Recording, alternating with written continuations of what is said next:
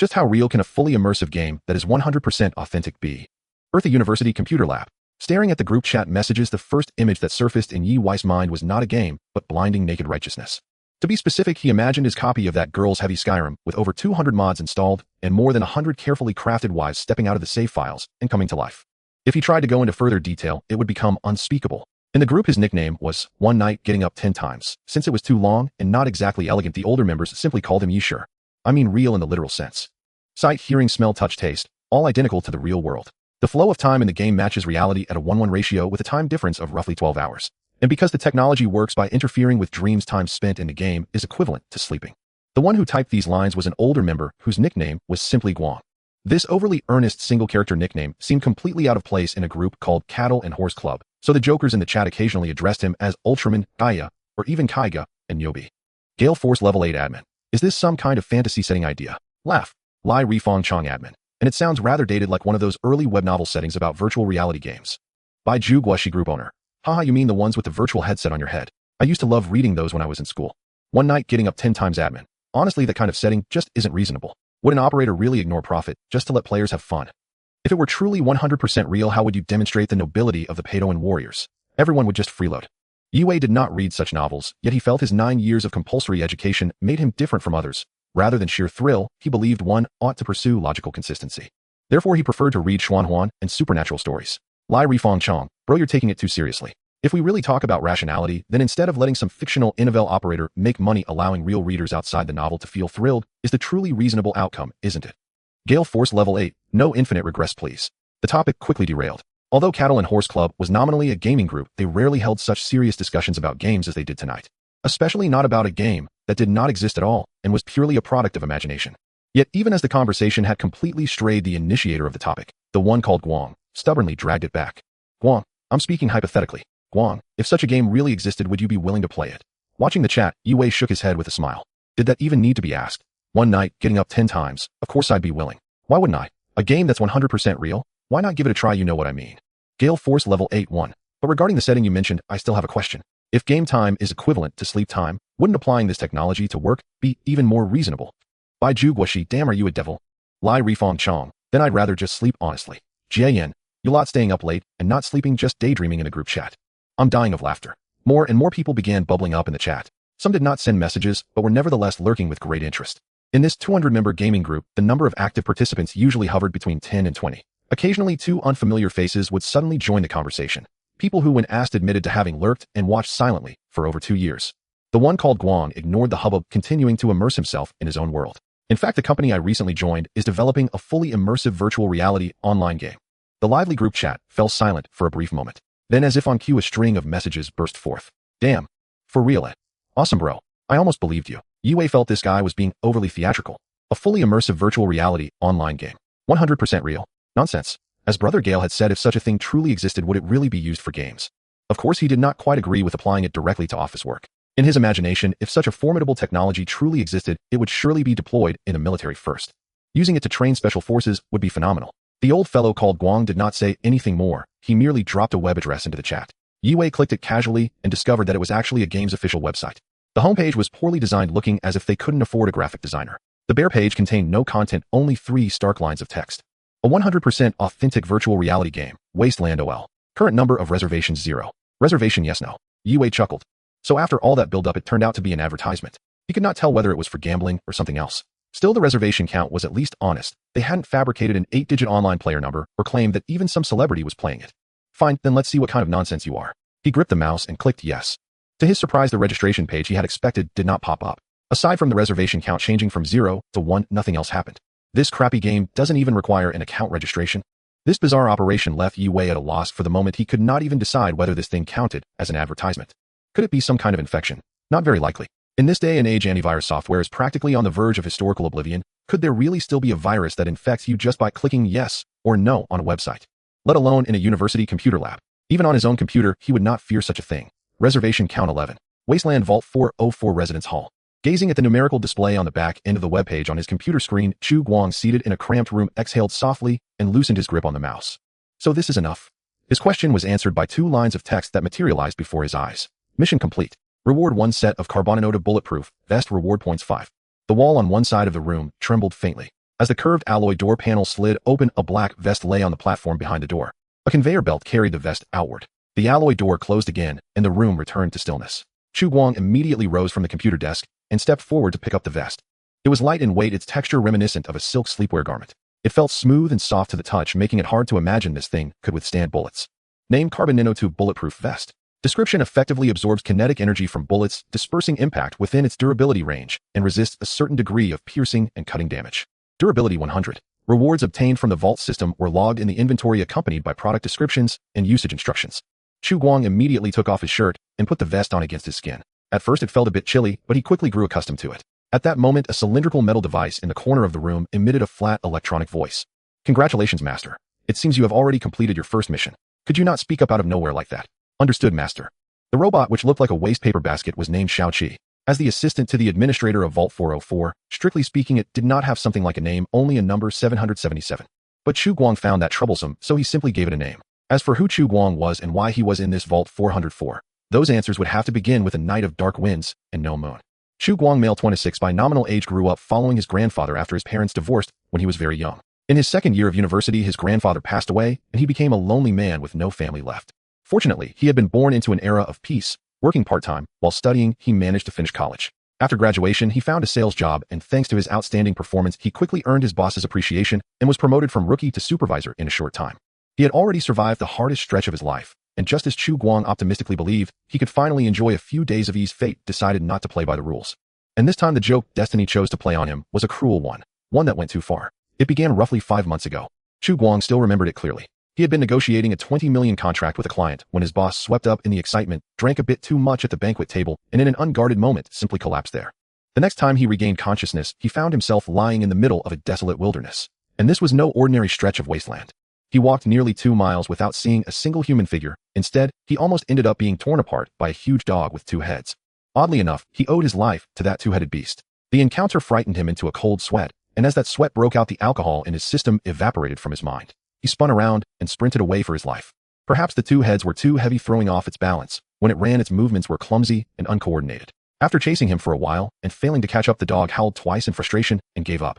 Once the beast vanished from sight, Chu Guang didn't dare turn back, nor did he know where he ought to go. Only then did he realize his wallet and phone were gone, and even his clothes had been replaced with some blue jacket scavenged from who knew where.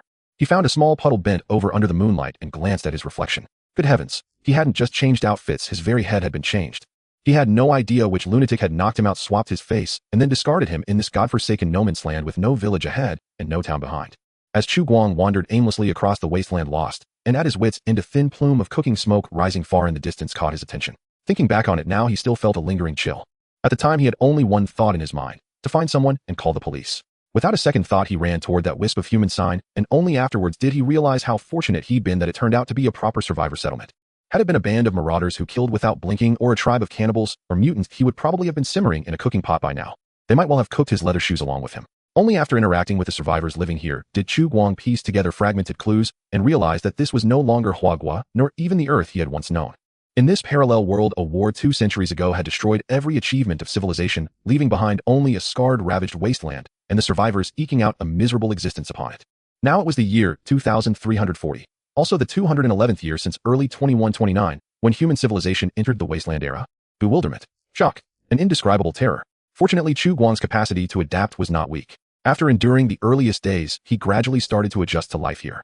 For 5 months, he struggled to survive upon the wasteland, often unsure where his next meal would come from, constantly pitting his wits against mutant creatures and ill-intentioned raiders. When Chu Guang pessimistically concluded this would be the shape of his life from now on, everything took a sudden turn just a few hours ago. Amid the ruins of an abandoned sanatorium, he discovered the entrance to Shelter No. 404. To be precise, it was not that Chu Guang found a shelter, but that this facility, named Shelter No. 404, found him. A voice sounding directly in his mind had guided him here. Only when he approached the sanatorium grounds did Chu Guang suddenly realize that this was exactly where he had first awoken in this world. Had he not run around blindly back then, or had the sky been even slightly brighter, he might well have found this place at the very beginning. One way or another, the cheat he had been missing for 5 months had finally arrived. At the same time, a brand new job was laid before him. This shelter seemed tailored specifically for him, as if it had been waiting for his arrival for a long while. From the moment he crossed the threshold of the shelter, his identity shifted from scavenger to the sole resident and administrator of Shelter No. 404. And his job consisted of just one thing: to use Earth's internet to guide, or rather to coax, a group of beings known as players to come to this world and work for him. Yes, the black technology housed within this shelter could not only connect to the parallel world Earth's internet, but even possessed its own official website. Players who reserved the game would automatically be assigned a number which would be registered in the administrator system's shelter resident directory. As administrator Chu Guang could select specific numbers to grant game access. The system would then, through some special means, deliver a game helmet to the chosen players. All the players needed to do was put on the helmet, which would connect them to the shelter's incubation pods, allowing them to awaken here as clone bodies. The setup was remarkably user-friendly and astonishingly convenient. Even if he refused to work, there would be no punishment, yet the rewards for completing tasks were something Chu Guang simply could not turn down.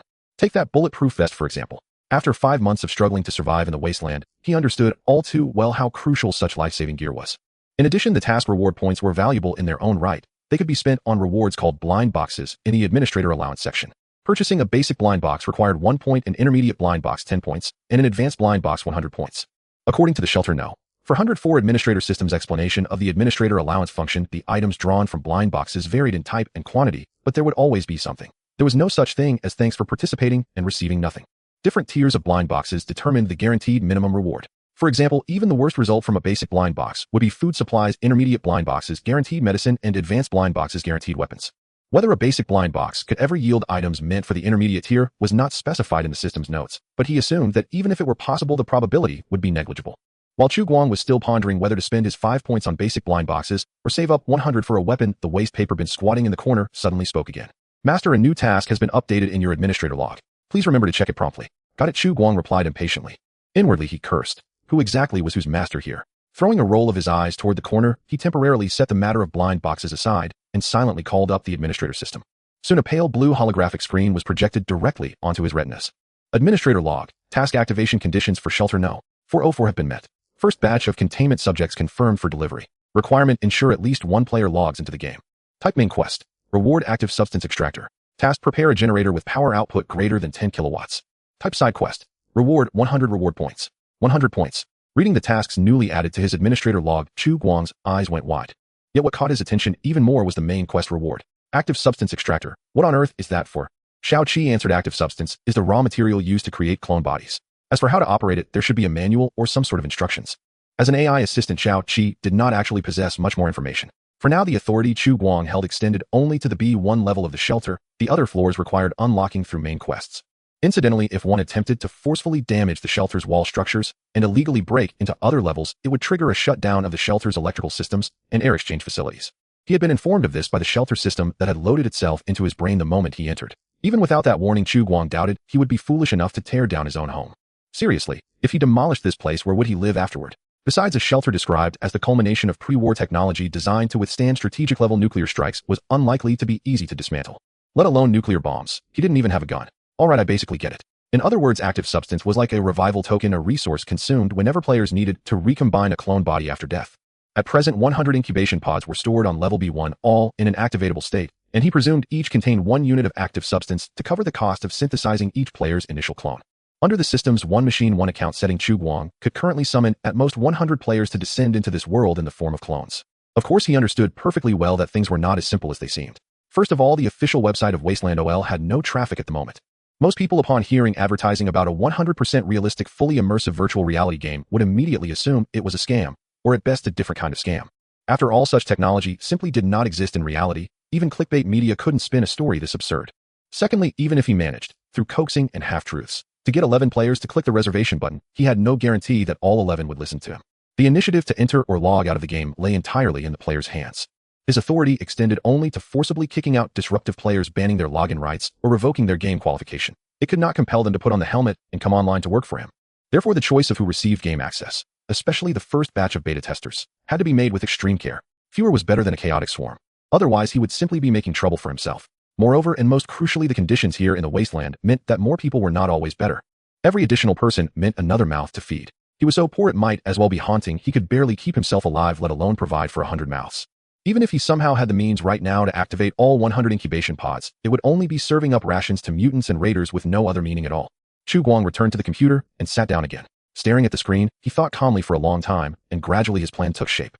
He logged back into his Penguin account, opened a gaming group called Nyoma Club, and pulled the group owner and 3 admins into a separate discussion chat. Then he typed in the group, "Send me the reservation number that refreshed on the official website when you book the game. There are only 4 beta slots, and we shouldn't waste them on outsiders." I'll apply to the company and see if I can have the beta qualifications and game helmets sent directly to you. They were teammates he had often queued up with to play Battle Royale games in the past, so showing them a bit of favor did not feel out of place.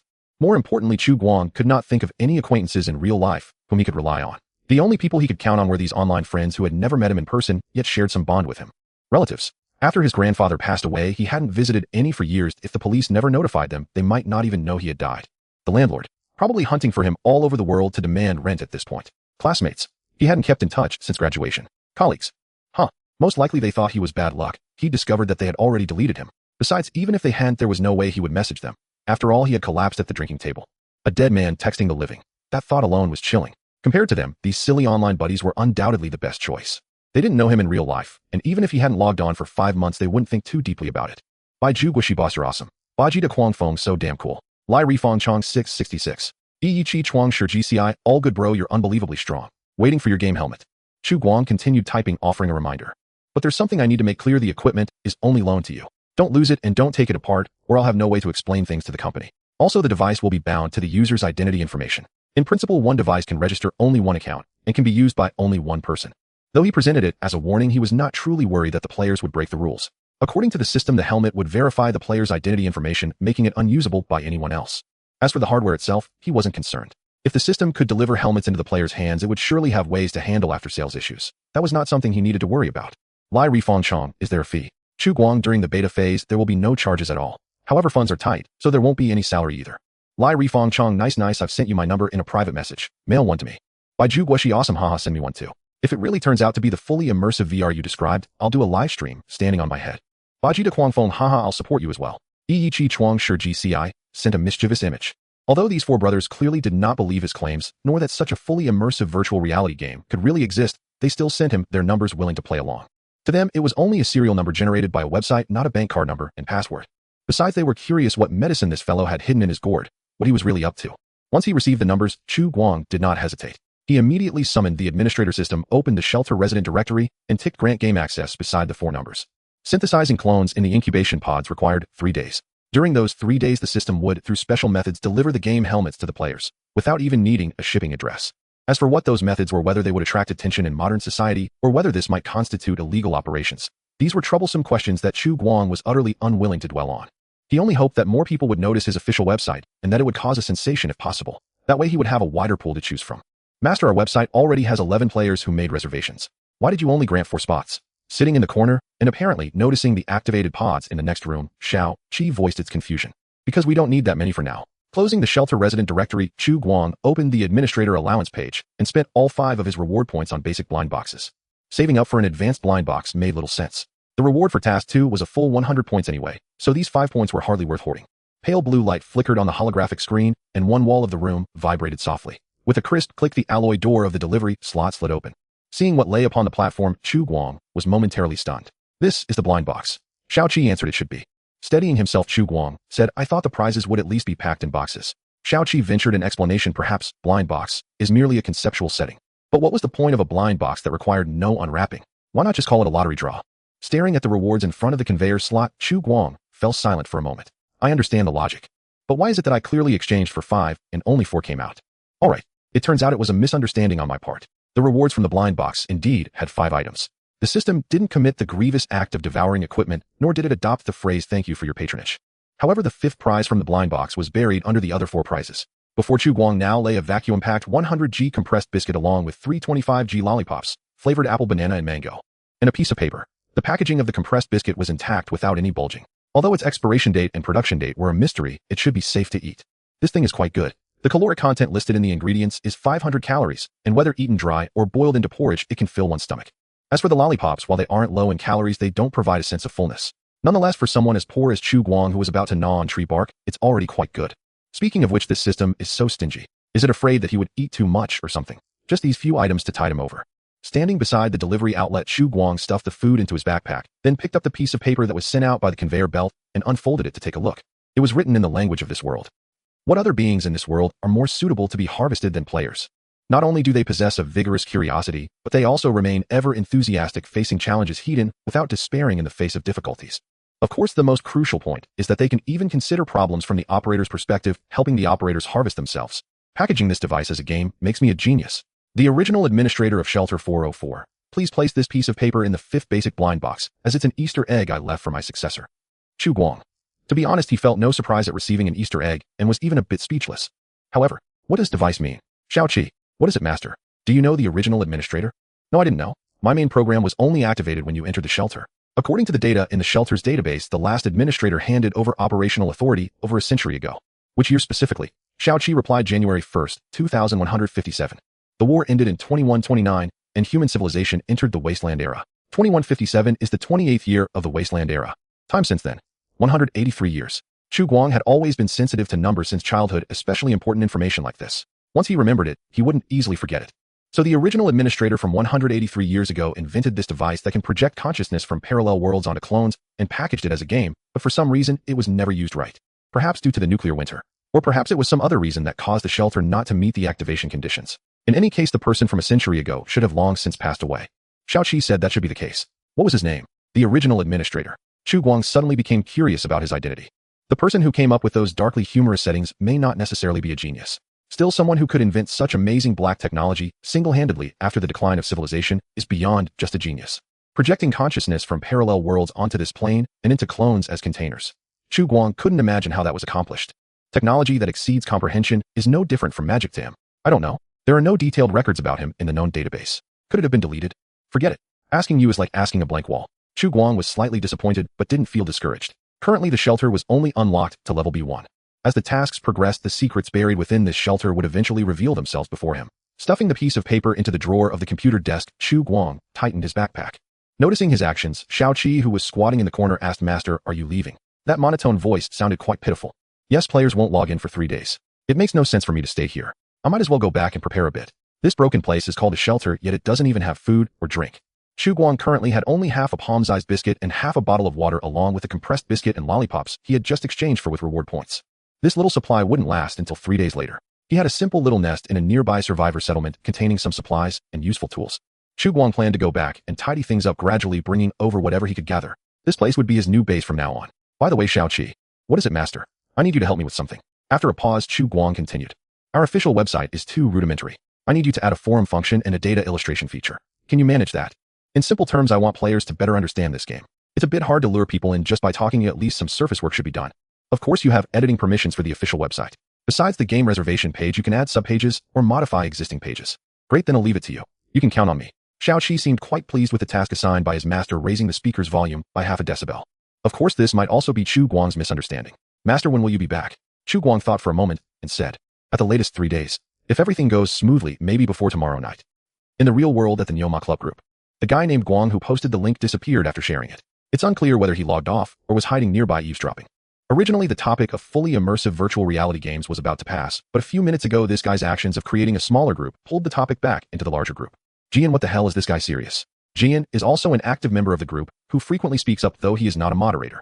By Zhuguashi him, after you click the reservation, he created a small group and added several of us group admins. Scratching head by Zhuguashi is the group owner, so he is naturally in that small group.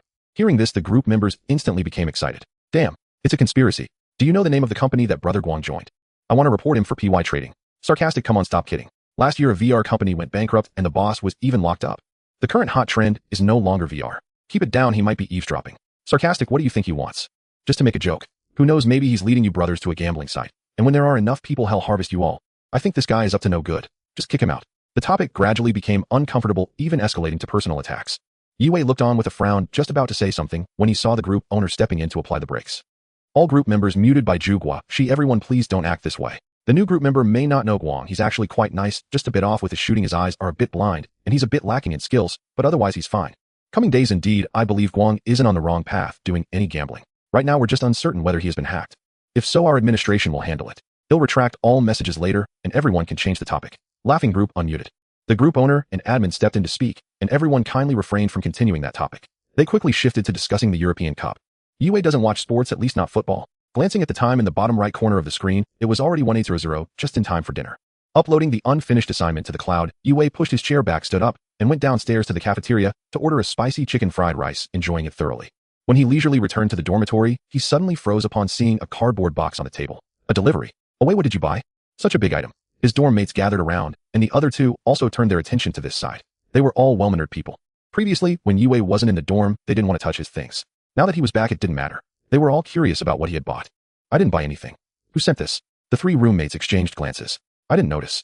Neither did I. I don't know, I just want to pick up a takeout. Hey, this is strange. Normally deliveries are left at the dormitory building's delivery station, but today, it was delivered right to the door. What's even stranger is that Yue thought about how he didn't write down his seat number in the shopping address. Our delivery guy's this incredible now. Opening the cardboard box, he found a helmet inside. Its shape resembled that of a motorcycle helmet painted black inside, and out looking rather unremarkable.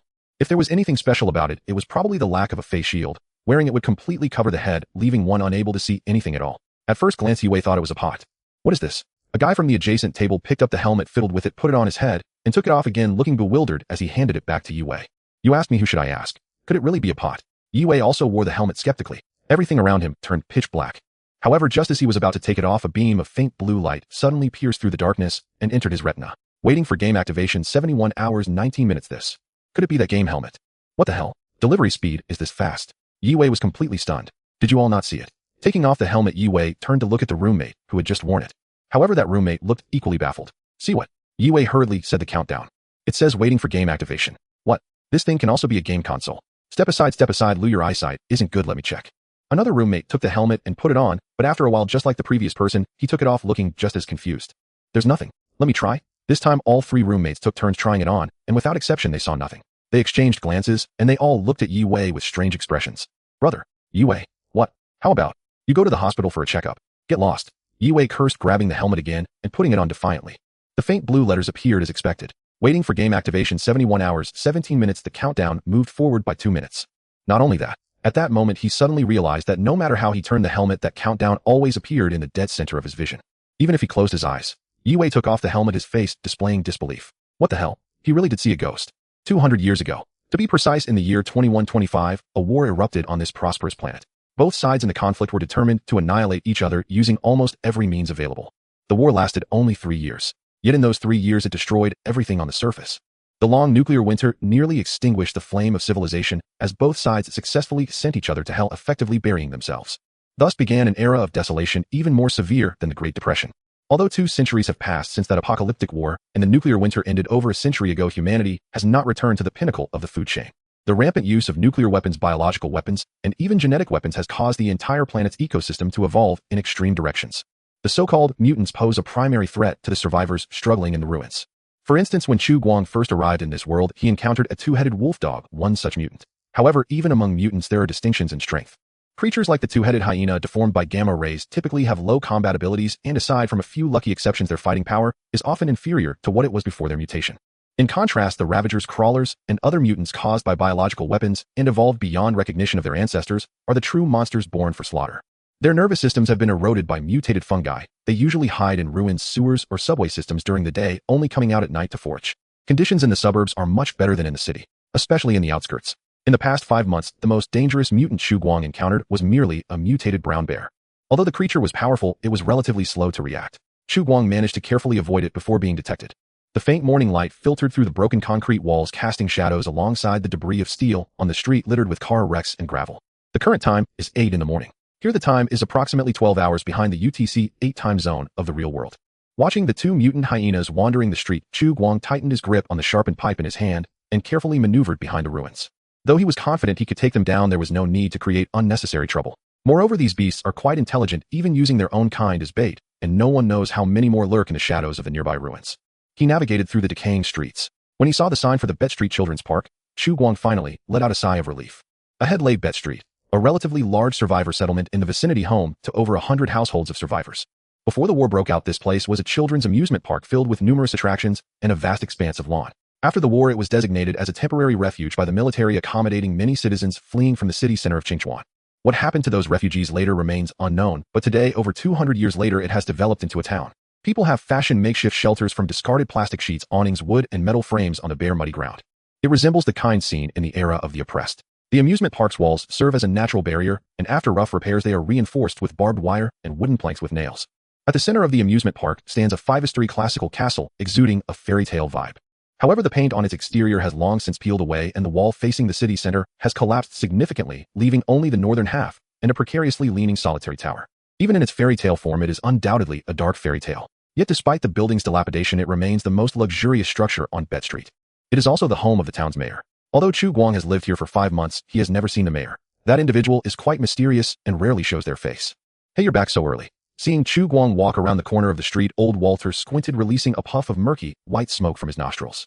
He held a double-barreled shotgun in his hands. Although it looked somewhat aged, no one would doubt its power. Chu Guang had witnessed the old man take down a crazed mutant brown bear charging towards the Bet Street gate with just 2 shots. Since then he had longed to possess one himself. I was delayed outside all night. Outside, the old man glanced at the sharpened pipe on Chu Guang's back, raising an eyebrow in surprise. No one knows better than him how dangerous it is at night. Every time he worked the night shift, his index finger never strayed from the trigger. Even the slightest rustle would put him on high alert.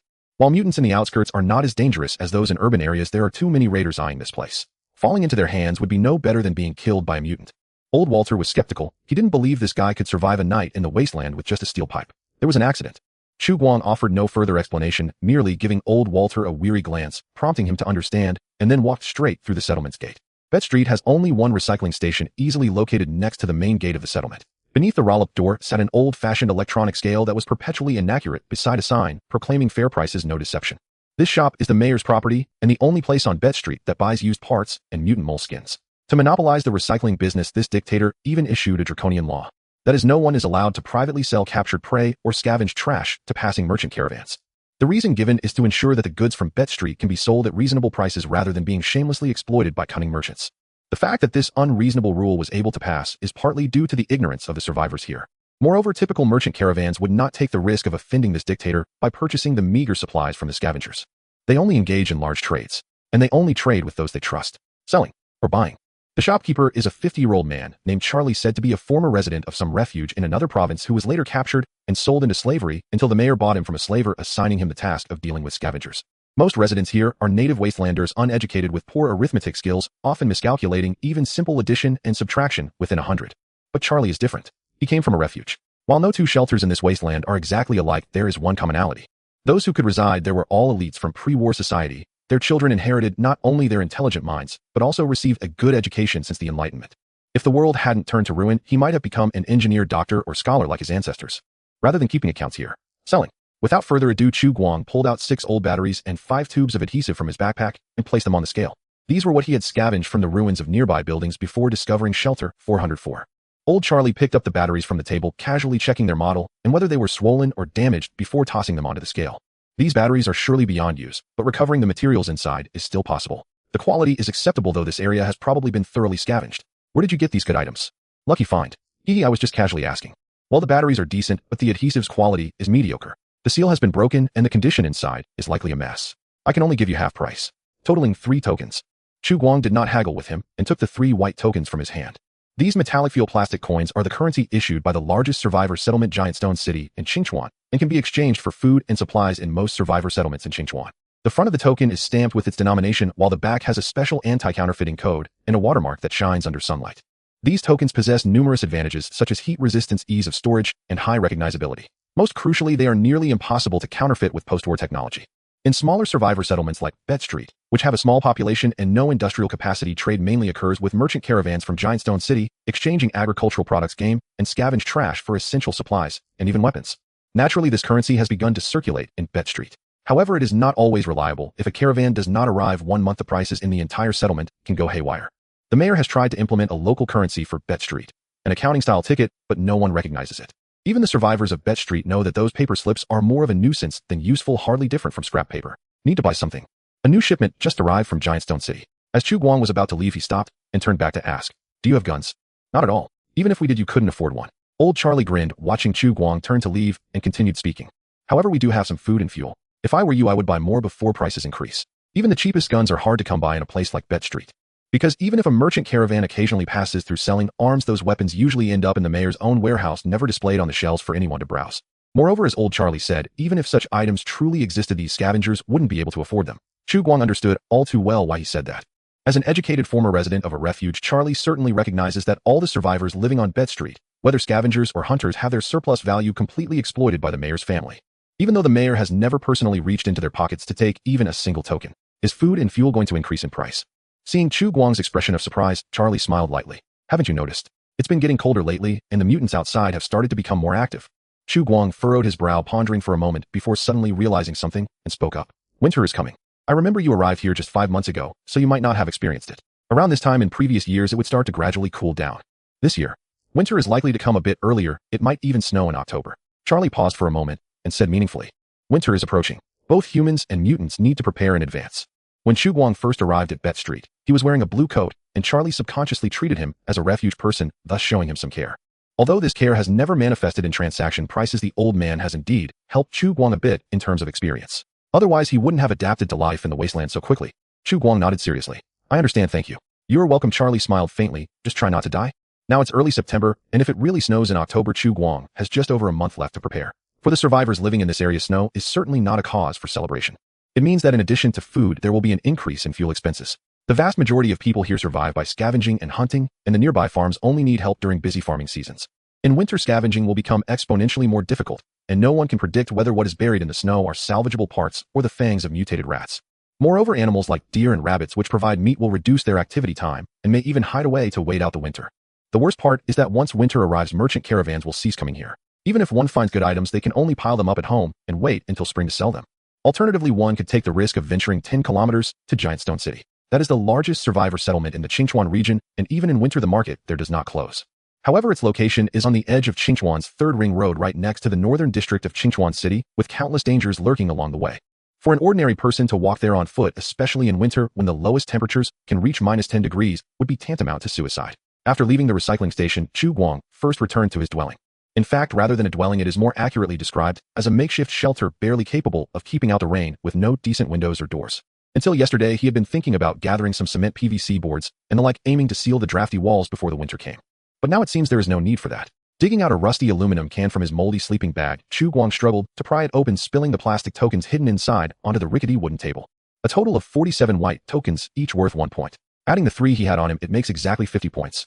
This money was all saved up painstakingly by him with the hope of one day being able to leave this cursed place and move to the better conditions of Giant Stone City. But now, he has new plans for this fortune. If he can be self-sufficient, why remain under someone else's roof?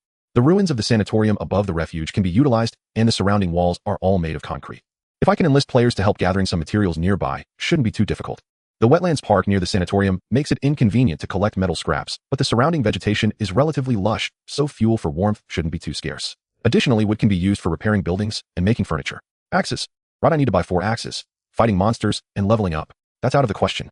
It's been stated that this is a hardcore game that's 100 realistic, so naturally, I must start from the most basic tasks. Of course, tools like shovels and saws can't be overlooked. Before the players even logged in, Chu Guang had already planned how to arrange their work.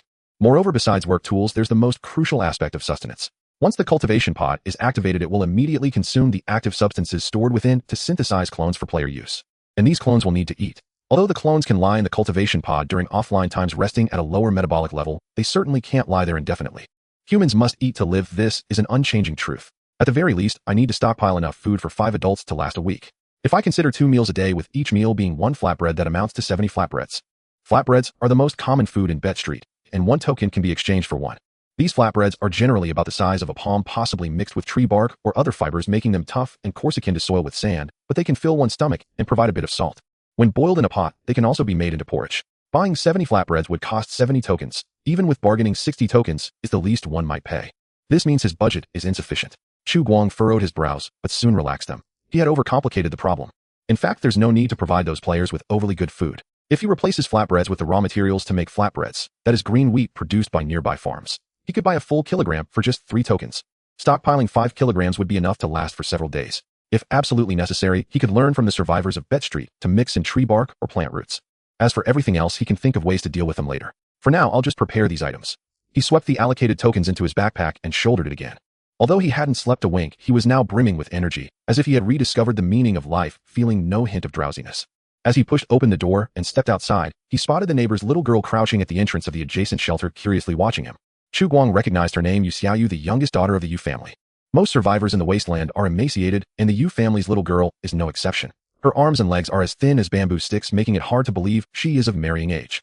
Seeing that Chu Guang had noticed her, she was not shy and walked out of the house. I heard some noise from your place, so I came to take a look.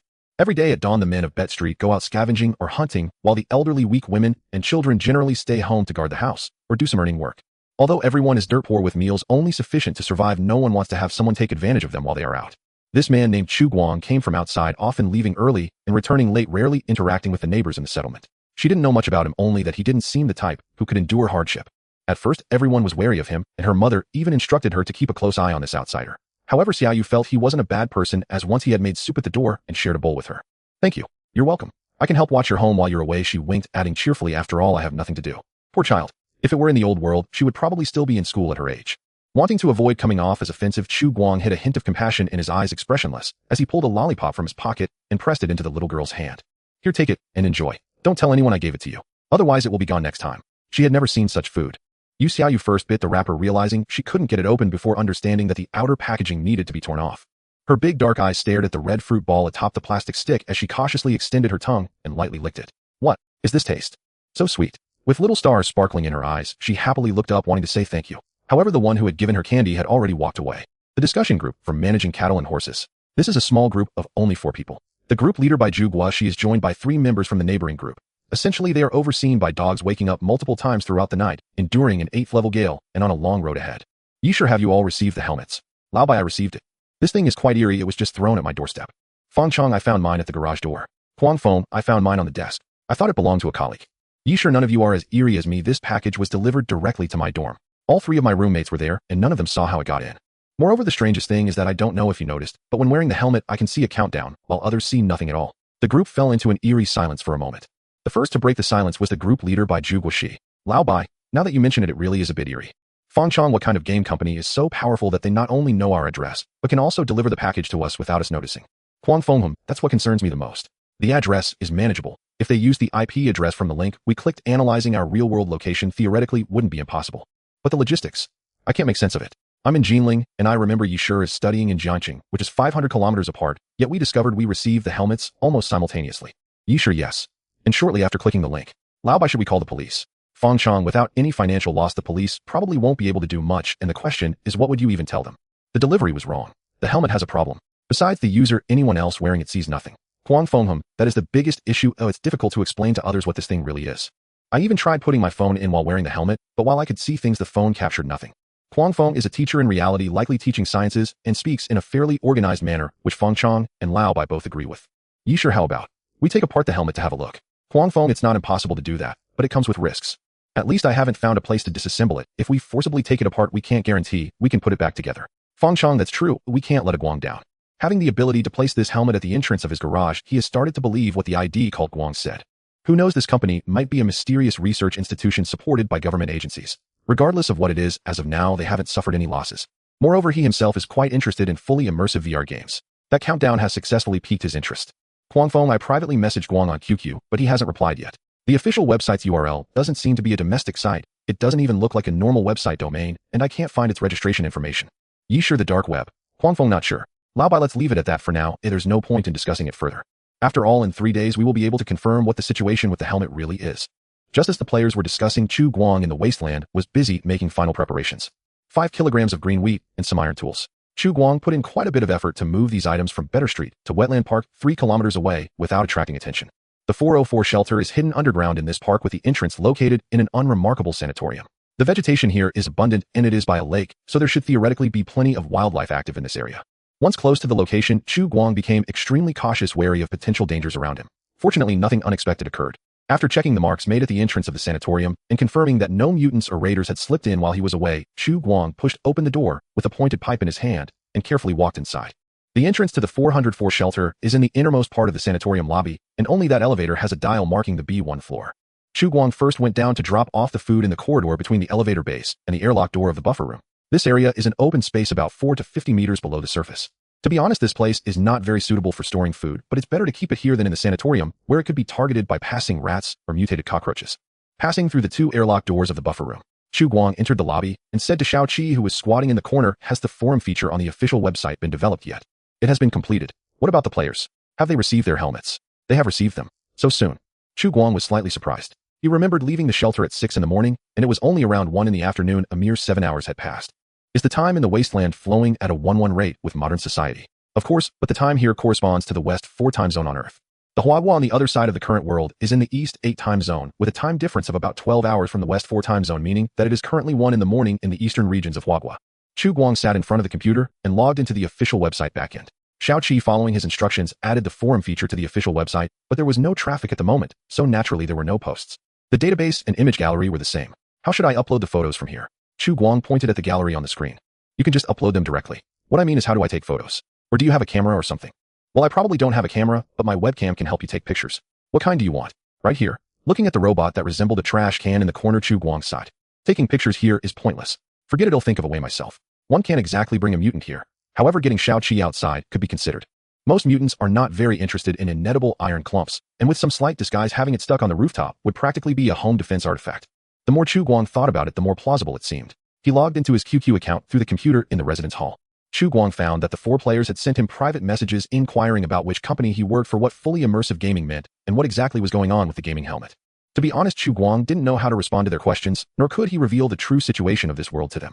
He could only let them believe that this place was a gaming world. Only then could they descend as the 4th calamity, fearless and hardworking, becoming his strongest tools. Master, what is it? Seeing Chu Guang turn off the computer and stand up from his chair, Shao-Chi, who was squatting in the corner, curiously asked, "Aren't you going to reply to their messages?" "No need. The more explanations, the more flaws. It's better to brush it off with a line about corporate secrets or state secrets. As for the rest, let them guess. What else is the head for? Isn't it meant for imagination? I am an NPC." Facing the mirror, Chu Guang took a deep breath, adjusted his collar, and made an effort to ensure his image appeared sufficiently imposing. And he wore a deadpan expression. 3 days had passed since that day. In just a few minutes, it would be time for the players to log into the game. As for the blue jacket he wore, it was the same one he had on when he first crossed over to this world.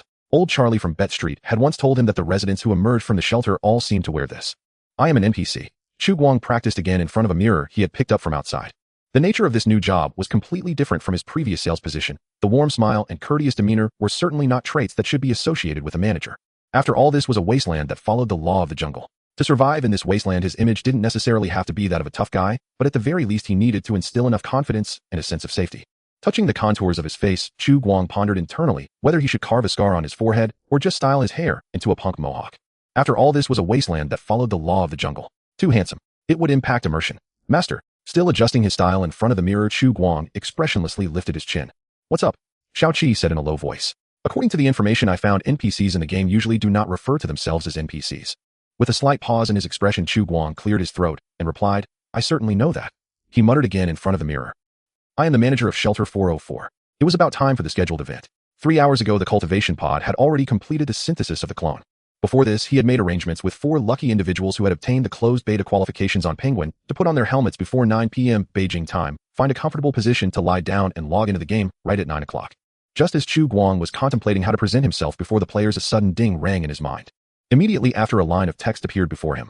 Mission complete. Chu Guang's heart tightened slightly. Here it comes. Wow, wow, wow. Incredible. In a rather unremarkable room next to the resident hall, 4 cultivation pods simultaneously unlocked, opening their semi-transparent doors. Sitting up from the open cultivation pod, Yue was stunned, looking around with a face full of surprise, even bewilderment. This is the game world.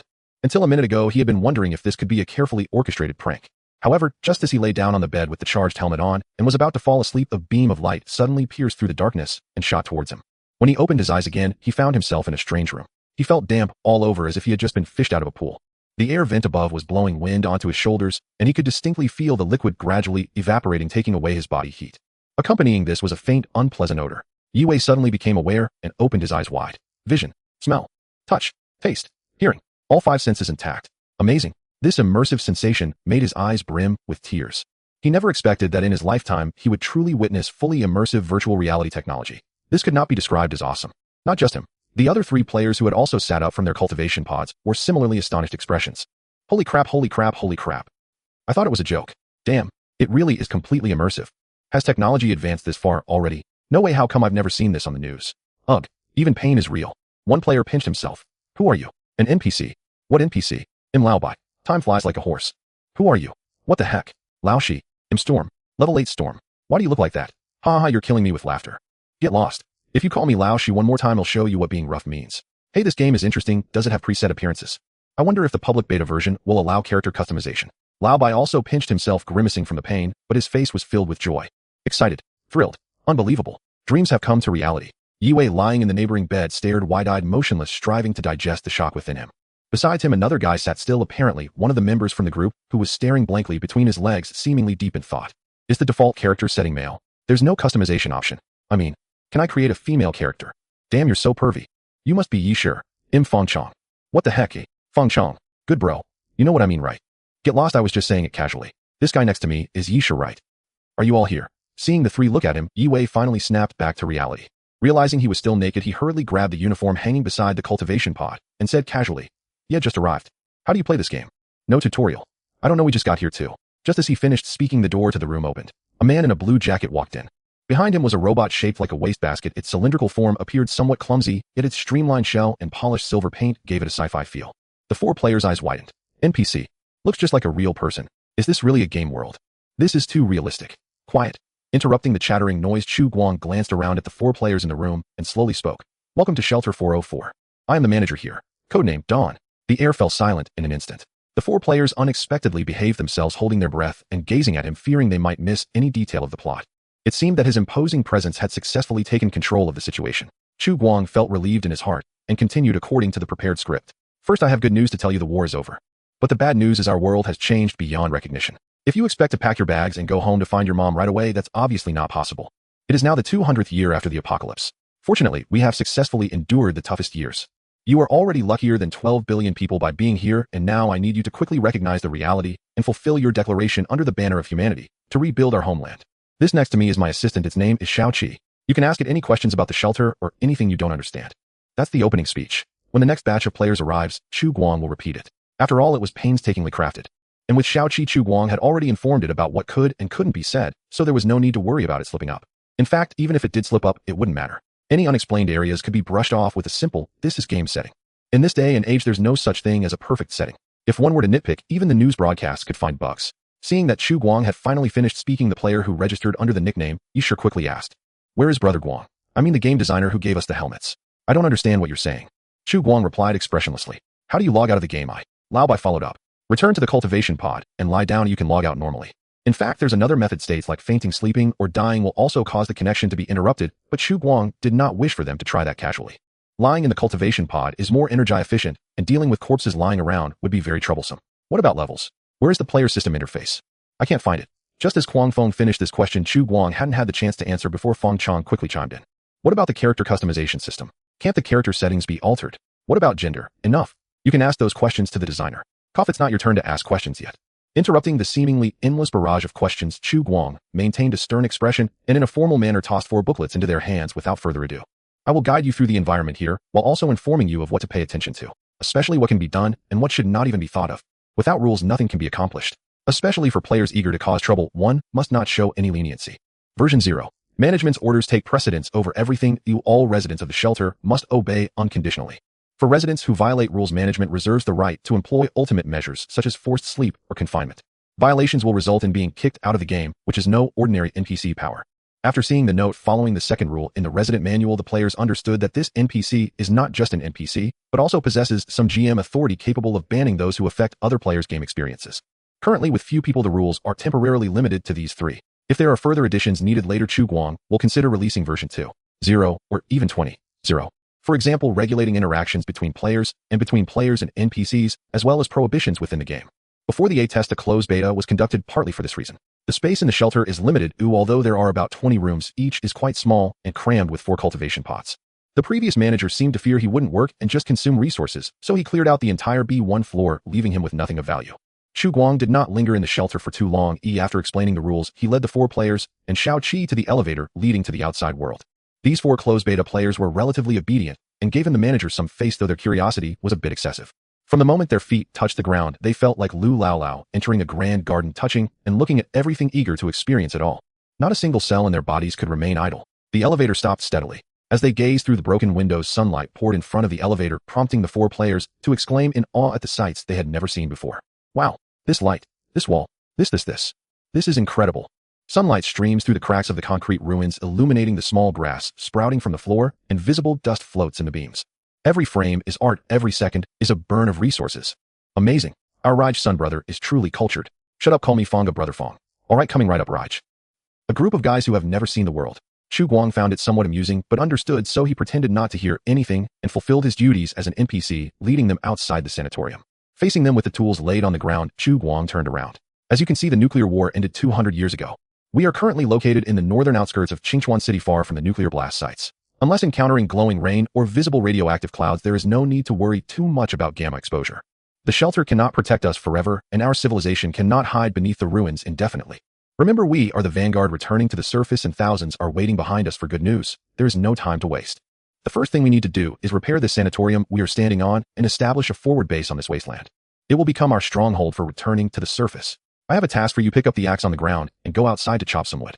Before winter arrives, we must stockpile enough fuel and also repair the broken walls around us. Remember not to go too far. If you encounter any mutant creatures, do not act recklessly and retreat immediately. Action. Chu Guang originally thought he would need to persuade them with words. To his surprise, these players were even more obedient than he had imagined and quickly picked up the axes to get to work.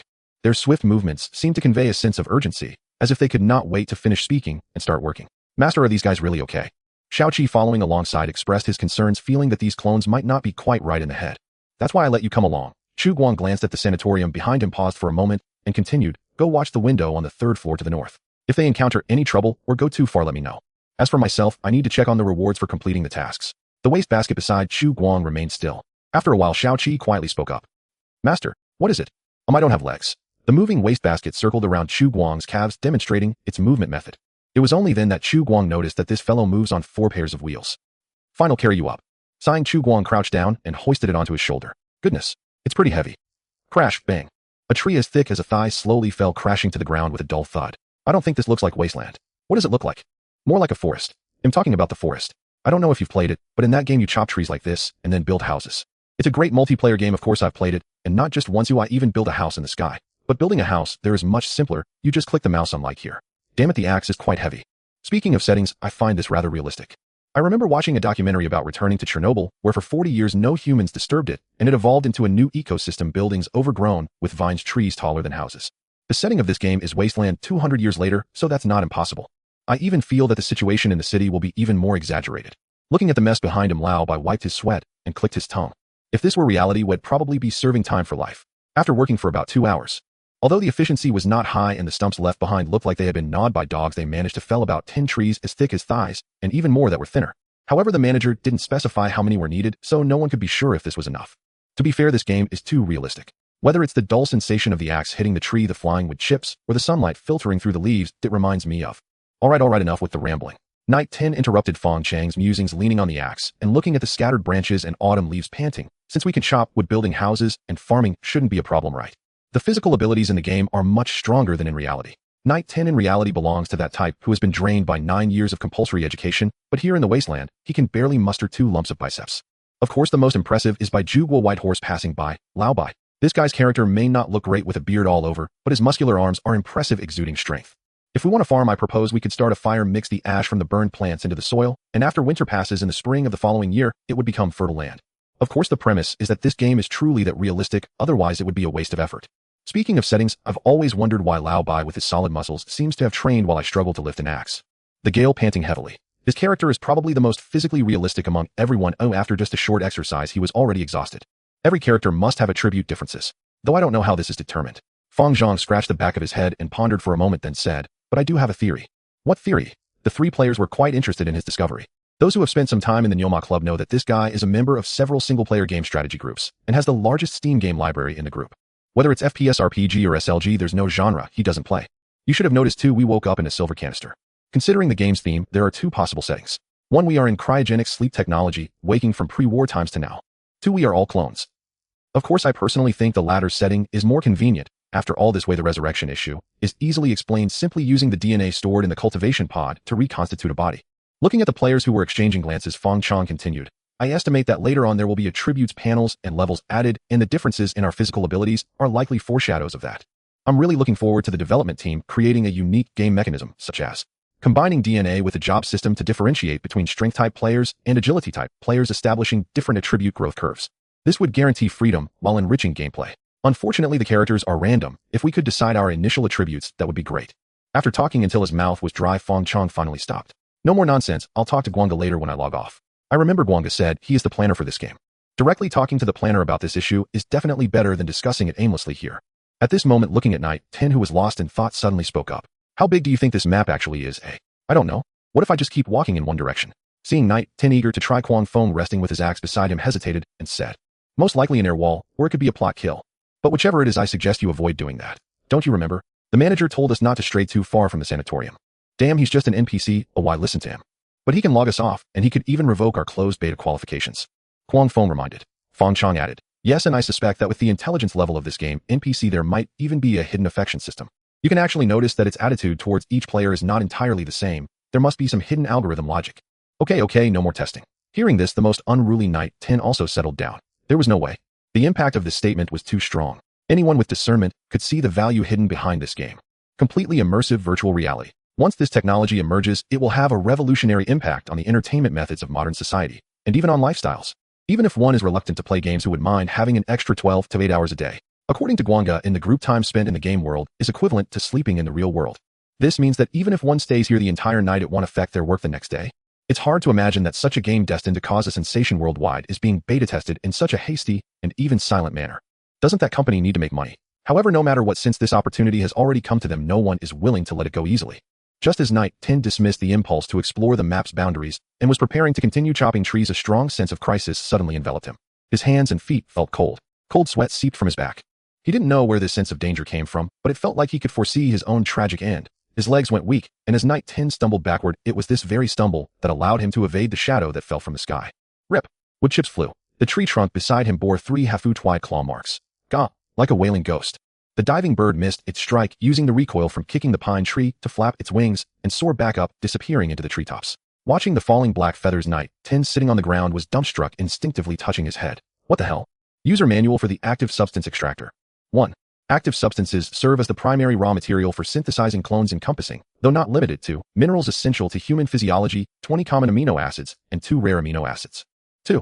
The extractor utilizes animal carcasses as its feedstock. Mammals within the phylum Chordata and class Mammalia, particularly those of the order primates, yield optimal extraction efficiency of up to 90%. Non-primate mammals follow in efficacy, while invertebrates yield less than 10%. 3. Extraction efficiency also correlates directly with the degree of decomposition. Upon completion of the player recruitment task, both the reward and the manual were delivered simultaneously. Inside Shelter No. 404, Chu Guang studied the manual projected onto his retinas by the system while scrutinizing the ironclad apparatus beside the conveyor belt, a hulking coffin-shaped machine. According to the manual, this device synthesized active substances, the fundamental ingredient for manufacturing synthetic clones. In essence, it functioned as a cadaver reclamation unit, though per the manual's description, even xenomorphic corpses fell within its scope. Having grasped its basic operation, Chu Guang hauled the machine onto a handcart he'd scavenged outside, then loaded both cart and apparatus into the elevator and ascended to the surface. He had no intention of introducing corpses into the shelter. As for power, solutions would emerge. The elevator rose smoothly, halted, and slid open. Just as Chu Guang wheeled the cart out, Shao Qi's voice rang out from upstairs, nearly simultaneous with his emergence. Master. What is it? There's an incident with your players. A massive blackbird is attacking them, near the north wing of the sanatorium. A blackbird perched 10 meters high on a branch, its piercing gaze locked unblinkingly upon the group of players below. Its legs coiled tautly, wings the size of kites folded tightly backward, poised to launch like a spring-loaded projectile. At the commotion from Yi Shi, the other 3 players dropped their tasks and rushed over, axes gripped firmly in hand. Perhaps daunted by the crowd below, the blackbird withheld its second dive, choosing instead to linger just beyond reach, waiting, watching. Guang Feng crouched low, plucked a black feather from the ground, and examined it closely. Resembles a crow. Crows grow this large. Glancing at the deep claw marks gouged into nearby timber, Yi Shi retreated a step, heart still pounding. This must be a xenomorph, a mutation triggered by gamma radiation or similar agents. I saw the official lore online. Fong Chong watched him warily, never relaxing his vigilance. Official lore. There was only a reservation page. That was days ago, Guang Feng countered. The site rolled out new features yesterday, didn't you check?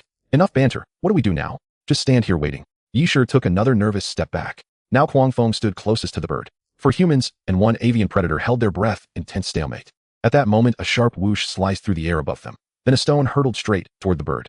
Screech. Though it missed, the projectile startled the creature, sending it flapping wildly into the air before alighting on another branch. As it settled its wings and regained balance among the boughs, it beheld the figure below, stooping once more, retrieving another stone, aiming again. Rage ignited within the beast. Never before, in all its sovereign domain, had any dared defy it so brazenly. With explosive force, its bent legs launched it skyward, transforming midair into a living missile, diving headlong toward Chu Guang. Its talons extended like barbed grappling hooks. Yet beast remained beast. Even with an extra head, it could not decipher the faint mocking curl at the corner of his lips. Dropping the stone, Chu Guang seized a steel pipe embedded upright in the earth and drove its sharpened tip forward with practiced precision. There was no time to evade, no room for hesitation. Though the bird, spotting this unfamiliar weapon in Chu Guang's hands, instinctively beat its wings to gain distance, inertia robbed it of any chance to retreat in time. The pipe struck true, piercing deep into its chest. Screech. A shrill, agonized cry reverberated through the forest.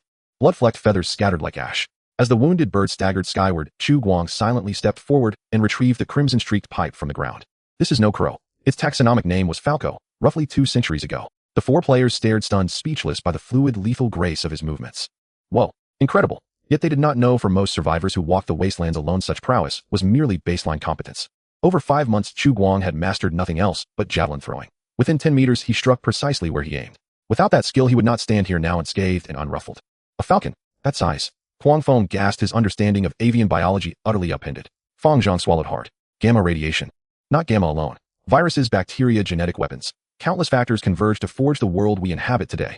Xenomorphs are merely one peril among many. In certain circumstances, humans prove far more dangerous than beasts. Chu Guang glanced upward at the pine tree before the 4 players and continued.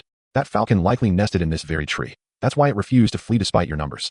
Typically, birds of prey rarely provoke ground dwellers larger than themselves. Their diet consists chiefly of mutated cockroaches, rats, or squirrels.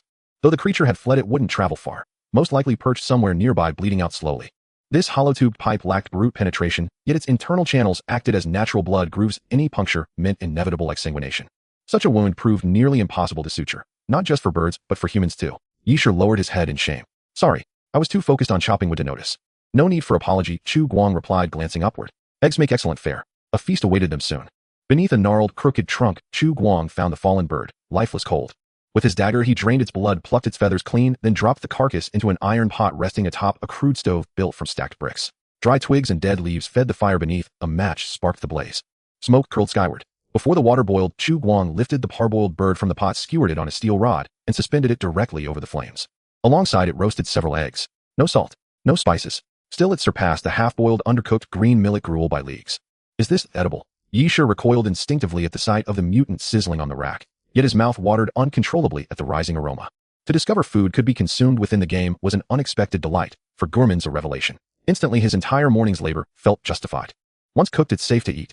I'll tell you what not to consume. Chu Guang rotated the spit slowly, ensuring every surface browned evenly.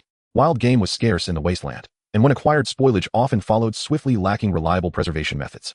Salt ranked rarer than electricity, especially inland where survivors in cities like Qingchuan could scarcely afford to preserve food en masse. Refrigerators. Rumor claimed one resided in the mayor's castle, but Chu Guang had only heard tales and never laid eyes upon one. Still, survivors devised alternatives. For instance, Mr.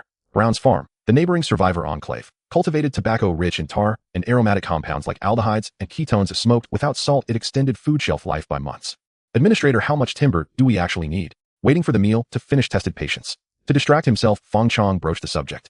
Chu Guang answered offhandedly, cut as much as you can. The players exchanged glances, lacking motivation. Chu Guang paid it little mind, until a sudden realization struck him. They were players. Outsiders. Unlike himself. Fully transmigrated. They could depart at will, unburdened by existential urgency. Even if he explained the critical importance of stockpiling timber, they would never grasp its visceral weight.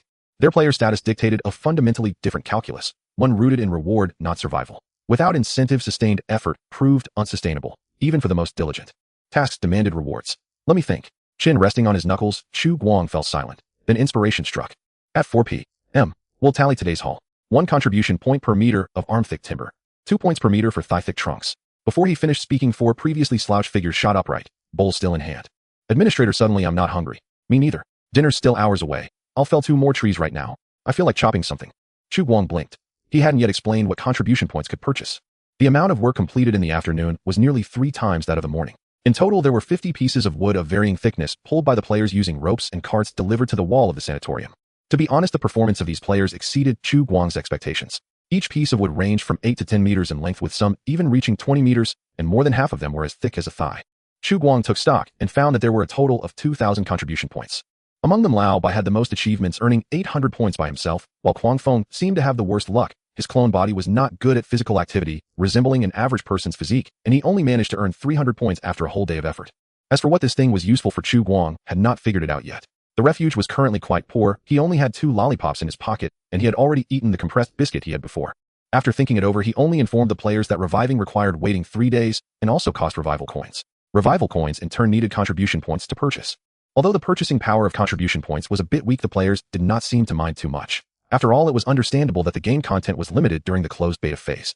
As long as they didn't wipe the data, they could save up some money and eventually find places to spend it when the server officially launched. Moreover, contribution points were not tangible. They were just a number that could only be checked by logging into the official website after going offline. Although Chu Guang also wanted to emulate the Great Stone City and create some physical coins, the conditions in the refuge were too harsh to even gather materials for minting. he certainly couldn't distribute chips to the players. Although it was hard currency in the vicinity of Qingchuan City, he had very few left himself. Furthermore, directly giving chips to them would be useless. The players could not trade at the survivors' base by themselves. He could communicate with the survivors because he had soul transmigrated here with the language of this world embedded in his mind. The clones used by those players were essentially a blank slate lacking even basic intelligence, and thus could not inherit memories. The language used by survivors around Qingchuan City is the universal language. This language is completely different from those of any country or ethnicity in the real world, with only slight similarities to Chinese in grammar and pronunciation. In the future, Chu Guang would consider developing a translation tool to address the communication issues between players and NPCs, while also redesigning the distribution system and economic model. But not right now. After counting the results of today's work, it was getting late. Chu Guang glanced at the slanting sun in the sky and squinted slightly. It was nearly evening. Administrator, I've noticed that our outpost has no power. Fong Chong stepped forward and said, why don't we find a way to get a generator? That's a good question, but unfortunately, it's a bit pointless. We don't have an extra generator. Chu Guang looked at him. Does anyone here understand this stuff? Or have any electrical engineering skills? The players exchanged glances. Can't we just run a wire from underground? Asked Yishir, posing a rather foolish question. The line isn't long enough, and the energy in the refuge isn't unlimited. Even if it can be used short-term, the long-term issue would still be unresolved, and it would pose greater risks. At this point, Chu Guang paused. It's getting late, we should head back. Here, going back for the players naturally meant going offline. Although it wasn't fully dark, yet it was already 5 in the afternoon and dawn was approaching in parallel world Huahua. Unknowingly, they had spent so much time in the game world. The players who suddenly came back to their senses all wore expressions of lingering desire. They felt that there were still many places worth exploring in this world. However, there was work to be done during the day, so it was impossible to stay here all the time. Inside refuge no. 404. Watching the players return to their incubation pods, Chu Guang pondered that perhaps he should try to recruit some idle people who weren't working during the day, or players from other time zones. Otherwise, at night, the vast outpost base would only have himself, which wasn't ideal from a safety perspective. I might as well sleep in the refuge tonight. Unless necessary, he really didn't want to return to that doghouse on Bet Street. Just as Chu Guang was contemplating what to do, Xiao Qi came to his side. Master, what's the matter? The health report for the clones has been updated. Would you like to take a look? Chu Guang hesitated slightly. Health report? Yes. Every time a player logs out normally, the incubation pod scans the clones inside, records their physical condition, and extracts a certain amount of embryonic stem cells for backup, documenting the gene sequence development progress. Wait, what is a gene sequence? Hearing this unfamiliar keyword, Chu Guang felt he had missed some crucial information. In response to the administrator's inquiry, Xiao Qi answered nonchalantly. Haven't you noticed? Each player's clone is composed of different DNAs, and the gene sequence is the numbering of these different DNAs. Chu Guang then asked, and what is the development progress? Each DNA sequence is carefully designed, but unfortunately, we have not fully grasped the mysteries of life. Not all genetic traits are fully expressed. It's like how the children of athletes are more likely to become athletes, but they are not born athletes. The so-called development progress refers to the degree of dominant expression of special segments in the gene sequence, usually represented as a percentage. For example, if the development progress reaches 100, it means that the performance of the organism is infinitely close to the limits set by the genetic design, achieving a perfect state. But this is almost impossible. Currently, the 4 gene sequences we have activated have development progress ranging from 0 to 1. Research shows that by continuously activating survival instincts and exercising the body, this value can be improved. If we understand the gene sequence as a profession, then development progress is somewhat akin to a level. A gene sequence focused on strength enhancement is like a barbarian in D&D rules, innately possessing greater strength, intending to enhance strength attributes. For example, time flies. While other players were quite normal, he had thick body hair and a large frame, clearly not resembling a typical human. Goodness. These clones. Oh no, the players could actually level up. Moreover, there was even a talent system. How incredible, and he only just found out now. Looking at Xiao Qi, who explained this nonchalantly, Chu Guang couldn't help but say, why are you only telling me such an important thing now? You told me not to speak abruptly, didn't you? I initially intended to tell you from the start. Chu Guang. This guy must be doing it on purpose.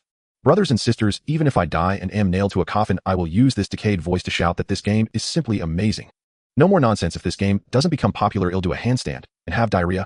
Early in the morning, the group leader, White Horse Passing, suddenly made a splash in the Bull and Horse Club, his unexpected statement stirring up quite a few lurking members. What? The group leader is alive, said Quit Smoking. This world is too much for me, replied Master. I hadn't seen you dog admins all night. I thought you guys were caught doing something bad. Laughs. What game? Asked Who Understands What. Dazed. JPG, after a moment, Long Days Ahead also appeared. It's the virtual reality game that Brother Guang promoted in the group a couple of days ago. Quit Smoking exclaimed. What? You guys are already playing it? Is this for real, eh? You're not lying to me, replied Long Days Ahead. Why would I lie to you? Unfortunately, the equipment does not support screenshots in the game. Otherwise, I would have just posted a picture. Quit Smoking urged. Quickly tell me, what is this fully immersive virtual reality game like? Which VR can you use? White Horse Passing replied. VR. Had that kind of head-mounted screen, can't even compare to the game helmet of Wasteland OL. Laughs. What do you mean? Does Wasteland OL not require VR glasses to play? Long Days Ahead said. You clearly have no experience. They use a game helmet. How do I explain this? Have you seen Sword Art Online? It's kind of like that. Quit Smoking replied. What? A head-mounted microwave. That's awesome. Master exclaimed. Who are you trying to fool? Sword Art Online. I've never heard of such an amazing technology. Exactly. Under the Blade added. Most people did not believe it. This sounded too unbelievable. I mean, when an unprecedented technology is released, there should be a process from unfamiliarity to maturity. This preparatory process could be very short, but it must exist. Long Days Ahead actually deeply understood their feelings. After all, he had gone through the same stage they were in now, thinking that the so-called immersive virtual reality game was just a joke made by some silly group friends. However, this is indeed real. Long Days Ahead said, the equipment does not support photo taking, so I really can't prove it. You can believe me or not. But after experiencing it for so long, I have gathered some information about this game. Quit Smoking said, good brother. Quickly tell me. Long Days Ahead said, group leader mute the whole group. I'm slow at typing. Whitehorse Passing replied, alright. As someone who ranked in the top 200 in the PUBG Asia server and has played League of Legends at the highest level, Long Days Ahead's talent in gaming is well recognized by all the group members. In terms of gaming, he is also the most authoritative. This man seems to play games every day as if he doesn't have to work. Not only in multiplayer games, but his name also appears in the speedrun guide lists of many single-player games. Among them are some phenomenal masterpieces, and many of the older brothers in the group have used guides written by him. You could say he is the king of losers. Therefore, whether or not one believes in the concept of fully immersive virtual online games, everyone, whether they have obtained beta testing qualifications or not, is curiously waiting for him to type. Let's start with the game background. The background is actually nothing special, a typical post-apocalyptic setting with a wasteland punk style. The story is set in a fictional world where a nuclear war destroyed everything 200 years ago, and players take on the role of survivors from a shelter returning to the surface. Currently we, the beta players, are going to the surface as advanced troops to build outposts and have not yet officially entered the main storyline. More clues might have to wait until the internal test or even the public test to unlock, so I won't elaborate further. Now about the realism of the game. To be honest, the realism of this game is the pinnacle of all the games I have seen, and I foresee that even after 50 years this pinnacle is unlikely to be surpassed. As for why I say this, it's because this game is simply a wasteland DLC of EarthOL. Whether it's the lighting effects, the sensory interactions, or the tactile sensation of touching surfaces, everything is designed to make you believe that this is a real world. This immersive experience has undoubtedly reached 100% standard. Yes, that's right, 100%. At least I haven't found any obvious bugs or flaws. Next is the degree of freedom. As a sandbox game, you can interact with almost everything you touch in the game. This interaction is not merely a simple collision of volumes. You can change their positions with your will and even alter their shapes or states within the limits of physical rules. I know what you're thinking, Minecraft or the Forest, right? But it's entirely different. It's a true sandbox, not just pixel blocks and texture stitching. Just this point alone makes it absolutely worth it for sandbox players to get into this game. Now let's talk about the most critical content. First of all, neither players nor monsters have HP or MP bars, nor do they have a visual attribute panel, at least not in the beta testing phase. However, in actual gameplay, different players have varying initial attributes. For example, some players possess greater strength, while others have higher perception, agility, or other yet undiscovered hidden attributes. I speculate that by the internal test version, a class system and weapon system will be introduced, allowing players to develop their own play styles based on their attribute talents. Next is the NPCs. Currently in the beta testing phase, there are only 2 NPCs in the game. One is a manager codenamed Dawn. The other is his assistant named Little Seven, who is a robot. At present, it is confirmed that both NPCs possess a high degree of intelligence and can communicate and interact normally with players. I suspect there might be a hidden favorability system, but this is just my personal guess and has not been confirmed. Additionally, what I'm quite concerned about is the pain sensation. Although it's a 100% realistic game, being too realistic in some aspects isn't good, especially since I'm quite afraid of pain. However, the game is designed very humanely. Although the pain sensation coexists with a tactile sensation, there exists a protective threshold. For example, when I tried to cut my arm with a stone, I didn't feel any pain, whereas pinching myself hurt a bit. I suspect the game has some kind of protective mechanism that prevents excessive pain from being captured by the brain's nervous system. Of course, it might also be the body's self-protective mechanism. It's like in a dream, we can feel pain, but it doesn't exceed our tolerance limit. Actually, I think the game officials could be more humane, for instance, allowing players to set their own pain sensation levels. I personally am very satisfied with the current sensory immersion and pain suppression, but there might be players who enjoy that feeling. Laughs. As for the game's resurrection mechanism, I haven't tried it yet, but I've heard that each death will deduct certain contribution points, and the resurrection cooldown lasts for 3 days. Contribution points are easy to talk about. They can be earned by completing tasks. However, the punishment time is simply too long. I really don't want to try it. Any brave warriors interested can go and try it. Maybe they'll unlock different gameplay. Finally, I want to complain, why are all the characters pure men? Who the hell wants to see a muscular guy's naked body? I strongly demand that the game officials allow players to set their own gender. Long Days Ahead wrote a couple of thousand words, and more people were watching and peering into the group. Among them was the mastermind, Guang. Just now, Chu Guang was looking at the health report scanned by the cultivation pod and didn't pay attention to the group messages. When he checked the computer in the residence hall, he was stunned to see that so much had been written. However, to be fair, the brother named Long Days Ahead summarized things quite well, basically covering everything he wanted to say, even considering aspects he hadn't thought of. The group mute was lifted. The group messages instantly flooded the screen. 6,666. Damn, this game really is that amazing. Ill by 10 copies. I don't believe it. Not believing one. Unless you give me a beta testing qualification. Although many group members still did not believe that such an amazing game existed, at least about 10 people switched sides. As for why Chu Guang knew it was because he could see the official website backend. Just while Long Days Ahead was chatting, the number of reservations had jumped from 11 to 25. I was working earlier and didn't pay attention to the group. What Long Days Ahead brother said is mostly correct, so I'll add a few words. Quit smoking, exclaimed what? Brother Guang. The group mute was activated. Guang was appointed as the group admin. Oh, he became the admin. Chu Guang was slightly surprised, but didn't mind too much, continuing to type. First, regarding player characters and attributes, as Long Days Ahead brother said, the game indeed has character attributes and level settings, and each player's initial talent is different. This can be checked at the rebirth point, where players wake up in the cultivation pod or on the official website. The penalty for death is not just a 3-day resurrection cooldown and deduction of contribution points, it will also result in the loss of some progress before the save. The method of saving is to lie in the cultivation pod for scanning and cellular sampling, which takes about 1 to 2 hours. This process will occur automatically after the player goes offline. We anticipate implementing a more convenient attribute query mechanism before the internal testing phase to allow players to keep track of their character's status and enhance playability. As for customizing character appearance and gender, I'm sorry, but that's not something we can do. Just like you can't choose how to be reborn, the bodies in the game are determined by preloaded DNA. If you have objections, if one feels dissatisfied with their appearance, they might consider cosmetic surgery or even cybernetic modifications. This feature will be added in a future update. Additionally, starting from the A round of testing, players can set their preferences for the 5 attributes: strength, agility, constitution, perception, and intelligence through a questionnaire on the appointment level page. Choosing strength increases the probability of gaining strength-related talents, and the initial character will possess greater strength. If there's no preference, a balance type can also be selected. As for gender, the character's gender will align with the player's gender, and players cannot set it freely. This is primarily due to safety considerations, as physiological differences can lead to coordination issues. Moreover, the risks of gender identity confusion and social opinion stemming from this are also burdens we are unwilling to bear. Rather, this is part of the system's original design. It seems to involve very complex technical challenges, and I do not understand the principles behind it. I just know it is the way it is. Long Days Ahead. Whoa, don't. I'm already an adult. I can sign a risk acknowledgement form.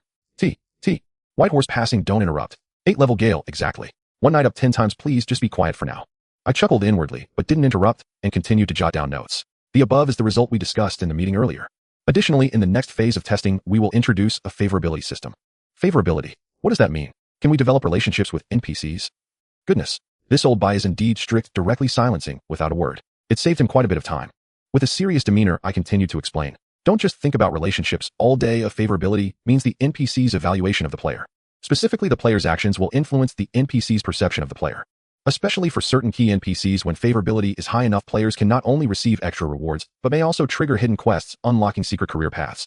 Hidden quests, hidden professions. Upon seeing these simple 8 words, the 4 closed beta players in front of the screen had their eyes widen in astonishment. A fire ignited in their hearts.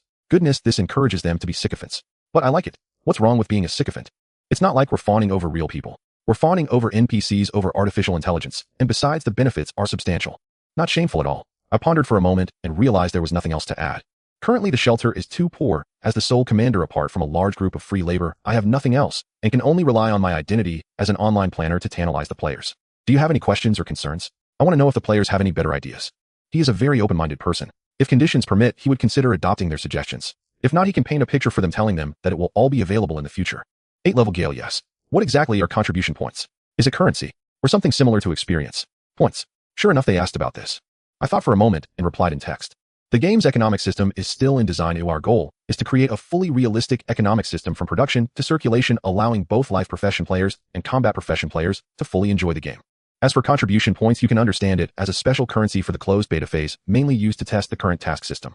Apart from being used to purchase resurrection coins, our planning team is also considering introducing some special rewards that can only be exchanged with contribution points as a return to closed beta players. It's just painting a picture. As for what the rewards will be, I haven't decided yet. That depends on what good things I can get from the system. However, this statement appears completely different in the eyes of the players. Can only be exchanged for contribution points. In other words, limited rewards for the closed beta. The 4 players who had already obtained closed beta qualifications were grinning from ear to ear. Those who had already made reservations on the official website but had not yet obtained closed beta qualifications were also stirred, feeling an itch in their hearts. As for friends who have never believed in a fully immersive virtual reality game from the beginning, they naturally would not change their minds because of his words. But this is not important. As long as someone believes, that is enough. It's getting late. I've been working overtime all night. I need to sleep for a while. By the way, Fong Chong, your strategy is well written. Why not post it on the official website? The forum system is now open. You can post as long as you register an account, and good posts will be highlighted by the administrators.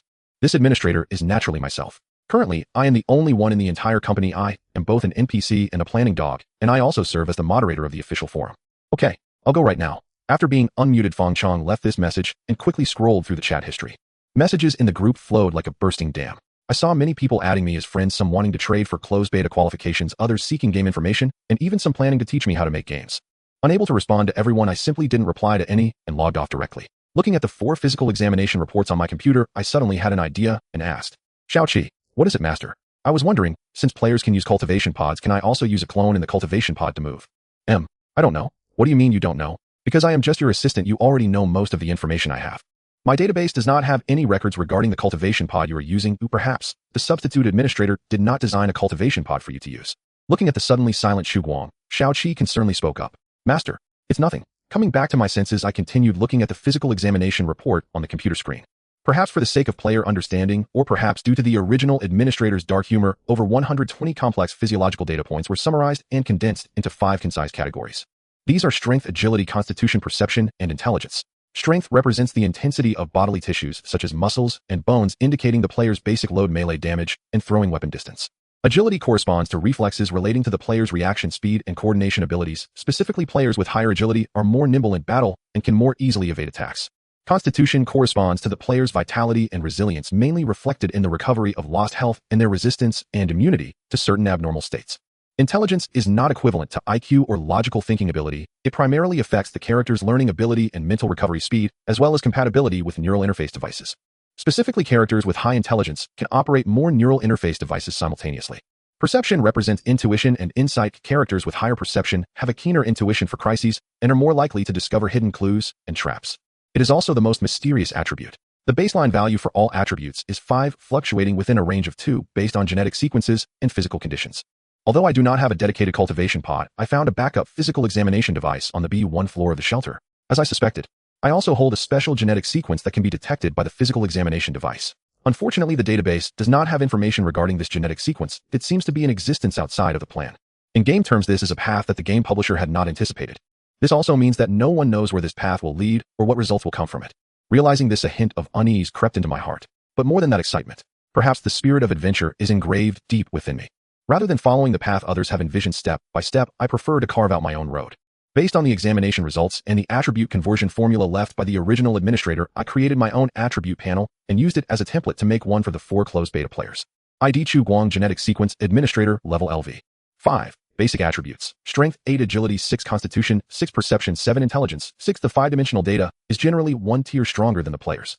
The meaning of level LV5 is that the development progress of the genetic sequence is at 5. It seems that the past 5 months were not completely wasted. The development progress of the other 4 closed beta players is all at 0. But it's not entirely 0. For instance, White Horse Passing.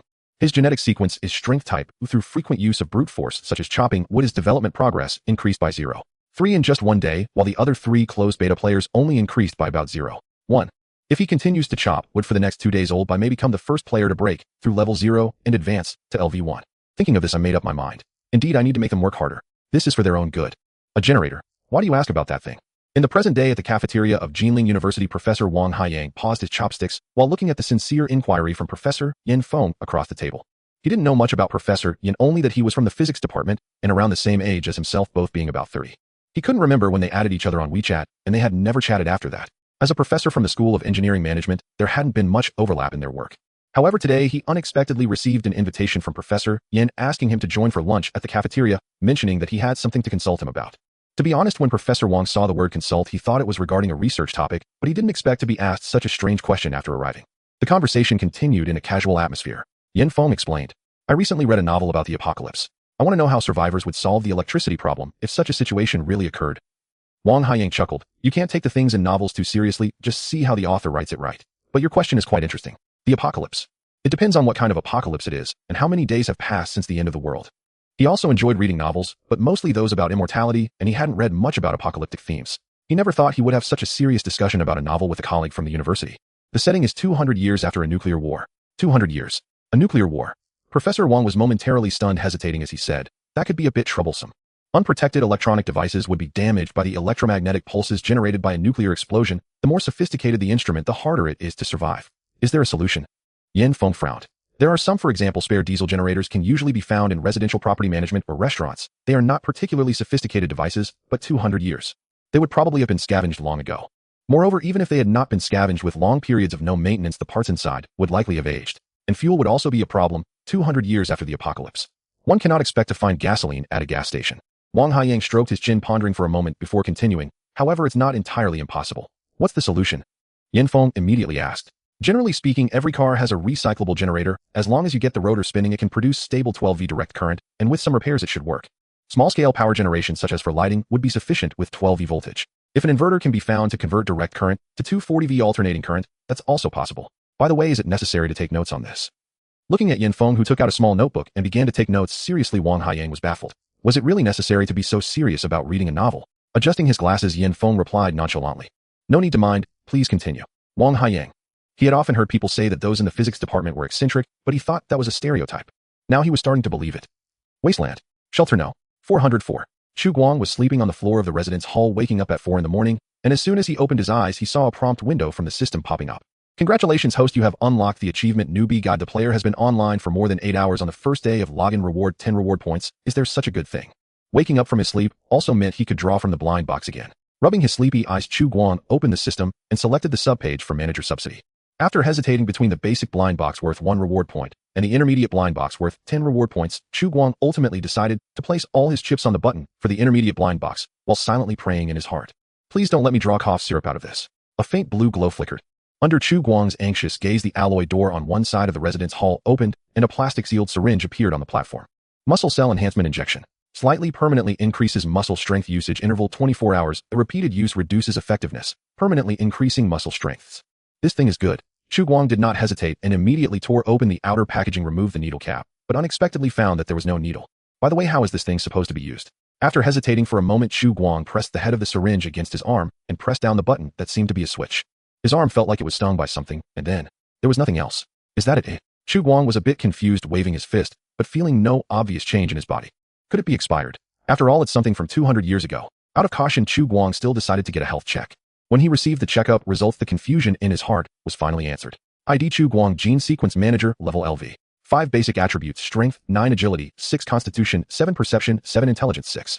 The gene development progress hasn't changed as Strength and Constitution have each increased by 1 point. Is that something?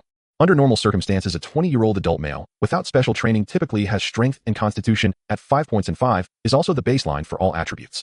This means that this 1 point of Strength and Constitution is equivalent to 20 of a normal adult male's physical fitness. Chu Guang now only needed 1 more point in strength to have double the strength of a normal adult male. Looking at the updated attribute panel, Chu Guang contemplated whether to do a few push-ups to test it out, but at that moment, he suddenly noticed that a new task had appeared in the manager's log. Upon opening it, Chu Guang was stunned. Wow, before going to sleep yesterday, there was only 1 unfinished side quest left, and now the number of unfinished tasks had directly become 20. The types of tasks were also diverse. From tasks like hunt a mutant, stockpile 5 tons of wood, and stockpile 100 L of fresh water, which weren't too difficult, to tasks like repair the outer wall of the sanatorium and repair the second floor wall of the sanatorium, which looked rather troublesome. As for the rewards, they varied from a minimum of 1 point to a maximum of 20 points. All these tasks shared a common label: daily. What does daily mean? Does it refresh every day? Chu Guang couldn't help but complain. However, no one paid him any attention. The shelter system does not speak. Xiaoqi was still on guard outside the sanatorium, leaving Chu Guang alone in the entire shelter. Chu Guang silently calculated if he could complete all 20 tasks, he would gain a total of 150 reward points. Of course, at least 3/4 of those reward points wouldn't be easy to obtain, at least not within a day or two. Chu Guang fell into thought. If he were to do all these tasks himself, he would definitely be exhausted. But if he handed them over to the players, it seemed that he only needed to pay a few contribution points. Thinking of this, his thoughts became clear in an instant. There were markers in the drawer of his computer desk. Taking the pen, Chu Guang went straight to the surface, searched around the sanatorium, and found a piece of plastic board that hadn't been picked up by scavengers yet. Dusting off the plastic board, Chu Guang took the marker and drew 2 lines on it, then wiped it off, nodding in satisfaction. Not bad. It was erasable and writable. This one will do. After spending some time, Chu Guang selected a few tasks from the manager's log that players might be able to complete and wrote them on the plastic board. Collect wood requirement, can serve as building material, 1 point contribution per meter. Find water storage containers, materials, plastic, metal. Shape, barrel-shaped, pot-shaped. Requirement, the bigger the better. 1 10 points contribution. Search for recyclable waste 1. Contribution points. Mission accomplished. Glancing at the time, it was now 4:30 in the morning, and there was still an hour and a half before the scheduled online time. Chu Guang did not idle. He returned to the shelter, opened his computer, logged into the official website's backend, and found that the number of reservations had actually increased by 10 compared to last night. Now there were 35 people. It seemed that the discussion in the group yesterday had indeed had a certain effect on attracting traffic, and 10 new fresh players had raised their hands. However, Chu Guang thought that the user potential of the Cow and Horse Club seemed to have been exhausted to its limits. After all, this was just a game group of about 100 people, even active users could be counted on one hand, and perhaps these 35 people were already all the living players. Should I consider changing my promotion strategy? Advertising doesn't seem realistic. The official website of Wasteland OL isn't registered in China, and the server might not even be on Earth. Moreover, there was another problem. Once traffic was diverted from a larger pool, a large number of low-quality users, meaning troublemakers, would inevitably surge in. These people might just casually click yes for fun or simply click by accident. Inviting such players would only bring trouble. The reservation threshold must be raised. Chu Guang contemplated and silently noted this matter. When he gets the chance, he'll have Xiaoqi modify the official website again, for example, moving the reservation option from the primary page to the secondary page requiring account registration and filling in a phone number and delivery address to make a reservation.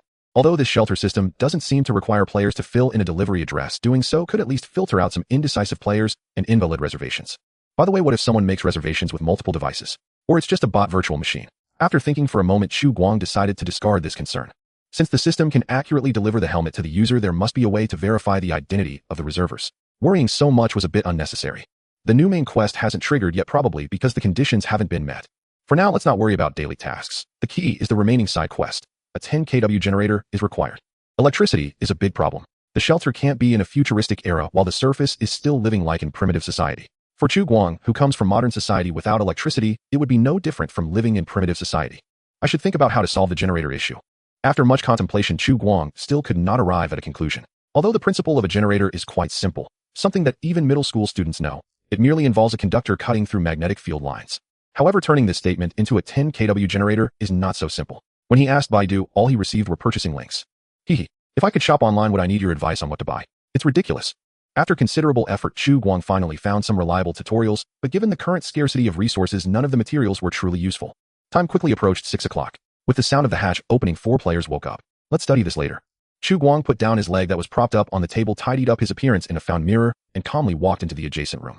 As he entered the room, the 4 players were checking their attributes through the display screen of the cultivation pods. As expected, my genetic sequence is strength-based. My initial value has 7 points of strength, but my intelligence attribute is only 3. Yet I don't feel dumb at all.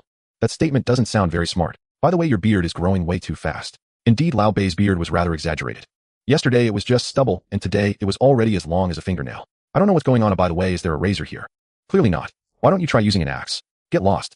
By the way, I can't believe I'm agility-based, or I thought I was intelligence-based. Fong Chong pondered, stroking his chin as if considering something. I'm intelligence-based, Kwang Fong said with a bitter smile, raising his hand. Isn't 3 points of strength a bit low? With 7 points of intelligence, I don't feel smarter at all. I'm perception-based. By the way, what use is perception attribute? Can it predict the future? Yi sure felt a bit gloomy. Compared to such ambiguous attributes, he hoped to excel in strength or agility instead. At the very least, a strong physique would be acceptable, as it could serve as a tank. It should be an instinct for crisis. Don't you remember how we dodged that abomination sneak attack yesterday? Fong Chong mused. If this attribute is utilized well, it could be quite overpowered. What a shame to have it in your hands. Shut up. Ahem. Chu Guang entered the room, clearing his throat to interrupt the players' conversation. Perhaps because he had discussed their favorability with him in the role of the planner last night, the way the 4 players looked at him was different now. To maintain the players' immersion, Chu Guang decided to continue upholding his authoritative image, stating solemnly, time is of the essence, so we'll keep it brief. There is a mountain of work to be done, but we don't have much time. To avoid affecting our subsequent plans, we must complete our outpost on the surface before winter arrives. Food, drinking water, fuel. All these need to be stored along with constructing defenses and surface shelters. I have already organized the work that needs to be completed into a plan which you can check on the notice board at the entrance of the sanatorium. The players' eyes lit up, their faces displaying eager expressions. Has the task system been improved? That's the basic situation. Does anyone have any questions? If not, we can set off. Wait a minute, esteemed manager. Speak. Yi sure flushed, raising his hand. Excuse me, where's the restroom? The restroom. This is indeed a problem. The B1 level of Shelter 404 resembles a reception area more than anything else. Though it has compartments for cultivation pods, it lacks any living facilities. Watching the players rush out of the sanatorium after arriving on the surface, Chu Guang suddenly realized that with the influx of players, not only would food and drink become a problem, but soon enough needing to relieve oneself would also become a significant issue. There were public restrooms on Better Street, where human and animal waste would be collected and reportedly sold to the nearby Brown Farm. After arriving at the sanatorium in Wetland Park, Chu Guang had been finding a safe place in the woods to solve his needs, but he had never considered the issue of 100 people needing to relieve themselves. Uncertain whether it was due to bad food, the 4 players returned, each limping slightly. Not having a toilet is just too damn uncomfortable.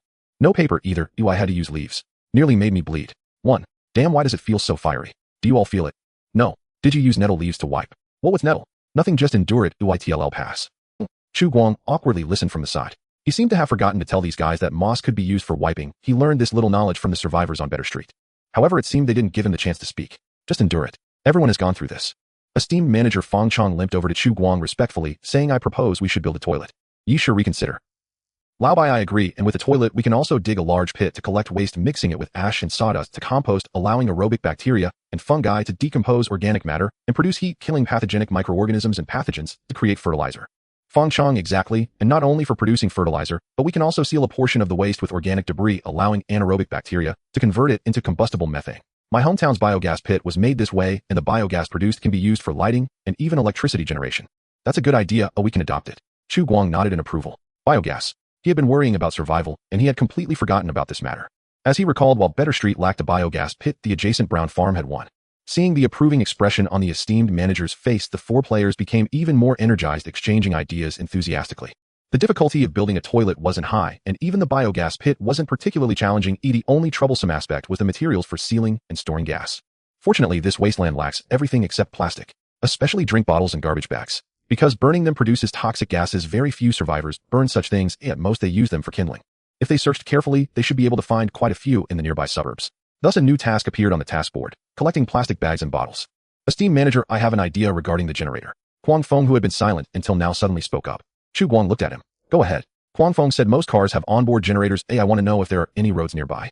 Or a parking lot would work too. If we can find a car, this problem should be easy to solve. Chu Guang replied.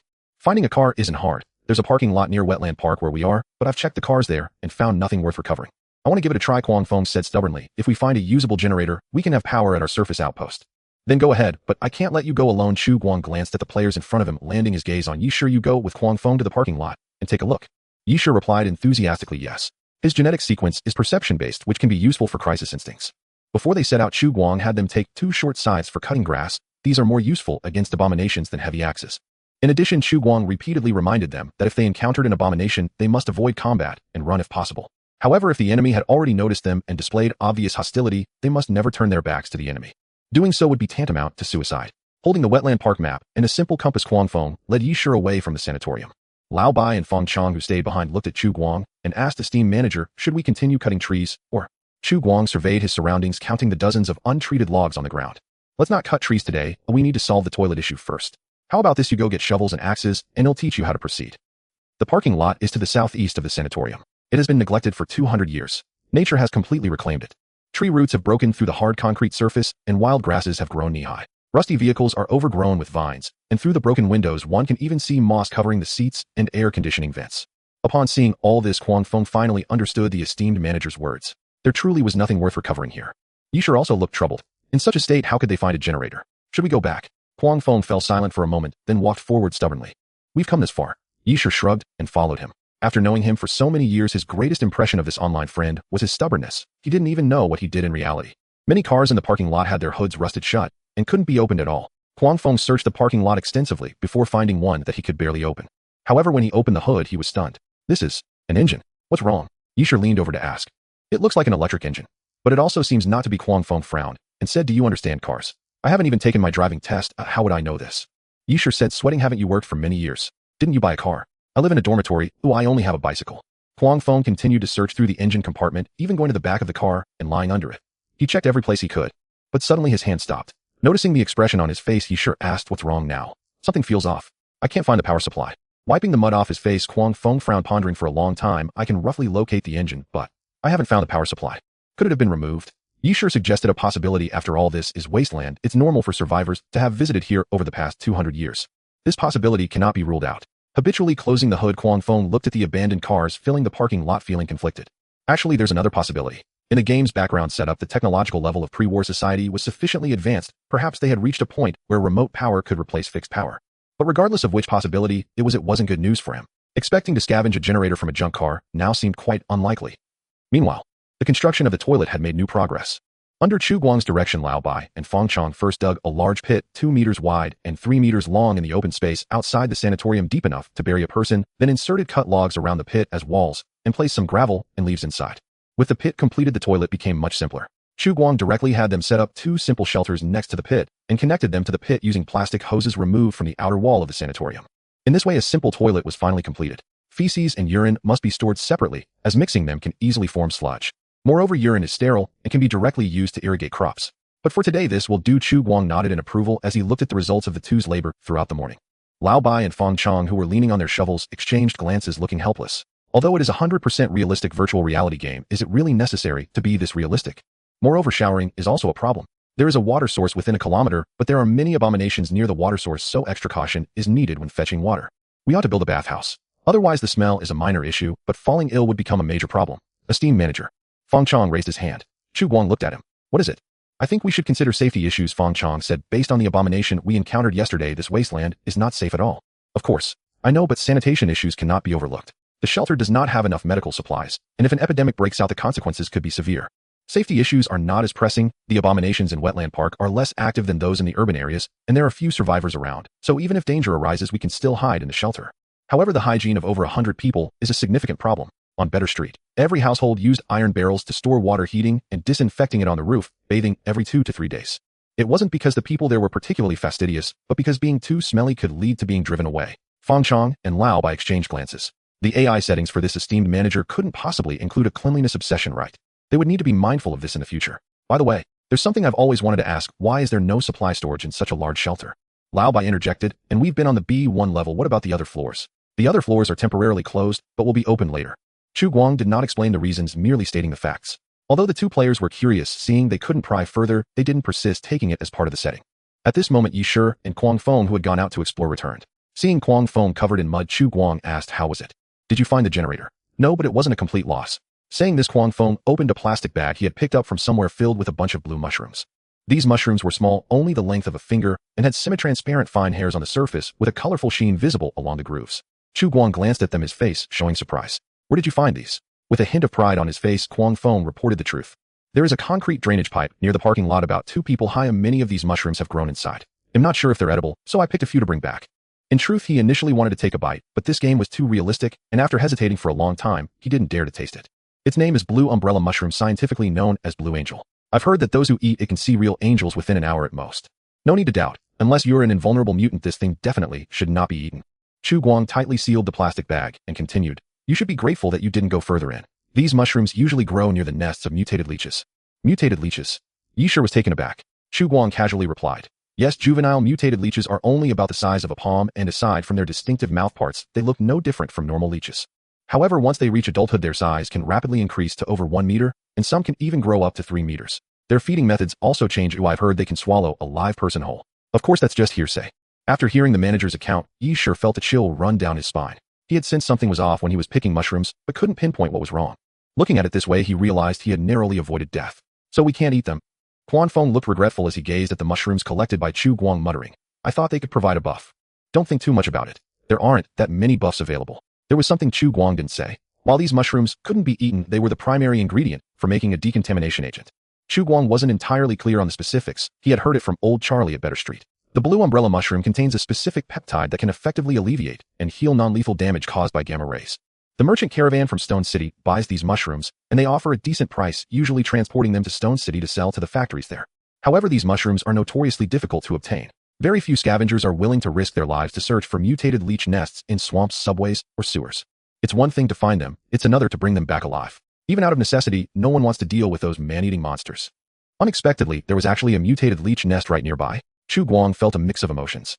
The good news was that the blue umbrella mushrooms could fetch a good price. The bad news was that the mutated leeches were not to be trifled with. Salt. Where could he get hundreds of kilograms of salt? With that much salt, he might as well sell it directly. Fire. These creatures usually live in damp areas, so setting a fire isn't that easy. Do you remember the exact location of that sewer entrance? In response to the manager's inquiry, Kuang Feng quickly took out a map and pointed to a marked location. It's right here. Chu Guang glanced at the position on the map and silently memorized it. Got it. The blue umbrella mushrooms brought back by Kuang Feng and Yi Shi weighed about 2 kilograms, and typically they could trade for a bit of credit at every 50 grams. 2,000 grams means 40 credits. This was nearly equal to all the savings Chu Guang had accumulated over the past 5 months. Moreover, this was the price offered by the recycling station at Better Street. The actual value of these mushrooms was at least double that amount. Chu Guang planned to sell all these mushrooms and use the credits to purchase the urgently needed supplies for the outpost. The supplies at the outpost need replenishing. I will go out for a while, you all stay here, and remember not to wander too far. At 5 in the afternoon, Xiaoqi will open the elevator for you to return to the shelter. While I'm gone, Xiaoqi will tally your work results. You can also ask it if there's anything you don't understand. As for the 2 kilograms of blue umbrella mushrooms, Chu Guang calculated a total of 220 contribution points for Kuang Feng and Yi Shi.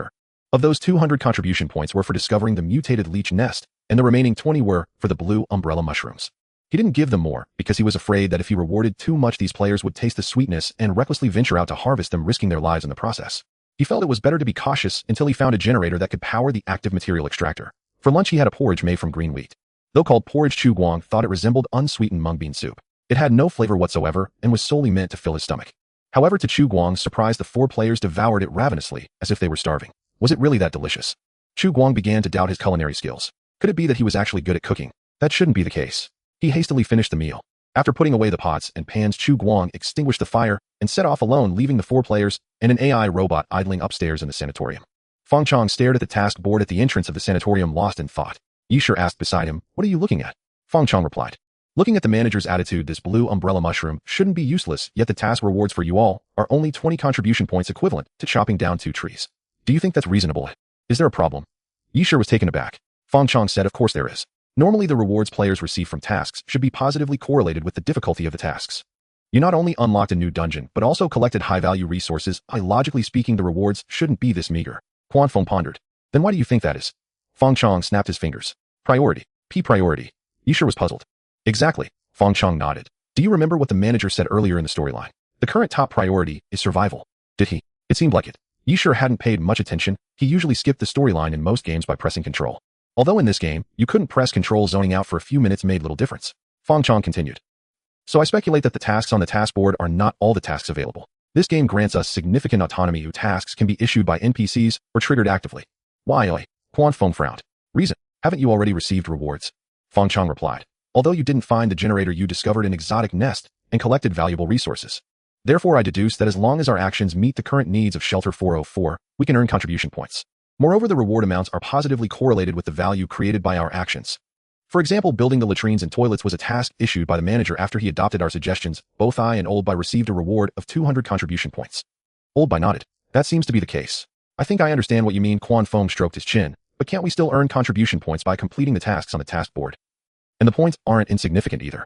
"That's the second point I wanted to make." Feng Chong revealed a mysterious smile. "Do you remember what the planner said about the affection system?" Quan Feng looked a bit dazed. "I see. I understand what you mean now." Yishur and Old Bai, however, were still confused. "What exactly do you all understand? Please clarify." Feng Chong said slowly. "In simple terms, completing the fixed tasks on the task board in a step-by-step manner will yield a fixed minimum reward, but won't showcase our capabilities.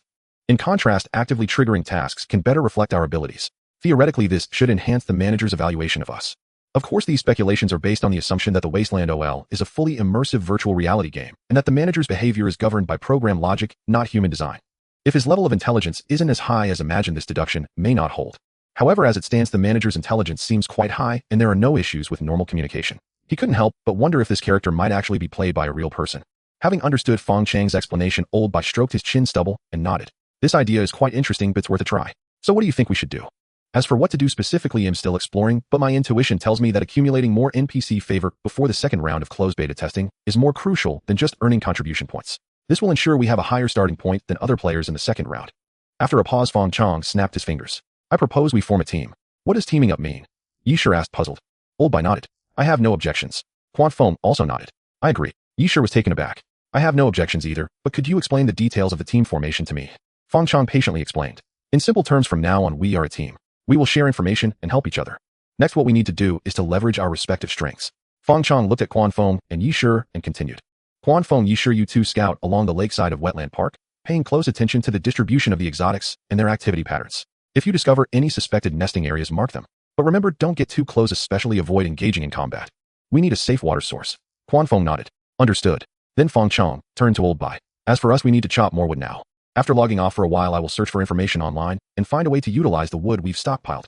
Chu Guang was fortunate as he did not encounter any insurmountable dangers along the way. Moreover, when he approached Beach Street, he happened to see a merchant convoy from Giant Stone City unloading goods at the entrance of Beach Street. Old Walter, with his hunting rifle slung over his shoulder, stood to the side, smoking his homemade pipe, while Old Charlie was cheerfully chatting with the leader of the convoy. Nearby, a scavenger was unloading goods under the watchful eye of the gunman. The leader of the convoy was called Li Zong. Chu Guang did not know his full name, only that he came from Giant Stone City accompanied by 8 gunmen and around 20 mutated yaks. Periodically, he would bring people and livestock to Beach Street to sell supplies, while collecting the local special products. In the wasteland, especially in urban areas, vehicles are less reliable than livestock. The road was littered with broken-down vehicles and collapsed ruins, coupled with the fact that many roads were poorly maintained, leading to severe surface cracks with roots of vegetation even poking through. Most wheeled vehicles were practically immobile.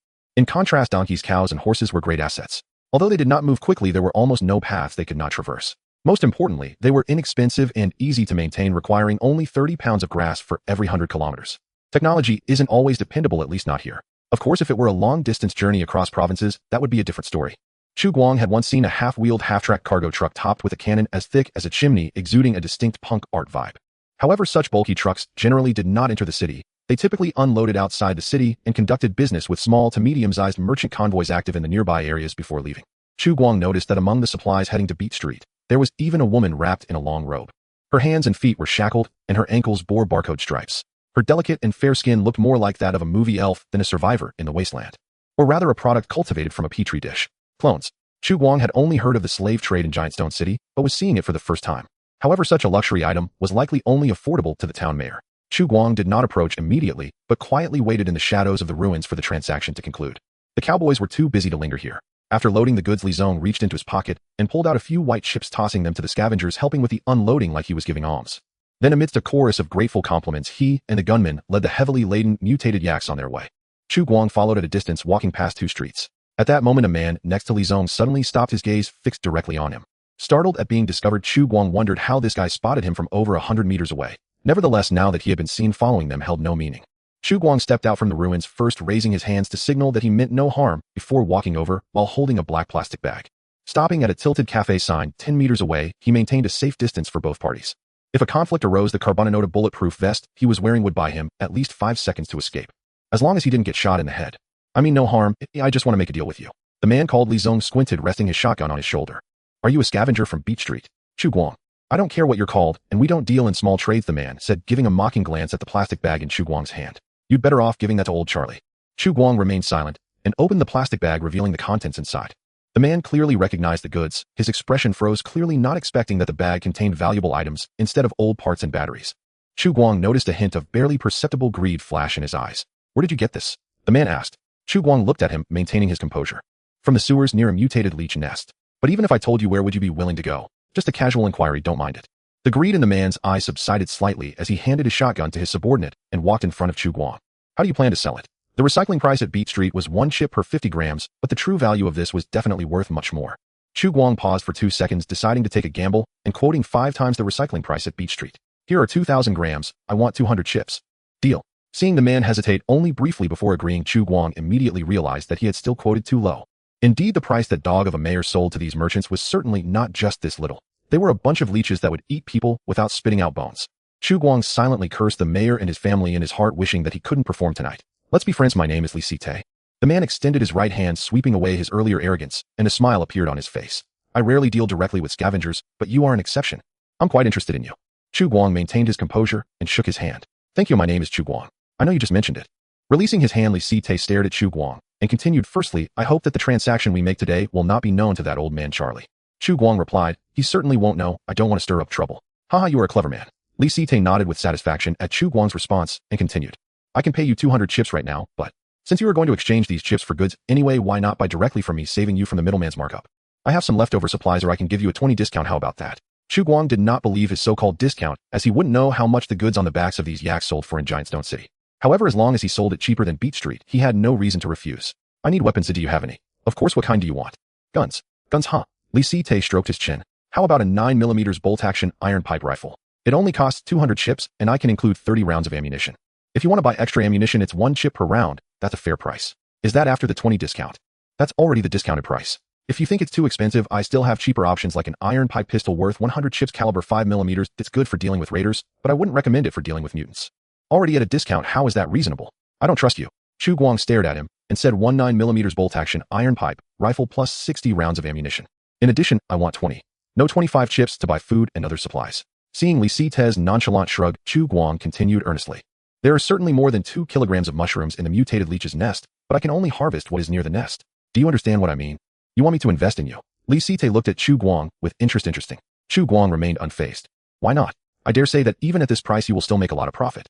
Moreover, if you agree to my terms, the goods I can bring next time will be 10 times what I have today. Aren't you tempted? Li Site was indeed tempted. Honestly, it was a good proposal. Carrying 2 kilograms of blue umbrella mushrooms to Giant Stone City could easily afford him 10 bolt-action rifles. These country bumpkins living on the outskirts had no idea what anti-radiation agents and decontaminants meant for those living in the city. Good stuff, but all hidden near those nuclear craters. Generally, very few can take chips from my hands. Lisite gestured to his assistant to retrieve a bolt-action iron pipe rifle and 60 rounds of ammunition from a nearby mutated yak. You are an exception. Counting out 25 white chips from his pocket, Lisite handed them along with the goods to Chu Guang. 20 kilograms of blue umbrella mushrooms. Consider it an investment. I will be waiting for your news. I will be back here at the end of the month, and it should be the last time this year unless something unexpected happens. I hope to see you then. Mutated leeches. No one wanted to provoke those things. Only God knows how many disgusting bugs were hidden in their nests, and the worst part was that ordinary penetrating firepower was utterly ineffective against them. Their terrifying regeneration ability and vitality meant that even if they were cut in half, they could split into 2 new individuals after a brief struggle, let alone if holes were opened in their bodies. As for setting them on fire, not to mention whether they could even be ignited, even if they were, it would burn valuable items along with them. It would be a total loss. By the way, for 20 kilograms of blue umbrella mushrooms, I would consider it 2,000 chips. You can place an order with me, no need to pick up what's left by others. Lisite reminded Chu Guang, who was fiddling with the weapon in his hand. Chu Guang paused his movements and asked, how do I know what goods you have? Lisite snapped his fingers. The person beside him understood and handed him a square tablet. There are photos on it. Swipe left and right to choose. I want to teach you how to use it. I guarantee the quality of these goods is fine, but I can't promise that what you actually receive will look exactly like the photos. After taking the tablet, Chu Guang glanced over it and found quite a few good items, especially when he saw the items he needed most. Have you made your choices? Seeing Chu Guang, selecting Lisite urged. I've made my selections. Returning the tablet, Chu Guang said a 10 kW wood generator and a KV-1 power exoskeleton. You have good taste. The KV-1 is a basic model, but it is the most durable. However, what do you need the generator for? Worrying about running out of electricity is less of a concern than buying a few more batteries. I offer a trade-in service for used batteries, very cheap. A generator is not cheap, costing 1,200 chips. In comparison, the KV-1 power exoskeleton only requires 800 chips, and a compatible chemical energy battery costs about 150 chips. Even replacing a battery wouldn't cost more than 1,000. Besides, where would he even plan to put it? The exoskeleton could be worn under clothes, but a generator is not something an ordinary scavenger could afford. Seeing through Lisite's worries, Chu Guang said, don't worry, I won't bring it back to Beach Street. I was just casually asking. How you handle it is none of my business. Even if you say I sold it to you, I won't admit it. In the end, you would be the one in trouble. Lisite shrugged, glancing at the sky. It's getting late. We'll meet again. Chu Guang called out to him. Wait, I want to ask if the items I ordered earlier are at a 20 discount. Lisite laughed heartily, waving his hand without looking back. The prices you see are already discounted. Chu Guang, you son of a gun. Just wait and see how I will exploit you unscrupulous merchants in the future. Watching the merchant convoy disappear into the distance, Chu Guang left with a dark expression. The sun hung at the horizon, and time was surely not on his side. Returning now would certainly be too late. Chu Guang would rather stay on Beach Street for the night than travel under the cover of darkness. Having had a few unpleasant experiences, he knew all too well how dangerous it could be. Surviving was merely a blessing from the heavens. Chu Guang wrapped the iron pipe rifle he bought in a plastic bag and tied it to the sharpened water pipe behind him. From the outside, no one could tell it was a gun. Although Beach Street did not restrict survivors from carrying weapons, Chu Guang did not want the mayor's spies to discover his private transactions with the outside merchant teams. 50 grams of blue umbrella mushrooms exchanged for 1 point of chips. It's amazing how these blood-sucking leeches could come up with such things. He passed through the gate of Beach Street. Chu Guang saw a crowd gathered at the entrance of the recycling station, both men and women, young and old. They were tattered and emaciated, carrying woven bags or crates on their backs and holding plastic buckets or other containers in their hands. Their daily routine was simple. They exchanged the collected garbage for chips and then used the chips to trade for essential goods. Newly arrived soap. From the chemical factory in Giant Stone City, for just 3 points of chips, you can wash off that disgusting odor from your bodies. Hurry and buy one for your wives. There are only 30 pieces, first come first served.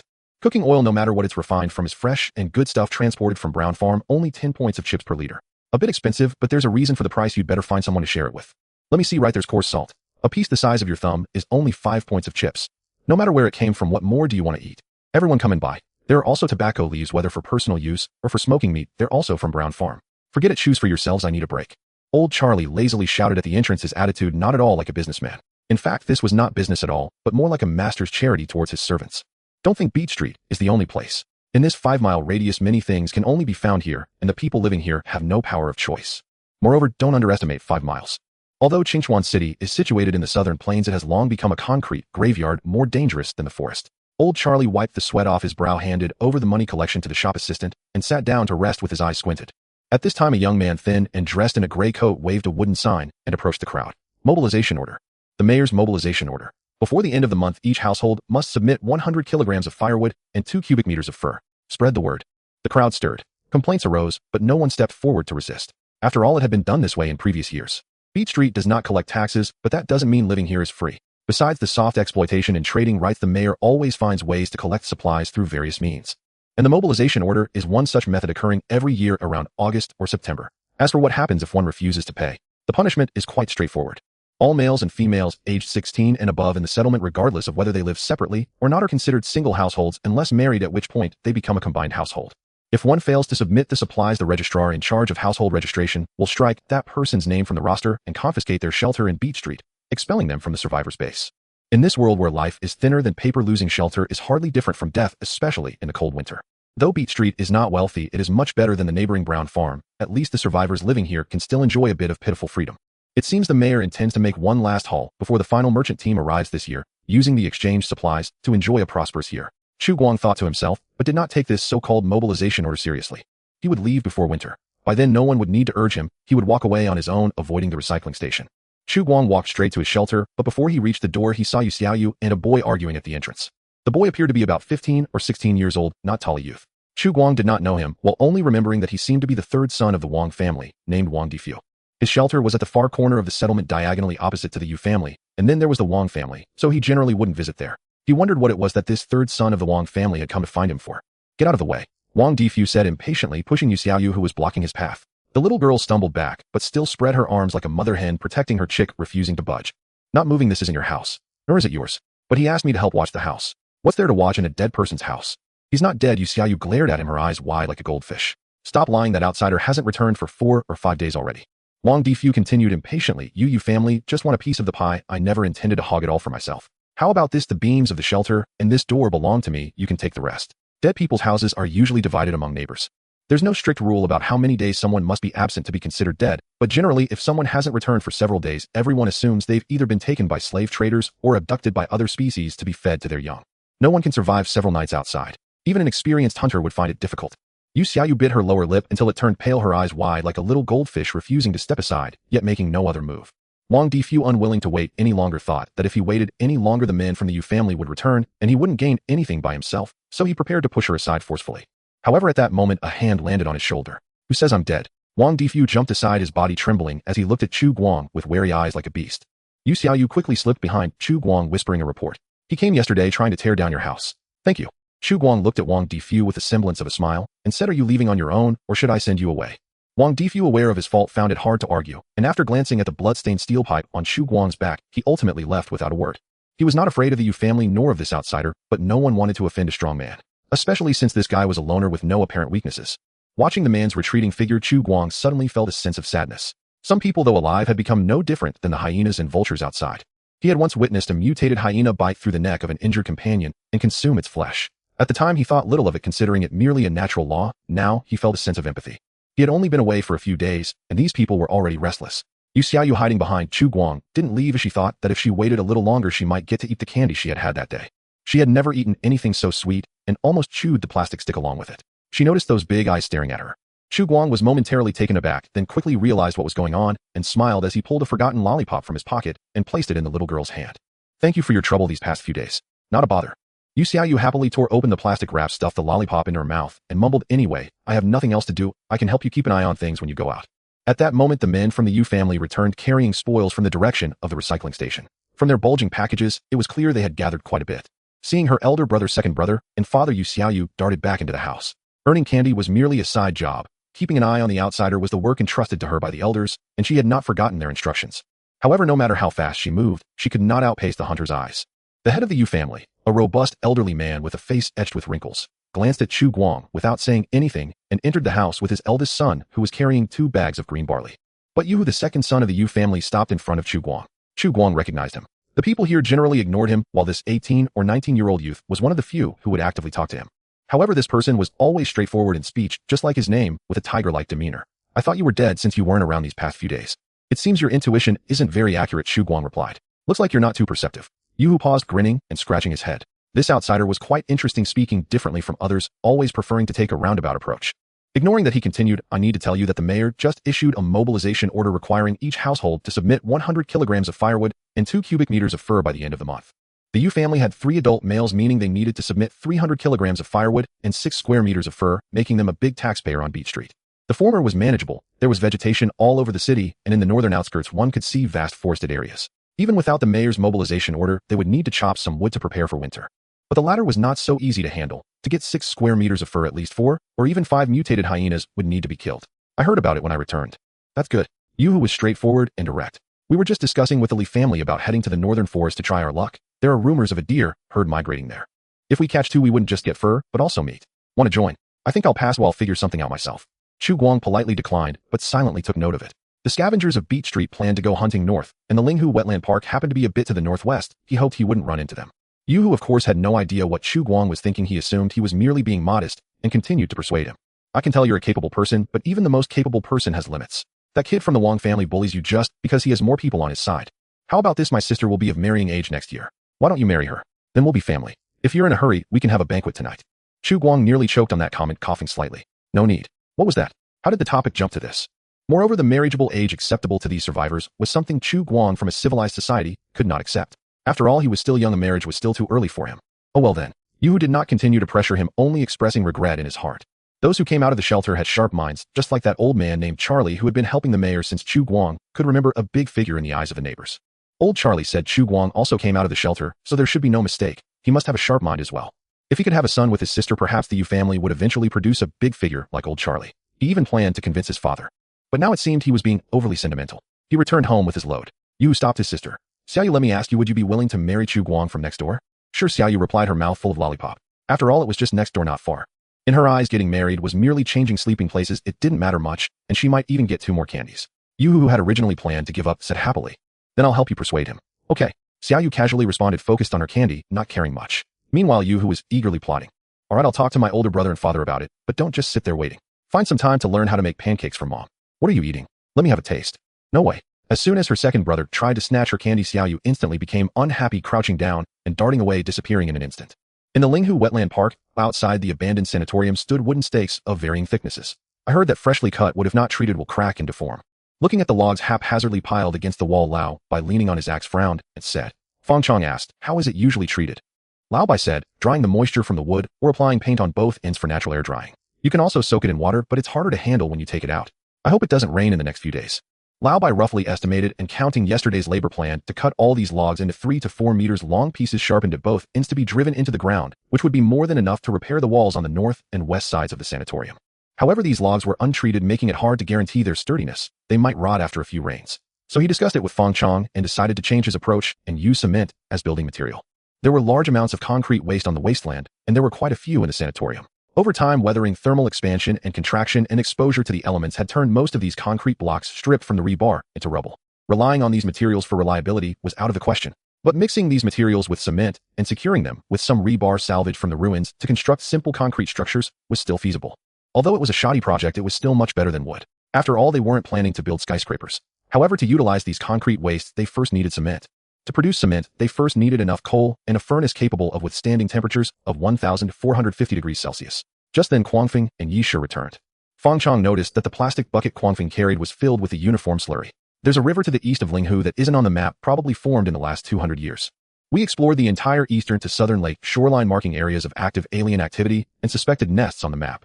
Saying this, Guangfeng had Yishe take out the map, which had some markings drawn with charcoal. With this map, it would be much safer for them to fetch water from the lakeside. However, Fang Cheng's attention was focused on the bucket in his hands. What's in this bucket? I found it by the river, Guangfeng said, placing the bucket on the ground. I suddenly thought this could be used as building material, so I brought it back. This stuff isn't suitable for building material, it washes away with water. Lao Bai squatted down, scooping some slurry with his hand, rubbing it between his thumb and index finger, and suddenly a look of excitement appeared on his face.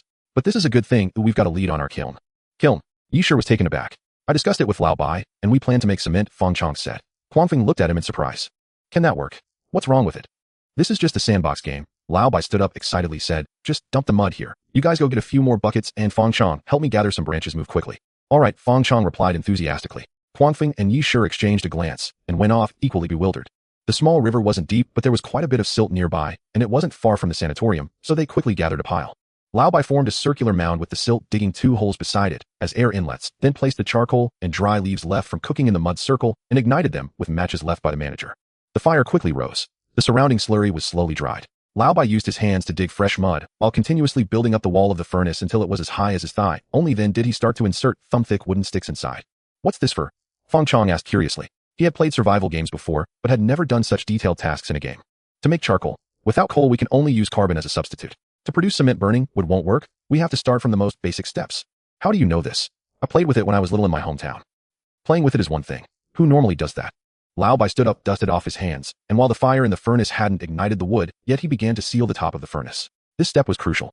Before the wood catches fire, he needed to leave a vent at the top. Once the temperature inside the furnace was high enough, he would seal all vents with slurry, letting the wood smolder for a day, and by tomorrow, they could harvest a full furnace of charcoal. If you fill all the holes, the fire inside will be extinguished.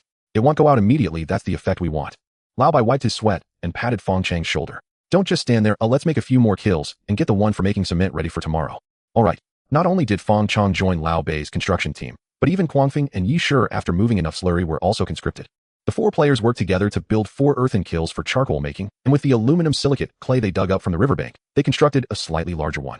In Lao Bai's words, tomorrow they would try to produce some cement. He planned to make ash cement. The cement produced by this primitive method lacks technological sophistication and is not very durable, but it is certainly stronger than wood. Moreover, with ash cement, he could attempt to build a kiln capable of withstanding even higher temperatures. Lao Bai had already made up his mind to search for information online once they logged off. Damn it. I now understand why the manager wanted us to figure out how to build a bathhouse. Smelling the stench of sweat, Yi Shi, who was somewhat of a clean freak, felt like he was about to suffocate. This game is way too hardcore.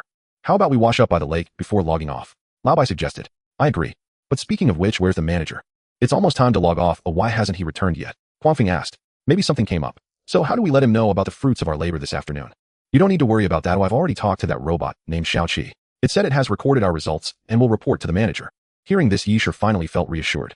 As the players logged off one by one, removing their helmets and getting up to start a new day, Chu Guang, still on Better Street, was carefully removing the plastic bucket from under the water purifier. Better Street has public wells, and every household has its own collection system, and Chu Guang was no exception. Except for the glowing rain mixed with radioactive dust, or when the clouds look abnormal, the rainwater on the wasteland is generally safe, even safer than in the pre-war era. After all, this is 200 years after the decline of civilization, and things like acid rain and smog, which are products of industrial society, are hard to come by here. Of course, even so, drinking rainwater directly is not a wise thing to do. By cutting a plastic water bottle in half, Chu Guang placed a layer of dried pine needles and moss at the bottom of the bottle, then added crushed charcoal ash on top. Thus, a simple water filter was completed. Chu Guang did not know if graphite could absorb radiation, but in the outskirts far from the nuclear blast site, radiation was not the primary threat. Diarrhea and dehydration were. He still remembered that in the first month after moving here, he almost had diarrhea every other day. He survived not from the aliens, but nearly from his own stomach. Less than 10 liters. A drop in the bucket. Looking at the bottles and jars in the room, Chu Guang sighed. The supplies he had saved for several days were almost used up after just a few days of the players' arrival. He needed to think of some ways. Just then there was a knock at the door. Chu Guang got up, walked over, removed the bolt, and opened the door. He saw Xiao Yu standing at the door, her hands behind her back, her big dark eyes staring at him without saying a word. Chu Guang, who was about to greet her, suddenly remembered the marriage proposal from the second son of the Yu family and felt a bit awkward. To put it bluntly, if there was no shelter 404 and no system, no players, isolated and helpless, he could only try to integrate into this society. But he couldn't bring himself to do it. She was too thin. She needed at least 2 more years of growth. Is there something you need? Chu Guang said calmly. Xiao Yu extended the arm she had been hiding behind her back. At this moment, Chu Guang saw that she was holding a small piece of dark black cake, which was presumably made from boiled green wheat. My second brother asked me to bring this to you. He said to tell you that I made it for you. She spoke each word slowly. This Mio relationship puzzled Chu Guang for a while before he finally figured out that it was Yu who asked her to give him this cake. Thank you. No need. After stuffing the cake into Chu Guang's hand, Xiao Yu swiftly turned and ran away, leaving Chu Guang alone in the wind, feeling bewildered. Present day, Jingling. After removing the helmet, Yin Feng rubbed his nose and reached out to fumble around on the bedside table until he found his glasses and put them on. After sitting on the edge of the bed and mulling for a while, he got up and went to the bathroom. After washing up, he put on his coat, went downstairs, and leisurely rode his bicycle to the cafeteria. The time now was 5:30. Except for students preparing for postgraduate entrance exams, very few people came to the cafeteria at this hour. The entire hall was empty, with only a few windows by the door open for business. The cafeteria lady busy behind the window recognized this regular customer at a glance and greeted him with a beaming smile. Professor Yin, you're here so early today. I slept quite early yesterday. 2 buns, please. The buns are just steamed. You'll have to wait a bit. No hurry. Yin Feng took out his meal card and swiped it on the reader. The steam wafting from the steamer was fragrant. Yin Feng loved this smell. It was very comforting, but unfortunately, it wasn't friendly to someone like him who wore glasses. Removing his glasses to wipe away the fog, Yin Feng couldn't help but think of his character in Wasteland OL. Although his initial strength was slightly weaker, he was still much stronger than his real self. Moreover, the key was that his virtual self wasn't nearsighted. At this moment, someone patted him on the shoulder. Yin Feng put on his glasses and turned around to see it was Professor Wang Haiyang. Do you have classes in the morning? No classes. I woke up because I couldn't sleep. I thought physicists would work late into the night. That's a misconception. I rarely bring work home. Adjusting his glasses, Yin Feng suddenly thought of something and looked at him, saying, by the way, there's something I want to consult you about. Wait a moment, let me ask you something first. That novel you mentioned wouldn't happen to be one you wrote yourself, would it? Professor Wang Haiyang said with a smile. Novels should be somewhat ambiguous. If they are exactly the same as reality, it would be less interesting. Actually, it's not a novel. To be honest, it's a game. A game. Yeah. Yinfeng took the buns from the cafeteria lady, peeled open the plastic bag, and took a bite. It's a game with an apocalyptic theme. Professor Wang Haiyang became interested and asked, could you be more specific? I'm not too clear on the specifics. The game is currently in closed testing, and I don't know much. Yinfeng paused for a moment. What kind of advanced society could allow cars to have no power source at all? No power source. Professor Wang Haiyang was taken aback, laughing as he said, are you suggesting using remote power technology as a substitute for fixed power sources? Is that difficult? Yinfeng asked. I'm not sure if it's difficult, but from my professional perspective, wireless power technology isn't hard. The challenge lies in how we obtain clean and inexpensive energy so that even if energy loss reaches 90 or more, the cost remains acceptable. At this point, Professor Wang Haiyang paused for a moment and continued in a joking tone, aside from controlled nuclear fusion depicted in science fiction novels, I can't think of a better solution. Nuclear fusion. Yinfeng looked thoughtful. I see. It seems the background story of Wasteland OL is even grander than he had imagined. There should be many aspects worth exploring deeply. When do you plan to publish your novel? Can I take a look? Professor Wang Haiyang joked. Who knows, maybe I can offer some advice. I told you it's not a novel. All right, if you say it's not, then it's not. After receiving his breakfast from the cafeteria lady, Professor Wang Haiyang patted his colleague on the shoulder with a smile. I have a class where I'll take my leave first. Good luck. It was late at night. Chu Guang slept restlessly, waking several times, his hand instinctively touching the gun hidden in his sleeping bag before he dozed off again. The shelter was too comfortable with no danger to worry about, so returning to such an unstable environment left him somewhat unadapted. I have grown complacent. Chu Guang sighed, his hand unconsciously brushing against the gun concealed in the blanket, the thick barrel providing him a sense of security. He couldn't help but wonder how the players were faring. Although he had instructed Xiao Qi on what to do in his absence, he still couldn't fully relax. After waking at 5 in the morning, Chu Guang found himself unable to sleep any longer, so he lay there with his eyes wide open, waiting quietly. When dawn broke outside, he crawled out of the sleeping bag, dressed, slung the steel pipe and the newly purchased gun over his shoulder. He estimated it would be a long time before he returned. The mayor's urgent collection notice forced him to advance his moving plans. All preparations had to be completed by the end of the month. If he couldn't stockpile enough supplies for 100 people, he would have to wait until February or March of next year for the next round of testing. The entire winter would be wasted. He pushed open the door, ready to set off. Just then he bumped into the men from the Wang family. Wang Difu, who had caused trouble at his doorstep yesterday, glanced at him without saying a word, though the look in his eyes was somewhat provocative. Perhaps it was because his father and older brothers were nearby. Combined with the hunting gear he carried, his courage was noticeably greater than yesterday and seemed somewhat arrogant. Of course, Chu Guang would not stoop to the level of a brat. At 16, he was already considered a man on Beat Street, but to him the boy was merely a child yet to reach maturity. Hey, don't die on me. Chu Guang ignored him, not even glancing back. Wang's boy got angry, gritting his teeth and flushing red, feeling humiliated by the outsider's disregard. Just as he was about to act irrationally and provoke Chu Guang, his older brother suddenly placed a hand on his shoulder. Though still somewhat disgruntled, Wang Difu quickly settled down. It was clear that this child listened well to his brother. Chu Guang glanced at the Wang family's eldest son, a robust man who was also watching him. From that man, Chu Guang sensed a faint danger, though it was not obvious. Interestingly, while observing him, the man's face also revealed a hint of surprise, though he hid it well. The hunter's intuition. This guy was not easy to deal with. After a brief moment of eye contact, they both quickly averted their gazes. There was no need to provoke unnecessary trouble. The Wang family members walked away. Chu Guang was ready to leave as well. At that moment, a crisp voice came from behind. Be careful on the road. Chu Guang stopped and turned around, seeing Xiao Yu peeking at him from behind the door. He smiled faintly and replied, yeah, thanks. No need to. In the blink of an eye, the little girl slipped back into the house. By 6 in the morning, the sky was already brightening. The gate of Beach Street slowly opened, revealing survivors carrying backpacks, bows, short knives, crossbows, and other tools stepping onto the cracked concrete road, and the weeds sprouting from the crevices, heading in groups toward the devastated ruins. However, 200 years later, it was no longer easy to find good things in the wasteland, and even occasionally picking up shell casings left by mercenaries or looters could be regarded as treasures. Chu Guang did not leave the settlement immediately. Instead, he lingered at the entrance for a while until everyone had moved far away before heading to Old Charlie's recycling station. I need 7 kilograms of green wheat, which costs 21 points. And how much can I get for 4 points of cured meat and tobacco leaves? Chu Guang, having never bought before, asked. 1 point per tail. Then give me 4 tails. Food was the key to development. Only by preparing enough food could he recruit more players to work for him. Survivors couldn't live on green wheat porridge every day. Even if they could endure it, he could not. Now that he had a gun, hunting would be much easier than before. Chu Guang planned to buy some tobacco leaves to make cured meat from the leftover meat, saving it for winter reserves. Old Charlie raised his eyelids. I remember you bought 5 kilograms of green wheat just a few days ago. Is there a problem? Chu Guang replied casually. Old Charlie smirked. Nothing. It's good to save more money. Just as Chu Guang was planning for the future, a sudden alertness struck him. The speaker was oblivious, but the listener was cautious. He suddenly realized something. It had been a while since he brought back useful junk or other gains, yet he had purchased large quantities of supplies twice in a row. The mayor might not notice this small fry, but others would inevitably wonder where he got so much money. However, old Charlie said nothing, perhaps not caring at all, and weighed the food for him before smiling and sending him out the door. I was careless.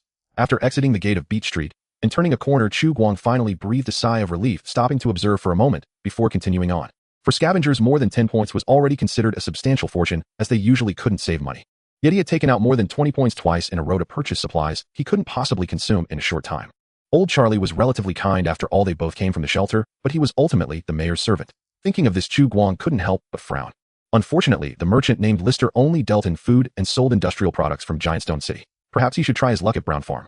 7 kilograms of green wheat and 10 liters of drinking water plus bullets and equipment weighed over 20 kilograms heavy on his shoulders. Besides moving things, Chu Guang also had to be careful to conserve his strength, wary of the dangers lurking in the shadows. Even with extraordinary strength hidden in his muscles, he could only walk a bit and stop to observe the road conditions before continuing. The roads outside the settlement were not easy to traverse. At times he had to detour around collapsed roads and navigate through fallen buildings. Chu Guang suddenly felt envious of the protagonists in games like The Last of Us and Dying Light, who could parkour through ruins while he could only take one step at a time. Perhaps he should buy a cow next time. He just didn't know if Lister would sell one. Fortunately, the mutated creatures he encountered along the way hadn't noticed him. He passed through the ruins, walking along the road for a while before 8:30 in the morning. Chu Guang finally reached the sanatorium located in Wetland Park. However, to Chu Guang's surprise, when he arrived, he found that all 4 of the closed beta players were already online. Moreover, there were 4 half-height earth stoves outside the walls of the sanatorium, along with a hemispherical earthen kiln about the height of a person. What is this? He didn't remember assigning a task to build stoves. Manager, you finally returned. Seeing the astonished manager, Fong Chong stepped forward with a smile. I was delayed outside all night, staring intently at those stoves. Chu Guang even forgot to put down what he was carrying on his back. How is everything here? Did you encounter any mutated creatures or other survivors? Everything is normal. No unexpected situations. Fong Chong reported their work to Chu Guang, his face beaming. The 4 half-height stoves were used for charcoal burning, while the stove with a blowing mouth was used for high-temperature calcining of raw materials for cement. We burn the tree bark into ash, then mix it with water, filter out the potassium water from the top, and squeeze the remaining slurry to obtain calcium hydroxide and calcium carbonate for making cement. Next, we mix these raw materials and calcine them in the high furnace until they turn orange-red, then mix them with sand collected from the river and add water to get plant ash cement. What the hell? Honestly, Chu Guang was amazed by the player's Hansen abilities. He had previously tried using plant ash mixed with slurry to make cement using methods from Bihu, but the result crumbled at a touch and was utterly useless. Now it seemed that his method was wrong. The key was the high furnace and the secondary calcining right, and the purity of the plant ash.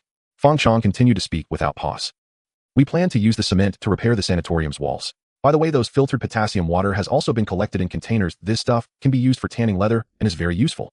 You all did well. After thinking for a long time, Chu Guang couldn't come up with what to reward these players and could only muster this one praise.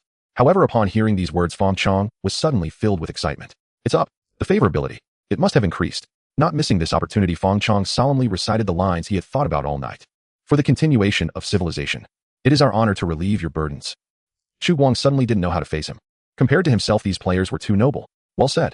For the continuation of civilization and for the future of us all. Clearing his throat, Chu Guang maintained an authoritative expression and continued to speak to the excited players. They'll go downstairs to put away the supplies. Your plan is quite good. So go ahead and do it with confidence. Fong Chong stood tall and said spiritedly, understood, manager. You all should also pay attention to balancing work and rest. Don't overexert yourselves. Chu Guang reminded them. Not because he felt guilty, but because he was worried that these players might overexert themselves and exhaust their enthusiasm too soon. However, this player seemed not to understand his good intentions, standing tall and expressing loyalty. Serving you is our mission, and this is our declaration under the banner of Human Alliance. Upon hearing this, Chu Guang nearly choked. A declaration, huh? Have you ever seen what the Human Alliance banner looks like? Alright, very spirited, go on. Watching the players jog away, Chu Guang silently sighed in his heart. After all, his worries were unnecessary. Since these players are so self-disciplined, Chu Guang felt it was better not to interfere too much and let them play freely. After stacking the supplies beside the elevator, Chu Guang returned to the shelter and called up the management system. Soon a pop-up window indicating task completion appeared before him. Congratulations, host, for completing the daily task. Stockpiling would reward 2 reward points. Congratulations, host, for completing the daily task. Making cement reward 5 reward points. The total reward points from completed daily tasks amount to 7, which isn't enough for a mid-level blind box. However, Chu Guang didn't mind. His players had already secured the cement, and the food reserves had exceeded 10 kilograms. Soon he would be able to recruit a few more players as free labor. System exchange all reward points for a beginner blind box. Instantly, the reward points in the management allowance were cleared. The alloy door on the wall opened, and the conveyor belt began to move, delivering the rewards from the blind box. 5 lollipops, a 200g piece of chocolate, and a 500g bag of salt. Just like before, none of them had an expiration date or trademark. What on earth did the original manager love about candy? Looking at the 5 lollipops and chocolate, Chu Guang was at a loss for words. However, the white salt was quite a good find. Chu Guang picked it up, his face filled with unexpected joy. The salt available in Better Street was all coarse salt shipped from Giant Stone City, which looked yellowish, was expensive, and of poor quality with a bitterness that even overpowered the salty taste. This fine white salt is usually expensive and most survivors can't afford it. If only there were more. This amount is sufficient for cooking, but using it for cured meat or sausages would be a bit wasteful. Of course, trading it might be a good option, as this fine white salt could at least be exchanged for 10 to 20 or even 30 times its weight in coarse salt. However, there are other risks involved. The River Valley Province is an inland province. Salt is one of the most lucrative commodities after arms. Without sufficient strength, attempting this business seems a bit imprudent. After confirming the rewards, Chu Guang proceeded to open the player list to check the players' offline times from yesterday and online times for today. To his surprise, Lao Bai actually leveled up. Can chopping trees really level you up? Chu Guang was astonished. Previously, the genetic sequence development progress of these players was 0, but Lao Bai's genetic sequence development had already increased to 1. Correspondingly, the level was LV1. However, after thinking it over, Chu Guang felt relieved. Chopping trees being a physically demanding task is itself a form of exercise. Moreover, Lao Bai's genetic sequence is strength-oriented, so there was nothing strange about the development progress rising. Gaining experience doesn't necessarily have to involve combat, although the latter is a relatively quick shortcut. Closing the system interface, Chu Guang logged into the backend of the Wasteland OL official website from a computer in the residence hall.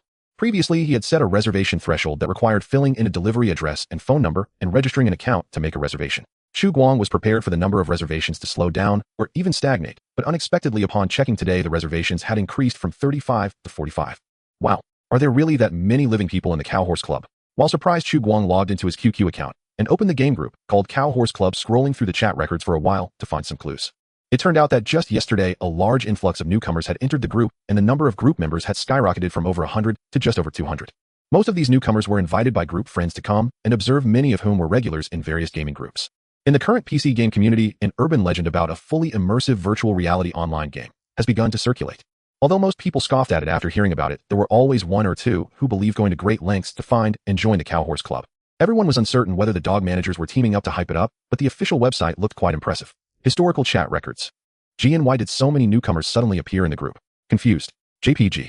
Picking up trash level 99 bosses. How do I make a reservation for that game? Does it cost money? What the hell? Are they all coming for Wasteland OL? Shocked. JPG. Getting up several times a night. The group name should be changed to Wasteland OL Player Group. Amused.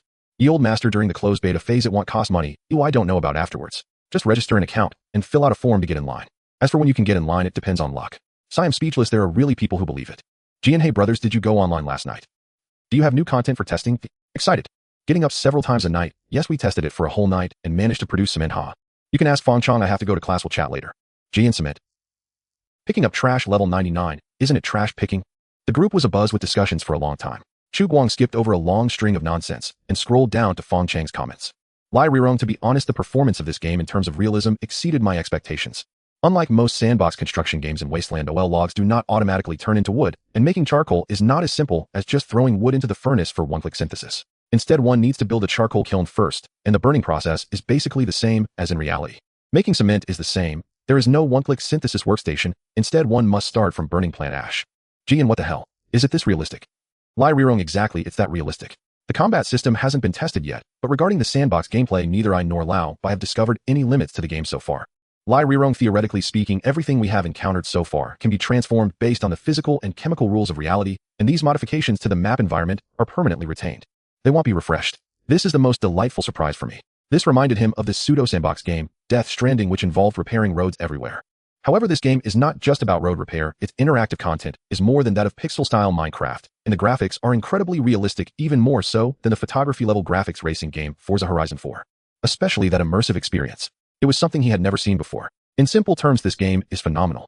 Yield master, haha, I'm laughing. If it's really that amazing, I can build a Jinling city in the wasteland. Let people go, I don't believe it. That's too outrageous. White horse in a flash, stop boasting. Once you get into the game, you'll know. This is the most grindy game I've ever seen. All materials have to be farmed manually, and it doesn't support AFK grinding. In other games, you can leave your computer on and grind monsters all night, but in this game, chopping a few trees will tire your hands out. Level 8 Gale, indeed, I can relate to that. Wow, it sounds so tempting to play. Woo Guanggu, I know you are lurking and begging you for a chance. Chu Guang continued to scroll down through the chat records. The dog managers and group leaders who got the closed beta qualifications were basically showering praise on Wasteland, while saying things like sandbox gameplay is the best and annual hegemony reserved. Then there were some envious players occasionally chiming in, saying things like offering 1.0 for the internal test qualification or 1.0 is too little, offer a billion laughs. Afterward, the group friends started discussing survival in the wilderness. Perhaps interested in the gameplay described by Lai Rirong, many players who didn't believe that a fully immersive virtual reality online game really exists also joined the discussion, even brainstorming. Among them, the one that intrigued Chu Guang the most was a group member with the ID, WC really has mosquitoes. Looking at the group joining time, this guy had just joined and was a newcomer. While others were discussing the game, he was earnestly talking about the 18 uses of wood. Things like making charcoal or furniture were just the basics. In addition, he also mentioned the dry distillation of wood. The specific principle is that during the process of baking wood in a closed container to produce carbon, a large amount of combustible gas and smoke rich in various organic chemical components would be released. These complex mixtures are collectively referred to as charred wood materials, which are chemical precursors for many chemical products, until coal tar and petroleum became widely used. According to this group member's description, by filtering the collected condensates, one can obtain an aqueous solution composed of acetic acid, acetone, and methanol, as well as a thick tar-like residue. Both are complex mixtures, but can be separated to extract different organic chemical components through distillation. Acetic acid and methanol are self-explanatory. Acetone is a great substance as it can serve as an organic solvent and can also be used to make smokeless gunpowder. When Chu Guang read this, he was completely astonished. Is this guy into chemistry? He instinctively clicked on the person's avatar and then clicked on the space. The space was not locked and he easily entered, but instead of anything related to chemistry, there were ads for furniture and building materials. Alright, it seems he's a furniture seller. His deep understanding of wood is probably driven by interest. However, his knowledge might come in handy here. After pondering for a moment, Chu Guang suddenly had an idea and sent him a private chat window. Friend, are you interested in joining the closed beta? It's currently 9 a.m. in the wasteland, and in the parallel world of Huagua, it should be 9 p.m., the perfect time for excitement, so he should be awake. Sure enough, the guy named WC really has mosquitoes replied with a question mark. Who are you? Chu Guang typed back. I am the planner of Wasteland OL. WC really has mosquitoes, what the hell? You're the planner. WC really has mosquitoes, bro, how do I test it? Do I have to pay? I don't have money. Chu Guang patiently explained. No need to spend money, just fill out a form and I'll send you the link. Though filled with confusion, WC really has mosquitoes still clicked the link and filled in the address and phone number on the official reservation page. However, when filling in the address, he remained cautious, writing the station of the community and not including the door number. WC really has mosquitoes, what's next? Are there any other procedures? Like, that's it. Send me your reservation number, I'll mark it for you on my end. I'll notify you 3 days before you go online. Creating a clone takes 3 days. Just as Chu Guang was contemplating what more talent was needed for the outpost with a carpenter now available, the group messages suddenly exploded. Opening the group chat, it turned out that the guy WC really has mosquitoes had just filled out the form and then went to show off in the group. Haha guys, I got the closed beta qualification. GN, what the hell? What the hell? GN, why him? I was the first to reserve. T. The group messages instantly exploded. Along with that, Chu Guang's private messages were also flooded. Looking at the long string of red dots, Chu Guang's scalp tingled, knowing he couldn't stay hidden any longer, and hurriedly came out to explain. Light, everyone, please calm down. The closed beta is also for everyone's gaming experience. At this stage, we need to test whether all systems of the game are complete, so we need some players with specialized knowledge to act as guinea pigs. GN, I can also be a guinea pig. I have 7 years of driving experience. T, let people go. If your 7 years of driving experience doesn't mean anything, I can also drive an excavator. Whoa, master, you finally came to find me. The sound of wheels rolling over the concrete floor echoed in the air. After returning to the surface, Chu Guang first went to the 3rd floor of the sanatorium. He intended to ask Xiao Qi about the situation, but before he reached the window, he saw the trash can pitifully rolling over to him. Chu Guang looked at it in confusion, not knowing what was wrong this time. What's the matter with you? Xiao Qi only has 1 bar of power left. Huh, I thought it was something else. Wait. Chu Guang said, where am I supposed to find a place to charge you? Xiao Qi replied, I have a wireless charging interface on me, just stay in the shelter for a while, and it will be fine. Chu Guang was silent. No wonder he hadn't seen a single socket in the shelter. That computer without a host on the table never seemed to run out of power, apparently thanks to high technology. Though wireless charging isn't exactly high technology. He picked up this trash can-shaped robot and headed downstairs. Xiao Qi quickly retracted its wheels and suddenly spoke up. By the way, master. What now? I just remembered the power system in the shelter seems to be powered by a fusion reactor. Fusion? Yes, so the power inside can last for a very long time. Oh, that's good news. Chu Guang already began to ponder how to steal some of that electricity. Xiao Qi continued, but this might not be such good news. Chu Guang, who was descending the stairs, paused, interrupted by this statement. What do you mean? Because it is already the year 2340, compared to when the shelter was built, it has been a very long time. What? Chu Guang hurriedly asked, what will happen if the power runs out? However, Xiao Qi's answer almost made him spit out a mouthful of old blood. I don't know. Don't know. Such an important question, and you actually say you don't know? Isn't there an emergency plan? Xiao Qi said cautiously, because according to the plan, this shelter should have opened 100 years ago, but for some reason it has been delayed for an entire century. Chu Guang remained silent, and seeing this, Xiao Qi continued to comfort him softly. Actually, you don't need to be too pessimistic. The power room of shelter 404 should be on the 3rd floor. As long as you unlock that level, just timely replace the fuel rods, and it will be okay. Chu Guang almost couldn't help but laugh. Where the hell am I supposed to get fusion fuel rods from? It has already been 211 years since the wasteland era. Xiao Qi replied, there should be a way, right? Chu Guang thought to himself, no matter what, he couldn't take out his frustrations on electronic devices. That would be too unrefined. He placed Xiao Qi by the elevator and watched the trash can robot roll back. He felt a bit anxious. However, Chu Guang knew that there was no use in panicking at this moment. Of problems had to be solved one by one. In the short term, there shouldn't be too many issues with power. Even if the shelter was delayed for a century, it hadn't been operational for the past century, so it was likely running in energy-saving mode. Perhaps the remaining power could last for decades. In comparison, the impending cold winter was far more concerning. He didn't have much time left to prepare. He left the sanatorium. Chu Guang arrived at the cement kiln and found the players working vigorously, having already started on the second cement kiln. Next to it, 8 neat mounds of charcoal were piled up. This is skipping over the agricultural era and jumping straight into industrialization. Chu Guang felt an immense joy in his heart, thanks to his skill in managing people and governing the village. Seeing the manager approaching, Lao Bai wiped the mud off his face, appearing excited and not at all like a man in his 30s, but rather like a child. He stood up and spoke. "Manager, you've come." "Yes, I just went down for a bit." "Is this your idea?" Chu Guang looked at the earthen cement kiln behind him. "It's everyone's credit. No need to be modest, I've seen it all. The organization will remember your contributions." Lao Bai looked thrilled. He had been waiting for this very sentence, especially the latter half. "Additionally, I will represent the organization and reward each of you with 1,000 contribution points as recognition for unlocking cement materials. And from now on, you will be the construction team leader of Shelter 404's outpost. You can freely unleash your creativity within the planning scope, design, and build our outpost base." If only a system notification sound could ring out at that moment. That would be so cool. Or perhaps a reward notification window could appear in the player's eyes. But unfortunately, there was none. However, even so, such verbal promises and praises made Lao Bai flush with excitement. Merits, positions, and favorability. It seems that the hidden systems in this game are even richer than he had imagined. "Esteemed manager, I will do my utmost to build our homeland." The other 3 players looked at him with envy. Though everyone had contribution points, it was clear that Lao Bai, who received the title of construction team leader, was the real winner. Being able to freely construct facilities. This is not just a construction team leader, but clearly the director of planning for Wasteland OL. How impressive. Looking at the spirited Lao Bai, Chu Guang nodded in approval and said, "Very well, now I need you to tell me your plan." "Yes." Lao Bai straightened his back and began reporting. According to Lao Bai, after going offline yesterday, he conducted field research at a real cement factory and asked the workers there. He learned that adding iron powder into cement can yield stronger and more durable cement. It seems that discussing content outside the game will be automatically ignored by NPCs. Seeing that the manager had no reaction, Lao Bai directly got to the point. Considering that the wasteland is filled with rusty steel, he planned to mix the collected rust with charcoal, using the latter as a reducing agent to smelt iron through calcination, and then combine the iron slag with ash cement for calcination. While this might seem to increase the production costs of cement, the cement produced in this manner can be used to create more durable, heat-resistant, and higher-yielding cement kilns. It's impossible to produce large quantities of cement with just these few earthen kilns, so I plan to invest all the cement produced in the early stages into building production facilities to further enhance cement output. This idea is good, but how much cement can you produce using just tree bark? Chu Guang had noticed earlier that not only the pile of logs that had been cut down on the ground, but also the trees around the sanatorium had had their bark almost completely stripped by these survivors. They didn't even spare the tree stumps.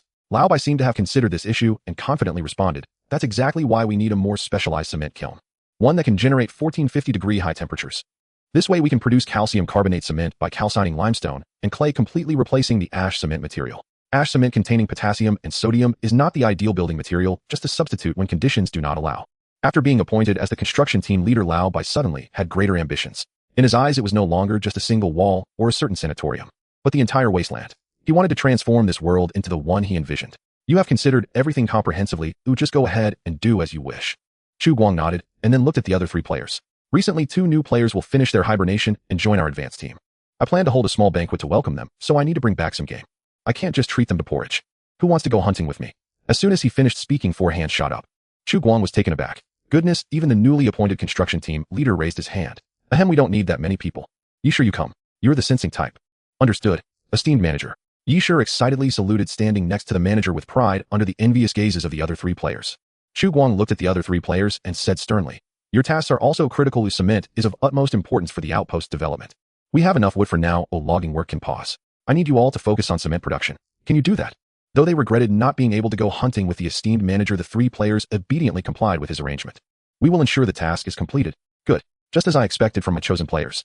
Chu Guang nodded in satisfaction and, accompanied by the beaming Yishur, walked towards the woods south of the sanatorium. Before leaving Linghu Wetland Park, Chu Guang first took Yishur to visit the mutated leech nest near the parking lot. "We found those mushrooms inside there." Yishur pointed to a damaged concrete pipe not far ahead. "Fortunately, you didn't go inside." Chu Guang patted Yishur on the shoulder. "Let's go. Our target today, isn't it? I heard that leeches can be used in medicine, but I don't know if mutated leeches can be." The 2 carefully bypassed the mutated leech nest, avoiding the dense vegetation and concrete ruins, trying to walk in the sunlight. They walked for a while towards the east. Looking at the elevated bridge and residential buildings ahead, Yishur couldn't help but ask Chu Guang, "Aren't we going hunting?" "Yes." Then why are we getting further away from the forest?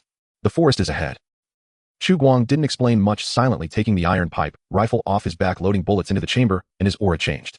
Not far away was a broken elevated bridge. The concrete support columns covered in moss bore the marks of time hidden in the shadows of greenery.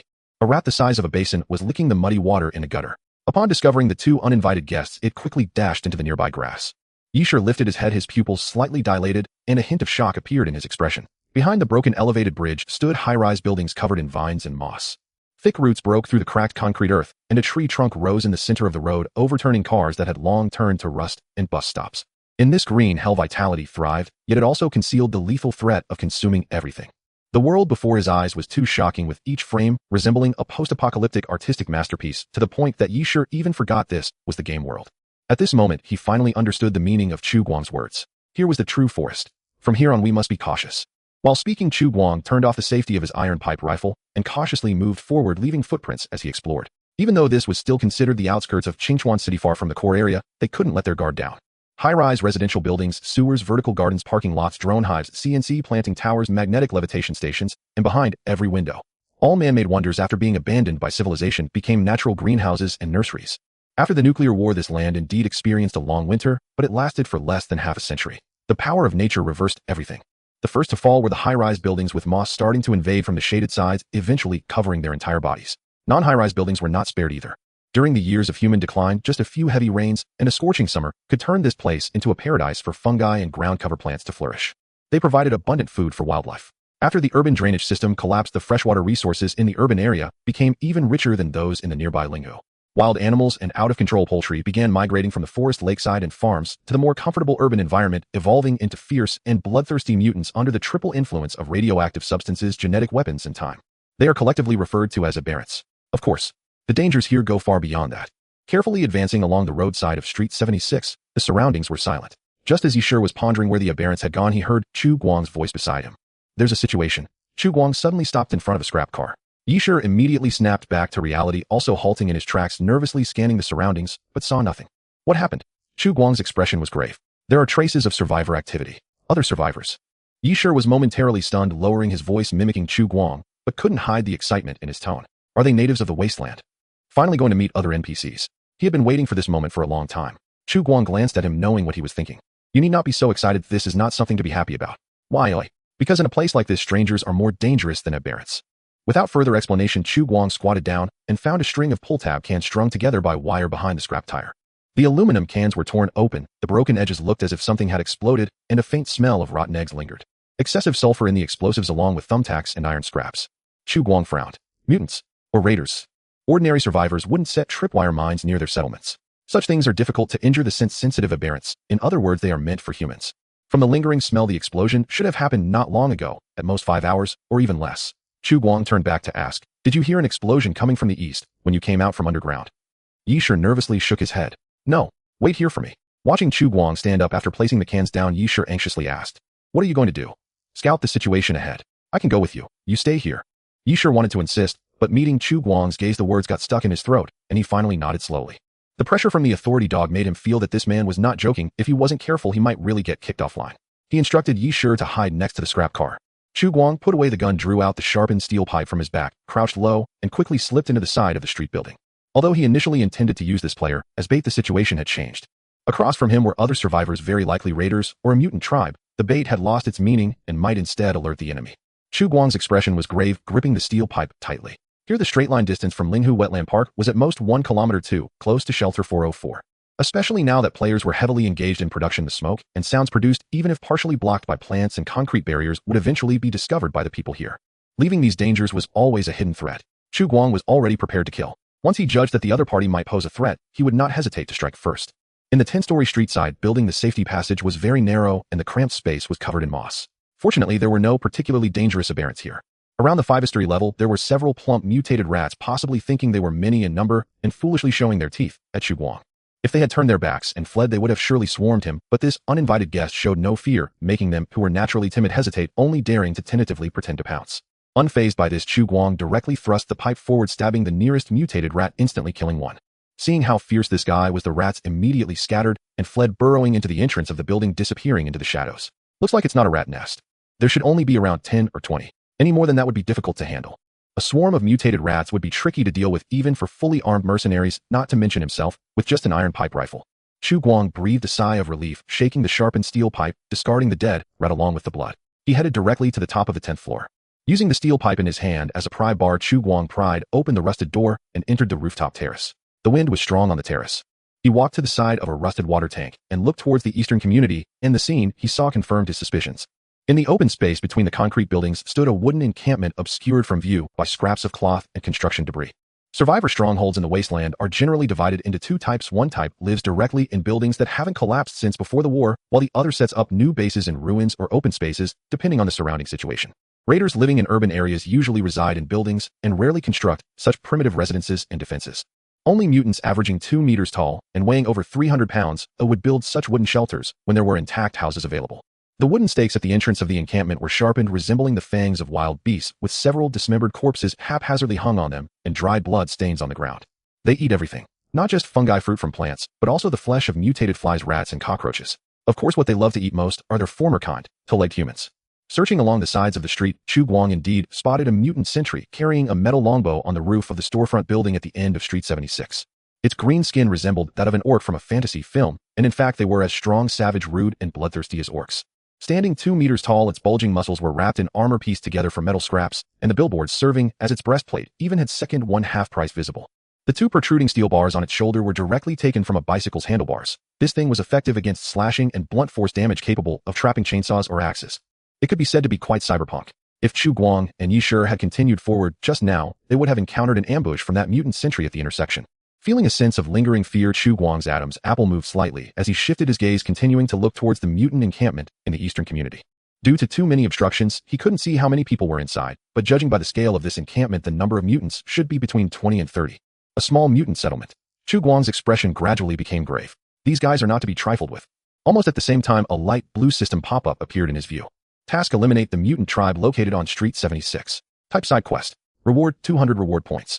Wait, can tasks be triggered outside the shelter? Chu Guang was taken aback at first, then immediately tried to call out the system, but there was no response. The light blue task pop-up dissipated as if it had never appeared. It seems that the system can indeed only be activated near the shelter, but tasks can be triggered anywhere outside the shelter. However, those 200 reward points are quite impressive. Without hesitation, Chu Guang immediately put away his weapon, turned, and quickly left the area with a bewildered Yi Shi.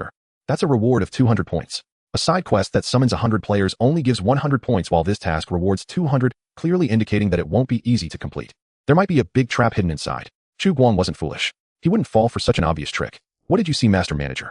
Watching Chu Guang finally stop panting, Yi Shi leaned on his knees to rest, and couldn't help but ask. Chu Guang casually replied as he rested. It's a mutant camp, so we're just leaving like this. What else? Fight them, lose, and get thrown into a cauldron. Chu Guang shot him a glance and said, think about it, we only have one gun. Even one person can fight. Yi Shi fell silent.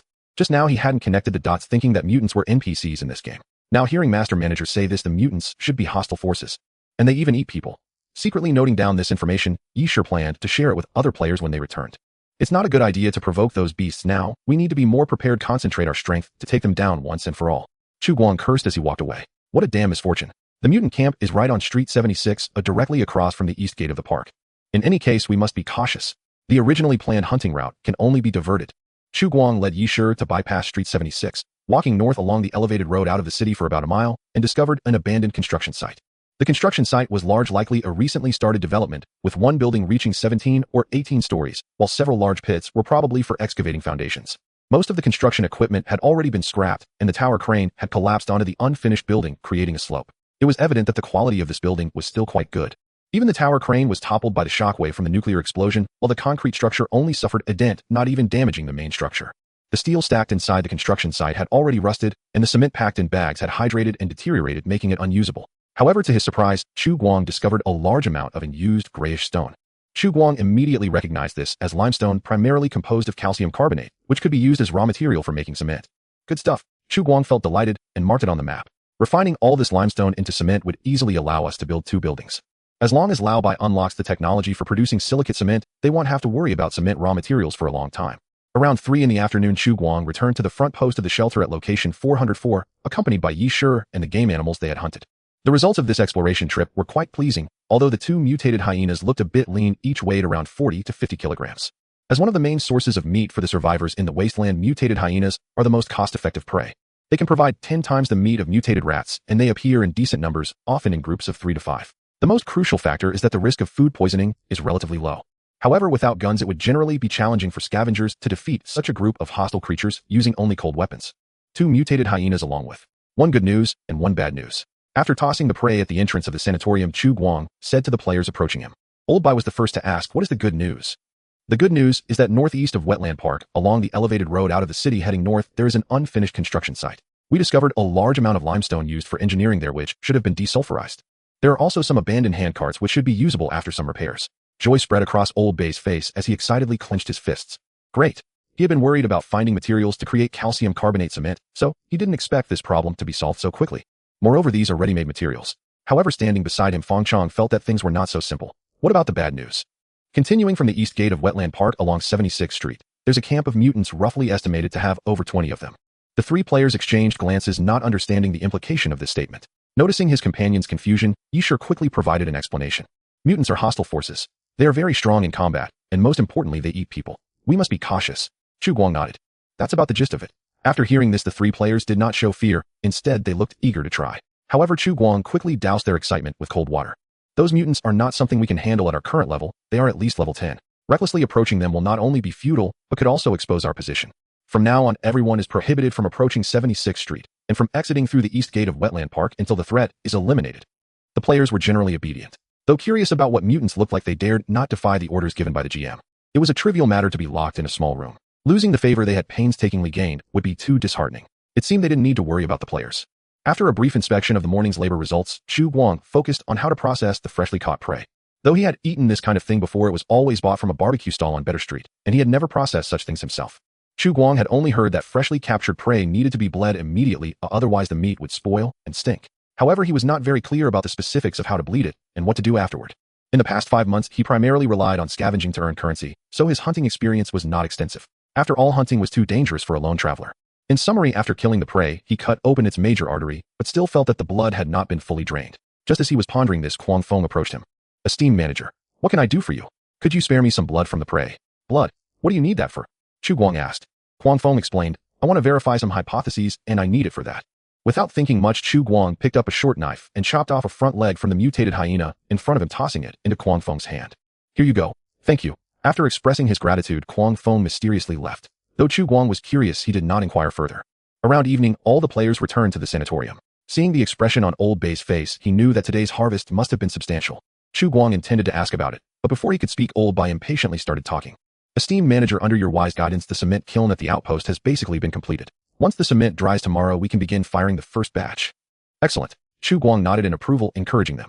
Thanks to you all, we have made another step towards the great goal of revitalizing the Human Federation. I hope you all continue to work hard. The organization will remember your contributions. Chu Guang felt that he was getting better at painting cakes. However, the players seemed unconcerned about whether he was painting cakes. It appeared that they had discovered new enjoyment from the labor of rebuilding their home. To put it plainly, isn't sandbox gaming precisely about this? Watching the home improve little by little is part of the fun. Being able to experience such groundbreaking immersive virtual reality technology ahead of time is already a stroke of luck. Chu Guang was of course delighted that these players could find joy in it. The shelter was currently too poor, he genuinely could not provide them with any substantial rewards. He could only paint cakes and distribute some air currency. After logging off, the Nyoma Club was bustling again. Recently, many night owls had shifted their schedules to daytime. Led by Brother Quit Smoking, those who used to stay awake until dawn now went to bed at 10 every night and woke up at 5 in the morning just to see the game managers make things happen. Yishur Mutants. New power update. The manager encountered a mutant settlement on 76th Street. Confirmed that mutants are hostile forces. The first to log off, Yishur couldn't wait to speak up, igniting the gossip enthusiasm among the group. Mutants? What do they look like? Why hasn't the official website updated yet? Awesome. Now there are hostile forces. The internal test should be coming soon, right? Damn, I want to play so badly. A series of messages exploded in the chat. Yishur continued typing. I still don't know what they look like. I haven't seen them. But everyone, don't panic. The official website will definitely update information about mutants, and I'm also waiting for news. Quit Smoking. What about the other 3? Why is it just you online today? Yishur, I don't know. Old, she seems to be studying cement. Kwang Fong should have class in the morning, and Fong Chong is a mystery. This guy has always been quite secretive. The girl enemy Yishur was muted by the group leader for 1 hour. Old Bai, try calling me Old She again. Angry. Spare me, hahaha, good mute. WC really has mosquitoes excited. Just wait a couple more days, and they'll be able to participate in the test. Tomato scrambled eggs 1 funny. JPG. Quit Smoking, damn. Mute these 2 braggarts too. It's infuriating. I was the first to reserve. T side, there's no hope, it's really hopeless. Even now, this guy called Sai There's No Hope still does not believe in the phrase fully immersive virtual reality online game, let alone anything about being 100% real. He and his followers remain firmly convinced that this is a trick devised by the game managers to mislead the public. Someday did not bubble up in the group today, but instead updated today's trial experience on the official forum, or rather a handwritten game live report. Today is the third day of the closed beta test, and the charcoal kiln has provided us with a large amount of charcoal. With the successful firing of the wood ash cement under Old Zai's leadership, we have built a larger cement kiln. If tomorrow's test firing is successful, we will obtain more reliable building materials to construct our home. I must praise the production team. The experience this game has given me is something that no other game released on the market has ever provided. Especially when the cement kiln was completed, the sense of achievement that followed was simply irresistible and addictive. Today's test content is not much, mainly we are testing the sandbox system of the game. However, it is worth noting that today the manager revealed to us that at the end of 76th Street, there is a mutant tribe confirmed to be a hostile force, and all players need to be cautious and avoid them. However, the manager did not disclose more information about the mutants, and as of now the official website has not updated any photos of the mutants. Perhaps the storyline has not reached that point. If there is new information, I will update it in this thread at the first opportunity, and I also ask all players looking forward to the public test to keep an eye on this thread. Soil Friends is a self-designation for the players who made reservations. Although there are only about 40 of them now, these people are all active, even enthusiastic users, and they quickly piled up dozens of floors in the thread. Chu Guang quietly observed without participating in the players' discussions. However, as per usual, he noted down some good suggestions, and he marked some particularly insightful players in the background. If there are new recruitment plans for players, these loyal users will be prioritized, while those who prefer to stir up trouble will be held back for a while. Rather than allowing them to come in and cause chaos, it is better to let them act as the atmosphere group online. To put it bluntly, if you're here to cause trouble, why should I let you in? Just because of your big face and underdeveloped brain. Currently during the closed beta phase, Wasteland OL feels more like a private server, and it's a familiar server for the permission-holding managers where opportunities for chaos are hardly given. Furthermore, by gradually raising the reservation thresholds, it will make those eligible players cherish the opportunities in their hands even more. As for the public testing phase, that will be a different story. Public testing will naturally have its own playstyle. At that time, a plot of land will be directly designated as a novice village. Without a certain level or honor title, you won't even see its face. Chu Guang found himself unknowingly becoming more and more cunning. When did it all start? Forget it. It's pointless to think about such things. After shutting down the computer, Chu Guang opened the system and confirmed the rewards for today's daily task. Task: chop 10 trees, reward 1 reward point. Task: kill a mutant, reward 3 reward points. Today's completed tasks feel a bit few, adding up to only 4 points. Chu Guang struggled with his thoughts and ultimately couldn't resist. He opened the manager's subsidy and spent all 4 reward points on the beginner blind box. The alloy door opened. The conveyor belt moved. Looking at the 4 lollipops lying at the end of the conveyor belt, Chu Guang almost couldn't help but let out a heartfelt curse. However, just then above one of the lollipops with a light golden wrapper, a semi-transparent holographic pop-up suddenly appeared. Like a label, enhanced chocolate-flavored lollipop, power boost 10, duration 10 hours. Chu Guang, what? A 10% increase in strength. What kind of black technology is this? But then again, does this count as candy or a stimulant? Chu Guang was unaware of its ingredients, and the packaging did not include a production date or ingredient list. The duration lasts for 10 hours. The 10% boost seems quite decent. In a critical moment, even a 1% increase in strength could turn the tide of battle. However, eating a lollipop right before a fight doesn't quite match with his image as a tough guy Wu Izu. Plus, when the effect kicks in is also a mystery. After much contemplation, Chu Guang decided to hold on to it. Having an extra card up his sleeve is never a bad thing. The next morning, the players logged in as scheduled. Although they were exhausted from their day jobs, once they logged in, they shook off the fatigue and were energetic and lively. Old Bay's cement kiln was completely dried. He and Quang Feng went to the construction site on the map, hauling back dozens of kilograms of limestone with a cart, and then gathered several large buckets of clay and sand from the river, starting the first round of trial firing for the silicate cement. In fact, the recipe for ordinary silicate cement can be found online. Simply put, it involves crushing limestone and mixing it with clay and iron filings in specific proportions, then heating it to 1,450 degrees Celsius in a special kiln. The cement clinker produced by this method only requires the addition of sand and water to form a cement mortar that can be used for construction. With the help of some professional websites, one can even find specific material ratios for different types of cement according to construction requirements. As long as one does their homework before logging into the game, it's much easier than starting from scratch in the ancient times. Considering it was his first time doing this, Old Bai chose the simplest recipe, which was not too demanding in terms of materials and could barely be completed with the conditions at the shelter's outpost. With his innate strength, he swung the hammer, trying to crush the stones he picked up at the construction site as much as possible, then mixed them with clay and iron filings reduced from charcoal, sending them into the newly completed kiln. The charcoal ignited. A thin blue smoke rose. Fong Chong enthusiastically helped on the side, rubbing a branch tied to a mud plate. This was a simple blower made from a water pipe, tree bark, and cotton thread, which could send a large amount of air into the kiln, making the charcoal burn more fiercely. How do we determine the temperature inside the kiln? I don't know. You don't know. What else? Do you have an industrial thermometer? In any case, stop the chatter and just apply more effort to push the blower in. Sigh. If only I could get a generator. Old Bai sighed while stroking his chin, and Fong Chong stood beside him speechless. This guy? Ever since he became the construction captain, he's becoming more and more like a foreman. While rubbing the branch, he daydreamed wondering where Guang Feng and Yi Shi had run off to. In fact, not just he but Chu Guang the manager also had no idea. Although he could confirm whether players were online or offline and their general location, he could not fully grasp their exact coordinates. At least not now. Just as Chu Guang was pondering what those two players were up to, he saw them walking toward him with buckets in hand. "Where have you been?" In response to the manager's inquiry, Guang Feng answered truthfully. "Near the mutated leech nest." Chu Guang frowned. "Didn't I say not to go there? We didn't go in, we just set traps near the nest. Look, this is a baby mutated leech." Before Guang Feng could speak, Yi Shi, seeing the manager's displeased expression, hurriedly placed the plastic bucket on the ground and started explaining. Chu Guang glanced into the bucket and found it filled with glass jars, each containing palm-sized larvae. Their postures were twisted, stretching their deformed mouth parts entangled with each other in a chaotic heap resembling the tentacles in a book. "Interesting. How did you manage to catch them?" He had never heard of anyone catching these creatures when he was in Beach Street. Although mutated insects are rich in protein, they also have a high parasite content, and those things can't just be boiled to death in a pot. Moreover, given their special living environment, they rarely act alone, making their combat effectiveness difficult to assess, and very few survivors are interested in them.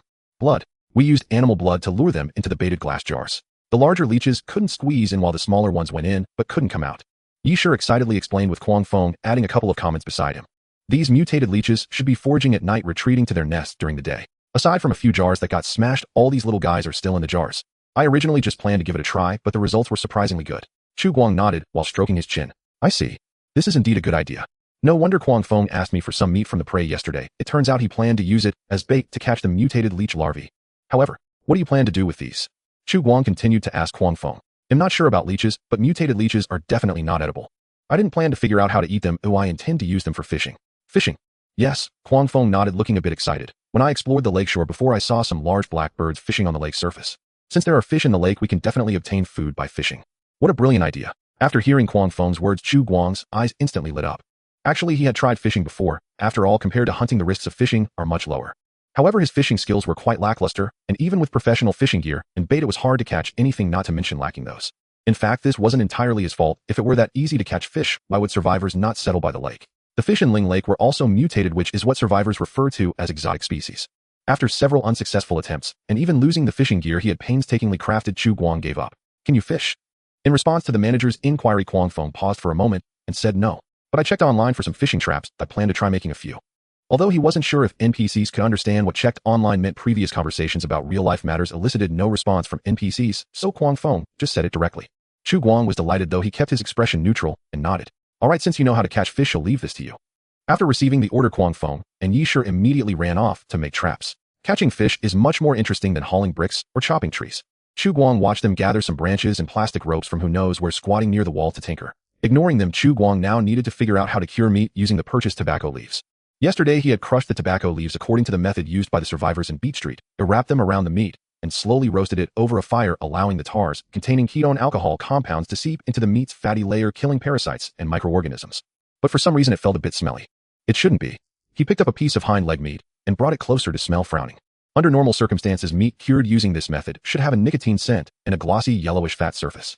However, the piece of hind leg meat in his hand was obviously dark red in color, cooked on the outside, but raw inside, and faintly emitted a smell of decay. Could it be that the method was wrong? No matter what, this meat is definitely inedible. Chu Guang sighed and reluctantly tossed the meat aside. If only there were a refrigerator. The blue umbrella mushrooms in the mutated leech's lair. For the generator, he absolutely had to obtain this thing. However, it is only the second week of September, and Lister's merchant caravan won't arrive in this area until the end of the month. Thinking about these matters now is futile. He couldn't wait until the end of the month to start stocking up on food. Moreover, with the current economic conditions of the shelter, such a luxurious item as a refrigerator is completely unaffordable. In 3 days, Chu Guang basically went out hunting in the morning, returned to cook a pot of meat for the players at noon or in the afternoon, and then sat in a corner of the clinic pondering the techniques of food smoking. This fixed routine was as regular as that of an NPC. Although the progress in studying smoked meat was still not smooth, it was worth celebrating that the players had performed exceptionally well these days.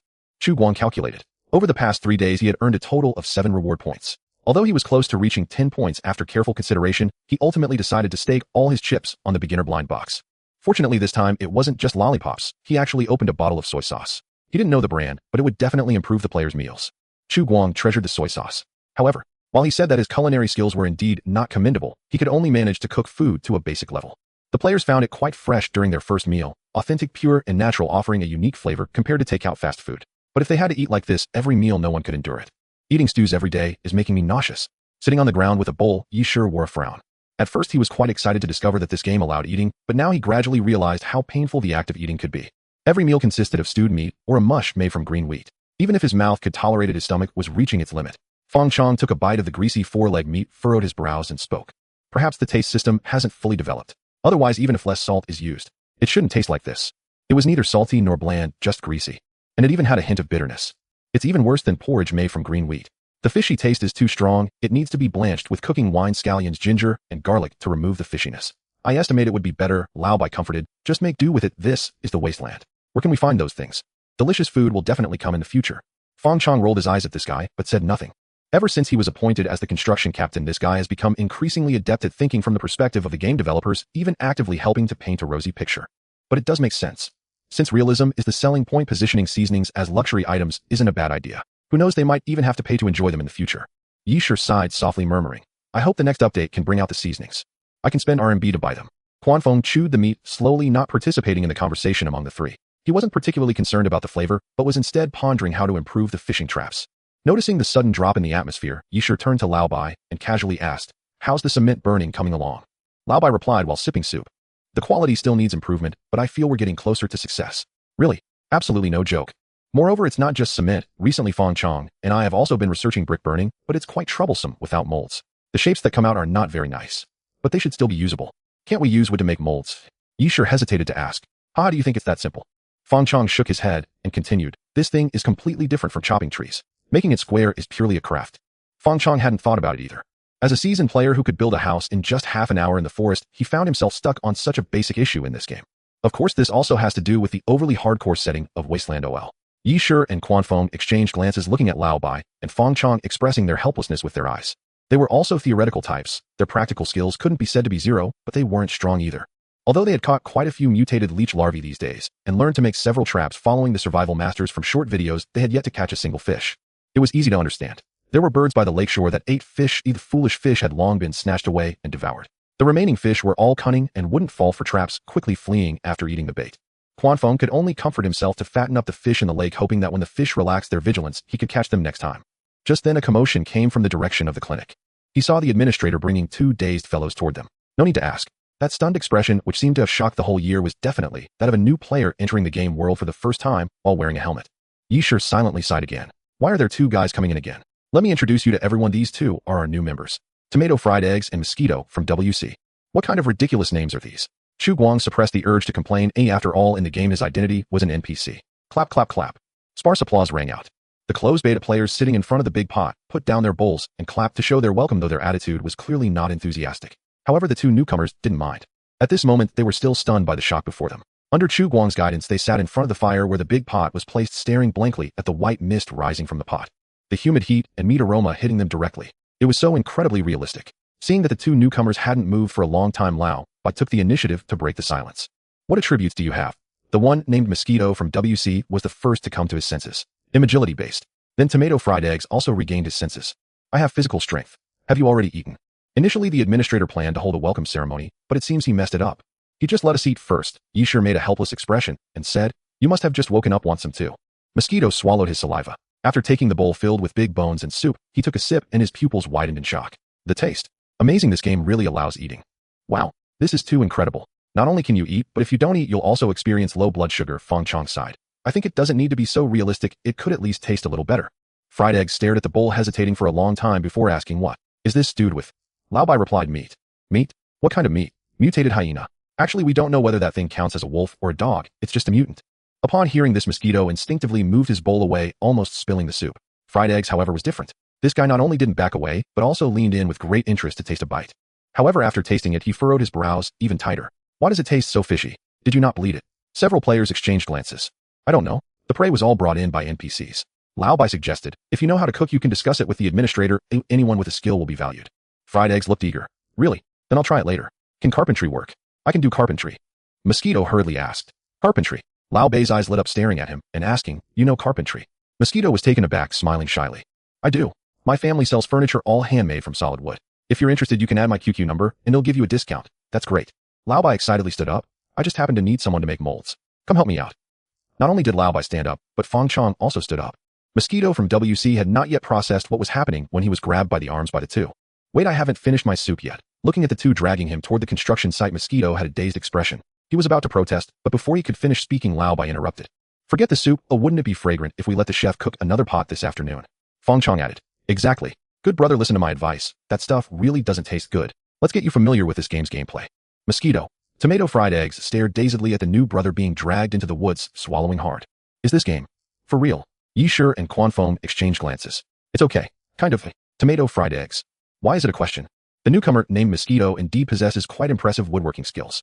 Old Bai and Fong Chong struggled for a long time with steel bars as rulers, but couldn't saw out the wooden boards while he single-handedly used a saw to quickly produce a pile within moments. Moreover, these wooden boards still retained the dovetail edges, making it easy to piece them together into square hollow brick molds. Before long, several molds for making bricks were created. You guys are mishandling this. Would I look at this? It's already starting to sprout mushrooms. Mosquito wiped the sweat from his brow, leaned the saw to one side, and asked Fong Chong and Old Bai, is this enough? It's enough, it's enough. Thanks, brother, this is a huge help. Old Bai said with a beaming smile, patting Mosquito on the shoulder. Mosquito's expression was shy, managing a dry laugh. You're welcome. Just let me know if you need anything. Old Bai chuckled, giving his shoulder another pat. All right. You'll remember this. I won't hold back next time. Mosquito said. With the molds ready, making mud bricks became much easier. Old Bai and Fong Chong mixed the yellow clay they collected from the river with a bit of water, kneaded it into a thick slurry, poured it into the molds, arranged them into perfect square shapes, and stuffed some charcoal into the gaps before applying ash to the surface of the mud bricks. This method was also something Old Bai learned from survival videos. Once the first layer of bricks dried sufficiently, they changed orientation and continued stacking the second layer, repeating this process until the stack of bricks was taller than their heads. When the task was completed, Old Bai carefully ignited the charcoal inside the brick pile, letting the flames start to burn from the center and gradually engulf the entire stack. Will this thing work? Fong Chong, looking at the smoking mud pile, wiped the sweat from his forehead with his muddy arm, resembling someone who just crawled out of a cesspool. Old Bai's appearance was no better, covered in more charcoal than Fong Chong, looking like he just emerged from a coal mine. Who knows, we'll just have to wait and see. This is my first time doing this. I only watched adults do it when I was a kid. I have no idea if this method will work. We'll have to wait until tomorrow to find out. Let's go and let it burn for now. Let's check the cement kiln. I feel we're very close to completing the product. This time, let's use more force with the bellows and aim to produce a barrel before we go offline. Meanwhile, with the help of WC really has Mosquito, Quanfing, and Yi Shi finally completed the modification of the nth generation fishing device. They replaced the original cylindrical structure with a cage-like design and used sturdy steel bars to replace the weak wooden slats, reinforcing the main structure of the trap. No matter what fish it is, once they enter, they won't be able to escape. The three of them went to the lakeside ready to try again. They seemed to be having a lot of fun. As for Chu Guang, he was still deep in thought, pondering the techniques of smoking meat, although he had yet to make significant progress. Dear manager, may I ask what you are doing? Hearing a voice nearby, Chu Guang stood up from in front of the smoking rack, brushed the soot off his hands, and looked to the side, where tomato fried eggs was curiously observing the smoking rack he was working on. If he remembered correctly, this gentleman seemed to be a chef graduated from New Oriental. Thinking of this, Chu Guang's eyes suddenly lit up. In researching how to make smoked meat, you are just in time. From now on, you are the chef of the 404 outpost. Saying this, Chu Guang didn't give the player a chance to speak, looking at him seriously, as he continued, the situation we are facing is quite severe. Besides constructing facilities at the surface outpost, we must stock enough food for the 100 compatriots who will arrive at the surface before winter comes. I need your help. Fried eggs looked bewildered. A chef would be fine. In reality, he was a chef too. He had cooked 2 dishes before handing the spoon to a colleague. He never expected to have to do his old job again in the game. Wasn't this equivalent to changing to a live player? After a long moment, he finally opened his mouth. What can I do for you? Good question. Chu Guang glanced at the smoking rack beside him. I attempted to smoke meat, but the results were far from ideal. I need you to solve the food storage issue. I've seen your profile. The organization says you have experience in food handling, right? Fried eggs was stunned. I understand a bit, but after all, this is a game. What I mean is, I'm not sure if my experience will be useful here. Thinking of this being a game world, Fried eggs changed his tone temporarily. However, it seemed that the NPC didn't mind, probably because the program was designed to automatically ignore elements unrelated to the game. No worries, I need the opinion of a professional, said Chu Guang, looking at the smoking rack. Can you help me figure out what went wrong with my smoking rack? Looking at the wooden frame in front of him, Fried eggs fell into silence. Rather than saying something went wrong, it was more accurate to say that everything was a problem. Well, first, smoking meat should be done in a sealed environment, right? Your roasting method might just burn the outside without any effect. And what are you sprinkling on the meat? Spices? A special type of tobacco leaf. Tobacco leaf. Yes, looking at the astonished Fried eggs, Chu Guang nodded. This is an inland area. Salt is expensive, and the local survivors use this tobacco leaf, rich in aromatic compounds, and tar as a substitute for salt. They crush it and rub it on the surface of the food, and through heating, the preservatives mix with the fats on the food surface to achieve preservation. It can be done this way, eh? Fried eggs was completely astonished. Some aromatic compounds indeed serve as food preservatives, but this was the first time he heard that such a thing could be eaten. Maybe if it's not in excess, it won't be deadly. But his intuition told him that this smoking process was akin to using poison to counteract poison. Actually, you can smoke meat without salt. It's just that the flavor won't be very good. I don't know much about the method you're talking about, but food smoked this way isn't very suitable from a health perspective. Fried Egg spoke more tactfully, having heard that NPCs had affection levels and higher levels were needed to unlock hidden tasks. In reality, he would have rolled his eyes. You can do it without salt. Chu Guang was stunned. Yes. Microorganisms need moisture to survive. Smoking meat essentially dries out the moisture in the meat to achieve dehydration. Having salt would improve the results, prolong the preservation time, and enhance the flavor. But without it, as long as the process is done correctly, it can still work. Of course, if the fat content is high, dehydration can be a bit tricky. It still depends on the type of meat. As he spoke, Fried Eggs paused for a moment, glancing awkwardly at the smoking rack beside him, and quietly said, "But in any case, you haven't sealed it. It definitely won't work well.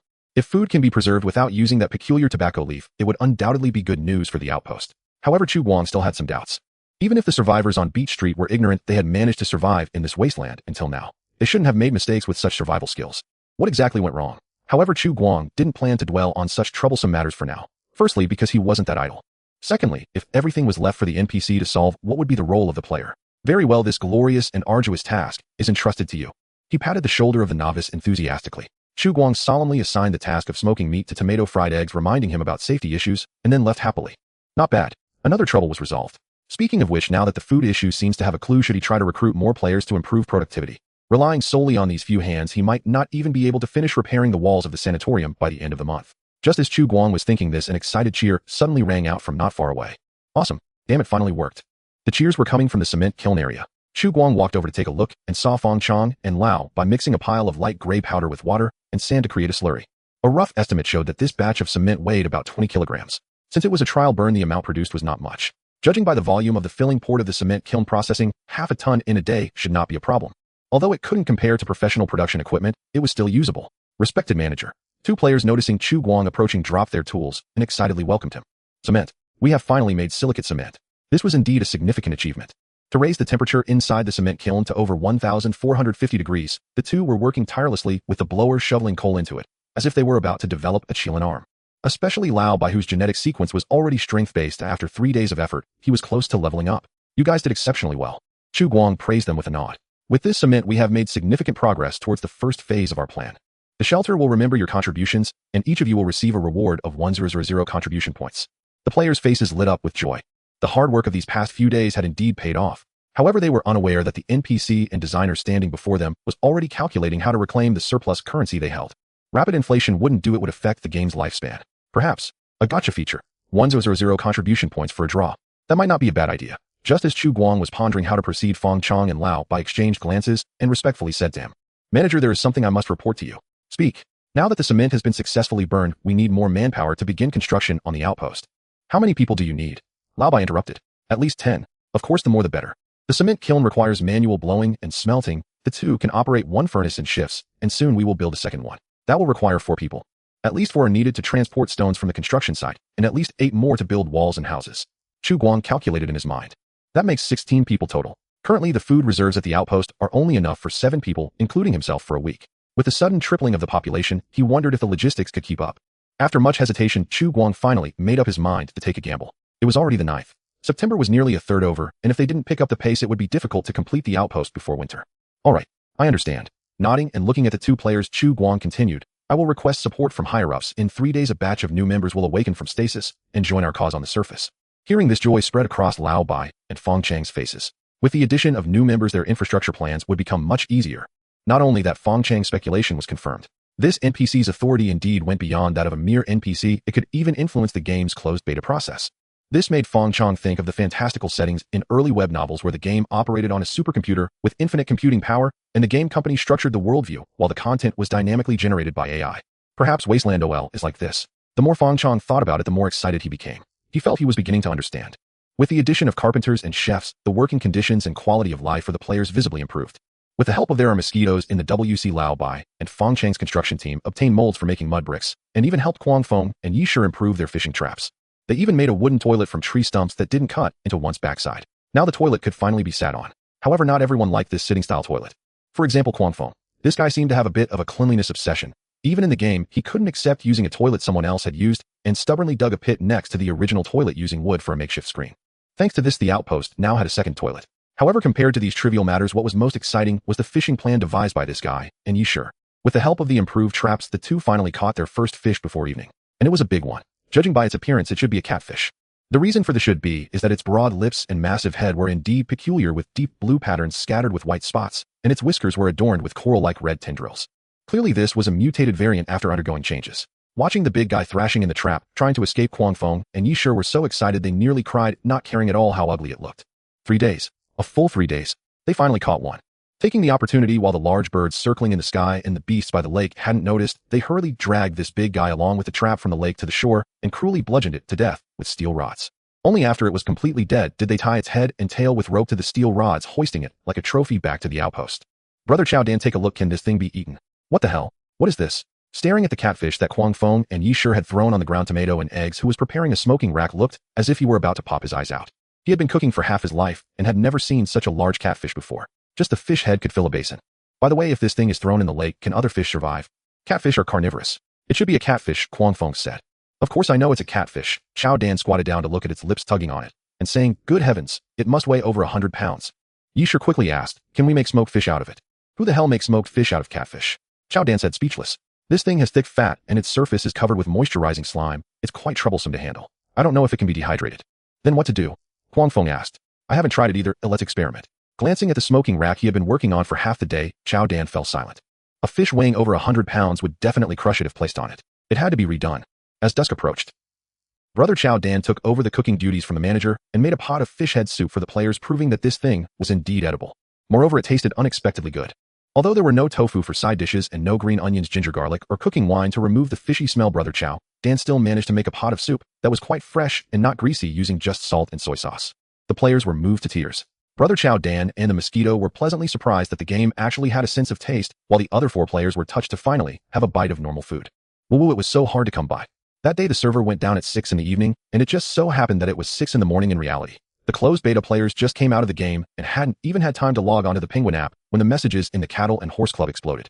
Quit smoking, damn. You guys quickly check the official website. Grandpa proud you haven't given up yet. Save people under the knife. What's wrong with the official website? Quit smoking, major update for alpha version 0.2. The official website will release 24 more closed beta qualifications. The number of closed beta players will expand to 30 people. Save people under the knife. What the hell?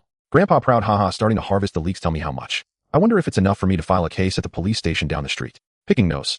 Quit smoking, it shouldn't cost money. Ew, I saw that announcement, didn't mention any charges. Haha, I don't believe it, I won't get on this time. Save people under the knife, you thought too much. The number of reservations has long exceeded 100. Those 24 extra spots. The probability is 1 in 4 to 1 in 5. At this moment, Chu Guang was sitting in the residence hall of the shelter, staring at the official website's backend on the computer screen, pondering deeply. Where are all these people coming from? There aren't that many live users in the group. Alt accounts. Impossible. No one can create alt accounts on the official website of Fei2OL. Not to mention changing IPs, even changing heads wouldn't work. The reservation qualifications are tied to the person, not the computer. Chu Guang opened the forum and saw many familiar IDs along with some new ones. Jia, and why are there suddenly so many people on the forum? Where did you all come from? From the future Kakarot. Is this a group for players? I saw a link posted by someone. Irina, indifferent. Ooh, I came from the driving group. Funny, good names were all taken by dogs, bro. Lend me a unit to speak. That hint of nostalgia, eating melon tongue. What kind of game is this? Is it serious? Tion da mo Wong, one same question. Jia, no need to ask. It's clearly not serious. Look at those above. Or are they serious? Please don't reserve.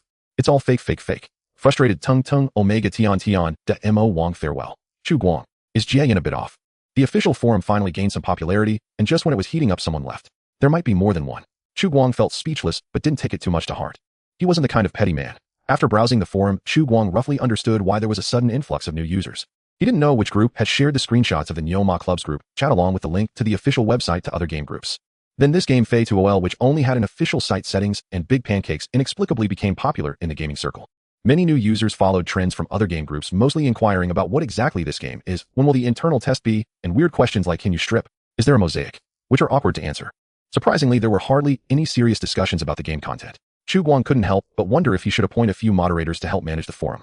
Switching to his desktop, Chu Guang logged into the Nyoma Club game group, which was buzzing with activity at the moment. The topic of testing qualifications seemed to have been discussed earlier. Now the group's conversation was completely focused on the Alpha 0.2 update and the winter is coming expansion. A game still in the testing phase actually released an expansion. This is absurd. Jian Logic 99 level, what the heck? Doesn't that mean those without testing qualifications will just miss out? Whoever understands it, it's just ridiculous. Jia Yin, can someone tag the dog planner and recruit more people? I don't want money. No, I can pay. Jian Logic 99 level, Guang, someone is calling you a dog planner. Jia Yin, damn. Jia Yin retracts a message. Chu Guang. Why is it this guy again? Just as Chu Guang was pondering whether to speak up, he suddenly received a private chat message from Lai Rifang Chong. Brother Guang, are you there? Grinning. Curious about what this brother wanted to say, Chu Guang replied. Just finish something, what's up?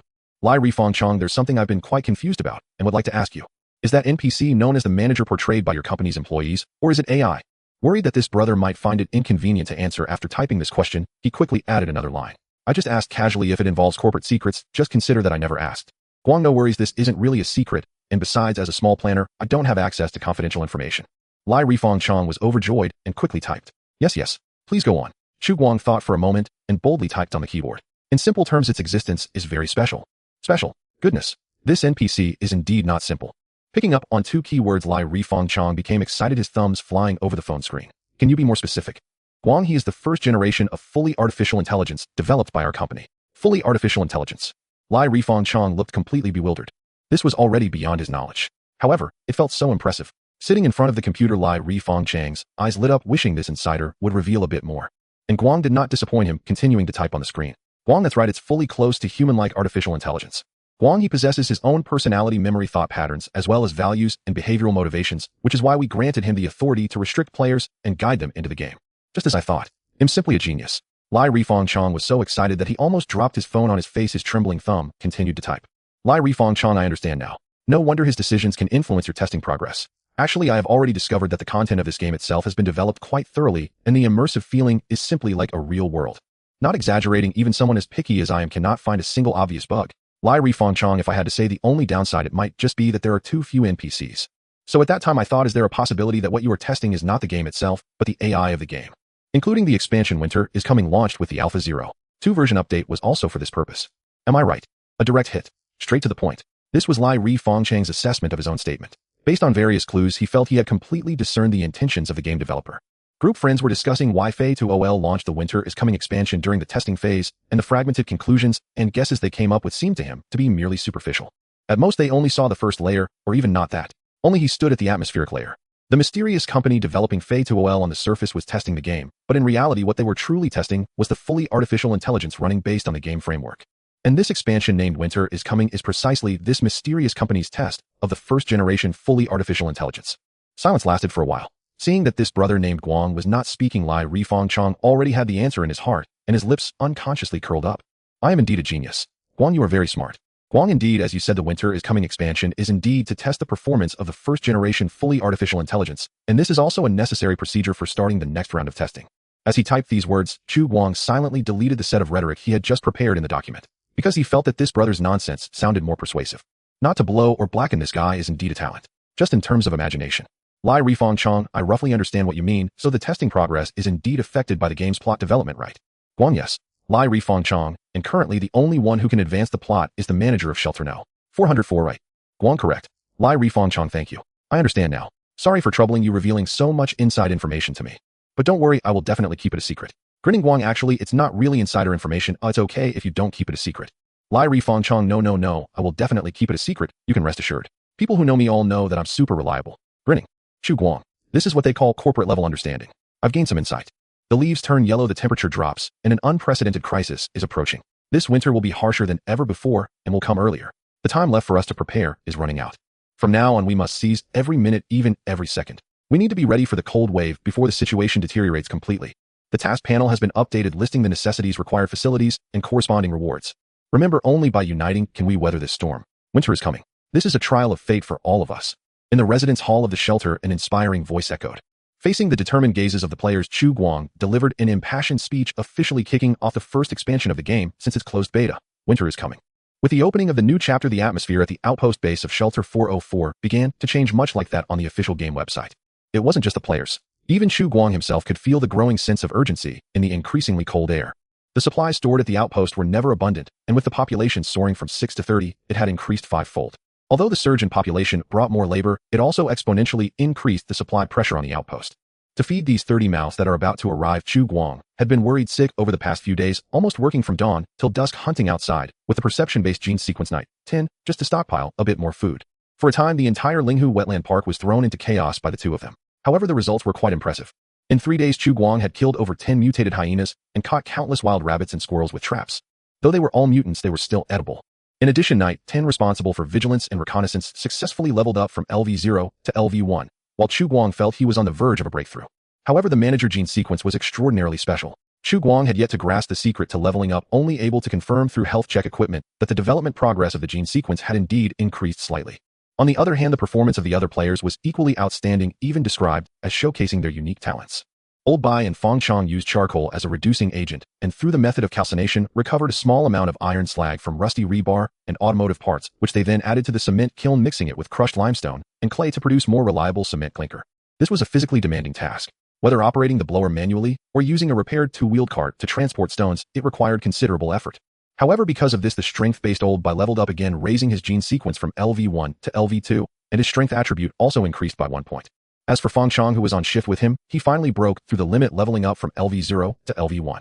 However, his increased attribute was agility rather than strength. It seems that while the development of gene sequences aligns with the principle of use it or lose it, the growth of attributes is another matter altogether. Speaking of upgrades, the most unfortunate must be Quang Fong. As of now, among the 4 closed beta players, he is probably the only one whose gene sequence level is still at 0. These days he has caught quite a few fish using the improved traps, but he remains a tiny bit short of the experience points needed for LV1.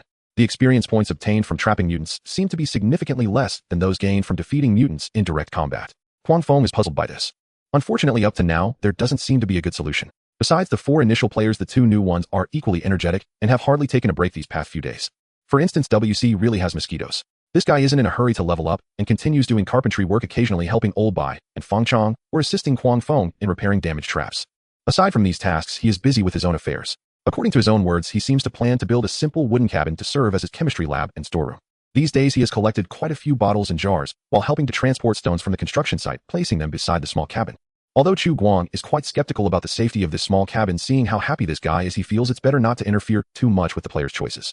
Compared to Mosquito Brothers, Leisure Tomato Fried Eggs is probably the epitome of a hard worker. As the cook of the outpost, he not only has to cook, but also assist the manager in processing the hunted game.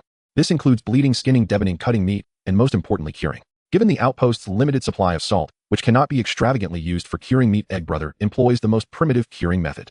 That is without adding anything. He directly hangs the cut meat on a rebar frame, places it in a cave made of clay and bricks, uses charcoal fire to produce smoke, and slow roasts it over low heat to dry out the moisture, sealing the cave entrance with pine branches and leaves. The smoked meat produced by this method is more akin to dried meat. Even without salt, it can be preserved for a period of time without needing any fancy wrapping of tobacco leaves on the surface. By early or mid-next month, it should be winter. At that time, these dried meats can be wrapped in plastic bags or tree bark and buried in the snow, ensuring they should last until spring next year without much issue.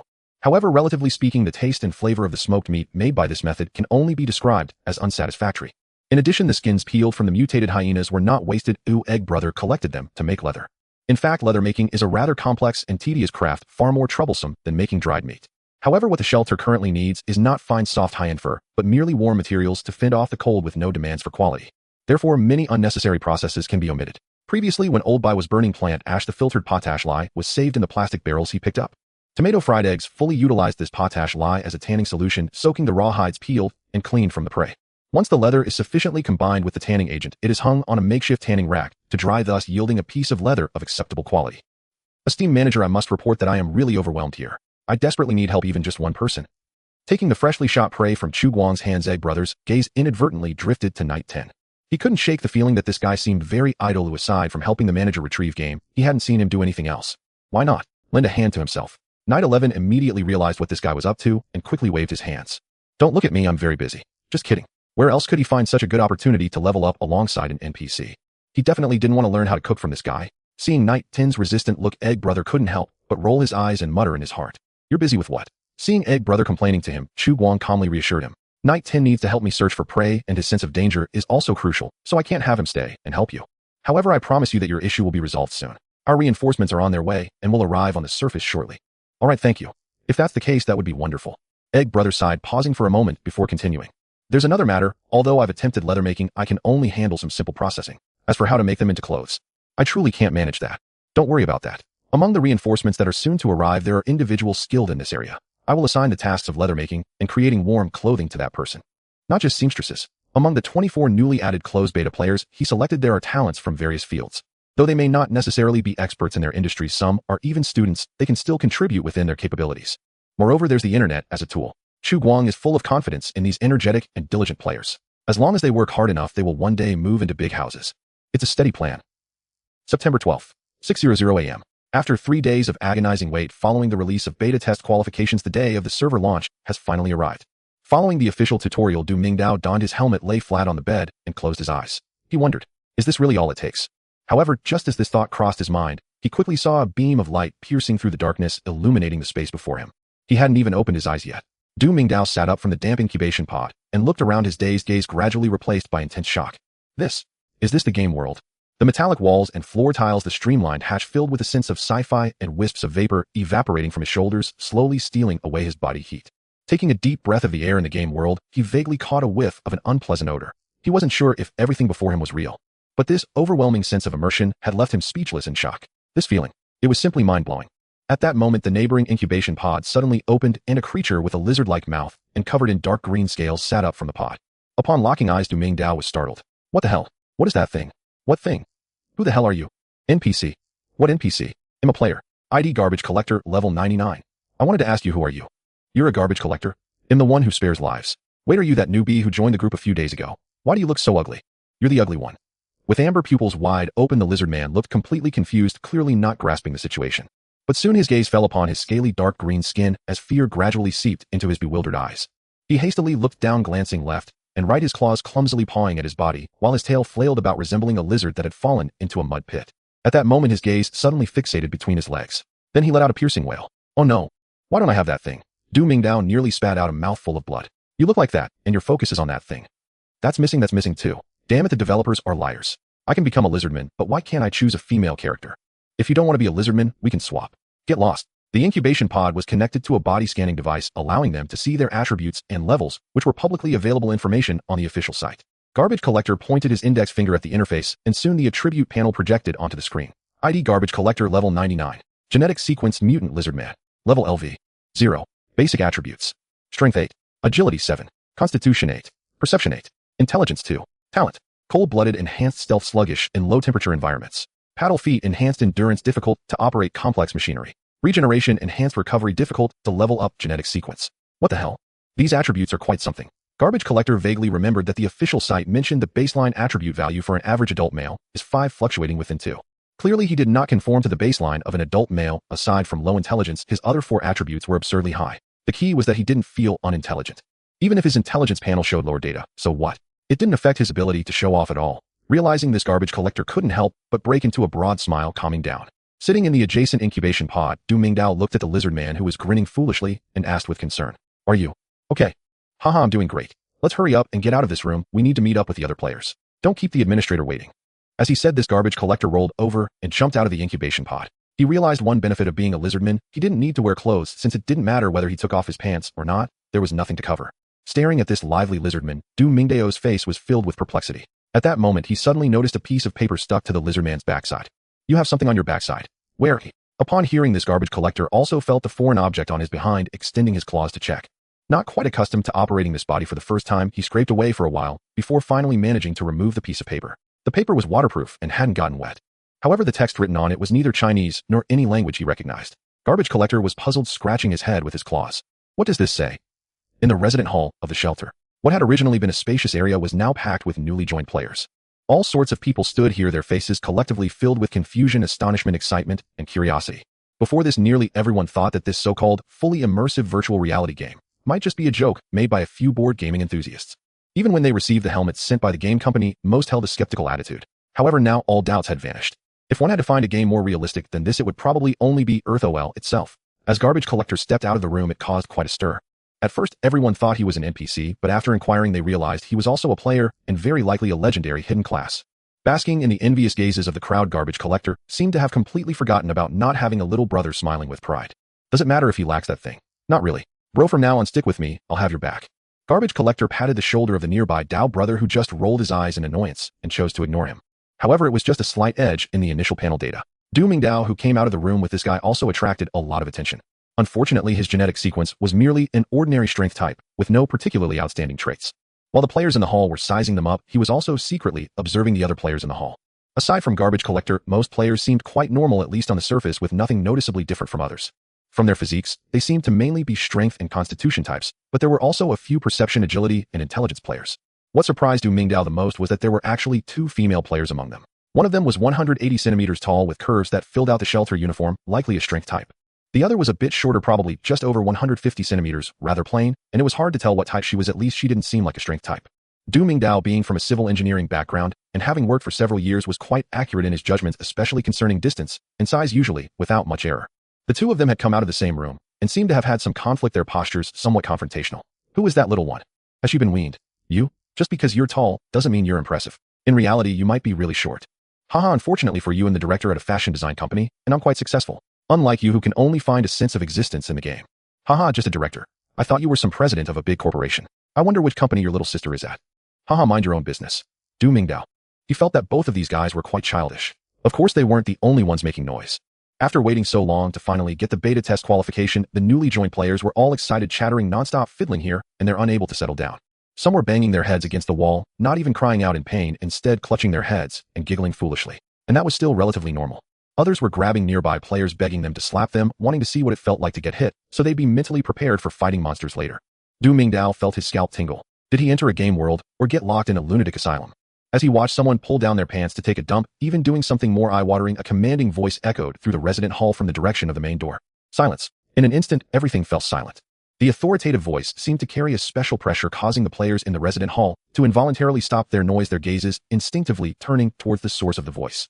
Du Mingdao was no exception. Looking at the person standing at the door, his expression instantly lit up with excitement. An NPC. The opening storyline. This must be the legendary administrator. Although it was his first time playing this game, he had been following the thread, Long Days Ahead, on the official website, so he was quite familiar with the game settings. The other players here were the same, all holding their breath in anticipation of the storyline to begin. When selecting players, Chu Guang would refer to the profession filled out on the reservation page, as well as the forum's historical posts, online duration, and activity level, doing his utmost to exclude those with abnormal thinking patterns like childish players and those who only knew how to argue. They were better suited for carrying bricks on construction sites, not for being here. After surveying the players in the resident hall, Chu Guang continued, speaking in a calm and serious tone. Welcome to Shelter No. 404. I am the administrator here. Codename Dawn. From the moment he opened his mouth, all the players fell silent, holding their breaths and staring at him, fearing they might miss any detail. Chu Guang was pleased with the players' reaction and raised his head to scan the hall. However, when he saw the lizard man standing in the corner, his expression froze for 2 seconds, and his hand nearly reached for the gun on his back. Why is there an alien species here? But, judging by that foolish expression, there should be a player beneath this skin. Then there is nothing to worry about. In terms of combat experience and panel data, these little newbies were completely overwhelmed by him. Chu Guang might worry about survivors hiding in the shadows, but he wasn't particularly afraid of these players causing trouble. Kicking people out, banning accounts, and confiscating qualifications wouldn't even take a second. Oh, what could be done in that second? Deciding to investigate the situation of the lizard man later, Chu Guang shifted his gaze from it to the players in the hall and continued speaking. First, I have good news for you. The war is over. But the bad news is that our world has changed beyond recognition. If you expect to grab your bags and go home to find your mother immediately, that's clearly impossible. Now it is the 200th year after the apocalypse. Fortunately, we have successfully endured the most difficult years. You standing here makes you luckier than 12 billion others, and now I need you to quickly recognize the reality and fulfill your declaration under the banner of humanity. Rebuild our home. This is my assistant named Xiaoqi. If you have any questions about the shelter or anything you don't understand, feel free to ask it. He had delivered the routine opening speech once before, word for word. When the next batch of players arrived, he would say it again, and unless there were serious bugs or plot holes, he had no intention of changing it. After all, it was not easy to come up with. Pausing for a moment, Chu Guang continued. In addition, the shelter residence manual has been updated to version 2.0, which includes the residence charter code of conduct and requirements regarding public order and prohibited activities. Please review it promptly. For residents who violate the regulations, punishments will range from forced hibernation and confinement to deportation back underground and permanent expulsion. I hope everyone will strictly adhere to this. The players began to stir. Is this NPC's power too great? However, they didn't seem to have any particularly strong reactions. Since they chose to reserve a spot, it meant they had accepted the game's setup. Before logging into the game, they had already viewed the residence manual on the official website, which did not include overly harsh regulations. The newly added clauses merely imposed restrictions on behaviors such as PK between players, harassing other players, improper trading, and maliciously damaging in-game facilities. These clauses aligned with the interests of the vast majority of normal players, and some of them were even discussed by players in forums and added after being adopted by the developers. For instance, the clause on maliciously damaging in-game facilities proposed by Lai Rihu and Lao Bai, and the prohibition on coercive behavior suggested by a player who had not yet obtained a reservation spot. These opinions were quite good. After all, this is a brick-moving game, not a nuclear bomb simulator, and certainly not some adult game. Even games that tout freedom and sandbox concepts cannot allow a player to recklessly ruin the gaming experience of others. Not only were these suggestions adopted, but Chu Guang also imposed more detailed regulations on these rules. For example, maliciously destroying facilities would result in forced labor, while certain actions could incur punishments ranging from permanent confiscation of tools to permanent bans, depending on the severity of the situation. Very Ginkgo-like. What? Can't accept it. Hurry back to play CF and give the helmet to someone in need. After explaining the necessary precautions, Chu Guang led the 24 players out of the shelter, taking the elevator in 2 groups to the surface. The visual impact that hit them left these new players speechless. It wasn't just visual. Every cell in their bodies was telling them this was a completely real world. It's amazing. Is this really a game world? Wow, I'm blown away. Awesome. Looking at the players who were so excited they couldn't contain themselves, a faint smile appeared on Chu Guang's lips. He really wanted to tell them that it was still too early to be happy. After familiarizing these new players with the facilities at the outpost, especially emphasizing the prohibition against urinating or defecating near the outpost, Chu Guang took them all back to the sanatorium and handed them over to Lao Bai, who had been eagerly waiting. The outpost site was in dire need of labor, so there was no need to worry about these players being idle. The veteran players would tell them what to do. Some were called to move bricks and repair walls.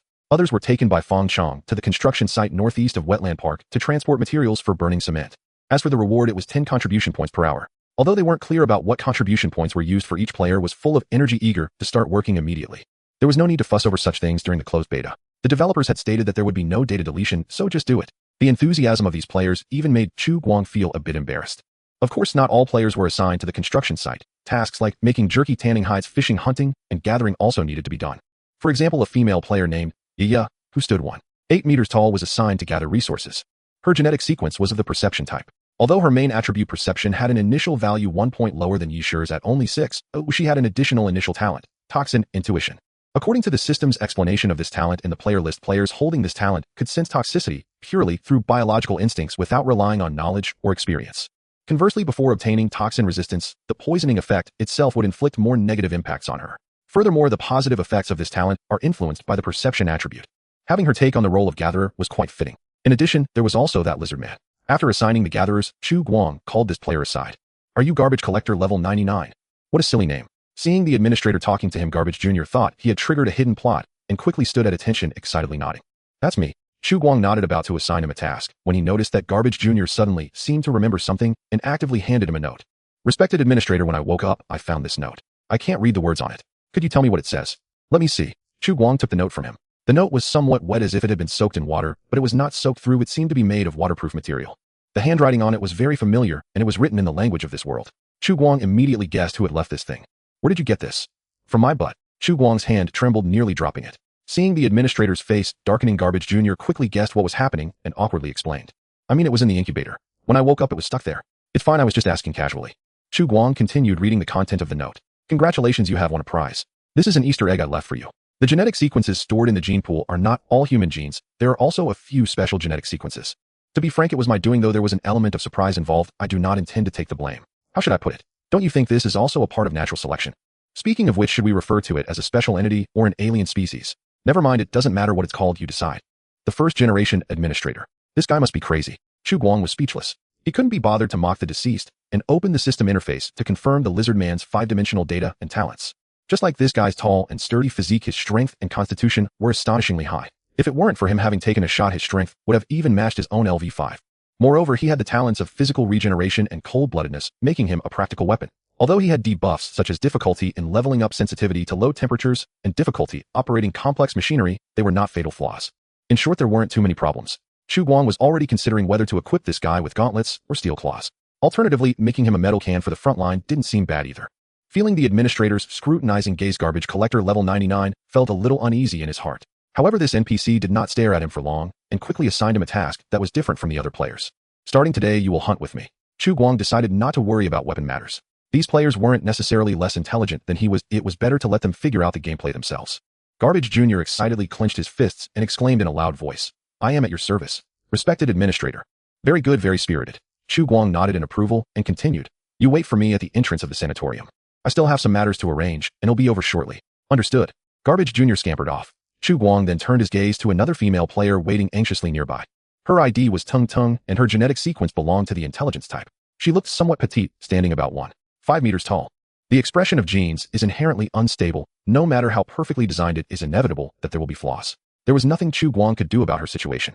However, not everything happening to her was bad. Like Yi, she had a very special initial talent in her talent column, Dexterous. Talent Dexterous enhanced muscle memory, allowing faster accumulation of proficiency in repetitive tasks. If he remembered correctly, her real-world occupation seemed to be a fashion designer. If true, this talent was tailor-made for her. Can you make clothes? Facing the administrator's inquiry, Tung nodded nervously. Yes, if I have materials and tools, I can give it a try. Although her main job was design, primarily working on a computer, her practical skills were not completely lacking and were significantly better than average. Materials are not a problem. I might need to figure out the tools. You follow me first. Saying this, Chu Guang led her to the back of the sanatorium, pointing at the rows of coarse hides drying on wooden racks. Are these enough? Looking at the rows of hides on the racks, Tung's eyes widened. Although she was unsure where these hides had come from, the texture and sheen of the fur were clearly not cheap. Are these? Oh my. Tung's eyes sparkled. Chu Guang nodded and said, yes, if possible, you can also take charge of processing the hides. The hides on the racks were handled by our chef, who doesn't really know much about this. Okay, rest assured, he'll take care of it, Tung said, excitedly nodding vigorously. Do you have any specific requirements? Design-wise, Chu Guang replied, no specific requirements for the design, it just needs to keep warm. Do you have any tools you need? Getting a sewing machine might be a bit difficult, but we do have some basic tools like needles, threads, and scissors. Tung responded, having a sewing machine would be better, but if the requirement is just warmth, these should be enough. That's great. He liked diligent players who caused fewer troubles. Chu Guang nodded in approval. Then I'll leave it to you.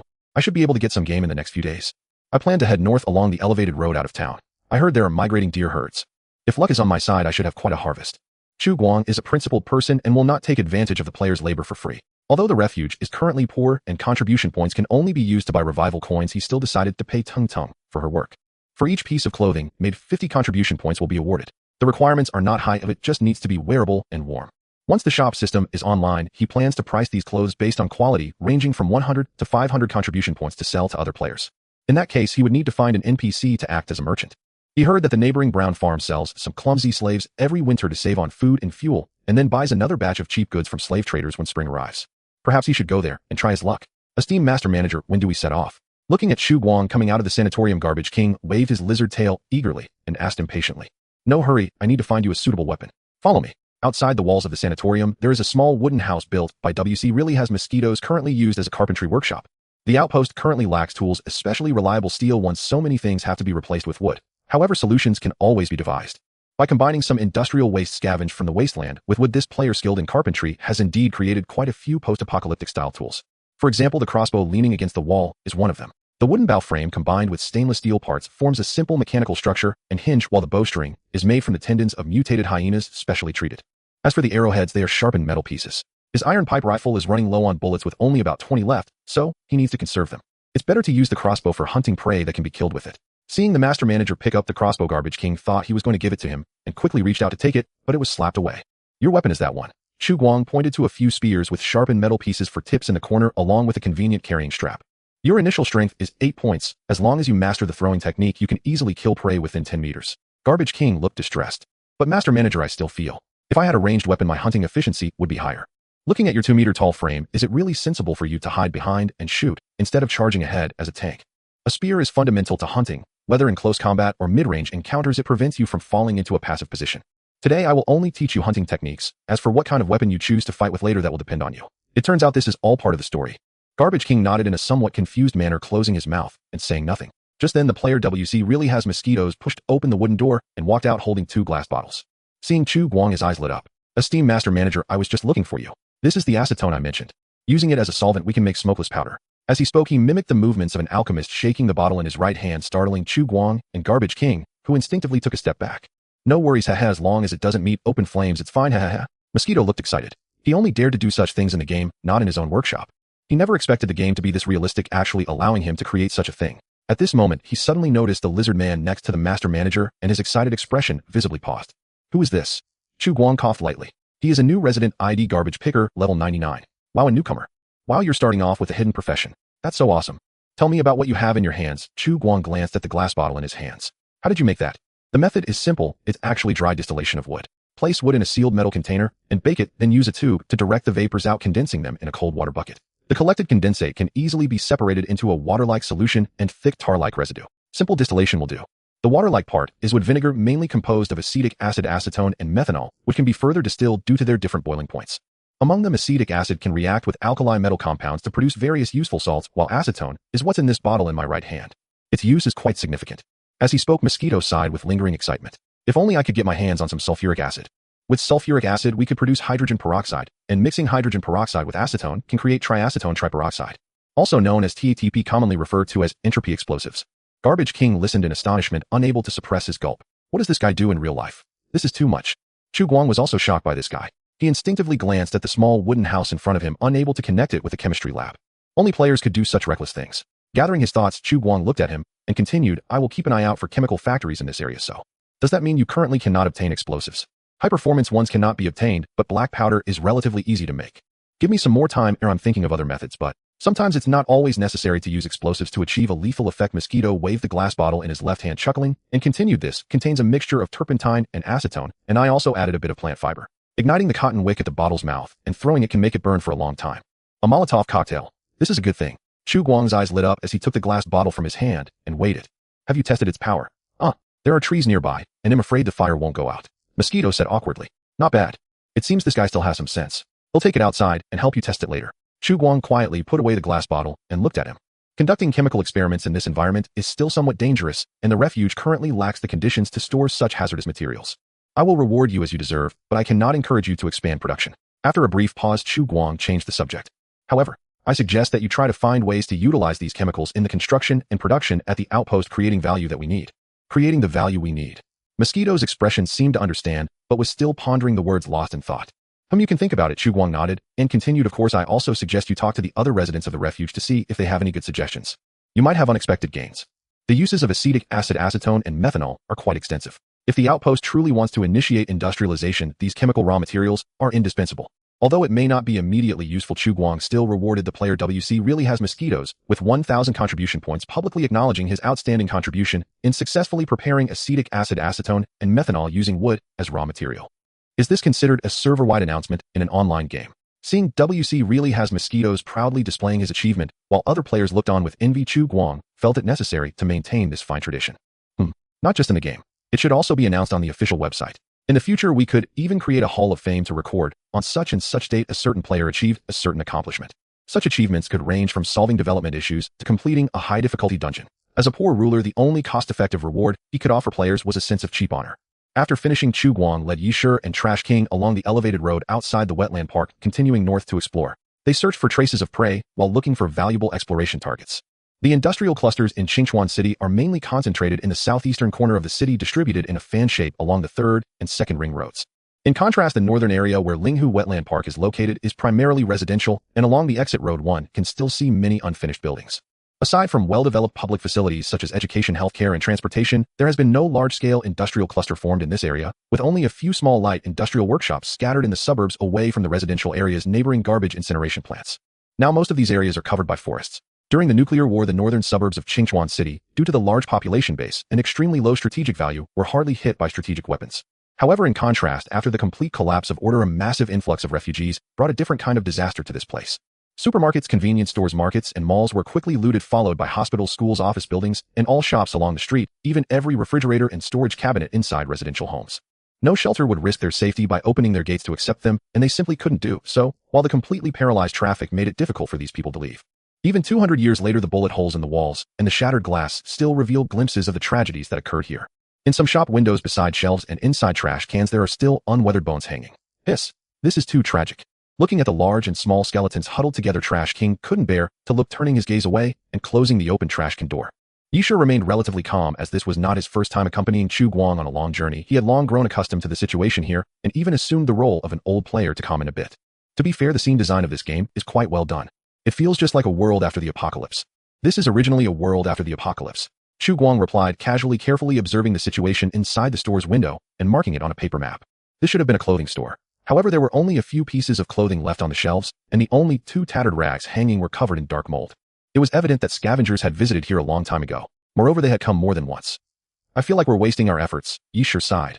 Obviously, everything here has been cleaned out. We'll always find something useful. Like this thing. Chu Guang found an unopened sewing kit behind a nearly shattered cabinet and tossed it to Yishur. The needles should be made of alloy and the thread should be made of synthetic fiber. Since it was unopened, there was no oxidation issue. Even after 200 years, it could still be used. At this moment, the outpost was most in need of these small tools. Tung Tung would surely be interested in them. With nothing else to search for, the group prepared to exit the store. However, just then a piercing wail suddenly came from a distance, followed by the sound of 2 gunshots. From the sound, it seemed like 5mm bullets. Chu Guang instantly became alert, retrieving the iron pipe rifle from his back, crouching down and hiding in the shadow of the wall, carefully peering in the direction of the sound. Not far away, under a tilted billboard, a man in a gray coat was shot and fell to the ground, fearfully inching backward. Blood seeped from his back, pooling on the ground. Scavenger. After a moment, another figure turned the corner. A gunman wearing a fur coat biting half a cigarette was walking towards the pleading man on the ground, holding a makeshift iron pipe rifle made from garbage. Behind him followed another person and a dog. The accomplice was also holding a similar styled rifle with a fire axe hanging from his waist and a dog leash attached to the other side. Chu Guang's pupils constricted slightly. In less than a second, he quickly assessed the identities of the two. Raiders. What's happening outside? Yisher leaned over whispering. He thought he was being quiet, but his stealth skills were evidently lacking. Chill. Just as Chu Guang was about to make a shushing gesture, the mutated hyena with a chain around its neck suddenly turned its head and barked twice in their direction. Chu Guang's face instantly changed. Damn. Did this beast allocate all its skill points to perception? In a flash, the two raiders also looked over, reacting quickly, raising their rifles to shoot. Bang. Bang. With 2 gunshots, Chu Guang quickly pulled his head back, but soon realized he had been overly worried. That handmade DIY rifle probably had no rifling. From across the street, it barely hit anything, and unsurprisingly, the bullets didn't even touch the door next to him, falling onto the cement road. Gunfire. What's going on? Did we encounter mutants? Trash King, hiding inside the shop, was not at all panicked, but rather excitedly rubbing his fists. Yisher was the same, drawing his spear at the first opportunity. Don't panic, let me take a look. Look at what? Seeing that these two were utterly fearless, Chu Guang was infuriated, freeing one hand to press down on Yisher's head and force him back. They are raiders. Both have guns, and they are followed by a dog. You all retreat through the back door, and we will meet at the bus station 300 meters to the south. Dear esteemed manager, why should we retreat? There are only 2 people and a beast opposite us. We have no fewer people than they do. Trash King clenched his fists. We can fight too. That's right. We can fight. Yisher nodded, excitedly picking up the crossbow that the manager had just thrown down, saying with high spirits. Although we only have 1 gun, we still have Molotov cocktails. And this Tunterhai lizard, I don't believe he can't win against a dog. Hearing this, Chu Guang, who was tense, suddenly came to his senses. Right. Why run? In the past, when he was alone, it was normal to hide when encountering such vicious bandits while exploring outside. Now, having guns and people, why should he run? Especially since there were only 2 opponents.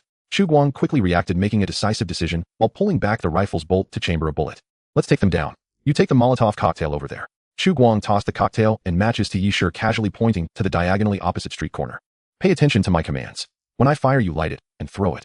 They don't know how many people we have, and seeing someone rush out will definitely attract them. Yisher was momentarily stunned as he received the Molotov cocktail. How do I get over there? Run over, or do you expect me to carry you? Don't worry, their guns have no rifling and won't hit you. As he spoke, Chu Guang gave him a push.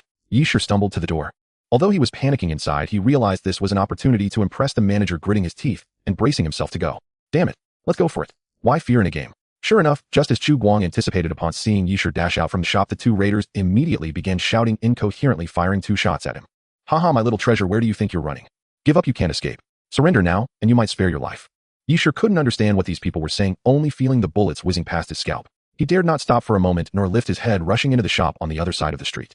The 2 raiders exchanged glances, grinning wickedly, one in front and one behind, advancing with their guns while releasing the dog leash. They had no guns on them. They were probably scavengers picking through trash nearby. Crushing one scavenger was no different for them than stepping on a cockroach. Chu Guang, hiding inside the shop, remained motionless, quietly waiting for the right moment. Hearing the growling of the dog getting closer, he suddenly leaned out half of his body, aimed at the charging mutated hyena, and pulled the trigger. Bang! The 9mm bullet burst forth with no escape. At less than 5 meters, it pierced through the beast's side, though Chu Guang was aiming for its head. It didn't even have time to scream as the hyena collapsed to the ground, rolling 2 meters before lying still. The raider rushing closer was momentarily stunned, clearly not expecting the opponent to also have a gun. When he came back to his senses, his companion, whom he had been with day and night, was dead, and his expression contorted in anger. I will skin you alive. Calm down, Chiong. There is more than one person on the other side. Just as those words left his mouth, a Molotov cocktail was thrown over, smashing against the wrecked car behind them with a loud bang. Flames erupted alongside the scattered glass shards. Seeing that the opponent had a Molotov cocktail, the raiders hurriedly tried to dodge, already having thoughts of retreat.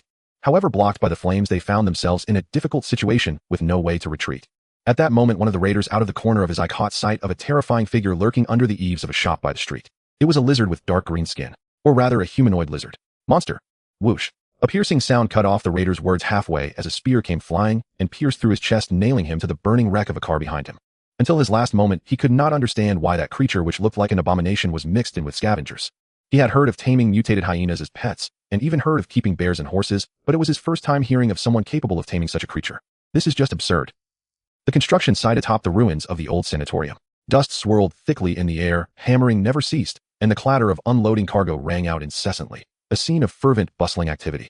These players seemed inexhaustible, bursting with energy and zeal, as they pushed wheelbarrows salvage from abandoned construction sites, hauling gravel cartload after cartload to the cement kiln, where they crushed it with hammers before feeding it into the furnace for preliminary calcination. A player crouched nearby labored vigorously at the bellows, stoking the kiln's flames higher and hotter. Not far away, a charcoal kiln churned steadily. Beyond it stood earthen smokehouses for curing meat and fish racks for drying.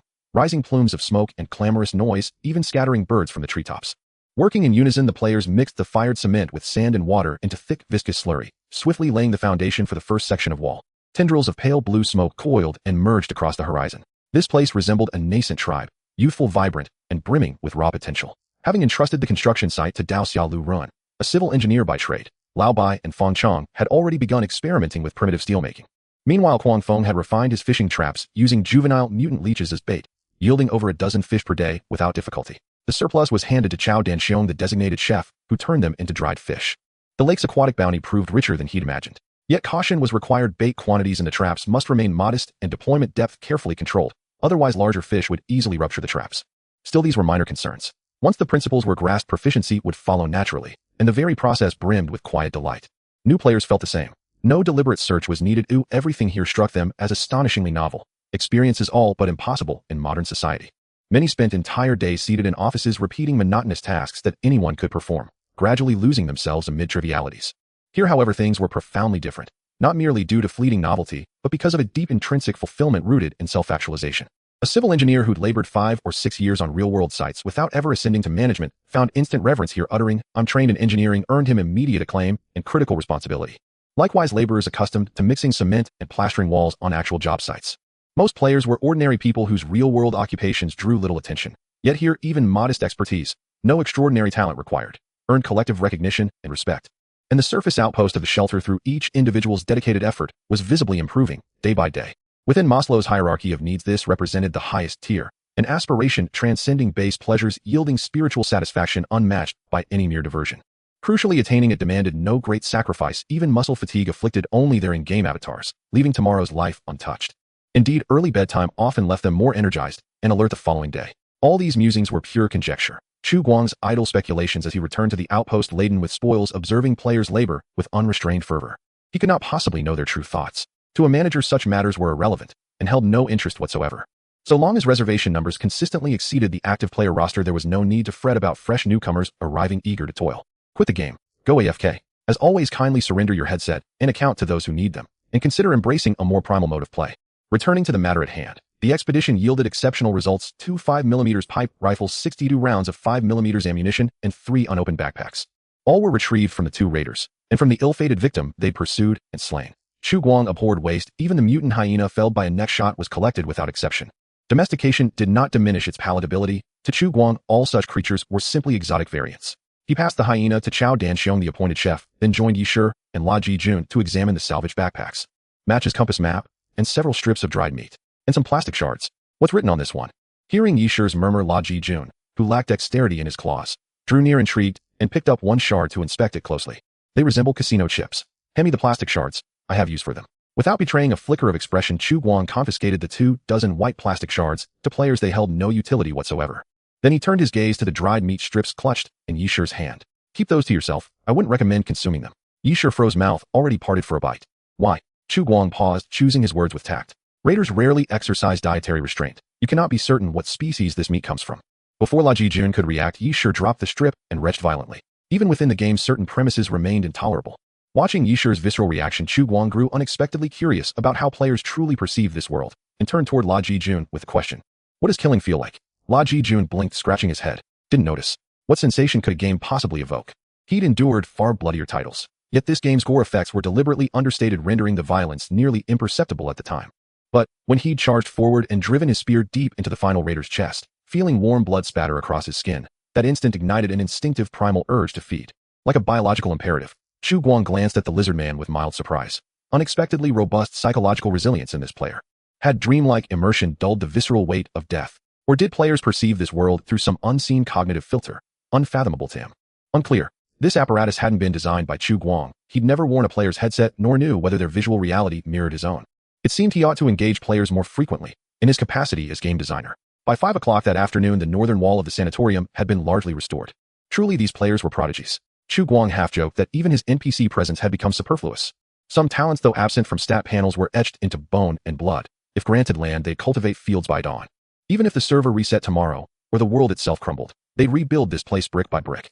Treasures on site weren't limited to the ashen-gray gravel. Towering stacks of sackcraft cement blocks also lay scattered across the grounds.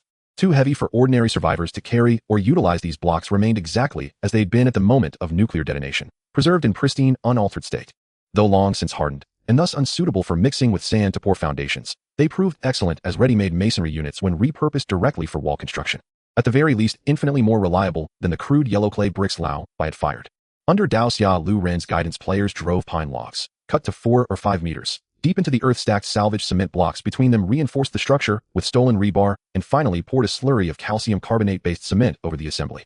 Once cured, the result was a simple yet remarkably sturdy concrete fortification. Inside the wall, players built sloped embankments using cement blocks and concrete rubble. Should attackers appear, defenders inside could lie prone upon the incline, using the slope as cover while returning fire. Anticipating future expansion of the outpost, an outer defensive perimeter could be erected beyond the main wall, augmented by watchtowers and sentinel posts. The entire wetland park lies relatively flat. The sanatorium's surroundings form a forested plain, devoid of steep terrain for natural cover. I could clear all the trees here, granting us unobstructed sightlines to spot any approaching threat the moment it appears. Impressive. Brother, what do you actually do in real life? Lao Bai stared astonished at the newcomer beside him. The ID Dao Xia Lu Ren vaguely stirred memory, but only faintly. He recalled it from an old group chat added long ago. Who would have guessed such hidden masters lurked within a humble gaming group? Dao Xia Lu Ren offered a shy, modest smile. Just a civil engineer, marginalized at my firm, sipping tea and reading newspapers all day.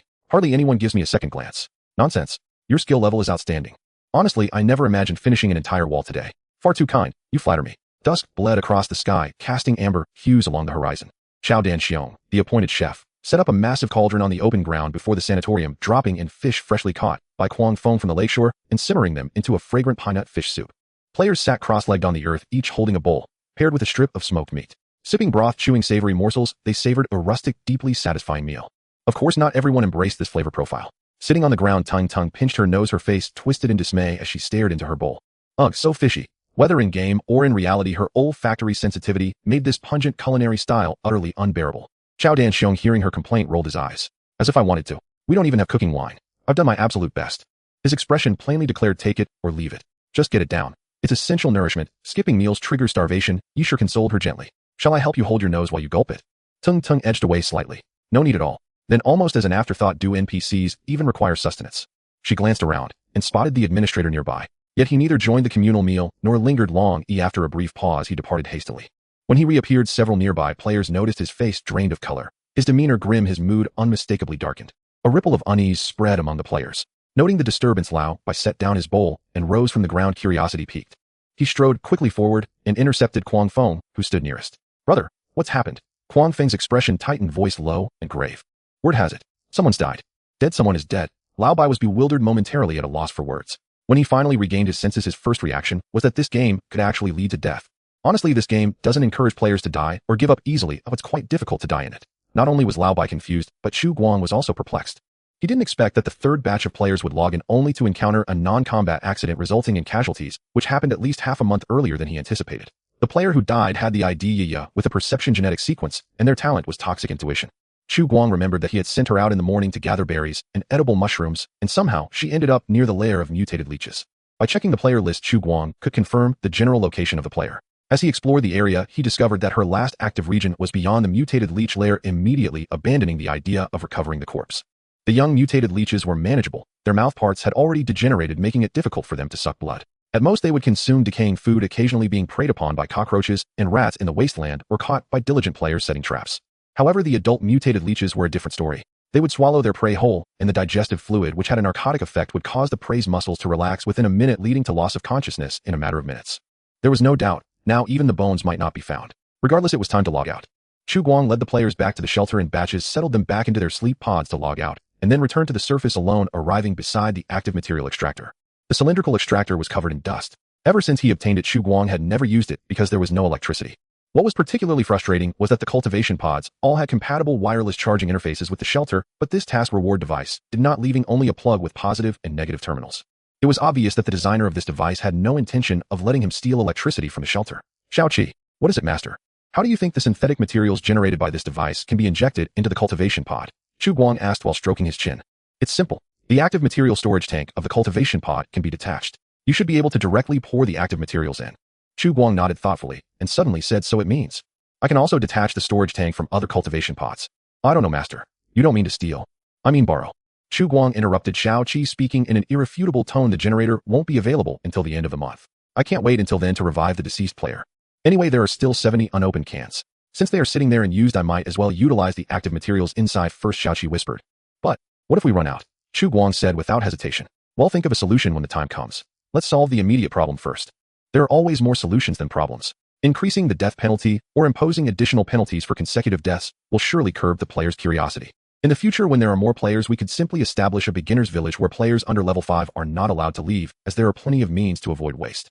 Chu Guang still couldn't understand what the player named Yu was thinking. It was one thing for others, but she was a perception-type player. When he returns to the shelter later, he plans to chat with her in his capacity as a planner. However, the key issue now is not how she died, but that the deceased player is a newcomer who has no contribution points to deduct. In other words, she currently cannot afford the death penalty. This is quite troublesome. It's not like he could just let it slide. What would other players think? Wouldn't they all just abandon themselves to chaos? It seems necessary to set up mandatory labor or punitive tasks to replace the death penalty when payments cannot be made. Yes, and there should be a decrease in favorability as well as an extended cooldown for reviving after consecutive deaths. There are always more solutions than difficulties. Returning to the shelter with Xiao Qi, Chu Guang first summarized today's work results in a computer document. This was a habit he had developed recently. With more and more players, the daily fluctuations in stockpiled resources were significant. As the manager, he had to plan and coordinate every resource. When there was a shortage of timber, he mobilized players to chop trees. When there was a lack of food, he sent everyone out to hunt and gather to ensure that construction and production could proceed smoothly without being stalled due to a shortage of any particular resource. The material stockpile received 84 logs, 500 kilograms of carbon, 500 kilograms of calcium carbonate cement, 2 stacks of yellow mud bricks, and several hardened cement blocks. As for consumption, 220 logs were used, and the cement produced that day was nearly all consumed, with an additional 200 kilograms of stock also used. Approximately. The food stockpile received 50 kilograms of smoked meat, 10 kilograms of smoked fish, as well as 2 kilograms of edible tubers and a small amount of raspberry berries. Approximately 10 kilograms of smoked meat were consumed, and for dinner, they stewed pine nut fresh fish soup without using any of the stock of smoked fish. Perhaps I should hire a warehouse manager. I also need to find a more accurate scale and measuring tools. Chu Guang spent some time allocating contribution points to each player's personal account according to the actual situation based on the statistics provided by Xiao Qi. New players primarily earn contribution points by hauling bricks calculated at 10 points per hour, mostly distributed between the numbers 90 and 100. Only Tung Tung currently had 0 contribution points. However, making clothes was inherently a skillful task, especially when using unfamiliar materials, which would certainly require some time to experiment. Once she fully adapted to the tools and materials here, he believed her contribution points would soon grow like a snowball. After allocating the players' rewards, Chu Guang then opened the system to confirm today's daily task rewards. Task: chop 10 trees, reward 1 reward point. Task: kill a mutant, reward 3 reward points. Task: collect 1 ton of stone, reward 1 reward point. Task: store 10 kilograms of food, reward 1 reward point, a total of 6 reward points. In fact, the amount of work completed by the players had far exceeded the requirements of the daily tasks, but the reward points easily obtainable each day were limited. Chu Guang calculated the reward points he had obtained in previous days, adding in today's points, he had accumulated 17 points. Let's take a gamble. After some thought, Chu Guang opened the subpage for manager allowance, throwing 10 points into the intermediate blind box, and using the remaining 7 points to draw from the beginner blind box. Soon the wall began to tremble. As the alloy door opened, the rewards from the blind box rolled out along the conveyor belt. Nano healing needle, primarily used for non-lethal injuries, it can significantly enhance tissue repair capabilities in a short time, accelerating wound healing. This item should have come from the intermediate blind box. The specific efficacy was not stated, side effects unknown, and the effective components and mechanisms of action were also not labeled. Similar to the previous enhancement needles, it belonged to the category of products with no specifications. Chu Guang wasn't injured, so he temporarily put the healing needle away in the drawer of his computer desk and then looked at the other rewards. Unsurprisingly, 5 out of 7 rewards were lollipops.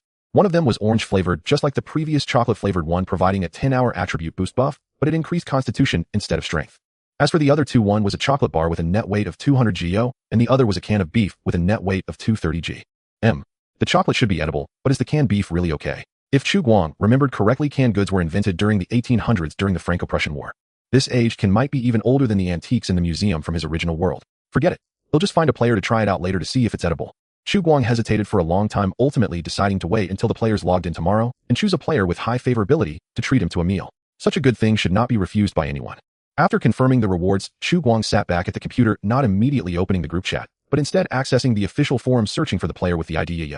He initially thought it would take some effort, but to his surprise, as soon as he opened the forum, he saw this ID on the homepage, and it had already amassed nearly 100 replies. Whoa, it's my fault for being reckless. I shouldn't have taken risks. I beg the planner to show mercy. I truly didn't mean to. Please don't ban my device. QEQ ban devices. That shouldn't be the case. Chu Guang finished reading the title, not understanding what was going on until he continued reading the entire post. He finally figured out what had happened. This guy, Really knows how to get himself in trouble. I admit it. I really was too careless. But what can I do? Blame that toxic intuition talent. Anything poisonous glows green in my eyes. It simply drives my obsessive-compulsive disorder crazy.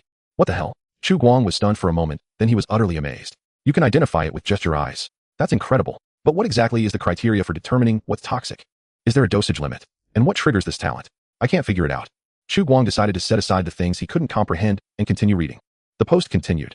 According to the tasks assigned by the administrators, I started by picking mushrooms and raspberries in the forest. Thanks to my character's talent, I could basically identify all the toxic berries and mushrooms, so my efficiency was quite high. In no time, I had picked several plastic buckets to take back. I thought I had picked everything near the sanatorium, so I decided to walk further to see what else was out there. As I walked, I stumbled upon a place that resembled a parking lot. There were quite a few mushrooms there. I picked a lot, and just as I was about to head back, I suddenly spotted a very tall and large concrete pipe that looked like a sewer entrance glowing with a big patch of green light. At that moment, I didn't think too much. I thought that with so many mushrooms inside, I might as well go in and take a look. After all, I could identify anything poisonous. I just wouldn't touch it. Moreover, I didn't see any dangerous monsters around, so I walked over and peeked inside. I swear I really just took a quick glance. Then a horrifying incident occurred. A mass of flesh. I don't know what kind of flesh it was, but it smashed right into my face. At that moment, I couldn't breathe, couldn't open my eyes, and soon I couldn't even move. It felt like something had swallowed me whole. In short, although I felt no pain, the sensation was absolutely terrible. Just as I was about to lose consciousness, I suddenly woke up in reality, as if everything that had just happened was a nightmare. At first I thought I had disconnected, so I quickly put on my helmet to reconnect. Then I saw the words connection interrupted in the helmet followed by login restricted. No matter how I tried, I couldn't log in. Woohoo. Incredible. It really was a freebie.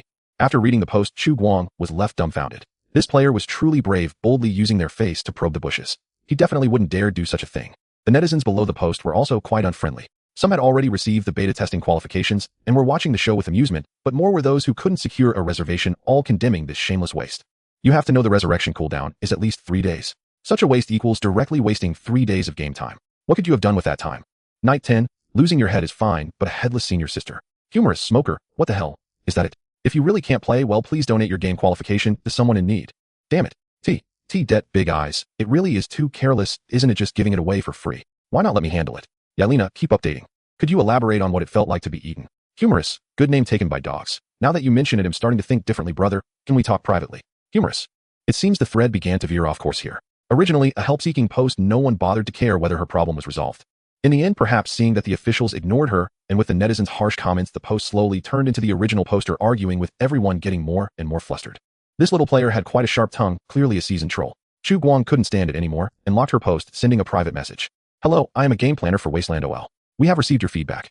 According to the game's death penalty settings, it takes 72 hours to revive. Please patiently wait until the resurrection cooldown ends before you can log back into the game. Yeah, I have to wait 3 days. Can it be changed to 1 day? I can recharge, just tell me how much. Chu Guang, it's not a matter of money. Yeah, can't you make an exception? Please planner, I truly didn't mean to, just help me out. By the way, what's your QQ number? Can I add you? Typing here is such a hassle, well, let's chat on QQ instead. Pitiful. Chu Guang, rules are rules, I can't help you with that. Yeah, really, can't you make an exception? Pitiful. Chu Guang remained unmoved, continuing to type. I haven't finished speaking. Besides the resurrection cooldown, the first death in the game will also deduct 500 contribution points from the player. Yeah, they deduct contribution points. But I don't have that many. Chu Guang, the problem lies here. Currently your contribution points are only 30, earned from gathering tasks, which are insufficient to pay for the death penalty. Yeah, what happens if that's not enough? Nervous, Chu Guang, the current setting is that it will affect the NPC's evaluation of that player. In other words, it will decrease their favorability. Yeah, decrease favorability. Please don't. QAQ, now you're scared. Why didn't you think of this earlier? Clearly you have yet to realize the seriousness of the problem. Imagine this: the character you are playing is tasked with saving civilization. However, as a human elite sent to the surface for support and construction, not only have you created no value, but you've also caused trouble for everyone. Don't you feel guilty at all? You didn't even earn 500 free tokens and wasted a whole can of active substance. How can you justify that? Yeah, but this is just a game. Exactly, it is a game, but it's not just your game. Chu Guang typed sternly. You must have played murder mystery games before, right? Yeah, I have. Chu Guang. This is equivalent to a script for 30 players where 29 are playing seriously while 1 is messing around still holding an identity card. You should know how detrimental this behavior is to other players. In reality, it's not that exaggerated, it's just a newbie. Dying is no big deal, but Chu Guang felt that if he didn't react at all, these players wouldn't remember anything. They must be educated. But perhaps he was too harsh with his words, or this little player was too sensitive, or perhaps she had really been scammed while playing murder mystery in real life. Sitting in front of the computer, Yaya was on the verge of tears, frantically typing apologies. I'm sorry, it's my fault. It's all my fault. QEQ. A flurry of messages flooded the chat window, and Chu Guang, who was about to continue typing, suddenly felt a little embarrassed. Why did it feel like he was engaging in emotional manipulation? Forget it. It's not important. Chu Guang. No need to apologize to me. I just wanted to explain the game's penalty mechanism to you and why such a setting was made. Later you can also share this with other players in your post. Oh, I will unlock the thread.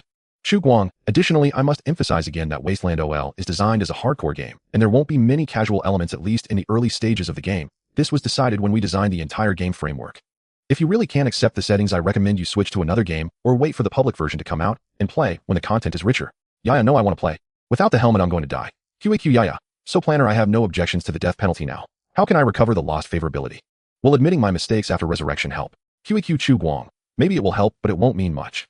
The AI personality and behavior logic of the administrators are set to be neutral and lawful. Their evaluations primarily depend on whether the player's actions align with the overall interests of the shelter. So if you want to make up for it, let them see your effort, but don't do anything mindless. Yaya, I understand. Can I offer a small suggestion? Chu Guang, go ahead. Yaya, can you guys release some purchasable gifts that can increase favorability in the future? I see other games have them like the Big Nose Mole Manor. I can spend money to buy. Chu Guang felt a headache coming on and typed. This friend, you shouldn't always think money can solve problems. We are a serious company. What can you burn to get money? Sitting in front of the computer, Yaya was stunned, her hand stopped on the keyboard momentarily, unable to comprehend.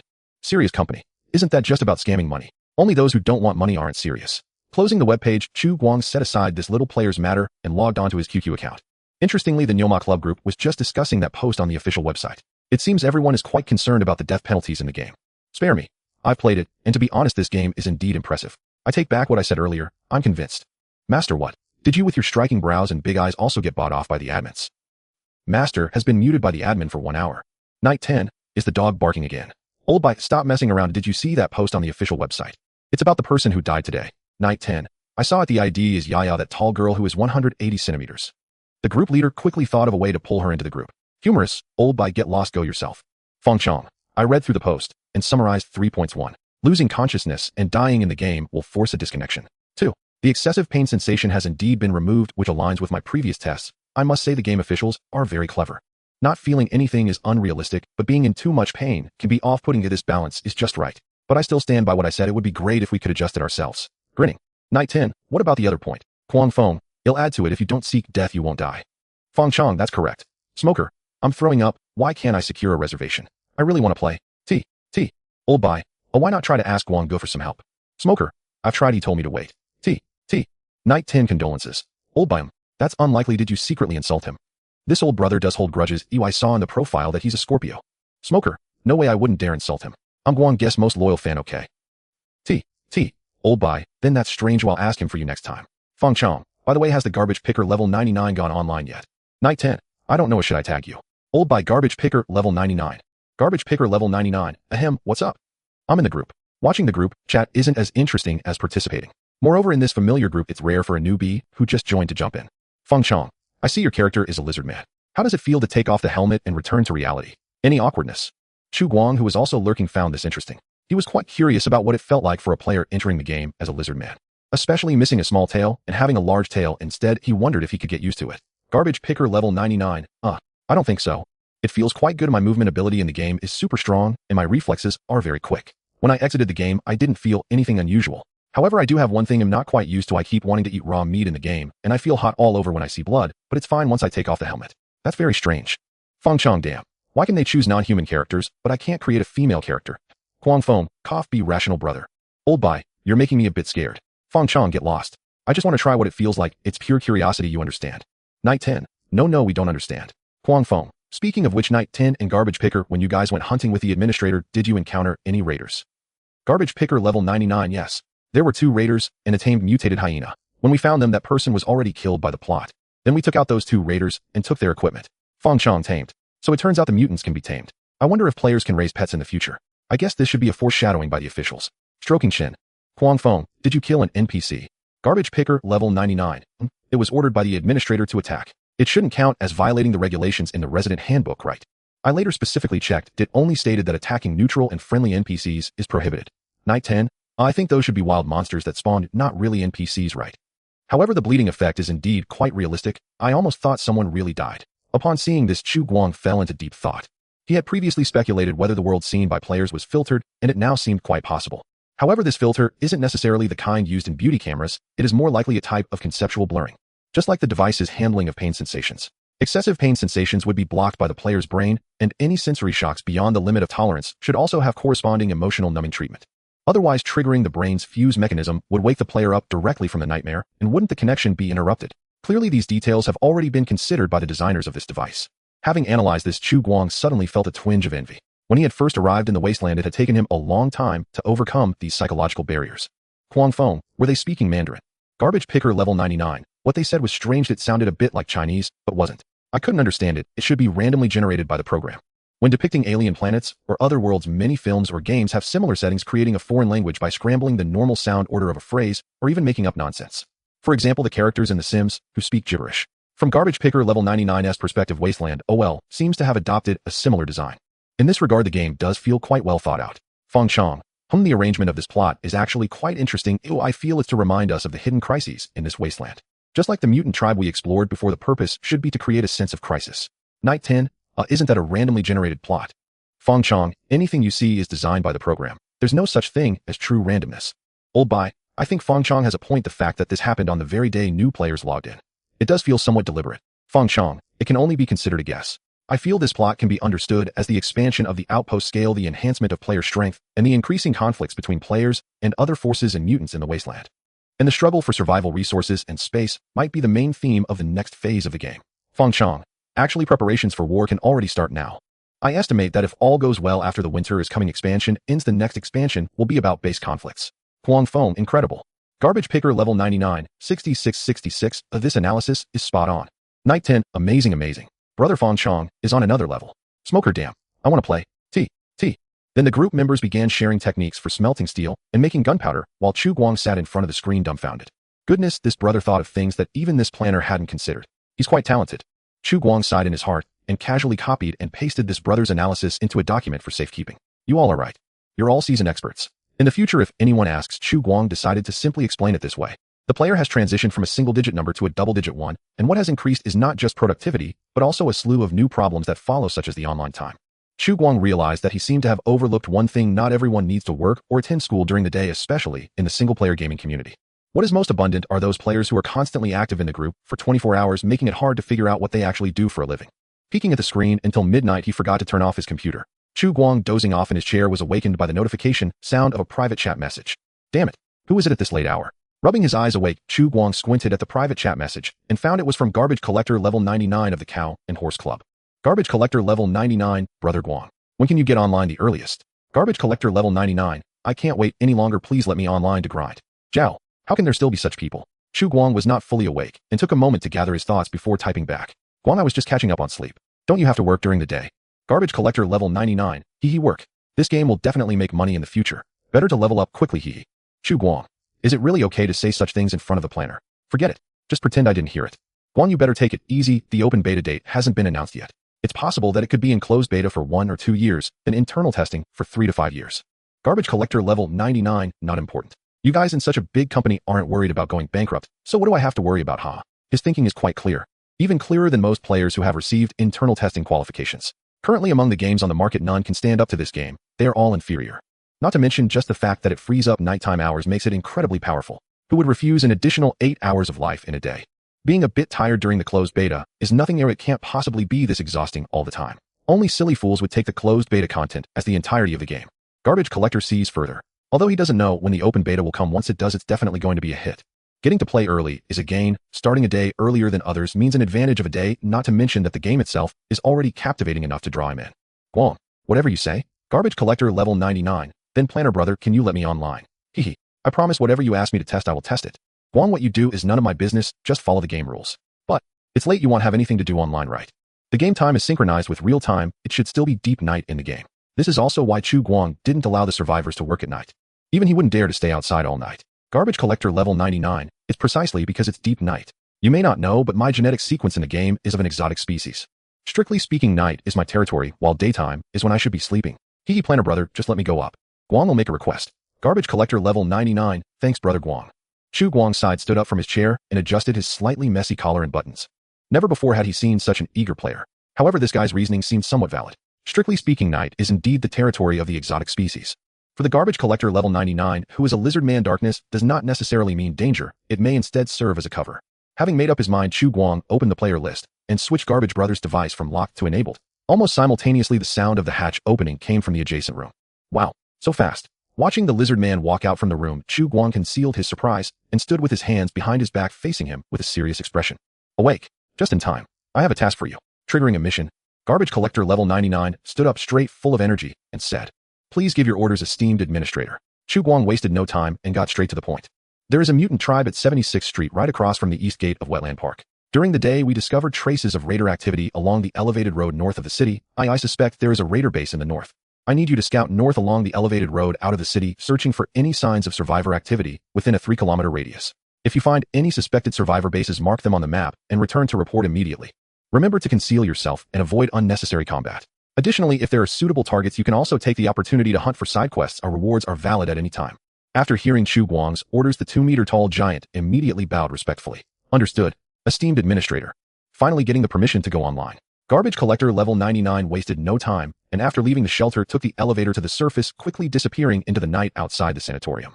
Chu Guang could sense the approximate location and distance of each player. After confirming that Garbage Brother did not run off, but instead followed his orders north, Chu Guang returned to the shelter, closed the door, and sat back down in his chair to continue dozing off. The next day before 6 in the morning. Aside from the crow from yesterday that was busy remaking clones, other players gradually crawled out of their incubation pods. As for the previously out Garbage Brother, he has not returned yet.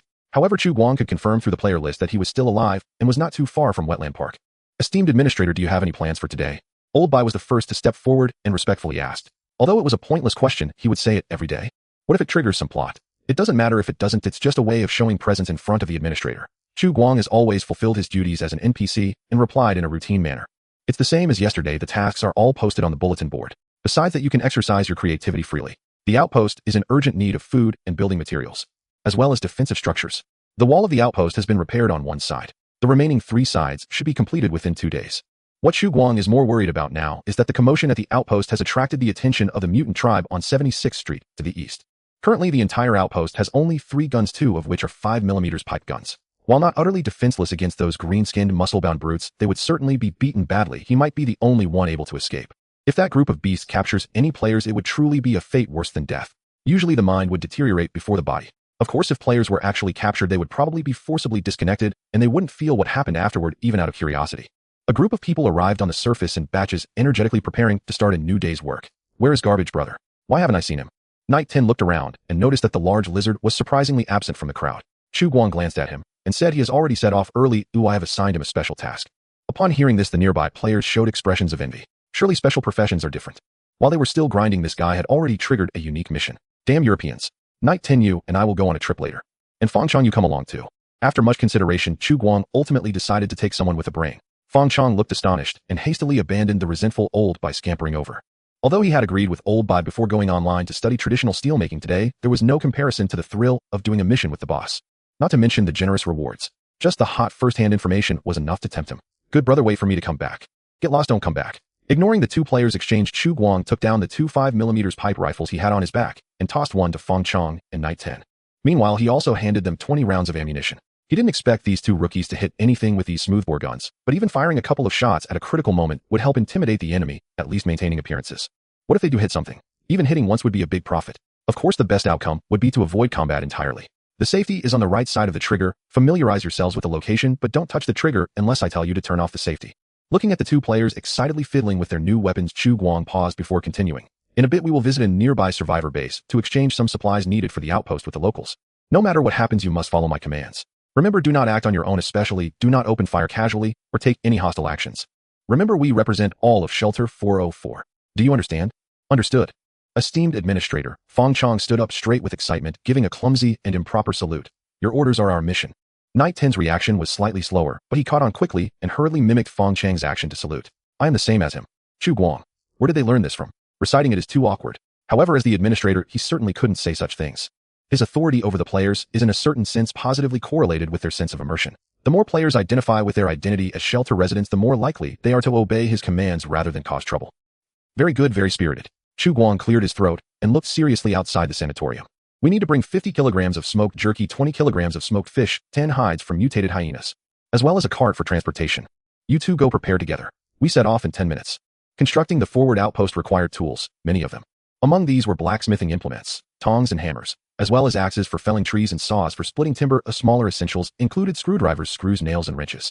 Without proper tools, many tasks would either stall entirely or proceed with crippling inefficiency. For instance, the players at the forward outpost currently use trowels carved from wood by a player named WUNZ to plaster walls. In the early years following the collapse, such tools could be readily scavenged from hardware stores, department malls, or repair workshops. Thanks to pre-collapse advances in materials science, their craftsmanship was typically exceptional. Yet 2 centuries had passed. Every accessible site had long since been stripped bare. Resource-rich locations like supermarkets and repair yards had even served as survivor enclaves in earlier decades, leaving little behind. Still, absolutes rarely hold true.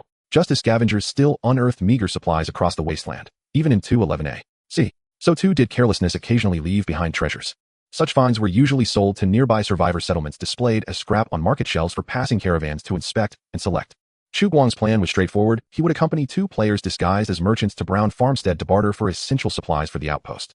Before departure, they donned salvaged civilian clothing. Chu Guang led Yi Shi and Fong Chong out through the southern gate of Wetland Park, skirting Highway 76 and traversing crumbling side roads toward the southeast.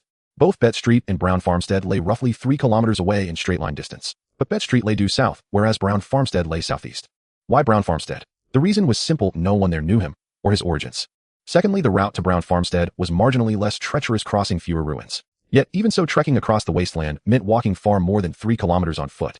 Their journey unfolded in halting stages, detouring around impassable rubble, ever vigilant against mutated beasts and wary of hostile survivors eyeing them with ill intent. By shortly before 9 o'clock that morning, they arrived near their destination. At the end of a muddy road stood a broad iron gate, flanked by concrete block walls. The walls rose less than 3 meters high, topped with rows of aluminum awnings and steel rebar, an improvised heightening fashioned from industrial debris. Dense clusters of bullet holes pockmarked the surface, while gallows hung with skeletal remains outside the wall spoke unambiguously: this place tolerated no fools. A roadside sign revealed its pre-collapse identity: a pastoral agritourism estate. All signs pointed to its swift occupation by urban refugees during the earliest days of societal collapse. Unlike Bet Street, a Brown Farmstead was ruled by Mr. Brown, a true landowner, and housed no free citizens in any meaningful number. Its inhabitants fell into only 2 categories: enforcers loyal to the farm master, or indentured laborers bound to the soil. Chu Guang felt little concern over potential hostility. Any faction managing even 2 plots of arable land rarely initiated aggression against outsiders. After all, those wearing boots weighed carefully whether trampling barefoot folk was worth the cost. 10 meters from the iron gate, Chu Guang halted and raised his right fist, a silent signal for his companions to stop. The moment they froze, a matte black rifle barrel slid silently from between the aluminum panels atop the wall. Drawing weapons signaled non-hostility. This initial contact had succeeded, at least for now. Chu Guang exhaled faintly in relief as the man standing atop the wall bellowed down. "Hey, halt! Who are you, and what brings you here? We bear no ill will. We seek only trade." Gesturing calmly for his companions not to tense, Chu Guang met the man's gaze without flinching. "Trade." The man's eyes flickered swiftly over the cart behind them, his finger never straying from the trigger guard, his gaze sharp with suspicion. "I've never seen you before. Where do you hail from?" Chu Guang recited his prepared reply. "From the wilds. We've recently migrated to this region." "Nomads?" The man hesitated. Chu Guang shrugged, offering an ambiguous answer. "Interpret it however you wish." Nomadic bands were no rarity across the wasteland, especially in suburban zones, where they moved freely between cities, avoiding urban centers altogether. They neither farmed nor settled, subsisting instead on herding and hunting, tracking mutant beasts and migratory herds across regions, trading game meat and salvaged refuse for necessities. Occasionally, they resorted to raiding. In the wasteland, morality held no absolute form. Under pressure, anyone might become a predator. The man remained unconvinced, but the rifles clutched by the 3 before him gave him pause, especially since he had no idea how many more awaited beyond the horizon. "What goods do you carry, and what do you seek in exchange?" 50 kilograms of smoked dog meat jerky, 20 kilograms of smoked catfish and crucian carp, and 10 pelts of mutated hyenas. We require metalworking tools and field-grown grain. I guarantee once the trade concludes, we depart, without lingering a single second. At last convinced these were traders, the man slowly withdrew his rifle from its firing position and warned, "Wait here. I'll consult my superior." "By all means." With that, Chu Guang stood motionless, waiting in silence. Behind him, the 2 players whispered softly. "This survivor enclave is impressive. I mean, architecturally, it has genuine post-apocalyptic gravitas." "Indeed. Looks like today's update introduced substantial content. That's the new NPC, right?" "Likely, though who knows what he's babbling about." "No clue. All I know is his expression looks deeply irritating." "Same. Nobody enjoys being aimed at with a firearm." Chu Guang disliked it too, but resurrection wasn't an option, so restraint remained paramount. Before long, the iron gate groaned open. A wooden cart drawn by a shackled laborer and escorted by 2 armed guards rolled out from within the walls. Sacks brimming with grain and wooden crates crammed with tools filled the cart. The man who'd shouted earlier emerged beside it, his gaze piercing and unwavering. "Lu Zhenghua, Chu Guang." They exchanged a brief firm handshake, then parted. Lu Zhenghua fixed Chu Guang with a hard stare. "I need to know what meat you're hauling." "The jerky is all mutated hyena, smoked catfish, and crucian carp. Inspect freely." Chu Guang replied calmly. He understood the man's fear. Lu Zhenghua wasted no words. Stepping forward, he peeled back the plastic tarp covering the cart and examined its contents closely. The jerky received special scrutiny. Drawing a small knife from his belt, he selected a decent-looking strip, sliced off a thumbnail-sized piece, and tossed it to the shackled laborer. "Eat it." Trembling, the laborer shoved it into his mouth, fearing delay would invite punishment, and chewed hurriedly before blurting, "Hyena meat. Unsalted, airdreed." The absence of salt was unsurprising. This was inland territory, and Lu Zhengyue said nothing, closing his eyes quietly as he waited. Nearly 10 minutes passed. When no adverse reaction manifested, his brows relaxed slightly. Turning back to Chu Guang, he gestured with both hands. 1 kilogram of jerky or smoked fish exchanges for 2 kilograms of green wheat, or 2 kilograms of ramshorn tubers. 1 pelt equals 1 tool. Ramshorn tubers, a starchy root crop resembling potatoes in taste but shaped like goat horns, were prized for their ease of storage and cultivation. Rich in carbohydrates, they, alongside green wheat, formed the staple diet of local survivors. Chu Guang had previously seen them grown in front yard plots at Bet Street, such as by the Yu family next door. He himself had attempted cultivation, only to abandon it shortly thereafter.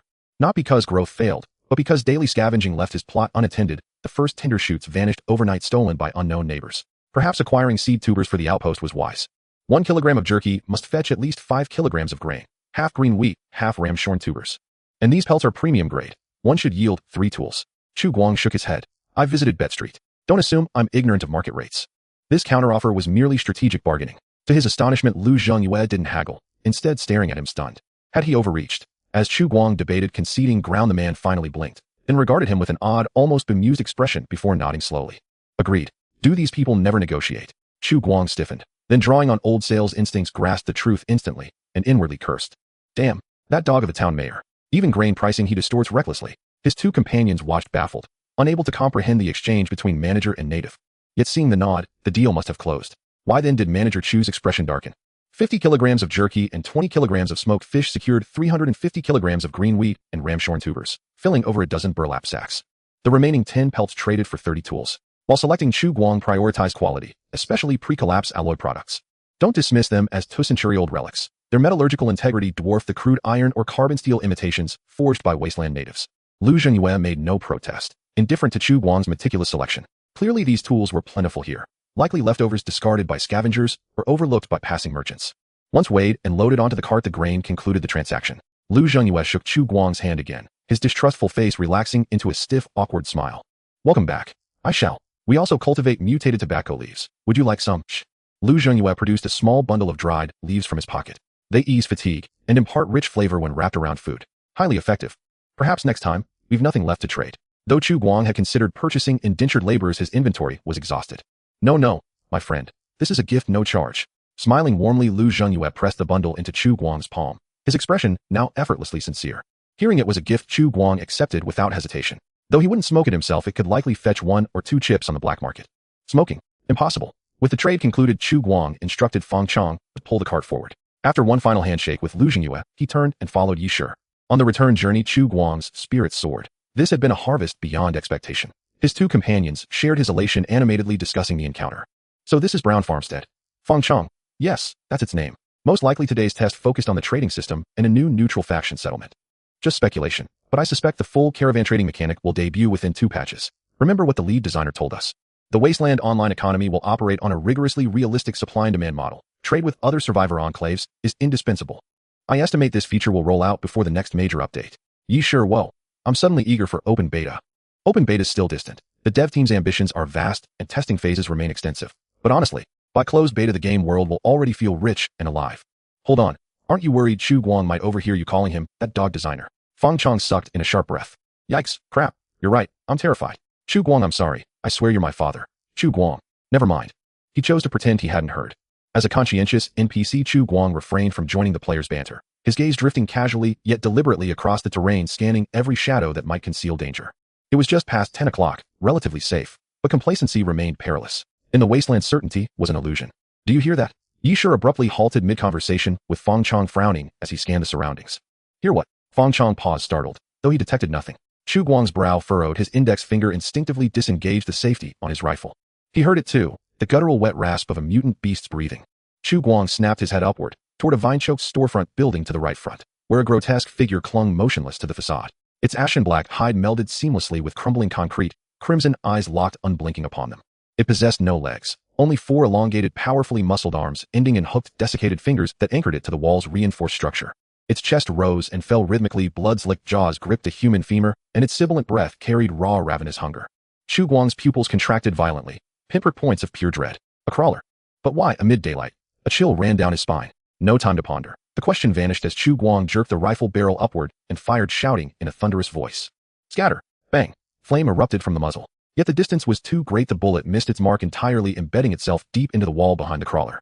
Enraged by the spray of stone shards and shrapnel, the crawler snapped the femur clamped between its jaws. Blood gushed from its maw as it unleashed a guttural shrieking roar. Arg! The players froze, petrified. Beside the cart, their feet rooted to the ground as if fused with the earth. What the hell? This is infinitely more terrifying than any raider. How many times must I say it? Scatter from the cart, now. Chu Guang roared even as his hands moved without pause, swiftly cycling the bolt, firing round after round. Thankfully, days of hunting had honed his reflexes, though he remained far from a marksman who could hit anything he aimed at. His reloads were now fluid, far smoother than when he'd first gripped a firearm. The crawler's four arms blurred as it lunged sideways, vanishing through a nearby window in a flash. Only then did the two players snap out of their stupor, hastily raising their rifles and aiming with trembling focus. Master Manager, we won't go anywhere. No, we swear to defend. I said, get away from the food. Watching these two stammering fools recite lines like actors on cue, Chu Guang nearly kicked them both in the rear, but now was clearly not the moment. He sensed danger closing in, fast. The crawler was unlike the Nars. Though both were products of mutated fungal infection, the latter resembled mindless zombies, driven solely by hunger, repelled by sunlight, and weaker even than mutated hyenas. The crawler, however, was different. It bore almost no distinction from living creatures. It hunted not by instinct, but by intellect. It devised tactics, pursued targets beyond sight, and though sunlight unsettled it, it remained fully mobile beneath the day's glare. Who the hell provoked this abomination? A bead of cold sweat traced Chu Guang's temple as his gaze darted across the concrete facades lining the street. His nerves coiled, taut as wire. Left or right? Out of the corner of his eye a blur flickered. Instantly Chu Guang swung the rifle toward the second-floor window of a storefront across the street. Almost simultaneously, the grotesque crawler surged forward, forearms flailing, straight toward him. Bang! His index finger squeezed the trigger instinctively. In that lightning instant, the bullet struck true, biting deep into the crawler's shoulder. Black blood exploded outward. The crawler shrieked in agony, tumbling head over heels onto the pavement. Though half a beat late, the two players finally reacted, raising their 5mm pipe rifles and opening fire. Yet both weapons were crude, rifling-free tubes, and neither shooter possessed even rudimentary training. Two hollow reports echoed, then silence. They hadn't grazed it. The shoulder wound failed to halt the beast. Instead, it ignited its fury. With a violent roll, it reoriented itself and charged single-mindedly toward the target it deemed most threatening. Death arrived like a gale. Just as Chu Guang finished reloading, instinct took over. He dropped the pipe rifle and yanked free the steel pipe strapped across his back, thrusting it horizontally to block the snapping maw lunging for his throat. The pipe groaned under unbearable strain. Chu Guang clenched his jaw, every muscle in his body locked rigid, trembling at the edge of rupture. Yet 9 points of strength, though superhuman, proved insufficient against such an aberration. Despite pouring every ounce of strength into resistance, Chu Guang felt his feet losing purchase, dragged backward across the asphalt by the crawler's raw grinding force, until he crashed violently into the rusted hulk of a stranded bus at the road center. Thud! The corroded chassis split and crumpled inward. For a heartbeat, Chu Guang lost all sensation in his back. Yet that very shock ignited his primal will to survive. Damn! His eyes flooded with crimson veins as he stared unblinking into the advancing fangs. Suddenly Chu Guang felt power surging, not from his limbs alone, but from his very veins, a torrent of raw vitality that arrested the monster's lunge, even forcing its jaws back inch by agonizing inch. Perhaps scenting peril in its prey, the crawler abruptly raised its two forelimbs, aiming to seize Chu Guang's shoulders and tear him limb from limb. But in that razor-thin instant, bang, bang, two more shots cracked open the air. One ricocheted off the bus, the other punched clean through the crawler's scapula. Arg! Struck in the back, the crawler howled, a shrill, desolate cry. Its teeth instinctively released the pipe, its head snapped, backward balance shattered, control lost. Die. Discarding his rifle, Fong Chong snatched up the discarded 9mm pipe rifle Chu Guang had cast aside, and charged roaring like a berserker. Missed the shot, then closed the gap. Bang! Fire spat from the muzzle. Black blood bloomed across the crawler's back. The round wasn't fatal, but it was enough. Chu Guang seized the opening, wrenching the pipe, now bent into a sharp shape, and driving its jagged tip deep into the crawler's throat. Once, twice, 3 times. Then, bracing his full weight, he twisted savagely. Black blood geysered skyward like a ruptured valve, drenching Chu Guang head to toe.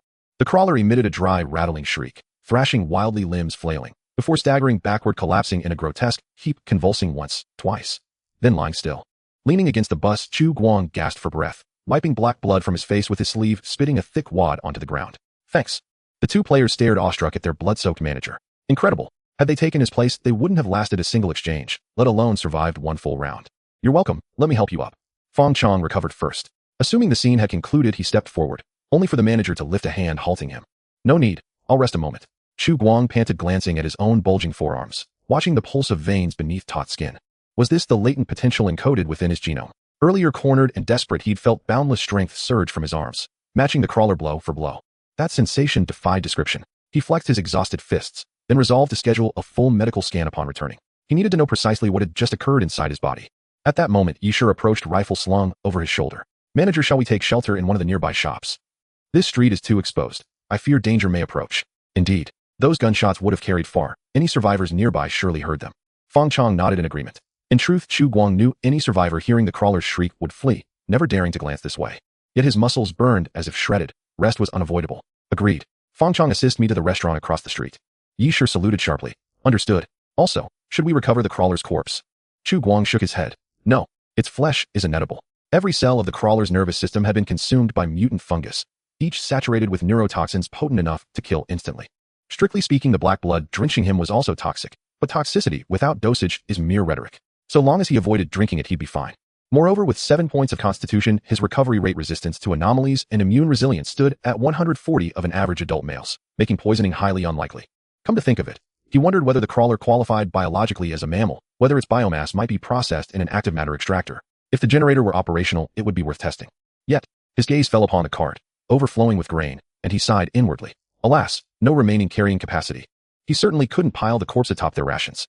Yishur sprinted toward the cart. Chu Guang leaned heavily on Fang Chang's shoulder, limping toward the restaurant on the opposite corner. But as they crossed the open doorway, preparing to sit and catch their breath, they noticed a figure slumped against the bar. A woman with fiery red hair. Her sharp-featured face was pale from blood loss, her slender brows knotted tight, beads of sweat glistening on her brow. Worse still, her entire right leg, severed below the knee, had been crudely bandaged with torn fabric and makeshift gauze. Well, so you drew its attention. And yet, you haven't passed out. Truly a wolf among men. Now Chu Guang understood where the leg clamped in the crawler's jaws had originated. A new NPC. While Fang Chong voiced delighted surprise, Chu Guang snatched back his rifle and leveled it unwaveringly at the woman sprawled on the floor. Best stay still. My injuries are minor compared to yours. Her hand had already crept toward the pistol lying beside her. Seeing the barrel trained on her, she sighed, pushed the gun toward Chu Guang's boots, and closed her eyes resignedly. Is she hostile? Fang Chong tensed, seeking confirmation. Yet in the wasteland, asking such a question revealed naivety. Unknown. Irrelevant. Offering an ambiguous reply, Chu Guang gestured for Fang Chong to seat him beside the bar, then clicked the bolt home with a sharp metallic snap, slamming the rifle onto the counter. Hearing the chamber lock, the woman's brows twitched, her tightly shut eyes brimming with regret. Who could have foreseen it? That his rifle hadn't been chambered. Though pain racked his body, Chu Guang managed a faint wry smile. We can talk now. The woman composed herself, her expression calm. What do you wish to know? Chu Guang wasted no time. Introduced himself, then cut straight to the heart. Chu Guang. And your name? Xia Yan. Who are you? A mercenary from Stonefall City. Your team, just you, eh? Dead. Oh, how many? Xia Yan's lips tightened, her jaw clenched. 3. All of them. Only I survived. Chu Guang nodded, then turned toward Yishur, who entered dragging the cart, and spoke in Mandarin. Leave the supplies at the door, don't bring them inside. Go search the vicinity for bodies dressed like this woman. If you find any, retrieve their gear. Yishur stared blankly at the woman slumped by the bar, bewildered by this sudden unscripted NPC. Damn, did I miss the plot again? Xia Yan watched Yishur stride away, her gaze flickering, unable to comprehend either his language or his purpose. By the way, I nearly forgot, what is that crawler? Chu Guang asked, meeting Xia Yan's opened eyes. How did you draw its ire? It hunted us, Xia Yan admitted plainly. We were searching for entrance 117 to the shelter when it ambushed us. It pursued us all the way from the subway tunnels. We were nearly wiped out. Crawlers were indeed formidable, especially in confined spaces. Even seasoned veterans found them treacherous. This was Chu Guang's first encounter. He'd only heard old Charlie of Bet Street mutter warnings. If you see a four-armed monster, run. Run far, run fast. Now he realized. Thankfully, he'd ignored the old man. As if anyone could outrun that thing. Entrance 117. What is it? Xia Yan shook her head. We don't know. We only know it lies near New World Department Store Station, Line 7 in north suburbs of Qingchuan City. Our employer seeks something inside. Chu Guang nodded, indifferent to whether her words held truth. He cared little for shelter 117. Perhaps it housed treasures, but not enough to risk his life. Look at her condition. Even professionals had been shattered. What else might lie in wait within those walls? His priority was strengthening the outpost, not chasing phantom leads. Later, when his power grew, he could simply designate a dungeon for players to explore. Why gamble personally? Sensing his disinterest, Xia Yan ventured cautiously. You aren't curious? Why should I be? I heard there's a powered armor suit inside. Oh, did you see it? Show me the photo. None exists. Chu Guang smiled faintly. Then bring proof before you speak of it again. To him, this conversation was merely passing time, waiting for Yishur's return. By then, he'd likely have recovered sufficiently. He'd leave the pistol on the floor for her. Whether she lived or died was no longer his concern. By the way, your hair, is it dyed or natural? Xia Yan blinked, taken aback by the abrupt shift. Natural. A striking hue, but overdue for washing. Xia Yan glared furious. Are you mocking me? Chu Guang chuckled, finding her irritation oddly entertaining. Just as he prepared another barb, shouting erupted at the entrance. "Release her." Chu Guang turned his head aside. There stood a burly man at the doorway, his left arm locked tightly around Yishi's neck and bound hands while his right hand gripped a pistol pressed hard against Yishi's temple. Yet the moment he uttered "let her go," two guns instantly swung toward him. The burly man instinctively recoiled behind Yishi and shouted in alarm. "Don't move, not a single one. My hostage is in my grasp. I know you're strong, but can you outrun a bullet?" Chu Guang, rifle raised, paused for a beat. Then his lips curled into an involuntary wry smile. "Strong? How embarrassingly flattering. After 5 months surviving in the wasteland, this was the first time anyone had called him strong." "Qinyang, you're alive." Xia Yan's eyes widened in disbelief as she stared at the man in the doorway. The burly man flushed with awkwardness but forced a strained grin onto his face. "Ha ha, a man like me doesn't fall so easily. Just hold on, I'll get you out." Hope flickered anew in Xia Yan's eyes. If given a choice, she would never have wished to fall into the hands of these primitives. Even with just her remaining 5 toes, she could imagine all too clearly what captivity would entail. Occasionally captured mercenaries were ransomed back by comrades or insurance agents from slavers, provided they'd been sold to Stone City. Yet even if they survived, they were no longer truly alive, neither in spirit nor in flesh. At last Yishi wriggled free from the slightest gap beneath the burly man's arm. Nearly suffocated, he gasped not a single breath. Struggling wildly, he shouted hoarsely, "Shoot me. Fire now, what are you waiting for? Damn, this idiot reeks of body odor, stinking me out." Had the burly man understood those words, he might well have fired off a stray shot in sheer exasperation. But alas, he did not. All he heard was noise, so he raised the pistol's butt and slammed it hard against the hostage's skull. Qinyang barked, "Be still. Be still." Yishi had no intention of complying. His pain threshold was shattered. He felt nothing, instead the blow only enraged him, further intensifying his shouts. "Fire at me. Master Administrator, don't hesitate. I won't die." "Of course not. Who else kept them breathing, if not me?" Chu Guang rolled his eyes inwardly. His expression remained perfectly unreadable as he watched Qinyang at the door, speaking with quiet nonchalance. "I dislike being threatened. Lower your weapon. Raise your hands above your head and press yourself against the wall. I'll spare your life." Qinyang cried out, agitated. "I'm not joking. I will shoot." "So will I," Chu Guang replied, calm and steady. "Shall we test it? We'll count to 3, together." Crouched beneath the bar, Xia Yan could bear it no longer. She refused to let her miraculously rescued comrade perish here, for her sake. "Enough, Qinyang, just leave. Don't bother with me." Chu Guang ignored her and spoke the first number softly, 3. Watching Chu Guang begin the countdown, a bead of cold sweat traced Qinyang's brow. This madman, did he truly care nothing for his comrade's life? And that hostage, standing there with the solemn resolve of a martyr, bore no resemblance whatsoever to a typical captive. 2. Madness. They were all mad. "Wait, stop. I never meant to threaten you. Take the hostage. I only want one thing." Qinyang admitted defeat. Glancing hastily at Xia Yan seated on the floor, he rushed on. "Give me the key on her. Hand it over, and I'll release him immediately." Chu Guang arched a brow, curious. "A key? A magnetic card? She knows exactly what I mean." Chu Guang turned his gaze to Xia Yan lying on the floor, but she avoided his eyes, entirely staring blankly at her former teammate instead. "So, you came for the key. Call it what you will. Better to fulfill part of my contract than die pointlessly here." "Teammate, this was the wasteland. He'd originally planned to scavenge his comrades' corpses once the crawlers departed. Hence his feigned death, his cold detachment, his delayed intervention." Ignoring Xia Yan's crestfallen gaze, Qinyang backed away slowly, pistol still pressed to Yishi's temple, his eyes locked unblinkingly on Chu Guang's expression. "What do you say? One woman, and your comrade, for just one card from her person. You won't need it anyway." Chu Guang nodded. "That's reasonable. So, was he gaining something after all? But, no need." Chu Guang looked at Xia Yan. "Give it to him." Seeing the administrator remain motionless, negotiating instead of firing, Yishi thrashed even more violently, terrified this NPC would capitulate to the kidnapper for his sake.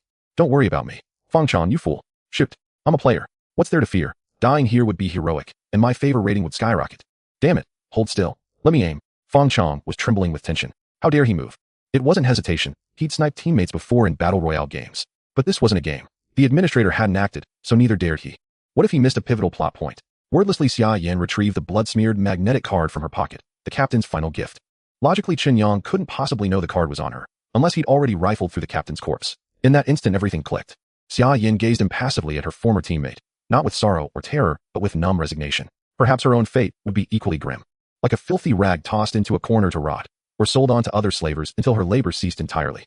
Yet suddenly none of it mattered anymore. Here, pinching it between 2 fingers, she tossed the card outward. As the card landed at his feet, Qinyang's eyes flared with fleeting euphoria and naked, unmasked greed. He stepped forward, intending to kick it outside. Then, unexpectedly, the unthinkable happened. The instant his right foot lifted the struggling hostage in his arms suddenly went limp, sliding down from his elbow, and dropped straight to his knees. Before Qinyang could comprehend what had occurred, 2 sharp gunshots cracked, one piercing his forehead cleanly. A crimson mist burst across his brow. Eyes wide with shock, Qinyang toppled backward, dying without ever grasping what had transpired in that split second. "Shit, hit. A headshot." Lowering his rifle, Fang Chong exclaimed triumphantly. "That was my shot. Yours flew wide, striking the street lamp. Practice harder." Chu Guang sighed inwardly, rechambering his rifle. He'd long since abandoned hope in players' marksmanship. Truth be told, this was the first time he'd invoked his GM authority to forcibly log a player out of the game. Unexpectedly effective, though if questioned he'd deny it outright, blaming mere network latency under the guise of a game designer. You killed him. Xia Yin stared blankly at Chu Guang, clearly unprepared for his sudden gunfire. Chu Guang replied impatiently. I warned him, I despise threats. And I gave him a chance. Besides, he dared point a gun at his people. Mid-sentence Yi Shi, kneeling on the floor, convulsed abruptly and blinked awake dazed and disoriented. What just happened? I dropped connection. His gaze wandered hazily, then locked onto the corpse behind him. With a jolt, he leapt upright, reflexively springing to his feet. Holy hell, how'd he die? Do we skip a cutscene again? Feng Chong approached and clapped him on the shoulder. Probably just network lag. Glad you're back. Headshot, huh? Pretty slick, bro. Slick. Insanely slick. Well then, no explanation required. Withdrawing his gaze from the two players, Chu Guang judged his stamina restored and rose from the restaurant chair. He strode to Chun Yang's body, retrieved the bloodstained card and fallen pistol from beside his foot, the former unnecessary for now, the latter a useful acquisition. Turning the handgun over in his hands, Chu Guang assessed its semi-automatic, its stopping power unknown, but undoubtedly formidable. I'm leaving. Your survival is your own concern. Hearing Chu Guang address her directly, Xia Yin lifted her gaze, bewildered. You're not taking me with you. Chu Guang countered coolly, did I say I would? Xia Yin froze, utterly unprepared for this outcome, completely defying her expectations. But there was no time for reflection. Watching Chu Guang, accompanied by his two loyal subordinates, march resolutely toward the exit, she realized he was utterly serious. The thought of being abandoned here alone sent panic surging through her. You aren't raiders. Chu Guang halted and teased, disappointed. Xia Yin opened her mouth, faltered awkwardly, cleared her throat, and continued, do you belong to a nearby survivor enclave? Could you take me there? She had nowhere else to go. Attempting to limp back to Stone City on one leg was as absurd as challenging a crawler to single combat, and besides, she couldn't return there. Since this group clearly weren't raiders or slavers, accompanying them seemed no worse than staying behind. Yet Chu Guang had no intention of carrying deadweight. The shelter's current medical capacity couldn't fit her with a cybernetic prosthetic, perhaps only a carpenter's crude crutch. With one leg gone, she'd be useless for heavy labor, and yet another mouth to feed. That ration would better serve recruiting another player. Just then, however, he caught the player's hushed exchange. Is she a new NPC? Possibly, but unclear. Looks like the administrator isn't planning to bring her along. Still, she's salvageable. True, she seems like a mercenary. Even minus a limb, she could likely fabricate firearms or weapons. That did hold merit. Chu Guang paused, then fixed his gaze upon Xia Yin. Let me speak plainly right now, you're a liability. Left among nearby survivors, your fate would be little better than death. Xia Yin bit her lip and lowered her head. It was true. She needed no imagination to envision her probable end. Staring at the silent woman, Chu Guang continued, however, if you possess a valuable skill, I might consider bringing you along, provided you work for me. In truth, there was no choice at all. Xia Yin was acutely aware that with only one leg left, even walking out of this street would be difficult, let alone returning to the giant stone city. Moreover, what would it mean to go back? Though she had been in the mercenary business for quite some time, she had hardly saved any money. A decent Neuralink bionic prosthetic easily cost tens of thousands of chips, while a lesser mechanical prosthetic would still set her back by thousands. The price was comparable to a set of chemical-powered exoskeletons. Even if she sold herself, she wouldn't be able to afford it. It was either to follow these people or wait for death here. In fact, the choice wasn't that difficult. Sitting on the edge of a swaying wooden cart, bouncing up and down with the bags stacked high beside her, Xia Yin sighed silently in her heart. Perhaps this journey was the last bit of freedom she would have. Other than being taken back to bear children, she truly couldn't think of any other use she would have for this man before her. A skill. A job. After pondering, she realized that all she had left was this body, which still held a bit of value. She had heard it would hurt a lot, but she didn't know if it was true. We've arrived. The voice from ahead interrupted at least 200,000 words of non-existent imagination. Coming back to her senses from a daydream, Xia Yin suddenly lifted her head and found that she had been brought to a small grove by this group without her noticing. In the center, surrounded by the jungle, was a clearing dotted with wooden stumps where stood an unfinished concrete wall.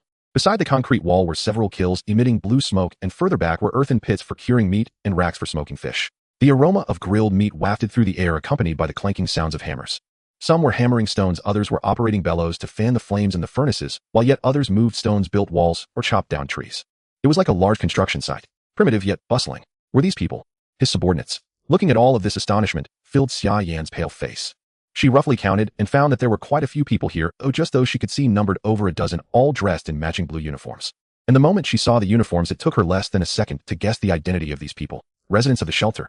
But she had not heard of any shelters nearby. However, what were they doing? Shelters weren't uncommon in Qingchuan City. Some had been opened many years ago, while others remained sealed, waiting for the unlocking period to arrive. The better-off shelters could occasionally be considered a force, while the poorly run ones had mostly become food for mutants or aberrants. Xia Yin remembered that not far from the giant stone city seemed to be a shelter, but the survivors living inside were quite reclusive, unwilling to interact with outsiders, and were extremely cautious. They rarely ventured out, let alone engaged in large-scale construction on the surface. Was this wall even meaningful? It was indeed sturdy enough to withstand bullets, but could any wall be stronger than the entrance of a shelter? That entrance could even block gamma rays. Are you people from the shelter? Yes. Chu Guang glanced at her injured leg and said, I thought you had passed out. She had been quite obedient on the way here without much movement. Chu Guang had mostly distracted himself with his surroundings and hardly paid attention to her, thinking she had fainted from blood loss. To his surprise, she was still awake. I'm not that fragile. Xia Yin lifted her chin, her brows and expression stiff like they were filled with lead. Believing this might make her seem a bit more resolute. At least she wouldn't appear timid. However, sadly no one cared about her pretense of toughness, and they didn't even notice her. I can see that, Chu Guang said casually, pulling his gaze away from her mangled leg. Your wound is indeed healing faster than that of an ordinary person. Applying the attribute template of Shelter 404, this fellow's physique is at least 8 points with an error margin of around 1. Typically, even without excessive blood loss, most would be running a high fever and fainting by now. Yet this person was still holding on, merely sweating slightly, with a pale face and unclear consciousness. Of course, it could also be due to a talent. Survivors in the wasteland often have some mutations possessing traits that are different from ordinary people, is not surprising. Chu Guang turned to the two players and instructed, you two take the food to scrambled eggs and have him store it properly. A while ago, Chu Guang had already told scrambled eggs to set up a granary capable of storing grains and meats. It should be finished by now. As for whether they had dried the goods before storing them or simply piled them in bags, this chef was likely more professional and reliable than he was. Since there were players around, Chu Guang wasn't inclined to worry about these trivial matters. Last time, just smoking meat had given him a lot of trouble. If he planned the granary himself, it would likely either mold or get gnawed by rats before winter. Hearing the manager's orders, Fong Chong and Yishir nodded in unison, accepting the task. Yes, at your command. Chu Guang said nothing further. He reached down and picked up the mercenary slumped on the cart, disregarding her gasp, and hoisted her over his shoulder like a sack. Then with his other hand, he grabbed the backpack that Yishir had taken from the other 3 mercenaries and strode purposefully toward the direction of the infirmary. Fong Chong and Yishir watched from the side, filled with admiration. This entire load of equipment, plus a live person, must weigh at least 100 kilograms. To carry it all with 2 hands and just walk away, that's too strong. Watching the manager walk toward the infirmary, Lao, by noticing the situation, quietly approached. What happened? Who was that person the boss is carrying? You should ask Fong Chong. He finished the storyline. I just watched in vain. I'm either looting or being held hostage. I feel like a tool. Knight 10 looked dejected. Fong Chong made a helpless expression. Don't look at me. This game doesn't have subtitles, and I couldn't understand what the NPCs were saying during the storyline. Just think of her as a new NPC that joined us. I can guess the general idea, but it's a bit difficult to explain it fully. Let's wait for the official website to update. Lao Bai was stunned. All right. But speaking of which, how did she get so badly injured? Don't mention it. She almost died from her injuries. Knight 10 sighed and said, you have no idea what we encountered on the way back. What did you encounter? Crawlers. What the hell? Lao Bai looked at Knight 10 in shock and quickly asked, you encountered crawlers? What do they look like? There was information about crawlers on the official website, but apart from a few abstract descriptions, there was no mention of their combat capabilities. There was also no illustrated guide to refer to. Lao Bai only remembered that these creatures seemed to belong to the same category as the Nars, both being symbiotic aberrations born from fungal infections and were seemingly related to biological weapons with no way to trace their ancestors. Originally, he thought these would simply be monsters set in a storyline, and the game company probably hadn't even made the models yet. To his surprise, these two actually encountered them. They looked really ugly, with 4 long arms crouching at about half a person's height, and standing up would likely reach 2 meters. Not only were they incredibly strong, but their movements were also extremely fast. We fired a round with 3 guns and didn't hit them once. In the end, it was the manager's prowess that won the day. He swung a steel pipe and killed it in a few strikes. Knight 10 vividly described the situation at that time, though his abstract narrative style didn't clarify much. Lao Bai looked to Fong Chong for help, who sighed. I can't explain it clearly at the moment, but basically it's as Knight 10 said, that crawler was unexpectedly strong. I suspect the new expansion not only updated the in-game activities, but also added more aberrant new NPC factions and related quests. We'll talk about this after logging off. The manager asked me to take the cart to scrambled eggs, so I need to go turn in the task. I really want to discuss his new discoveries with Fong Chong, but there are only 3 hours left until dark, and I truly don't have time to slack off. Lao Bai sighed and nodded. All right, you go ahead. I'll ponder over the blast furnace for steel. You finish up quickly and come help me. Okay, see you later. On the other side, inside the infirmary, the players working on the scaffolding all noticed the manager returning from outside. Of course, they also noticed the woman he was carrying over his shoulder. Whoa, look. The manager is carrying someone. Who is that person? A new NPC. And it's a girl. Finally, a new NPC. Brothers were 1 step closer to the closed beta. Oh. Just the thought of being 1 step closer to the closed beta made the players excited, and they worked harder at their tasks. Xia Yin, who was being carried on Chu Guang's shoulder, felt her cheeks burn like they were on fire, not just because of her position, but also due to the countless gazes that felt like needles in her back. She couldn't understand what they were saying, but she didn't need to. Just guessing it might be the same kind of trash talk reflected in the lewd gazes of these men. She could imagine them as hyenas in the wasteland, using this way to flatter and compliment the male leader, hoping that after he enjoyed his prey they would get a piece of bone or some meat soup. Clearly she was that tender and delicious lamb. The more Xia Yin thought about it, the more terrified she became. Her clenched teeth couldn't help but rattle, and her eyes grew moist, even shedding tears. She suddenly regretted that rather than being humiliated and then tossed to the wolves, it would be better to have ended her own life with dignity. But her body did not obey her. The elevator descended. Arrived. Chu Guang strode through the entrance of the shelter, passed through the buffer room, walked into the residence hall, threw the bag stuffed with gear aside, and then tossed Xia Yin, whom he had been carrying, onto a chair. His be gentle. What are you going to do? Xia Yin gasped in pain and nervously stared at the approaching Chu Guang. Be good. Ignoring her, Chu Guang casually opened a drawer, took out a silvery metal tube, flicked off the plastic cap with his thumb, and habitually tapped it with his index finger. It shouldn't hurt, you just bear with it. The nano-healing needle is primarily used for non-fatal injuries, capable of enhancing tissue repairability in a short period, thereby accelerating wound healing. This item was opened by Chu Guang from a blind box. Having seen this guy's impressive recovery ability, Chu Guang originally planned to skip this injection, but upon noticing her wound had started to become inflamed and festering, he weighed the pros and cons and ultimately decided against economizing. If the wound continues to deteriorate, amputation might be necessary. The shelter currently has no doctors who can perform surgery, nor do they have anesthetics or disinfectants, let alone a sterile environment for major operations. With that thought in mind, Chu Guang silently made up his mind. Anesthesia could be set aside for now. At the very least, he needed to get Brother Mosquito to bring out some alcohol. As Chu Guang approached step by step, Xia Yin instinctively wanted to retreat, but with only one leg and half a life left, she slumped helplessly in the chair, unable to retreat any further. Don't come closer. Chu Guang, too lazy to waste words explaining, injected her right leg. It doesn't hurt. Xia Yin, who had started to scream, halted, staring blankly at the man before her, retracting the syringe from her leg. What just happened? Why can't I feel anything at all? Xia Yin was about to quietly ask this question, but before she could utter a word, her consciousness suddenly fell into a daze. What did you do to me? Saved your life, no need to thank me. Actually, you could thank me by working hard. However, Chu Guang did not expect the natives of this world to be as diligent as the players from that world. Xia Yin wanted to say something more, but her tongue had already ceased to move and her consciousness quickly plunged into darkness, while her erratic breathing gradually became steady. I didn't expect this thing also had a hypnotic effect. Thank goodness it wasn't used in combat. Quietly observing her reaction, Chu Guang took a pen from the drawer and silently noted her clinical response in a small notebook. The nano-healing needle has side effects such as drowsiness, anesthesia, and consciousness disorientation, and is not suitable for use in combat situations. After completing these tasks, Chu Guang carried her to the next room, finding a room with 4 cultivation pods that had not been activated, and laid her on the ground. The effects of the nano-healing needle had begun to manifest. The swollen and festering wound was slowly reducing in size, and her pale cheeks gradually regained some color. Although it was unlikely that the lost leg would grow back, at least amputation would not be necessary. The temperature and air quality in the shelter were generally stable, within the optimal range for human habitation. The floor was a bit cold, but it was still much better than outside. All that remained was for her to rest. This guy's physique was decent. Chu Guang felt she should be able to pull through. Leaving a piece of chocolate and a bottle of pure water produced at the outpost on the ground, Chu Guang locked the door of the room with his administrator privileges to prevent her from wandering around the shelter after waking up. Then Chu Guang returned to the resident hall, eager to conduct a physical examination on himself. ID: Chu Guang, Gene Sequence Administrator, Level LV 5, LV 7. Basic Attributes: Strength 9, 10, Agility 6, Constitution 78, Perception 7, Intelligence 6. I actually leveled up twice. Although he had sensed he was close to a breakthrough, he did not expect that this crisis would allow him to jump directly from LV 5 to LV 7. Chu Guang's face was filled with surprise and delight. However, to be fair, the attribute changes resulting from the progress of the Administrator Gene Sequence seemed to lack any discernible pattern. Other players had main attributes, but he did not, and the points he gained seemed to be randomly assigned. Nevertheless, a point in Strength and a point in Constitution were not bad.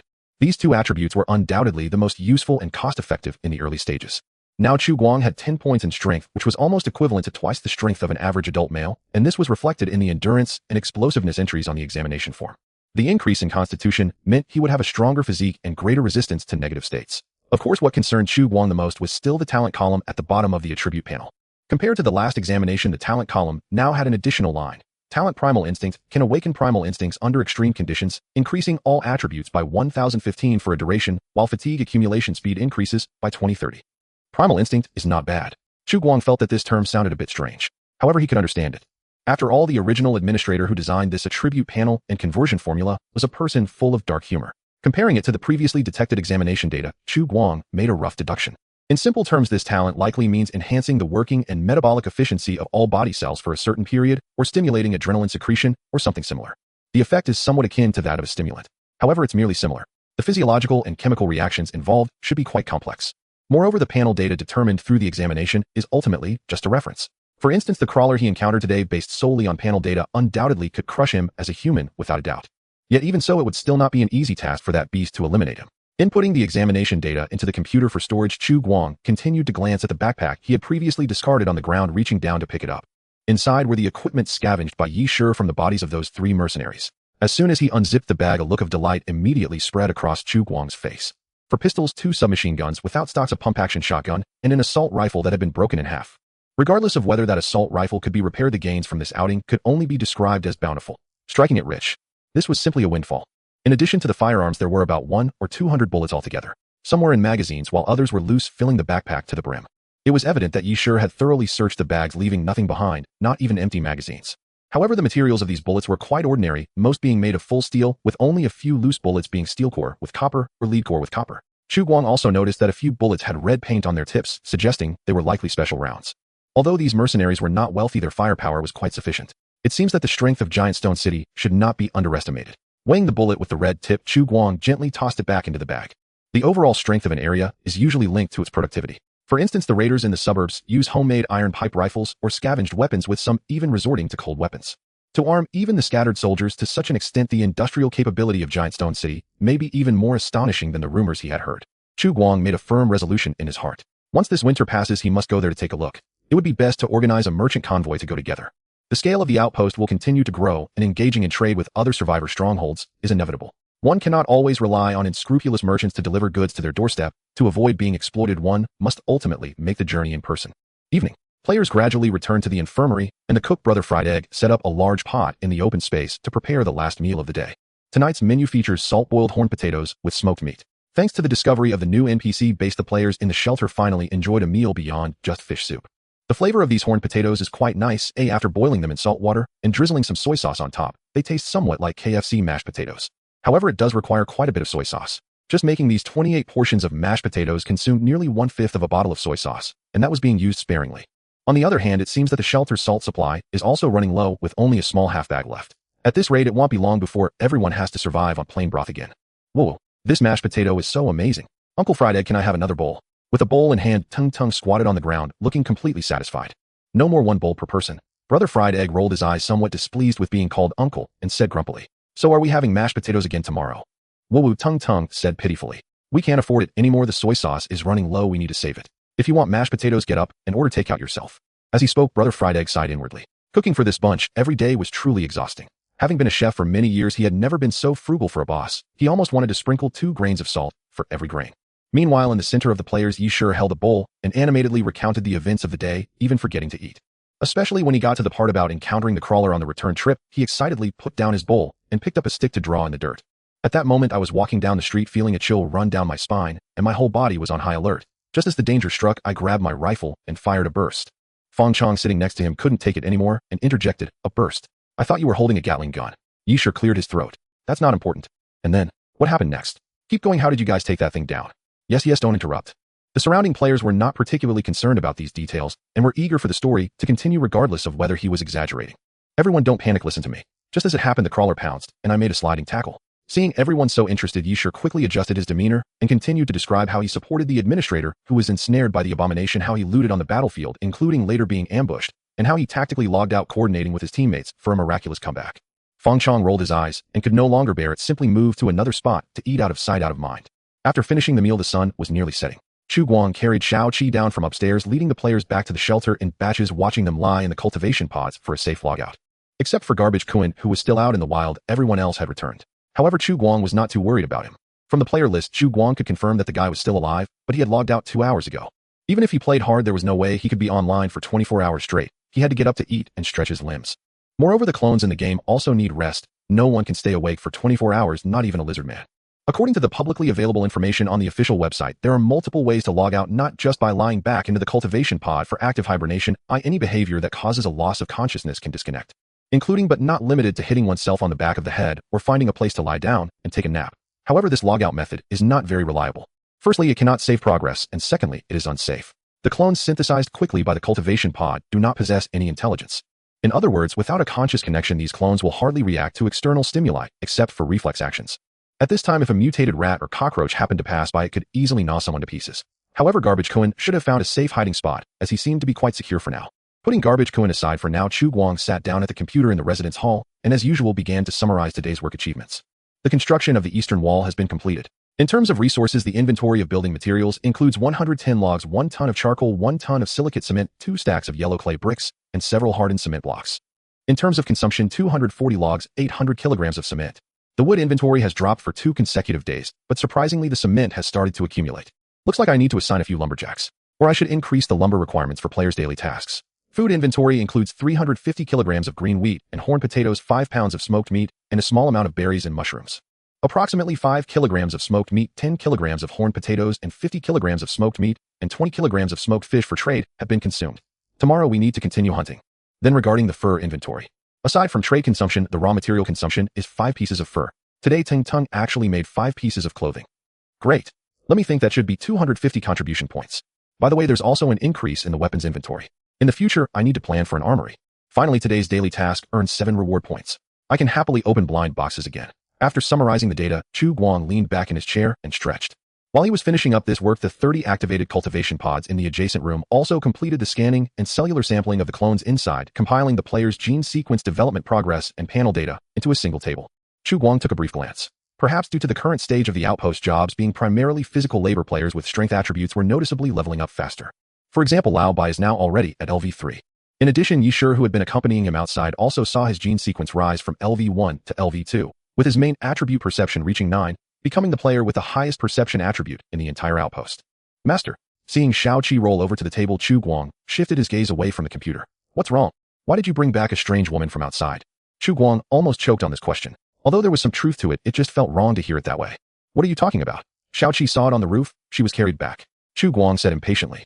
So, in a monotone electronic voice, Shao Qi said plaintively, I just wanted to remind you that compared to the clones that can be restricted at any time, the natives on the wasteland are much harder to control. It's better not to trust them too easily. You're overthinking it. I have never fully trusted anyone, whether players or natives here, Chu Guang said calmly. Then I can rest assured. The camera atop Shao Qi bobbed up and down to indicate agreement. By the way, you can always trust Shao Qi. No matter what happens, Shao Qi will always be your most loyal assistant. Okay, got it. How dismissive. Can't this guy take a break while charging? Chu Guang restrained his urge to retort and continued to focus on the computer screen. It had been over 10 minutes since the players logged out, and it was likely the official website forum was bustling at that moment. It was time for some enjoyable peeking. Humming a little tune to himself, Chu Guang opened the official website's backend to first check the reservation numbers. The small leaks who had their bowls out had increased from just over 100 to nearly 300 now. The requirements for reserving the game had changed from simply filling out a form to filling out a form plus answering questions. Although they were all common knowledge questions, being patient enough to read through the questions and fill in the blanks could at least filter out players who were serious about playing.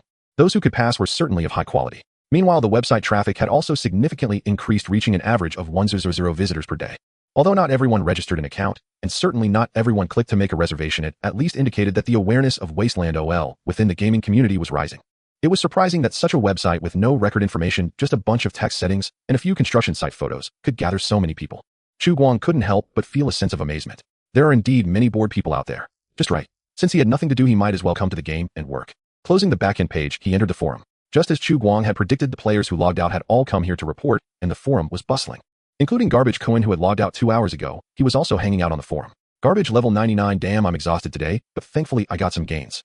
About 2 kilometers north of the abandoned construction site, there's a tire processing plant. There are people walking dogs patrolling nearby, possibly a raider camp, but I'm not sure. I plan to get a bit closer after dark and check it out.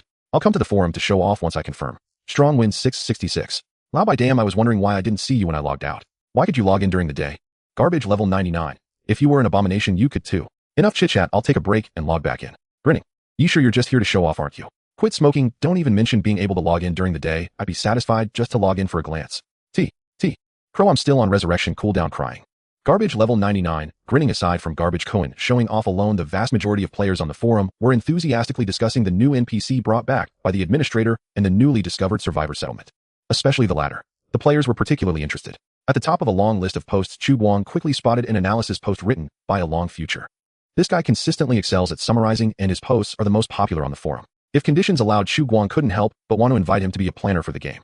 I must praise this time's Alpha 0.2 version update. It's obvious that the game officials are quite sincere. It's truly a great conscience.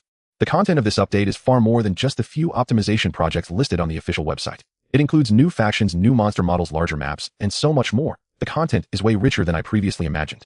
For example, when I reached the concrete structured walls of the Brown Farm, I was stunned by the game officials' artistic design. The immersive feeling is hard to describe in words, whether it's the post-apocalyptic architectural style or the detailed textures of the clothes on different NPCs. Traces of careful craftsmanship can be seen everywhere. And it's not just reusing existing materials. Besides, there's also a battle system test. On our way back, we encountered an attack by crawlers, resulting in a thrilling yet safe battle. Before this, I always thought that such absurdly powerful abominations only existed in the setting. I never expected them to actually be implemented in the current version. I must say, our administrator truly deserves to be a beginner's guide. His combat power is simply ridiculous. The moment the crawler pounced, both Yi Shi and I were caught off guard, almost in an OB state, relying solely on him to output damage, managing to take down a Tunter High Devourer with just a small pipe. It got my blood boiling. Additionally, personally, the most exciting part is that a new NPC has joined our outpost. Her unique identity may bring us more new gameplay, such as weapon modifications and possibly more side quests. I think we can definitely look forward to it.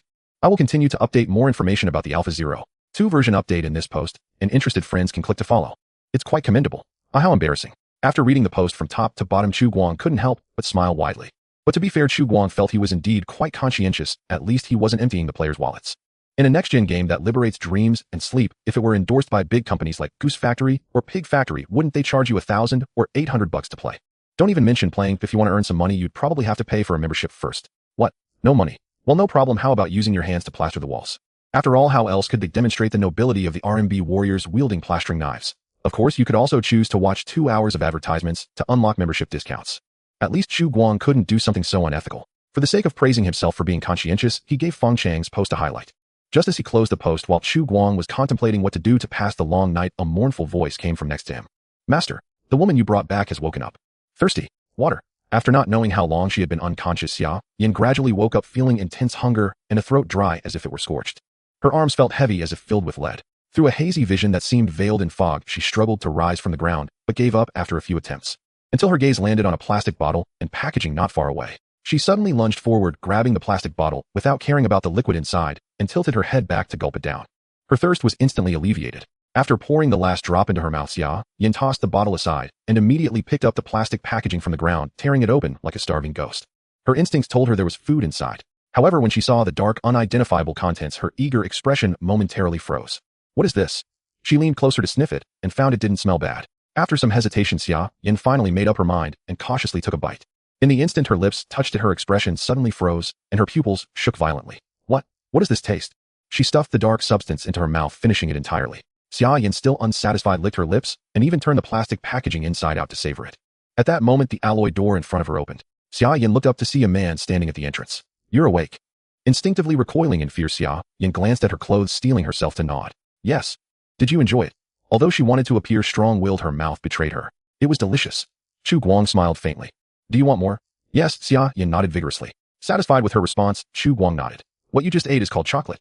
From today onwards, you will work for me, and you will do whatever I ask. In exchange, I can provide you with safe housing and food. Additionally, if your performance meets my satisfaction, I will give you another piece of that thing you just had. Xia Yin had never eaten chocolate before. She had only heard that it was a popular food before the war and a luxury item among the upper class of Giant Stone City. Is this the taste of chocolate?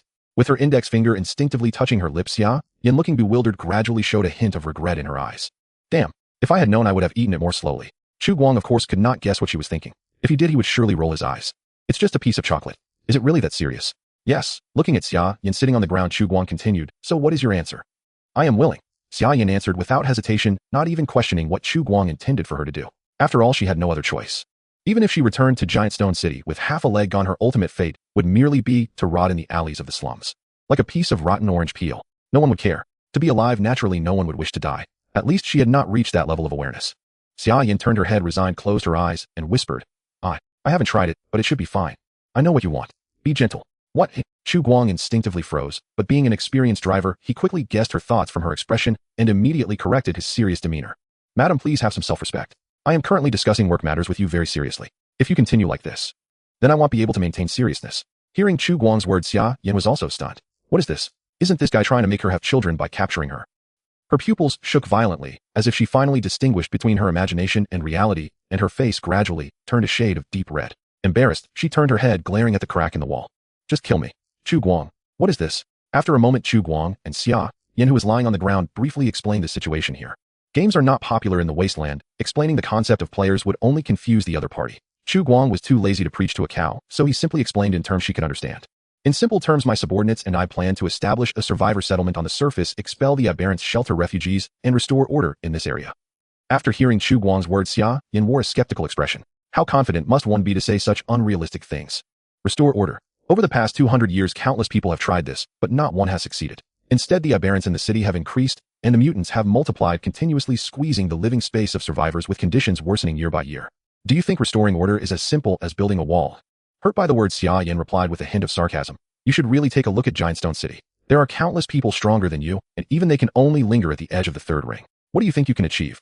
I naturally have my plans. Chu Guang, who had not considered such matters, calmly looked at her and continued, I do not intend to achieve this goal in a few months.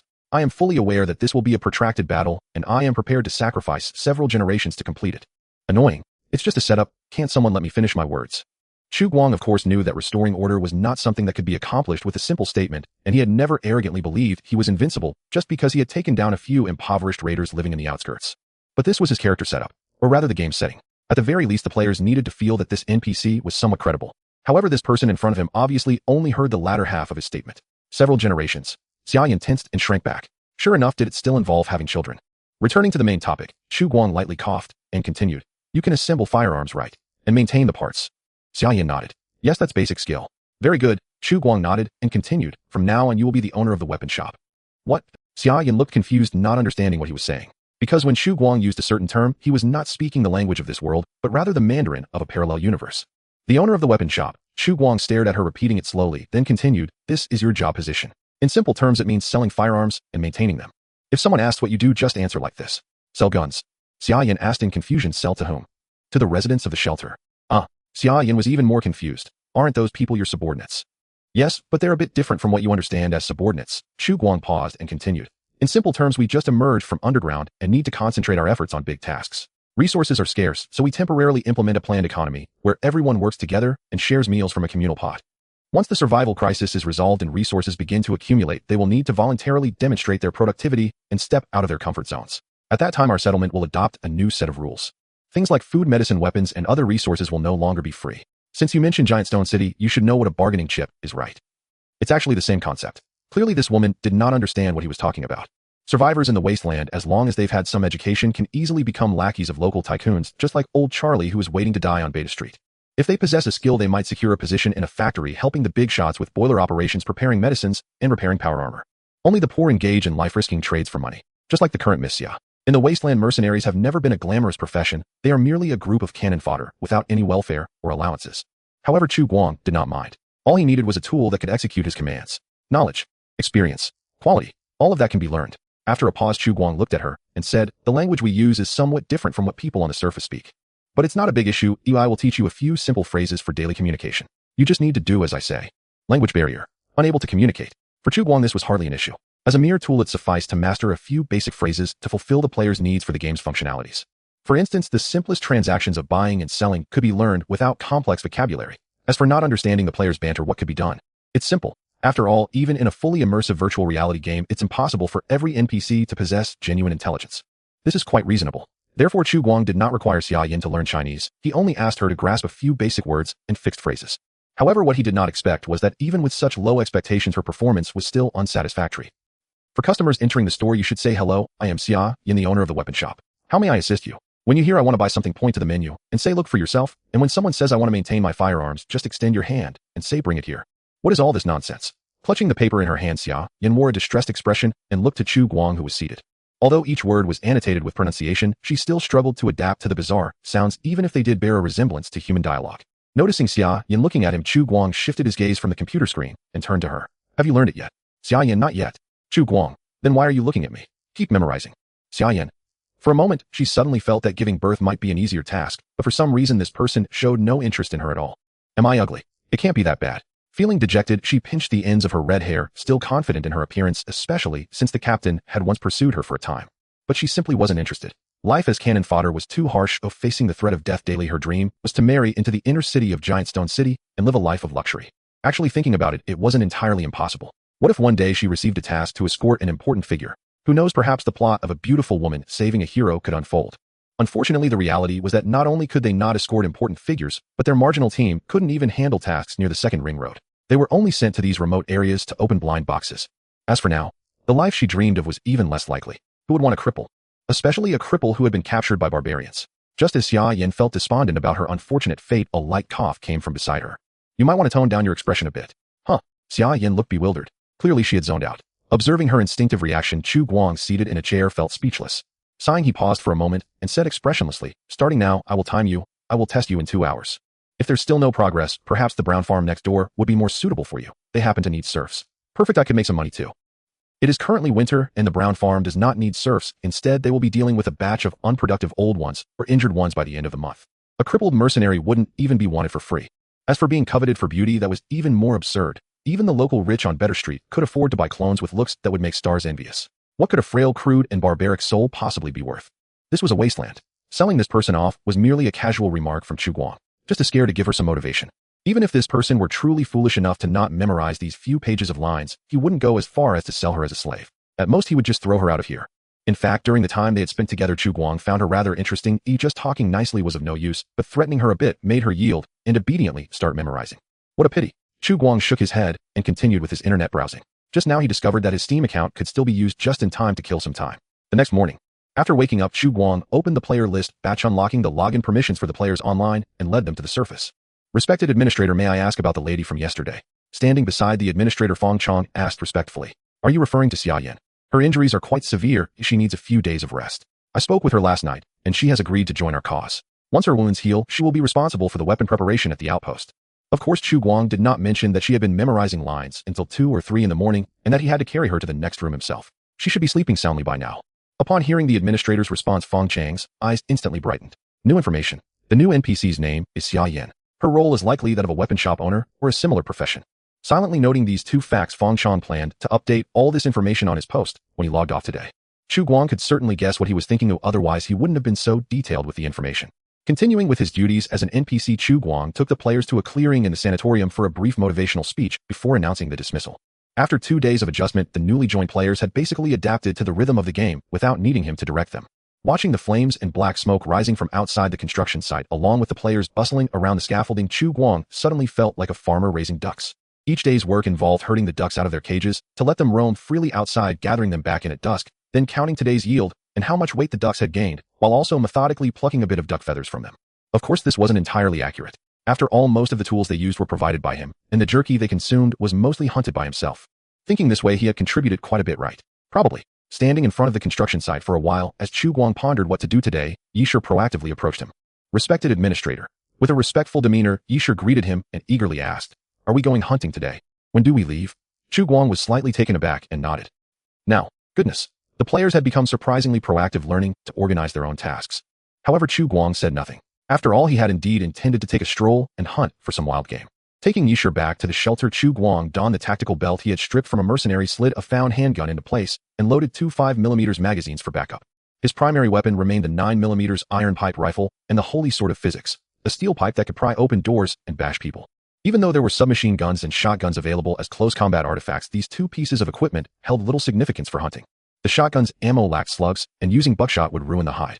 Compared to using close-range firepower to suppress prey, Chu Guang preferred using a quality 9mm iron pipe rifle to take down animals with a single shot from a distance. Or at least incapacitate them, then move in to deliver the finishing blow with the steel pipe. This method not only saved precious ammunition, but also preserved the fur of the prey more intact. You see, every extra bullet hole or cut would decrease the quality of the fur by 10%. You take this with you. Chu Guang handed Yisher a handgun and a crossbow along with a leather quiver containing 15 bolts. Can I use that shotgun? Yisher looked at the handgun, then at the shotgun propped against the wall, and looked at Chu Guang with a pitiful expression. However, Chu Guang had no intention of conceding, saying expressionlessly, We're going hunting, not hunting mutants. Get familiar with these 2 weapons before discussing anything else. Chu Guang set out hunting with Yisher. The players at the outpost worked diligently just as they had the day before. Those hauling bricks were hauling, those mixing cement were mixing, those plastering were plastering. None were idle. Thanks to the 30 tools that the administrator had brought back from Brown Farm, the players' work efficiency improved significantly, especially among those building the walls. The construction site for the outpost walls progressed at a visible speed.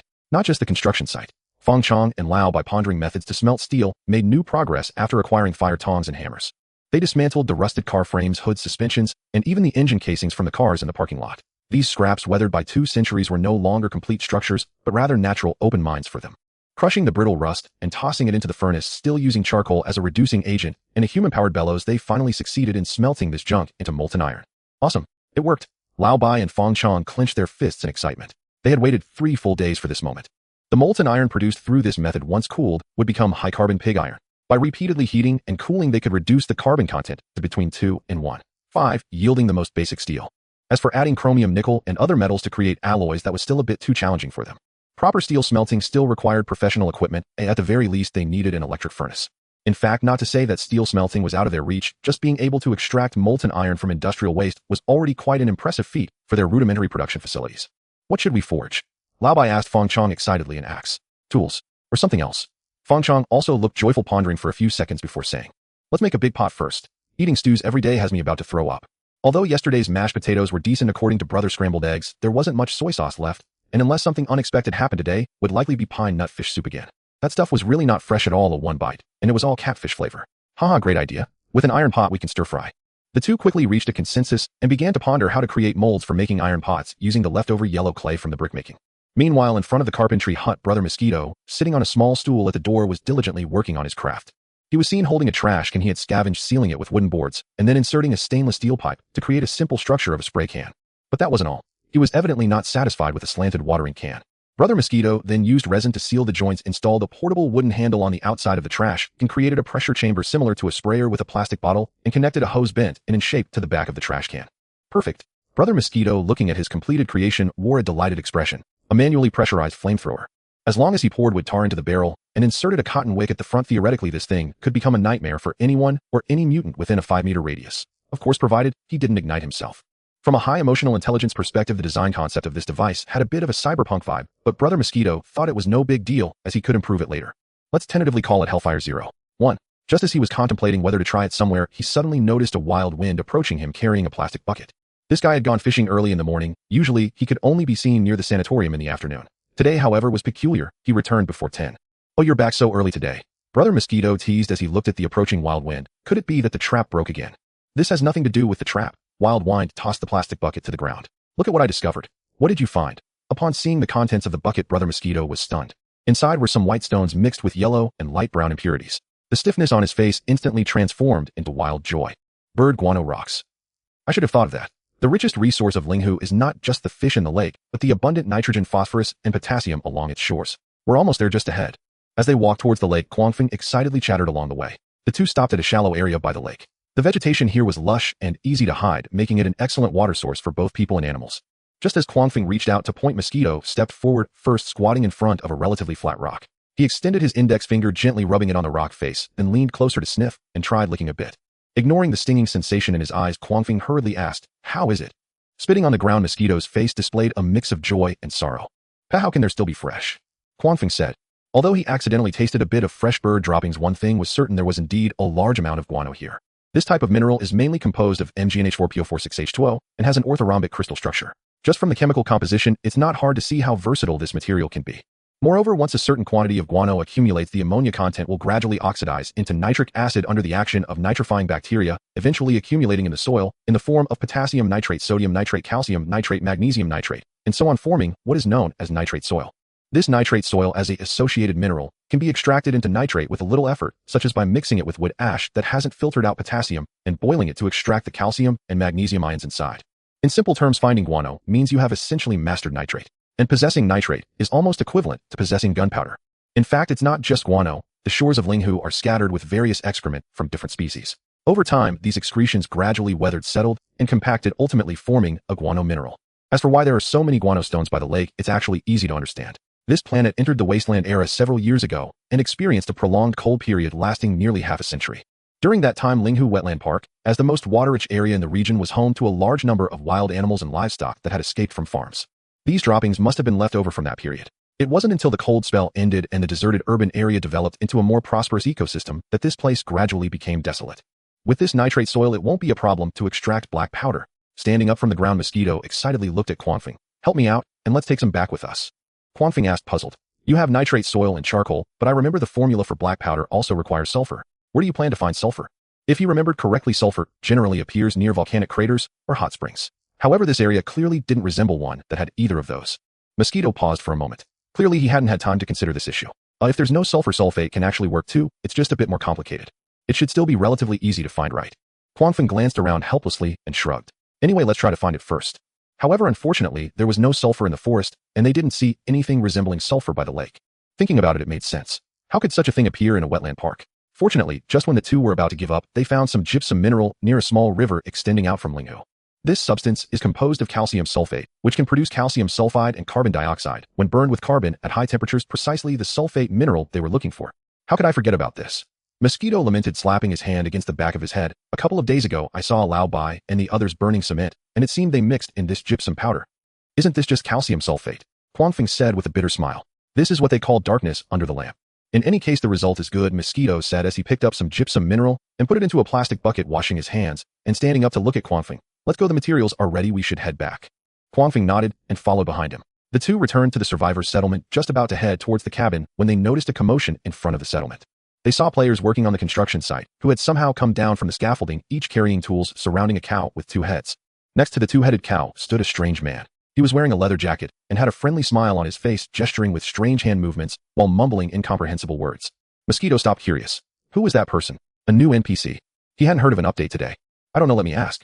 Guangfeng, being an action-oriented person, set down the plastic bucket in his hand and strode over to Chowdan, who was watching the commotion at the smoked meat rack, pulling him with curiosity. What happened over there? Who was that person? Chowdan crossed his arms and shook his head. I'm not sure about the details, but I heard from others that it seems one of our people encountered this guy while transporting stones from the construction site, and he just followed them here without saying a word. This cow has two heads. Is it a domesticated variant? This person has followed us all the way. I bet he's definitely not a good person. He might be an infiltrator. Not necessarily. What if he's an NPC? That doesn't make sense. If he were really an NPC, he wouldn't be unable to communicate with us, right? Could it be that the conditions haven't been triggered? Why don't we lock him up first and wait for the manager to return? Feeling the increasingly unfriendly gazes from those around him, Sun Shichi felt immense pressure, surrounded by the crowd. Though there was a revolver hidden under his leather jacket with the safety already off, even if he emptied the magazine, it only contained 6 bullets. And the approaching residents of the shelter would never give him the chance to fire 6 rounds. With a single hammer, he would be lying on the ground. He'll say it again, I mean no harm. I am a merchant, do you understand? Damn it, 200 years ago, even in the worst situations, there wouldn't be no profession of merchants, right? Or have you forgotten after sleeping too long? Alright, calm down. Let me rephrase, I want to exchange some of these things on the back of the cow for something you have that I need. Anything at all. Of course, if you don't want to trade, that's fine. They'll leave right now and guarantee I won't disturb you again. Seeing that communication was impossible, Sun Shichi was already considering retreating. However, the residents of the shelter showed no intention of letting him go. Instead, they drew closer and even took out ropes. Sun Shichi felt despair. Just as he was contemplating whether to fight to the death, the blue-coat individuals surrounding him suddenly parted to make way. A man approached, carrying the corpse of a mutated reindeer on his shoulder. That mutated reindeer weighed at least 100 kilograms, nearly the size of a horse, yet the man walked casually, shouldering his prey as if it were nothing. Although he wore a harmless blue coat, Sun Shichi still sensed a hint of extreme danger from him. This guy is definitely not an ordinary resident of the shelter. The man dropped his prey heavily on the ground and spoke a few words to his companions, who then obediently dispersed. Watching the man approach, Sun Shichi felt nervous, his nerves taut. For a moment, a thought flashed through his mind. Who are you? Chu Guang asked, looking at him. Hearing the man speak to him, Sun Shichi was momentarily taken aback, and a look of surprise instantly appeared on his face. You can speak. No, that's not what I meant. I meant, do you speak the language here? The language here naturally referred to the Human Union language. Before the war, this area belonged to the Human Union, and the language used was naturally unified. Logically, the residents of the shelter should also use the Human Union language, but for some reason, these people seemed a bit different. Chu Guang frowned slightly and continued. Now it's my turn to ask you questions. Answer me, who are you? Sensing the unfriendly tone, Sun Shichi hurriedly explained. My surname is Sun, and my name is Sun Shichi. I come from the neighboring Honghe town. I am a merchant. Honghe town. Hearing this unfamiliar place name, Chu Guang raised his eyebrows slightly. He only knew that this was Qingchuan City, located in the heart of the Human Union's River Valley province. As for other cities in the River Valley province, he was not very clear. What are you doing in Qingchuan City? Sun Shichi said cautiously. I am a merchant. Of course I came here to do business. Chu Guang's expression remained impassive. Merchant? Then why did I hear my companions say that you were following them? Misunderstanding, this is definitely a misunderstanding. Sun Shichi waved his hands, helplessly explaining. I was originally planning to go to Jushur City, and I happened to see them wearing blue coats along the way. I thought there might be a shelter nearby, so I wanted to trade something with you. I'm just a merchant, really, no offense intended. He hadn't expected these individuals to be so sensitive. If it were an ordinary survivor settlement, he would never dare to approach recklessly alone, but it was different with the shelter. These cute individuals in blue coats are notoriously naive in the wasteland, easily bullied and deceived. Most of them are either elites from pre-war society or descendants of elites, often priding themselves as the heirs of civilization, arrogant and dismissive. He had thought that following them would be fine. At worst, he would be chased away like a beggar, and it wouldn't be a loss. Who would have thought that after they brought him in, they would immediately surround him without listening to him or intending to leave? This is utterly unreasonable. Despite not relaxing his expression because of this guy's explanation, Chu Guang continued to look at him with a blank face. Regardless of whether you meant any offense, you have indeed done something that offends us. I believe that in any corner of this wasteland, following someone cannot be considered a friendly act, can it? Sun Shichi was sweating profusely and nodded stiffly. You're right. Good, it seems you have realized your mistake, Chu Guang nodded. But you need not worry, we are reasonable people. I've already convinced my companions and told them you are willing to apologize for your offending behavior. Sun Shichi hurriedly nodded. Yes, I'm willing. Hearing this, a smile finally appeared on Chu Guang's face. Alright, by the way, you wouldn't suggest we pick for ourselves, would you? Sun Shichi was taken aback, looking at the man before him with a bewildered expression. Wait, what does picking for ourselves mean? Chu Guang said, as if it were a matter of course. You can't apologize with empty hands, can you? How else would you make an apology? We're not going to extort you at most, well, just pick one item from your cow's back. As he said this, the smile that had appeared on Chu Guang's face gradually faded. You wouldn't be reluctant, would you? Sun Shiqi had a face that looked worse than crying, but he still forced himself to nod. No, the stuff is all in this cart. You pick. These bandits. Where is the restraint and pride of a civilized person? To rob a ragged wasteland traveler. This is akin to a wealthy man robbing a beggar on the roadside. Don't these people feel ashamed of their actions? He cursed silently in his heart, while still maintaining a smiling face, not daring to show any negative emotions. He gradually began to realize that this shelter seemed fundamentally different from those he had encountered before. As for Chu Guang, he did not care what this merchant was thinking, because it simply didn't matter. Seeing that this guy was so understanding, a pleasant smile reappeared on his face. To Chu Guang's surprise, the ox's back was laden with quite a few valuable items. For instance, at the very top lay 5 Rider revolving rifles. This device has a caliber of 7mm, with 2 simple rifling grooves inside the barrel, allowing the bullets fired to maintain a stable trajectory within 50 meters. Especially with its simple spring clip-type chamber structure, not only is it easy to maintain, but it is also quite reliable in combat. Even if a jam or misfire occurs, there's no need to worry. A gentle twist of the cylinder will allow continued firing. The barrel can be detached and used as a handgun, though the accuracy would be left to chance. Of course, what pleased Chu Guang the most was the firing rate of this weapon. Although it is semi-automatic, as long as the trigger is pulled quickly enough, firing 6 rounds in a short period to create a suppression effect is completely feasible. It can be said to be quite user-friendly. Just as Chu Guang was contemplating whether to choose a rifle as compensation, his gaze suddenly fell upon the sacks tied to the sides of the 2-headed ox. Upon opening one, he found it stuffed full of coins. These coins were both brass-colored and silver-white, made of some material that surprisingly showed no signs of rust. The brass-colored coins appeared slightly smaller, while the silver-white ones were a bit larger, with denominations labeled as 1 and 10, corresponding to their values. Pre-war currency. No, wait. As he picked up a coin and flipped it over, Chu Guang quickly recognized the small print on the back, Galaxy Arcade. Goodness. It turned out to be game tokens. Where did you get this from? He asked, tossing the coin back into the sack, while sizing up the merchant who had the surname Sun and observing the nervous expression on his face. Hearing Chu Guang's inquiry, Sun Shiqi answered honestly. I found these coins in the basement of an arcade. Oh, I figured they could be refined into some copper and steel, so I took them along. Generally, merchant caravans rarely stop to scavenge. They usually trade with local scavengers, which benefits both parties and helps avoid potential conflicts. However, nothing is absolute. Just like how a destitute mercenary might occasionally play the role of a raider, a financially strapped merchant would also take risks to collect garbage. For example, this merchant before him clearly hasn't been in this line of work for long. It's possible that the 2-headed ox behind him was something he had just managed to buy recently. Is there more of this stuff? Chu Guang asked. Sun Shiqi paused for a moment before instinctively nodding. It seems like there are 2 more cabinets. These sacks could probably hold 4 to 5 more. Great, I'll take them all. Chu Guang unloaded the 2 sacks from the ox's back and looked at Sun Shiqi. These 2 sacks and the coins inside shall be your compensation to us. Next time you come here, remember to bring the rest of those coins. Let me think. How about I give you 4 kilograms of dried meat for every 100 kilograms of coins? 100 kilograms is roughly equivalent to 1 sack's worth, which could contain about 30 to 40,000 coins. In business, it is important to maintain a steady flow. Chu Guang didn't want to be too harsh in this negotiation, so he opted for these 2 sacks, which he found useful. Moreover, since he planned to let this man go, Chu Guang didn't want to show his need for weapons too overtly. Clearly taken aback that someone was interested in this junk, Sun Shiqi's face was filled with surprise, though he didn't dare show it too plainly, quickly nodding in response. No problem. As long as you need them, I'll make sure to bring them all next time. He was not concerned about why this man wanted the coins. Perhaps it was for sentimentality, or some other reason. These old tokens were hard to figure out. Originally, he planned to drag these to Giant Rock City to sell as copper and steel, but they wouldn't fetch much. If they could be used to open a market for a shelter, this trade would certainly not be a loss. Plus, reducing some burden in advance would make the upcoming journey easier for him. In addition to the 2 sacks of coins, Chu Guang also kept the 5 revolving rifles he had previously set his sights on and purchased the 200 rounds of 7mm ammunition he had with him. In exchange, he offered this far-traveled merchant a total of 50 kilograms of smoked meat and 10 kilograms of smoked fish. Although many misunderstandings occurred during their initial contact, overall both sides were quite satisfied with the outcome. Chu Guang obtained what he wanted, while the merchant named Sun received the trading rights and food he needed. Survivors living in Qingchuan City could hardly imagine the situation over in Homa Town. Although the 2 places were less than 100 kilometers apart, the ecological environment there was completely different. According to this merchant Sun's own account, there was a large chemical industrial base and a landfill in the area. Due to the lack of maintenance of these facilities after the war, leaks occurred in the stock, leading to severe soil pollution in the area, with heavy metal content particularly exceeding safe levels, resulting in extensive desertification and soil compaction that had yet to be fully restored by nature even now. Not only that, but due to the fragility of the ecosystem, local mutated species predominantly consisted of scavengers and arthropods. This extreme situation resulted in local survivors having almost no arable land to utilize, making it difficult to sustain themselves through hunting. Interestingly, the landfill that had faced numerous protests from locals before the war became the greatest source of wealth for local survivors over the 2 centuries following the nuclear war.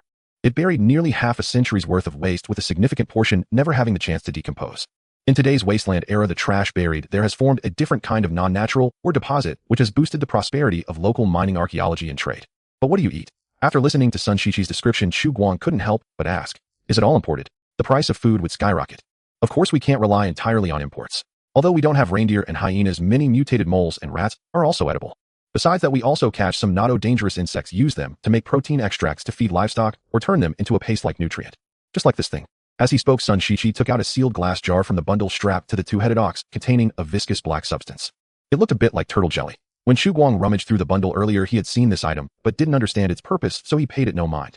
To his surprise, it turned out to be food. What is this made from? Sun Shiqi chuckled and replied, mutated cockroaches. Chu Guang. What the hell? He felt he could never look at turtle jelly the same way again. Although these are proteins and fats extracted from mutated cockroaches after boiling, filtering, drying, grinding, soaking, and reducing through several processes, this stuff has actually become quite unrelated to cockroaches packed with protein. Want to try some? Chu Guang maintained a straight face.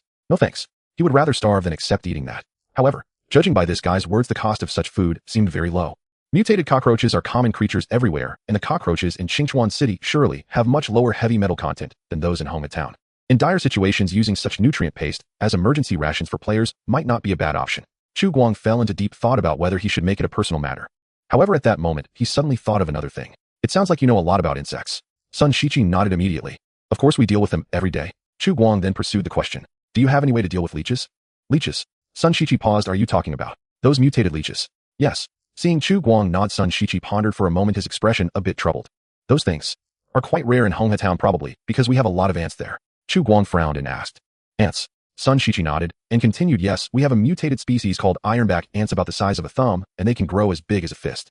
These creatures have very hard shells, are corrosion resistant, and can eat almost anything. Most soft-bodied animals are no match for them. Chu Guang asked, can you bring a few for me to see next time? Sun Shiqi smiled. No problem. Count on me.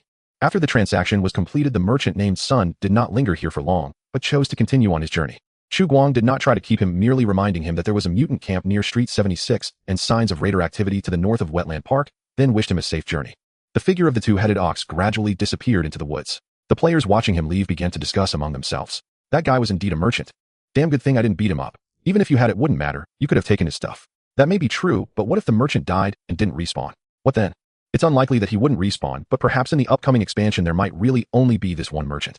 Plus, didn't you hear the planner say that Wasteland OL claims to create an economic system that can fully reflect supply and demand? If this isn't just a pie in the sky, then the long game is the right approach. That seems somewhat reasonable. Not paying attention to the players' discussions, Chu Guang's thoughts were entirely focused on those 2 sacks of game tokens. He had a bold idea. Since plastic chips could serve as general equivalents, why couldn't metal currency? These 2 sacks of coins would amount to at least 60 to 70,000 tokens, and it wouldn't be long before the merchant named Sun could bring him even more. With a scale of under 500 people, these coins would be more than sufficient. The brass-colored coins could be considered copper coins, and the silver-white coins could be considered silver coins at a value of 10 to 1. Meanwhile, the original contribution points would merge into a new honor system, which could be used to purchase identities, titles, and even private land. At the same time, the upcoming systems for mercenaries, caravans, guilds, and legions would also be linked to contribution points. Only players with sufficient contributions would qualify to lead others. This would not only strengthen management, but also significantly limit those players who tend to cause trouble. After all, the higher the value of a player's account, the more they would cherish their hard-earned gaming qualifications, and the more likely they would be to invest more effort and voluntarily maintain order in the game. Causing trouble is a form of fun, and that's human nature. Dragging back 2 nearly 100-kilogram sacks into the shelter, Chu Guang found an empty room without an activated cultivation chamber and leaned the sacks against the wall. Then he turned around and returned to the residence hall, opened the computer, logged into the official website backend, and began editing the title. Wasteland OL Closed Beta Alpha 0.3 version update announcement, major adjustments to the economic system. As he typed this line, Chu Guang opened his document. He had collected quite a few brilliant ideas from the forum before. Now was the perfect time to put them to use. After the announcement was made, Chu Guang did not remain idle, continuing to pin his pre-edited post on the official forum. Such a significant update that concerns all players' interests certainly required him to discuss it thoroughly with the players in his capacity as a planner. Developers log Alpha 0.3 version. Hello everyone, I am your beloved planner. Thanks to our tireless overtime work and the timely clock-ins of our closed beta players, the development progress of Wasteland OL has made a significant leap. I'm not boasting, but this time the Alpha 0.3 version update will become the most significant update since the start of the game's closed beta.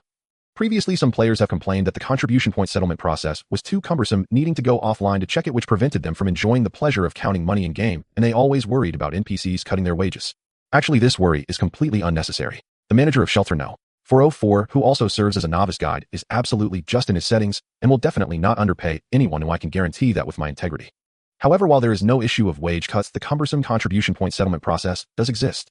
After receiving feedback, our planning department held meetings for 3 consecutive days and nights, ultimately concluding that we should not sacrifice gameplay for the sake of realism.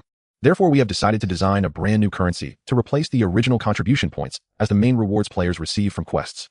This currency is very convenient, primarily divided into denominations of 1 and 10 and made of brass and silver white, and can be used to purchase food equipment and other paid services and goods. Yes, after this update, food will no longer be provided for free. Instead, players will need to spend in-game copper coins or silver coins to purchase it. At the same time, players will also receive money as rewards from quests. Doesn't that sound quite interesting? The gameplay has suddenly become richer. On the other hand, after the Alpha 0 free update, the shelter will allow its residents to possess their own private property. Items or equipment that players pick up from the wasteland will belong to them, which can be traded with other players or sold to the shelter for rewards. To this end, we have specially introduced an additional storage system located in the buffer room at the entrance of the shelter. There is a row of lockers that can be set with passwords. You should have noticed them before, and now they are open for use. Both money and weapons can be stored there except for dangerous items that are prohibited from being brought into the shelter. What? You asked me if it's free. Of course it comes at a cost. But don't worry, the rent is very cheap, and everyone can afford it. Additionally, players holding a large number of contribution points need not be disheartened. Even though contribution points will no longer be used as currency, your contributions to the shelter and even the entire civilization are well recognized by the NPCs. After research by our planning department, we have decided to merge contribution points into a brand new honor system. This system is independent of the economic system and mainly relates to the privileges players enjoy within the shelter. In simple terms, it can be used to exchange for identities and titles. All players start with the default identity of shelter residents, and spending 2,000 contribution points allows them to upgrade from residents to citizens. In Shelter No. 404, residents only enjoy basic human rights, and only citizens can own private land. The most basic citizen identity only supports the purchase of 5 square meters of private land, and as one's status advances, this number will continue to expand. More identities and titles will be gradually released in subsequent updates based on the progress of testing. At the same time, systems such as mercenaries, merchant caravans, guilds, and legions that are currently being designed will also have certain demands for identities and contribution points. After the Alpha 0 free version, the rewards for daily quests will primarily consist of money, and only actions that contribute to the overall benefits of the outpost will earn contribution points as rewards. These actions include, but are not limited to, holding public positions, resolving emergencies, and making great creations and inventions. After the post was published, it did not immediately cause a big stir. However, this was also within Chu Guang's expectations. It was 3 o'clock in the afternoon in the wasteland, while it was midnight in reality. For those who did not receive appointment qualifications, it was too grim, while for players in the game it was too early. Once they logged off, they would naturally see it. Stretching, Chu Guang was just about to turn off the computer when he suddenly noticed that the post had actually received a reply. Crow, what's going on? Has it been updated already? Did I miss the entire 0.2 version? QAQ. After seeing this post, Chu Guang was astonished. This guy really did say he wouldn't sleep without a helmet. However, he had no way around it. If possible, Chu Guang wished more than anyone that the player's revival cooldown could be shorter, but unfortunately, it always took some time for an embryo to develop into a mature individual. Just hang in there, they should be able to get to work tomorrow. Not bothering with this unfortunate little player, Chu Guang turned off the computer and then got up to go outside the shelter. Ever since he bought a batch of tools from Brown Farm last time, the efficiency of the player's work had indeed improved significantly.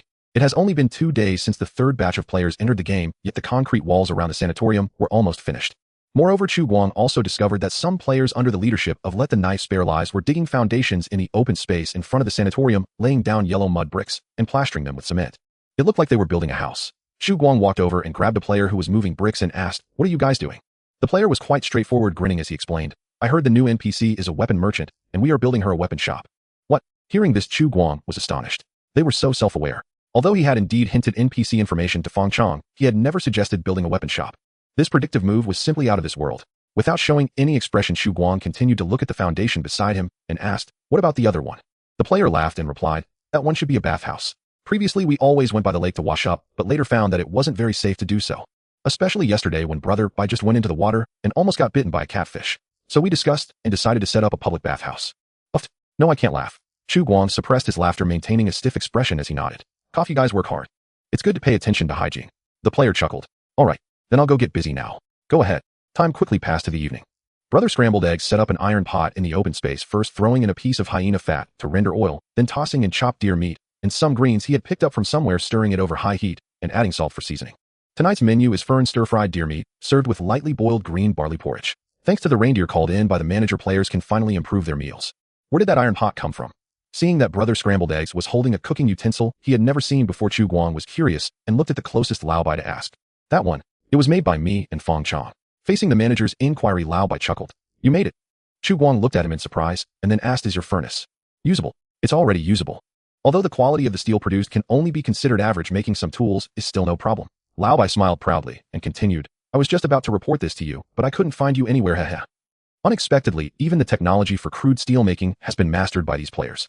Although the quality of steel produced by this method may not be satisfactory, isn't any technology developed step by step? With iron, not to mention combat power, at least productivity can be elevated to a new level. Chu Guang felt emotional, his face filled with admiration. You guys did very well. I will report your merits to the organization. You and Fong Chong will receive a reward of 1,000 contribution points as recognition for solving the outpost's demand for steel. Lao Bai was overjoyed and quickly said, "It is my honor to relieve your worries." Chu Guang shook his head. No need to be polite. These players are all talented, and they speak so nicely. Being a manager is too easy for him. He remembered that when he was on Better Street, he had heard old Charlie from the grocery store say that most shelter managers did not fare well in the end. The residents of the shelter are much harder to please than the survivors in the wasteland. Even if they are well-fed and clothed, they still ignore the terrible conditions and make some unrealistic demands. Very few raiders can breach the copper walls and iron gates of the shelter. Those ineffective weapons aren't even worthy of leaving a scratch on the shelter's doors. The majority of shelters that fall into disrepair due to non-natural causes are because of internal conflicts and disagreements leading to self-dissolution.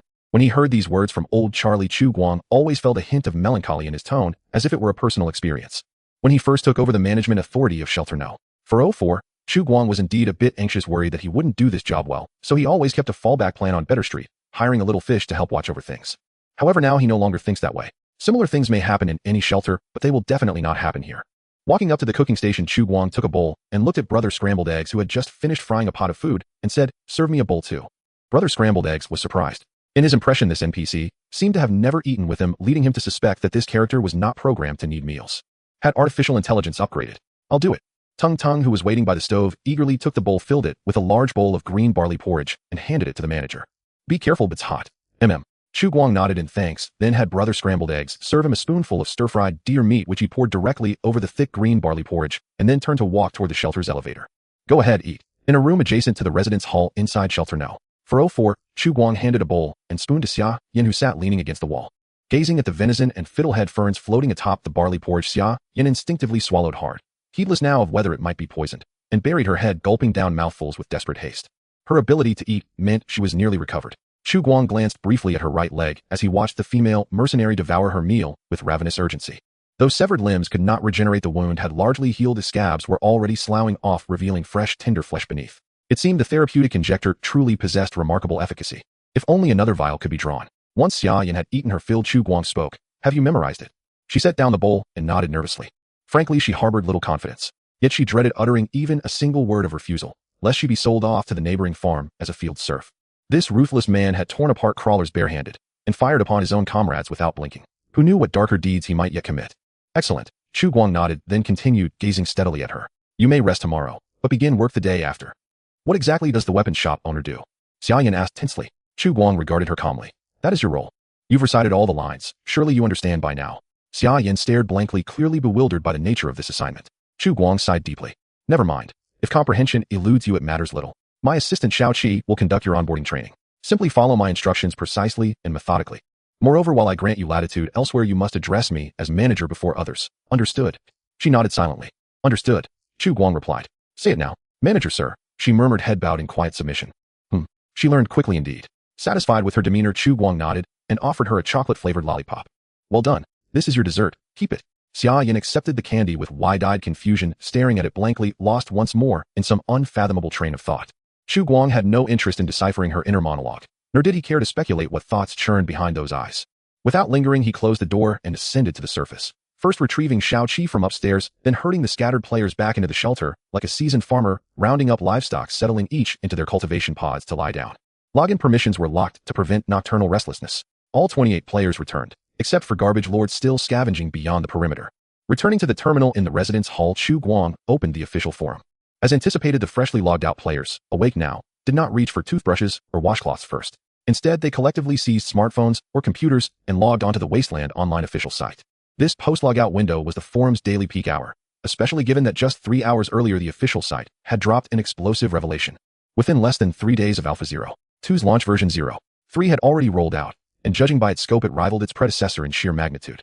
No pinning was necessary. Chu Guang's forum post, authored under his designer credentials, effortlessly dethroned the analytical thread. There's time enough to become the forum's undisputed top trending topic.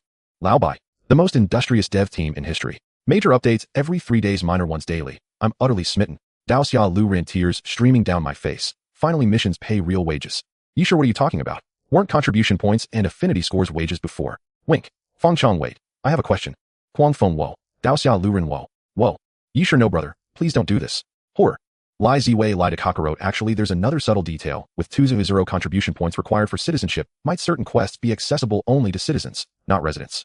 Xia Guzai Tao Mo Shu Wowa. I want to build a house. Don't stop me. By the way, what happens if I build without buying land? Irelina, that would constitute illegal construction. Wink. Maka Batsi building houses. I want a farm. Ugh. 5 square meters. What on earth can you grow in that? Fuming. These players' attention fixated perpetually on the oddest details. Chu Guang had merely intended to convey one simple truth: henceforth labor and quest completion would yield tangible currency. Yet their focus narrowed instead on how much harder contribution points would now be to earn, and they appeared to misinterpret both the new identity system and the private land mechanics. Still, he bore partial responsibility. The explanation had indeed lacked clarity.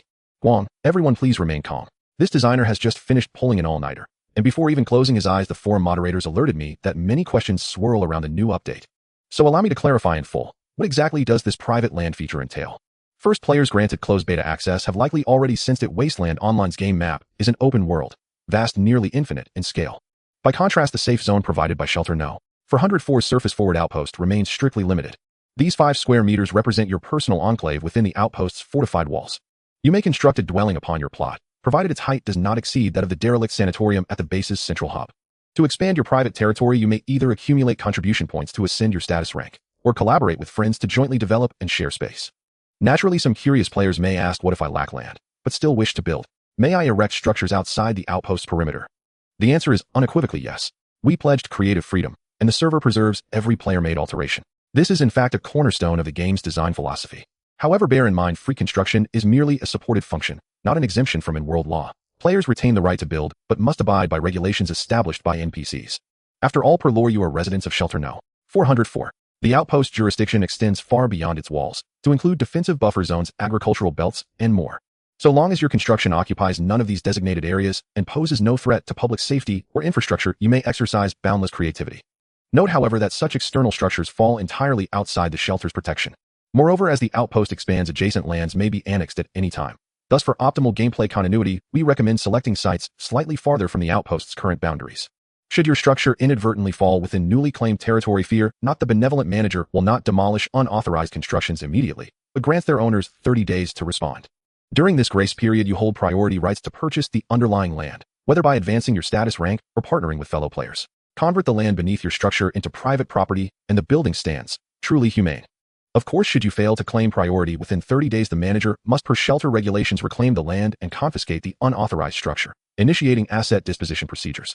During disposition, the manager will assess the structure's purpose and quality, determining whether to dismantle it, designate it as public infrastructure, or auction it publicly. Compensation, commensurate with the structure's utility and craftsmanship, will be extended to displaced owners. Also worth noting, the current currency serves only as a provisional medium, valid solely during closed and open beta phases. This point warrants emphasis. By late testing stages, we intend to implement a digital currency system integrated with electronic ledger accounting, fully synchronized with character attribute panels rendered via intuitive visual interfaces akin to traditional PC games. Attributes and assets alike will be instantly accessible at any time. Yet realizing this functionality demands complex technical solutions, so please bear with us and grant our development team the time it requires. Oh, and 20 additional closed beta slots have been added in this update. Lucky players should already have received notification emails. Do check your inboxes promptly. Having worked through the night, I must now rest. Should further questions arise, post them below. I'll reply en masse once awake. Chu Guang, of course, did not sleep. Night had barely fallen over the wasteland, barely 6:30 p.m., and sleeping so early risked waking at midnight with no VR headset to aid slumber. Better to lurk the forum, observing these absurd yet endearing players' converse. True to prediction, within 2 minutes of his post's update, replies exploded anew. Jean DQI and Zhu, brilliant. The designer has responded. Ren Ti Miao Bien Kai Shifu, brother Guang. You're legendary. Han Di He Xia Tu, please grant me beta access. I beg you. Yi Ao Nai, where he keeps spinning tales. I refuse to believe. There exists no such thing as a fully immersive VR game. Those accounts above. All bots. Don't let these forum moderators deceive you. They're untrustworthy. Irelina, are there even living people here? Or are they all just my old accounts? Wink. J and Ha. Already distributed. Why haven't I received mine? Fujai and ha, I got mine. Na Emoc Nian Wan ha. Huh. The username Yi Ao Nai, where he seemed oddly familiar. Indeed, it belonged to someone from the Ox group chat. What surprised Chu Guang was that this little Yi Ao had tracked him all the way to the forum. Hadn't this fellow previously insisted the official site was a malwared and black site? So why had he surrendered to reality? Chu Guang clicked open the profile and chuckled anew. Turns out he was a pre-registered player, one who'd even passed 10 rigorous screening questions after Chu Guang raised the entry threshold. Chu Guang smiled inwardly, dismissing the rant as mere whimsy. He wasn't alone in skepticism. The forum teemed with doubters. Chu Guang's sole objective remained to select 20 reliable players from among the 300-plus reserves. His methodology encompassed forum activity history, quiz scores, engagement metrics, and login patterns, a skill honed during his prior career in sales. Those perpetually crying, unreasonable. This isn't reasonable, that isn't reasonable, only I am reasonable, need not apply. If you crave intellectual validation, lift steel bars on construction sites, not virtual cleverness in-game. Failed registration. Frustrated. He couldn't care less. A master of human psychology, this dog designer needed only minimal dialogue to coax players into laboring diligently, entirely of their own volition. The next morning, outside the walls of the nursing home, the air was filled with bustling voices and shouts. Stone transport at the abandoned construction site. 4-person teams for a group of 3. The rental for 2 small carts has been paid. Those who want to board quickly. Are there any teammates from the strength class looking for a companion to chop trees, earn money, and level up? Agility class seeking group. Perception class preferred. Intelligence class on the sidelines grinding for the scavenging tasks in the northern row of buildings. GKD. Damn it, does the intelligence class have no rights? The outpost is recruiting part-time warehouse managers with a fixed daily salary of 9 silver coins and 100 contribution points, working hours from 6 a.m. to 6 p.m. with a 3-hour break in between. Job responsibilities include checking ledgers, inventory counting, procurement, and sales, with preference for the intelligence class. Only 2 positions available. Note that the manager will always be watching you. Any discovery of favoritism or embezzlement will be severely punished. Damn it. I signed up. The carpenter's workshop is also hiring. A guaranteed daily salary of 10 silver coins and 200 contribution points with additional commissions for tool production orders. Requires carpentry experience, ability to process logs, and to create furniture, bows, and spears of good quality or higher. Gotta go. After the version update, every player received a novice gift package containing 5 copper coins from the generous manager. What can 5 copper coins do? Actually, there are quite a few things you can do. For instance, you can rent an axe for 5 hours at the lumberjack's workshop, or rent a cart or other tools at the warehouse for 5 hours. In addition to rentals, you can buy a pound of horned potatoes, green wheat, or 100 grams of jerky at the warehouse. The purchasing power is still quite good. I must say, players are always the most adaptable creatures. If it were the scavengers of Beach Street, upon hearing someone wanting to replace their chips they've used for nearly a century with metal pieces, they would probably immediately stand up and fight that person. But players are different. They are particles performing Brownian motion within a bottle, existing in a duality of chaos and order. As long as they still need to repeat the actions of putting on and taking off the helmet, they can never escape this bottle. Games have their own rules, and updates and adjustments are the norm. For players, this is common sense. In less than an hour, these self-taught little geniuses had already familiarized themselves with the new version's rules and started to contemplate ways to adapt their gameplay within those rules. In the open space in front of the walls, Feng Chong did not set off immediately, but instead gathered Lao Bai, Yi Shi, and Kuang Feng sitting together to hold a strategy meeting. Feng Chong, the biggest change in version Alpha 0.3 is the alteration of the economic system and identity system. Feng Chong, I just consulted the manager's assistant. To gain contribution points, aside from achieving major contributions, one can only obtain them through employment. Taking the warehouse manager, which has the lowest threshold, as an example, working for a day can earn 100 contribution points. Starting from scratch, it normally takes 20 days to reach citizen status. Kuang Feng scratched his nose and raised his hand to speak. Let me add that it's not only through the employment system daily active tasks have a guaranteed income. For example, chopping down 20 trees and dragging them to the carpenter's workshop provides not only the reward for chopping the trees, but also 80 contribution points. However, the daily limit for contribution points from active tasks is only 160, which means 2 tasks will max it out. Feng Chong. Utilizing the rest period of the job tasks for daily activities, the maximum contribution points one could theoretically earn in a day is 260. To accumulate 2,000 points takes 8 days. But for an average person, it would likely be quite difficult. Yi Shi said quietly. Damn, so to say, my 3,000 contribution points are quite impressive. Indeed. Lao Bai scratched the back of his head and chuckled. I have 5,000. Yi Shi, damn. When I first entered the game, the contribution points from chopping trees were calculated based on the length and thickness of the wood. A tree as thick as an arm earns 1 contribution point per meter. A tree as thick as a thigh earns 2 contribution points per meter. It seems the game's value planning was not well designed, resulting in Lao Bai from the strength class directly earning 800 points just by chopping trees, while even Feng Chong, with the lowest stamina, earned 300 points in a single day. This was clearly unreasonable. Sure enough, since version Alpha 0.2, the income from chopping trees was significantly reduced. Now in version Alpha 0.3a, the income from chopping down a tree is only 2 or 4 copper coins depending on thickness and length. Moreover, if one does not own their own axe, they must pay a rental fee of 1 copper coin per hour and accept credit.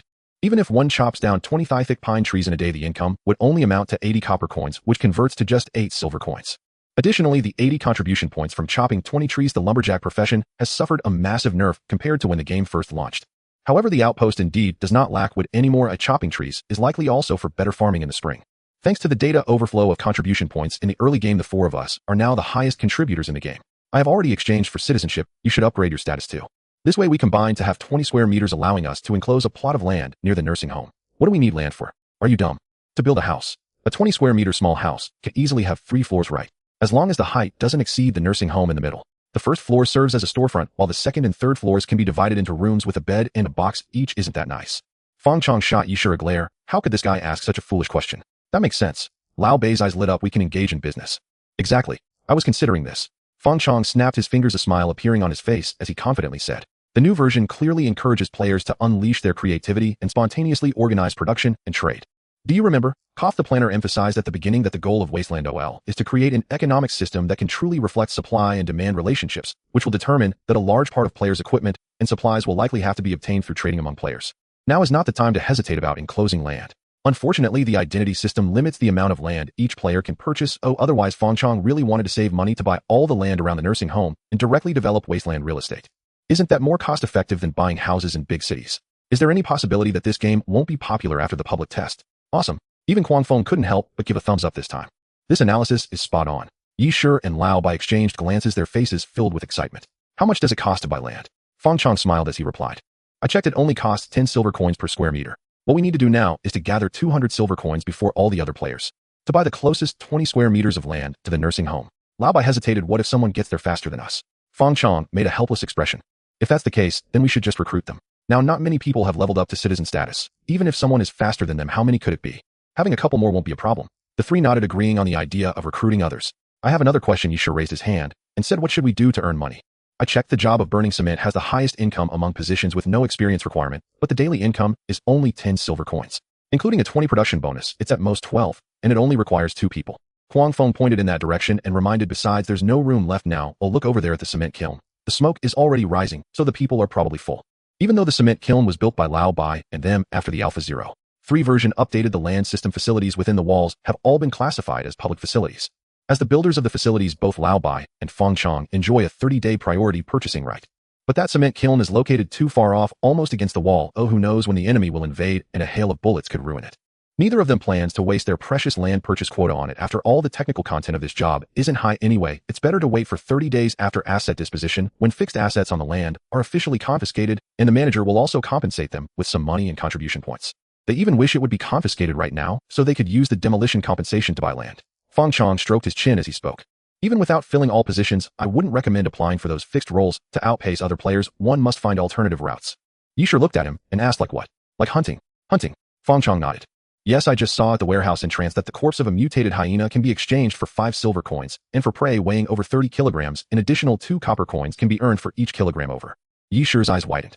5 silver coins. So much. And that's calculated at the lowest standard. Although the weight of mutated hyenas is generally around 30 kilograms, now it's autumn and most prey are hoarding fat. Their weight will generally be heavier than usual. This is a detail that this game does very well. Yes, besides mutated hyenas, there are also mutated reindeer on the acquisition list, and the price for each prey is at least 12 silver coins. Basically, if the 4 of us team up, as long as we can hunt 8 mutated hyenas a day, we can steadily surpass the income of 4 people working together to make cement. 1 more head is still profit. This is the quickest way Fong Chong could think of to earn 200 silver coins. But where are we going to find so many prey? Lao Bai hesitated. It seems the wetland park is full of birds and small animals. We'd have to go out of the wetland park to the urban area to find larger prey, right? Before Fong Chong could respond, Yi Shi, who was sitting beside him, raised his hand. You don't need to worry about that. I've been hunting with the manager these days. I remember which areas around here are dangerous and which have more prey. Furthermore, yesterday, I discovered a migrating herd of deer with the manager. As long as we follow the deer tracks, finding prey should be quite easy. Kwang Fong nodded. Yes, our Yi Shi is from the perception class. With 9 points in perception, he currently has the highest perception among all players, so searching for prey shouldn't be too difficult. Now the question is, how do we hunt? The weapon merchant isn't open yet. Fong Chong smiled confidently. There's no need to use a gun, throwing spears, slingshots, bows, and crossbows. As long as used properly, these weapons perform just as well at medium to close range. Kwang Fong frowned and asked, have you ever used a bow? That thing is hard to hit someone with. Previously, during a university-organized team-building archery club event, he had tried archery, once using a bow equipped with professional sights. Not to mention hitting a target 20 meters away or being able to hit his own target with a bag of 10 arrows was already somewhat of a talent. Many people clearly aimed at their targets, but ended up shooting at others' targets or hitting protective padding on the floor or ceiling. If it were a bow without sights, Kwang Fong couldn't imagine how pitiful the hit rate would be. However, Fong Chong seemed unperturbed by this issue, still wearing a confident smile. You can rest assured, archery is my forte. I have a bit of a foundation. You focus on making traps and finishing off targets, Lao. I will take the front, and Yi Shi will be in charge of scouting and vigilance. Trust me, this lineup is solid. In fact, it was not just Fong Chong who had noticed, and many players had already become aware of it. The significance of this update goes far beyond merely perfecting the economic system and integrating contribution points into the honor system. Its greatest significance lies in emphasizing the cooperation between players. With the increase in the number of players, this step was indeed inevitable. A good social system not only enhances the gaming experience for players, but also increases user engagement and daily activity. Although the latter seems somewhat redundant for the technically sound Wasteland OL. So far, the players selected by Chu Guang are all hardcore gamers who would almost spend 24 hours online reluctant to log off until the mandatory offline time. They seem to have no personal lives. Regardless, in the eyes of the vast majority of players, this update has a profound impact on cooperation among players. Although the official did not update the social system, many settings have actually laid the groundwork for team and guild systems. For example, the most typical one is that players can share land usage rights with friends. 5 square meters of land might not suffice for much, but if 4 players come together to gather 20 square meters, they can build a small apartment. Isn't this the embryo of a guild? Xiaoqi, do you know what the soul of a game is? What is it? Standing on the 3rd floor of the sanatorium, watching the busy players outside the outpost base, a slight smile curled at the corner of Chu Guang's mouth. It's mathematics. Mathematics. Well, to be more precise, it should be the design of values. This is an art. Excellent value design alone can become a form of gameplay. In comparison, the plot, graphics, and settings serve as the added value bestowed upon the game by art. Baidu is not entirely useless. Occasionally, it can yield some nonsensical chatter.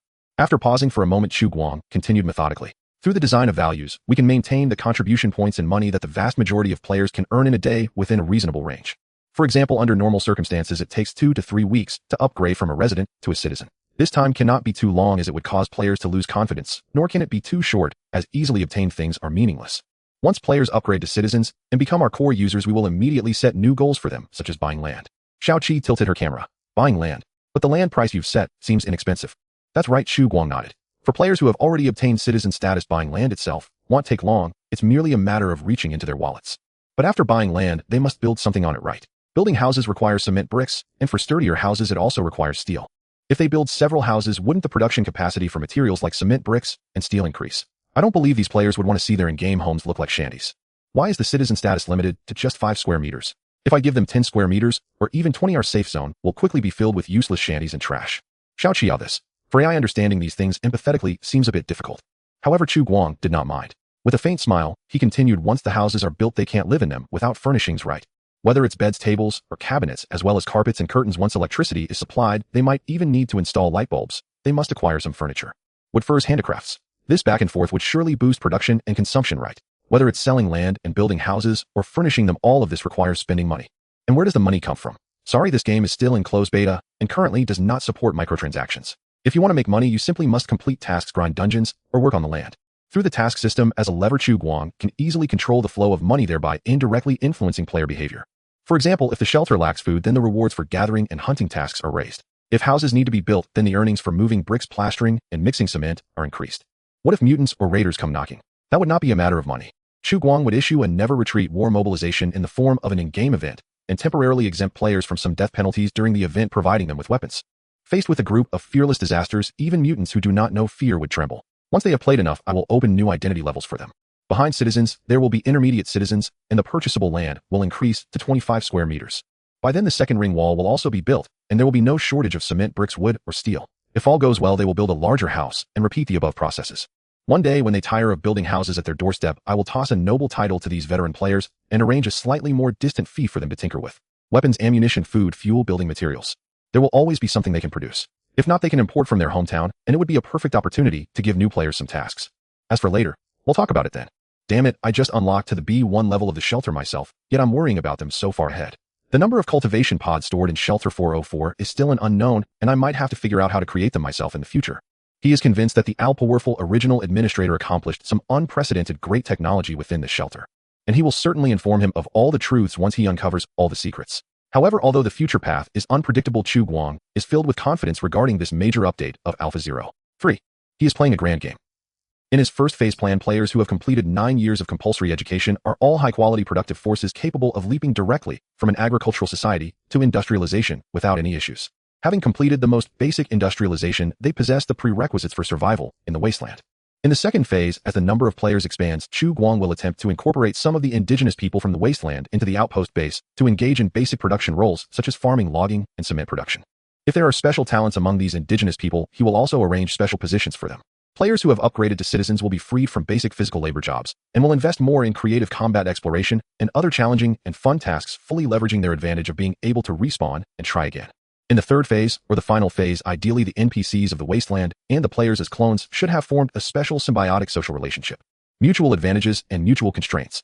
If all goes smoothly, players who own properties, wealth, equipment, friendships, and even love in this place will treat Wasteland OL as their second life, becoming proponents of order rather than challengers, forming a positive gaming ecology. Such games actually exist in reality, commonly referred to as server environments. Of course, Chu Guang also knows that plans can never keep up with changes, so he has prepared many plan Bs to deal with sudden situations. But at least for now, the implementation of the first phase plan is quite good. These closed beta players carefully selected by Chu Guang have clearly been enticed by the grand vision he painted, cooperating even more than he had imagined. Xiaoqi raised her camera and looked at her master standing beside her softly, reminding him, "Master, did you know that you're smiling like a villain right now?" "A villain? Have you ever seen a villain as kind as me?" Chu Guang shot a glare at this silent individual. "I liberated them from their mundane daily lives, granting them an extraordinary additional 12 hours in their lives. And all they need to pay is just a bit of sweat and dreaming time. Beyond that, they incur no loss, not even spending a single cent. Damn it. Thinking about it this way, it feels like a loss. This helmet should have a fee." However, after considering it, Chu Guang couldn't figure out what he would do with the money. Online purchases can't be delivered, and he doesn't have to pay for the server's electricity bills or the helmet's costs. At least for now, collecting money would actually be quite troublesome. Shaking his head, Chu Guang pulled his gaze back from the window and turned around, yawning away from Xiaoqi. "The wind on the rooftop is a bit strong. I'll head back to the shelter now. Oh, I'll leave this to you." The team I have the most confidence in, the cow and horse squad, has already set off with the bows, spears, and provisions raised from funding. They should be out hunting. Previously, Chu Guang had been intentionally training a player named Yisher, teaching him survival skills in the wasteland, as well as how to use perception to track prey and sense danger, and had even helped him successfully find traces of deer. If they can't even bring back any prey, it would be a disgrace to his training. Just when the 9mm bullets were running low, Chu Guang decided to take a day off for himself. Xiaoqi adjusted her camera and obediently accepted her orders. "Understood, master." Time passed to noon. In the half-open cultivation pod next door to the residence hall, a hoarse whimper emerged. "Whoa, I'm finally alive." Having awakened too excitedly, Yaya bumped her forehead against the still partially open hatch, rubbing her reddened forehead as she sat up from the cultivation pod. Looking at her delicate skin and proud figure reflected in the mirror opposite, her eyes brimmed with tears, half from pain and half from excitement. Before going online, she had been watching the forum for a full 3 days. 3 days. God knows how she got through those 3 sleepless nights without the helmet. Wiping away the tears that had squeezed out, Yaya quickly donned the clothes stored in the pod's compartment, tugged the zipper tightly, and jogged towards the room's exit. The lights in the residence hall were on. Chu Guang, who had just returned from outside, was sitting at the computer in the hall browsing the internet. Hearing the footsteps from next door, he casually closed the webpage he was browsing, released the mouse, and looked at the player who walked into the hall. He saw this little player with her head down, speaking in a repentant tone. "Respected administrator, please allow me to apologize for my hasty and reckless actions."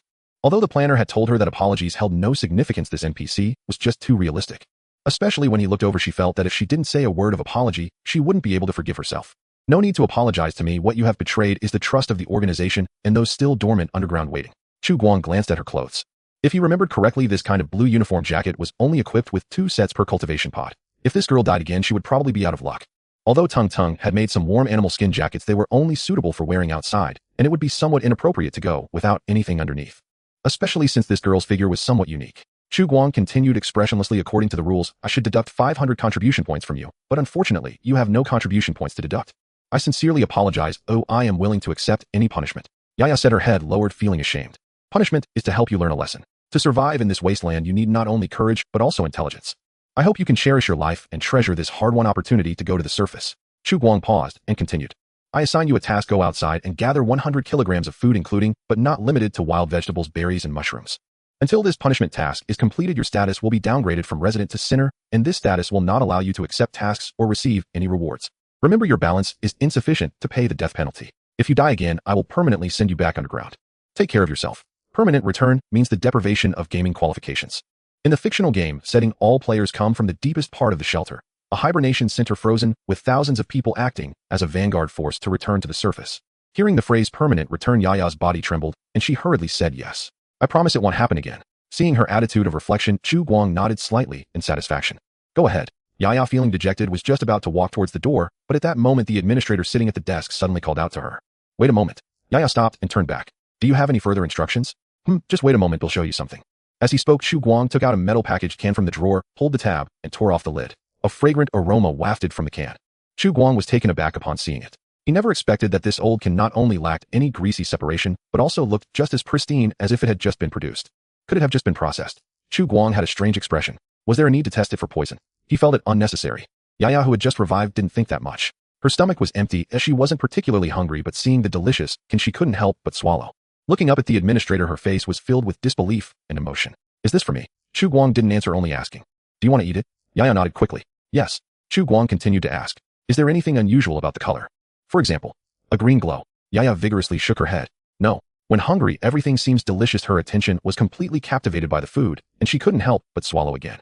This administrator has such a good heart. Although she had just been punished, but, alright, I understand. Chu Guang took back the can. I just wanted to show you I don't think too much. Yeah. In the end, this little player ran out with tears in her eyes.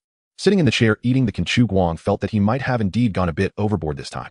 How long does it take to pick 100 kilograms of mushrooms? Chu Guang wasn't quite sure himself. He generally avoided such things. His food was always self-prepared, and he would never choose fungi unless absolutely necessary. On the other side, Yiya walked out of the shelter with a downcast expression. The moment she stepped onto the open space in front of the sanatorium, she was shocked by the sight before her. What? Has the map been updated? She gazed at the completely unfamiliar scene. Surrounding the sanatorium was a 3-meter-high concrete wall. On the inner side of the concrete wall, cement blocks and crushed stones formed a slope. The top of the wall was reinforced with engine hoods salvaged from wrecked cars and aluminum strips picked up from the wasteland, creating makeshift cover. It looked quite cyberpunk. Not only the wall, but in front of the sanatorium were also 2 small houses made of bricks, and one large and one small. At the entrance of the houses hung wooden signs, one labeled weapon shop and the other bathhouse. 3 days offline felt like a century. The changes in this version update were too significant. Yiya looked completely bewildered. After a while, she found the door to the wall. As she approached, she spotted 2 players standing nearby, busily securing sharpened wooden stakes in a row with hammers and nails. What are you doing? Yiya asked curiously as she got closer. The 2 players were too engrossed in their task to lift their heads. We're making barriers and cover. The task is picked up at the carpentry shed. Just 2 people are needed, and you came late. Exactly. Reinforcing a cover can earn you 5 silver coins and 50 contribution points. If enemies attack, we can push the barriers to the door. Even if they break through the wooden door, we can surround them with cover and shoot from a distance. It's really effective, but do we really need to make it this complicated? The task board says we only need to place 2 wooden stakes horizontally right. What do you know? This is a replica of World War II wooden anti-tank barricades. Once we can afford it, we'll wrap it in barbed wire. Not to mention a few scavenging raiders. Even the green-skinned muscle guys will be stuck here like chickens to slaughter. Keep boasting, but it's just a broken fence. I almost believed you. As they spoke, the 2 players began to argue about the practicality of this defensive structure. Yiya watched in confusion, her mind filled with questions. Silver coins. Is that the currency from the recent update? What is this carpentry shed task? Weren't tasks usually viewed on plastic cards? Yiya pondered. It seemed this update brought significant changes. Regardless, she needed to complete her penalty task quickly to restore her resident status, lest she miss the experience of this version before the next one arrived. With this thought, Yiya decided to find a container for gathering mushrooms. However, just as she planned to pick up a plastic bucket, she discovered that the garbage piled up inside the sanatorium had already been collected and stored in a wooden shed. As she approached, she saw a player sitting at a wooden table with their legs crossed, a notepad on the table, and a marker hanging nearby. Noticing Yiya approaching, the player lifted their gaze in surprise. Oh, you're alive. Yiya was taken aback. You recognize me, eh? The player grinned. Of course. Who wouldn't recognize you? Since the server opened, you're the only one who has ever respawned for free. Yiya felt like hitting him, but realized she might not win, so she shot him a glare instead. Move aside, I just need a bucket. A small bucket is 1 copper coin, and a large bucket is 2 copper coins. What? Yiya widened her eyes. You're charging for this garbage. Sister, I didn't set the rules. I'm just working here. The player made a helpless expression, twirling the marker in their hand. If you have a problem, go find the NPC. But I just respawned, where would I get money? Yiya said, half laughing, half crying. Hey, can you cut me some slack? They'll return it once I'm done. No way. If I don't follow the rules, I'll get penalized. All they can do is those steel tools. This garbage is for sale, not rent. The player shook his head vigorously. Didn't every player receive 5 copper coins after the update? It's not expensive, just buy 1 directly. Yiya was taken aback. Huh, we got money. How come I didn't receive any? The player seemed equally puzzled, scratching the back of his head. Could it be an affection issue? Did you offend an NPC? Hearing that her affection points had dropped, Yiya felt like crying. Damn, I've already been punished. Do I need to lose affection points too? Just then a voice like celestial music came from behind her. They'll pay for her. Yiya suddenly turned around and saw a short girl about 1.5 meters tall, holding a thick stack of animal skin coats, walking up to the warehouse table and placing her load heavily on the wooden table. Hey, a total of 2 pieces, jot that down. Wait a moment. The player opened the notebook in hand and wrote a line with the marker. Date. Time. Tailor. Tong finished 2 hyena skin coats. After becoming a tailor, as long as a certain number of orders are completed each day, besides a guaranteed base salary, an additional 2 silver coins can be earned for each qualified finished coat. Of course, players can also purchase animal skins, fibers, and other materials from the warehouse to make coats, which can then be sold to other players or the warehouse. It's akin to being a freelancer. The profit from coats made this way ranges from about 1 to 5 silver coins. If the quality is particularly good, once everyone has money, some players might even pay a premium for it. Tong planned to wait until her skills were more polished, save some money to buy land, and open a clothing store right at the entrance of the sanatorium. Running her own shop would be more profitable than working for an NPC, right? Tung. Yiya, coming back to her senses, grabbed Tung's arm, her eyes glistening with tears of gratitude. She never expected that the only person who would extend a helping hand after she emerged would be Tung, with whom she had previously quarreled. Feeling a bit embarrassed under her gaze, Tung blushed and pulled her hand back. Don't look at me like that, it's just 1 copper coin, not much. Okay, if it's too much you can pay me back later. I'm sorry I was wrong before. You're really kind. Well, I didn't hold it against you. Just do your best or I need to make clothes, so I'll be off now. Leaving a copper coin on the table, Tung held the basket full of animal skins and turned to leave. However, Yi caught her and said eagerly, "Let me help you." No, you go about your business. Just leave me alone." Tung looked frustrated, reaching out to take her things back, but due to her height, she couldn't reach it, and Yi nimbly dodged away. Holding the basket high, the enthusiastic Yi chuckled. "How could I let you carry so much when you're so small? Where's your workstation? I'll help you deliver it." Why is this person so annoying? Tung's forehead was lined with black lines as her shoulders trembled. Her fists clenched determined. At the carpentry shed, sitting on the stool was Brother Mosquito, chewing on a blade of grass, skillfully securing 2 wooden pieces with tools sandwiched with elastic alloy sheets picked from the wasteland. After stringing it with the beast tendons tanned from mutated hyenas, a simple wooden bow was completed. Done. Another order completed, 2 silver coins earned. Mosquito hung the finished wooden bow on a nearby shelf, waiting for other players to choose. Strictly speaking, these simple procedures were far from sufficient to produce a truly functional hunting bow. Mosquito had only heard that a good hunting bow even requires careful consideration of the moisture content of the wood used for the bow handle. However, for players without firearms, this item was already quite excellent. Within 30 steps, killing a mutated hyena shouldn't be much of a problem. Of course, that is assuming he could hit the target. Anyway, he himself lacked that skill. 20 wooden bows requiring to penetrate the skull of a mutated hunting dog within 20 meters. This order might take until the day after tomorrow to complete. Mosquito muttered, glancing at the jars on the corner of his table. Inside were the saltpeter he had extracted from the nitrate soil, while the nearby bottle contained gypsum powder with calcium sulfate, and the dark block below the shelf was charcoal. He originally planned to produce black powder today, but the reward for the manager's order was simply too tempting. As long as he made 5 wooden bows a day, he would receive a guaranteed salary in addition to earning 2 silver coins as a commission for each wooden bow. Forget it, let's make some money first. He planned to save some money, buy a plot of land and purchase some cement and bricks to build a small house specifically for selling the weapons he designed. Isn't that way more interesting than working as a carpenter? At that moment, the door of the carpentry shed swung open and Fong Chong, who had previously bought a bow from him, strode in. "I need 20 more arrows." "You ran out so soon." Looking at Fong Chong, who was covered in blood, Mosquito paused, saying, "You didn't forget that these things can be recycled, did you?"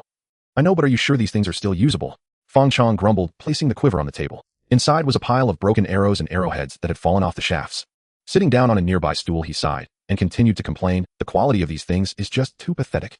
Mosquito picked up the quiver, pulled out an arrow, and examined it, stroking his chin. Rationally analyzing, if the arrowhead remains inside the prey, I guess that could be considered an advantage. But you're right in terms of hunting. The loss is quite high. I'll think of a way to improve it. Please.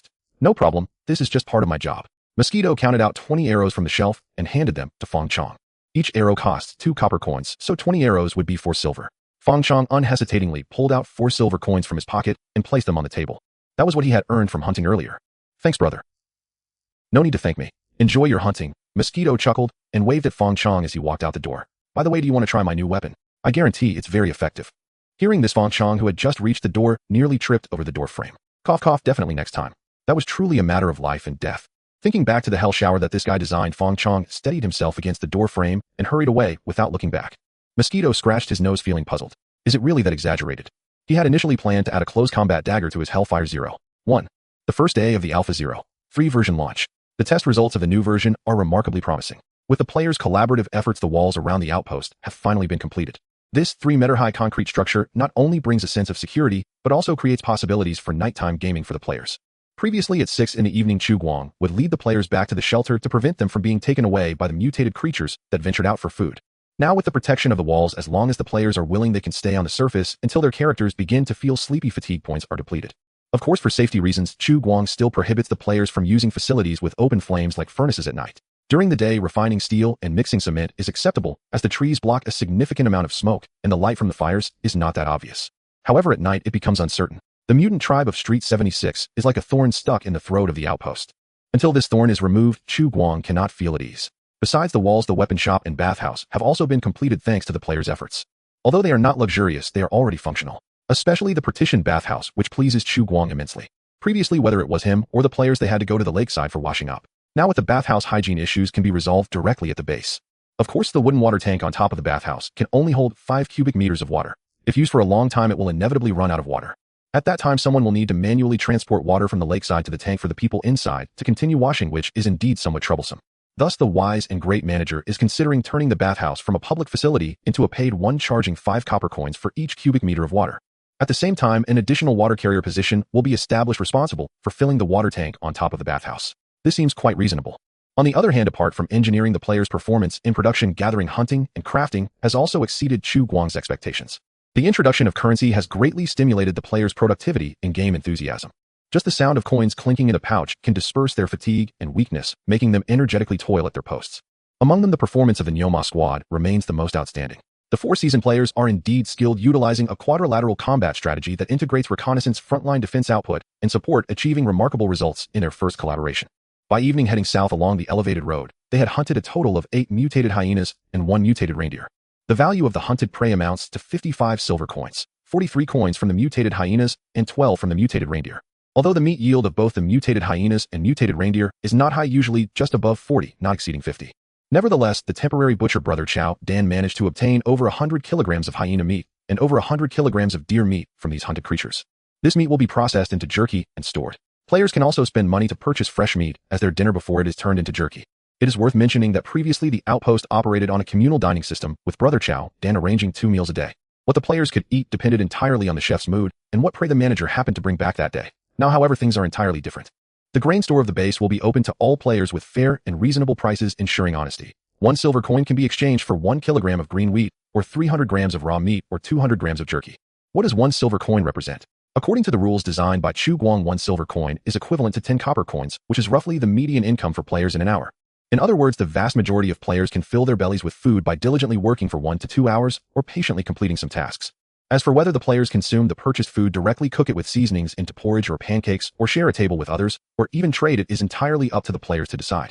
Previously, when Chu Guang designed this simple economic system, he calculated an account. A mutated hyena weighing just over 30 kilograms after removing the inedible organs and head can yield around 12 kilograms of meat. Based on a base price of 5 silver coins for purchasing prey from hunters, along with an average cost of 2 silver coins to hire butchers for processing, the total cost amounts to just 7 silver coins. Assuming that 12 kilograms of meat can be acquired at the price of 1 silver coin for 300 grams of raw meat, that totals to 40 silver coins. With a production value of 40 silver coins and a production cost of 7 silver coins, the circulation cost can be ignored, resulting in a surplus value of 33 silver coins in this simple economic chain. This number means little to the players since they are merely playing a game, but for Chu Guang as the manager, it holds significant importance. As long as this economic chain from prey to raw meat can keep functioning, each cycle can provide the grain store of the outpost with raw meat worth 33 silver coins and furs worth several silver coins. Of course, players cannot consume all the raw meat. Even if they emptied their pockets, it would be impossible to buy everything they produced, and overeating is not suitable. Therefore, aside from a small portion of meat purchased by the players with the silver coins issued, the majority of the raw meat will remain as raw materials, entering a new economic chain in the form of dried meat to be stored in the grain store as food reserves for the shelter. In addition to the industry of from prey to dried meat, the activities of chopping, wood collecting, trash mixing, cement moving, bricks gathering, and fishing also follow a similar economic model. Through the levers of prices and task rewards, the inventory of various resources and the current focus of players' work can be easily adjusted. For example, now that the walls are built, the demand for plastering and brick moving at the base has decreased, replaced by the need for more food and weapons to feed and arm more players.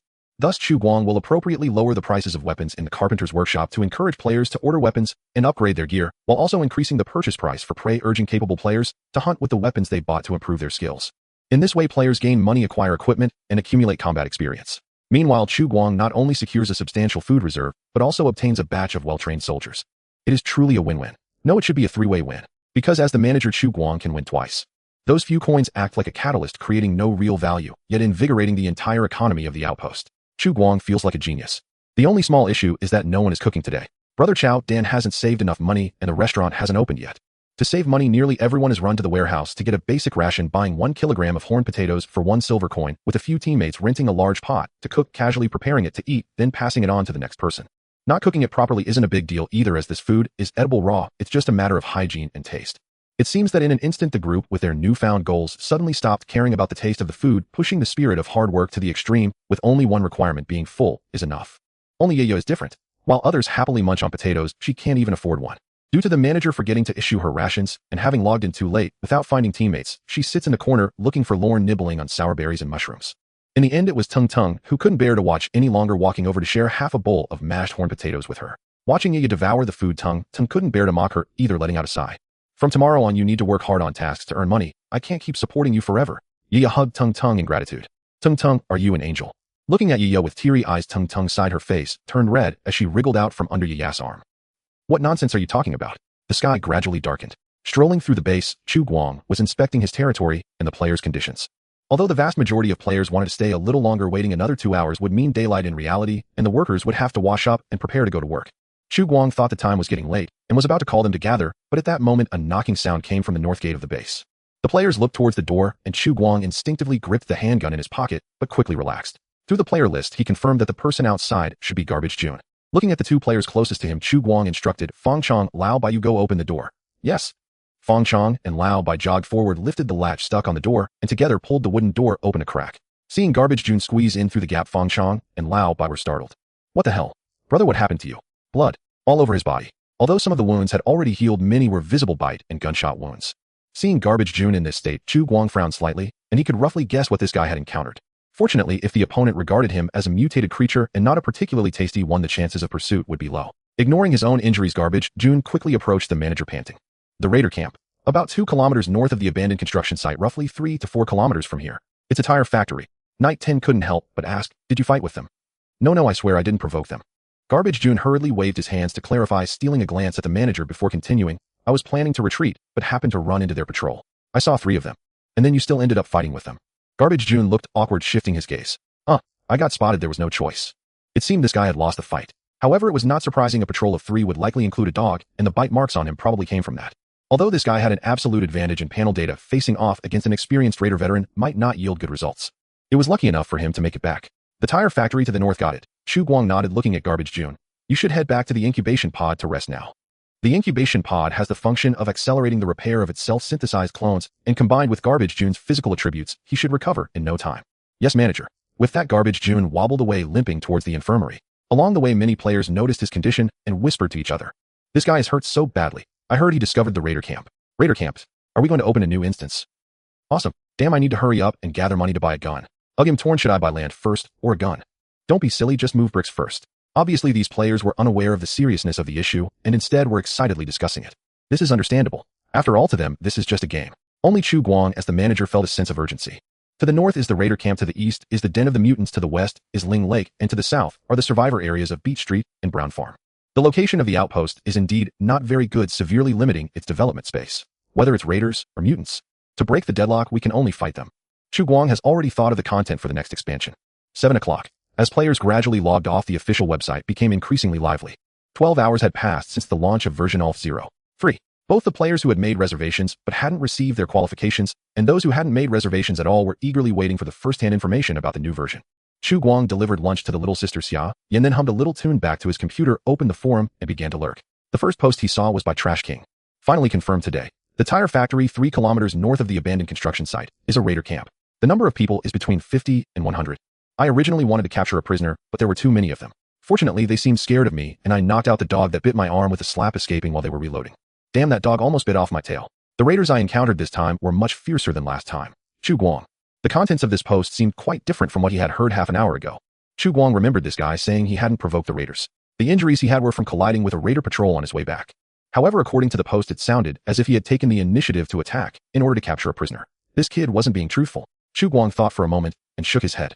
Forget it, it's not important. The first posts usually lack substance. The old demers in the forum had been listening to Trash King boast about that raider camp for nearly 3 days. After 3 days of waiting, the result was that they were driven away in disgrace. Everyone expressed their disbelief in the thread.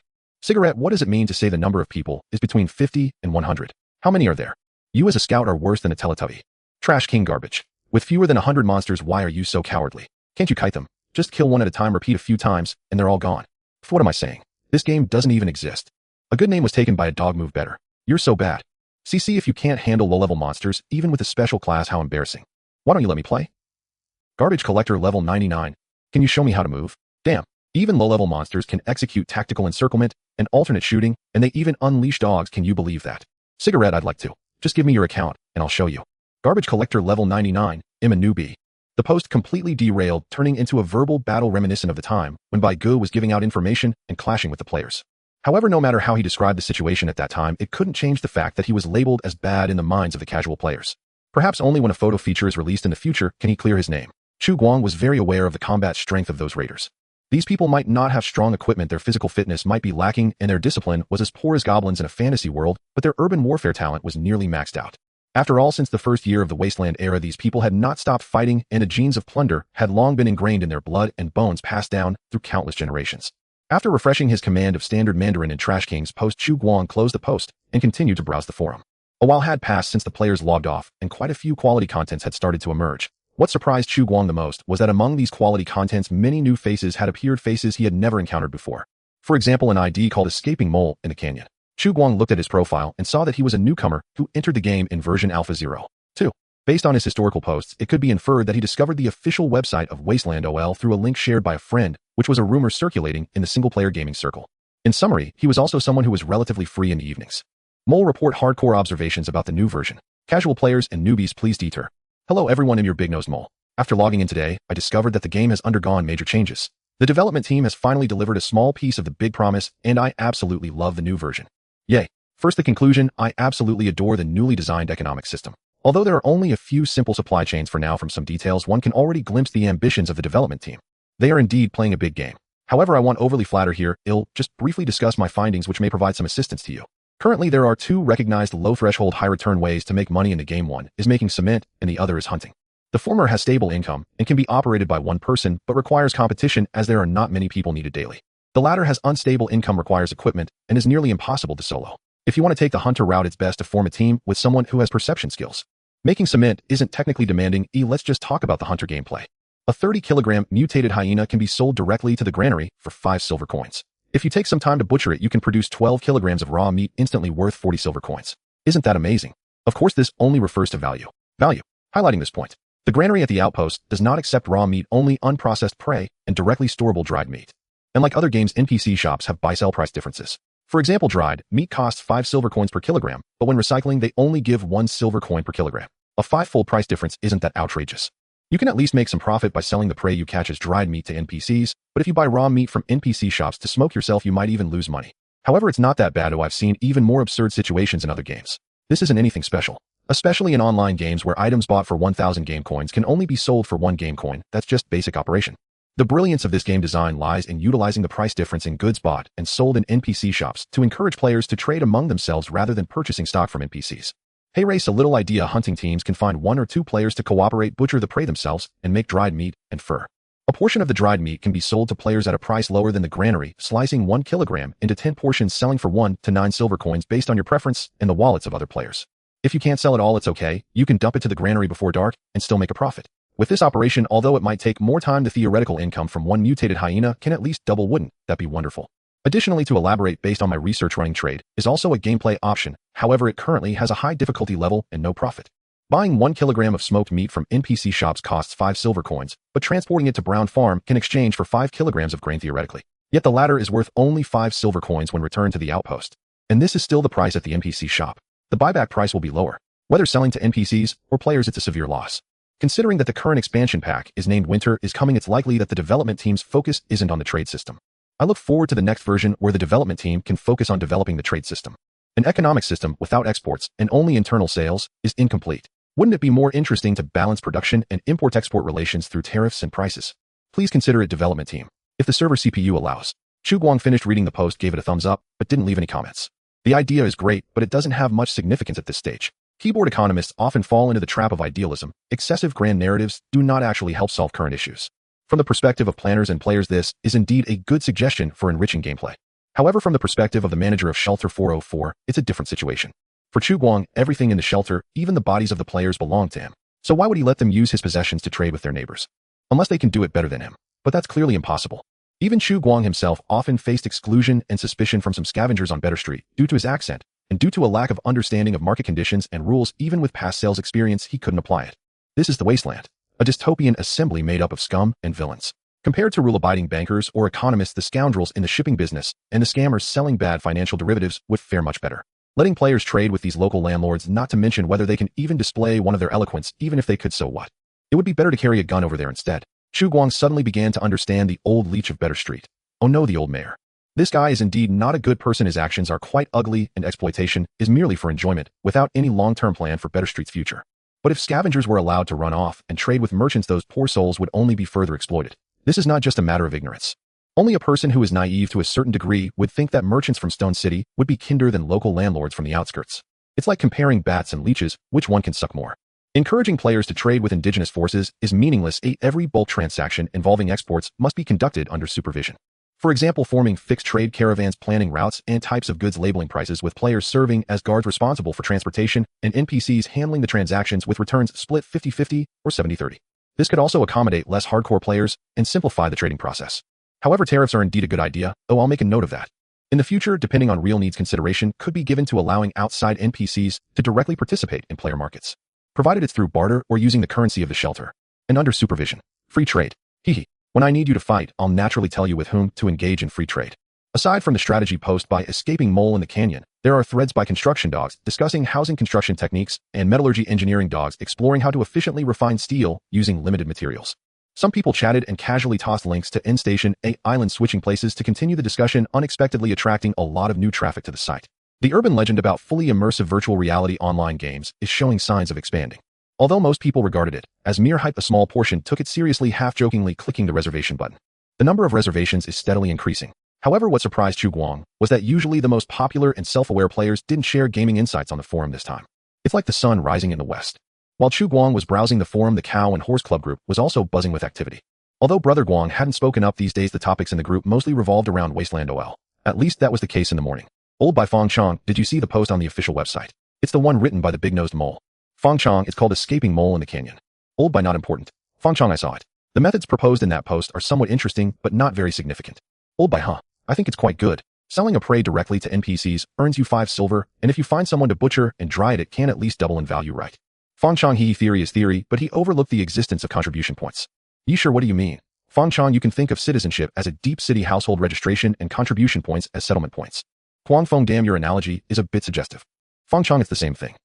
Among all the players aside from us few who have upgraded to citizens, only the woodworker Mosquito and the tailor Ting Tung might barely have enough for 2,000 points. In other words, aside from these 6 people, everyone else needs to grind contributions to become citizens, and then they can start making money. Only after upgrading to citizen can they buy land. Even a fool can see that the earlier you act, the better the land you can buy. Fong Chong, once you've thought through this problem, then analyze the rest. Who do you think among these 6 is most suitable to be a butcher? Do you have any butchering experience? Old by, that's indeed a problem. You sure, I just want to ask, is butchering very difficult? Huang Feng. Anyone who has ever bought groceries at a supermarket wouldn't ask such a question. There are already 30 reward points. Recently the players have been quite diligent. Chu Guang, who had turned off his computer and was preparing to sleep, suddenly discovered that he had accumulated 30 reward points when he checked the administrator's allowance before going to bed. Without hesitation, he allocated 20 points to the intermediate blind box and the remaining 10 points to the beginner blind box. However, the rewards were not ideal. At least they were not what he wanted. A box of oral antibiotic capsules, about 12 capsules. A box of hemostatic bandages containing 2 packets, usable twice. Unfortunately, he did not receive the muscle enhancement injection. Even a healing injection would be nice.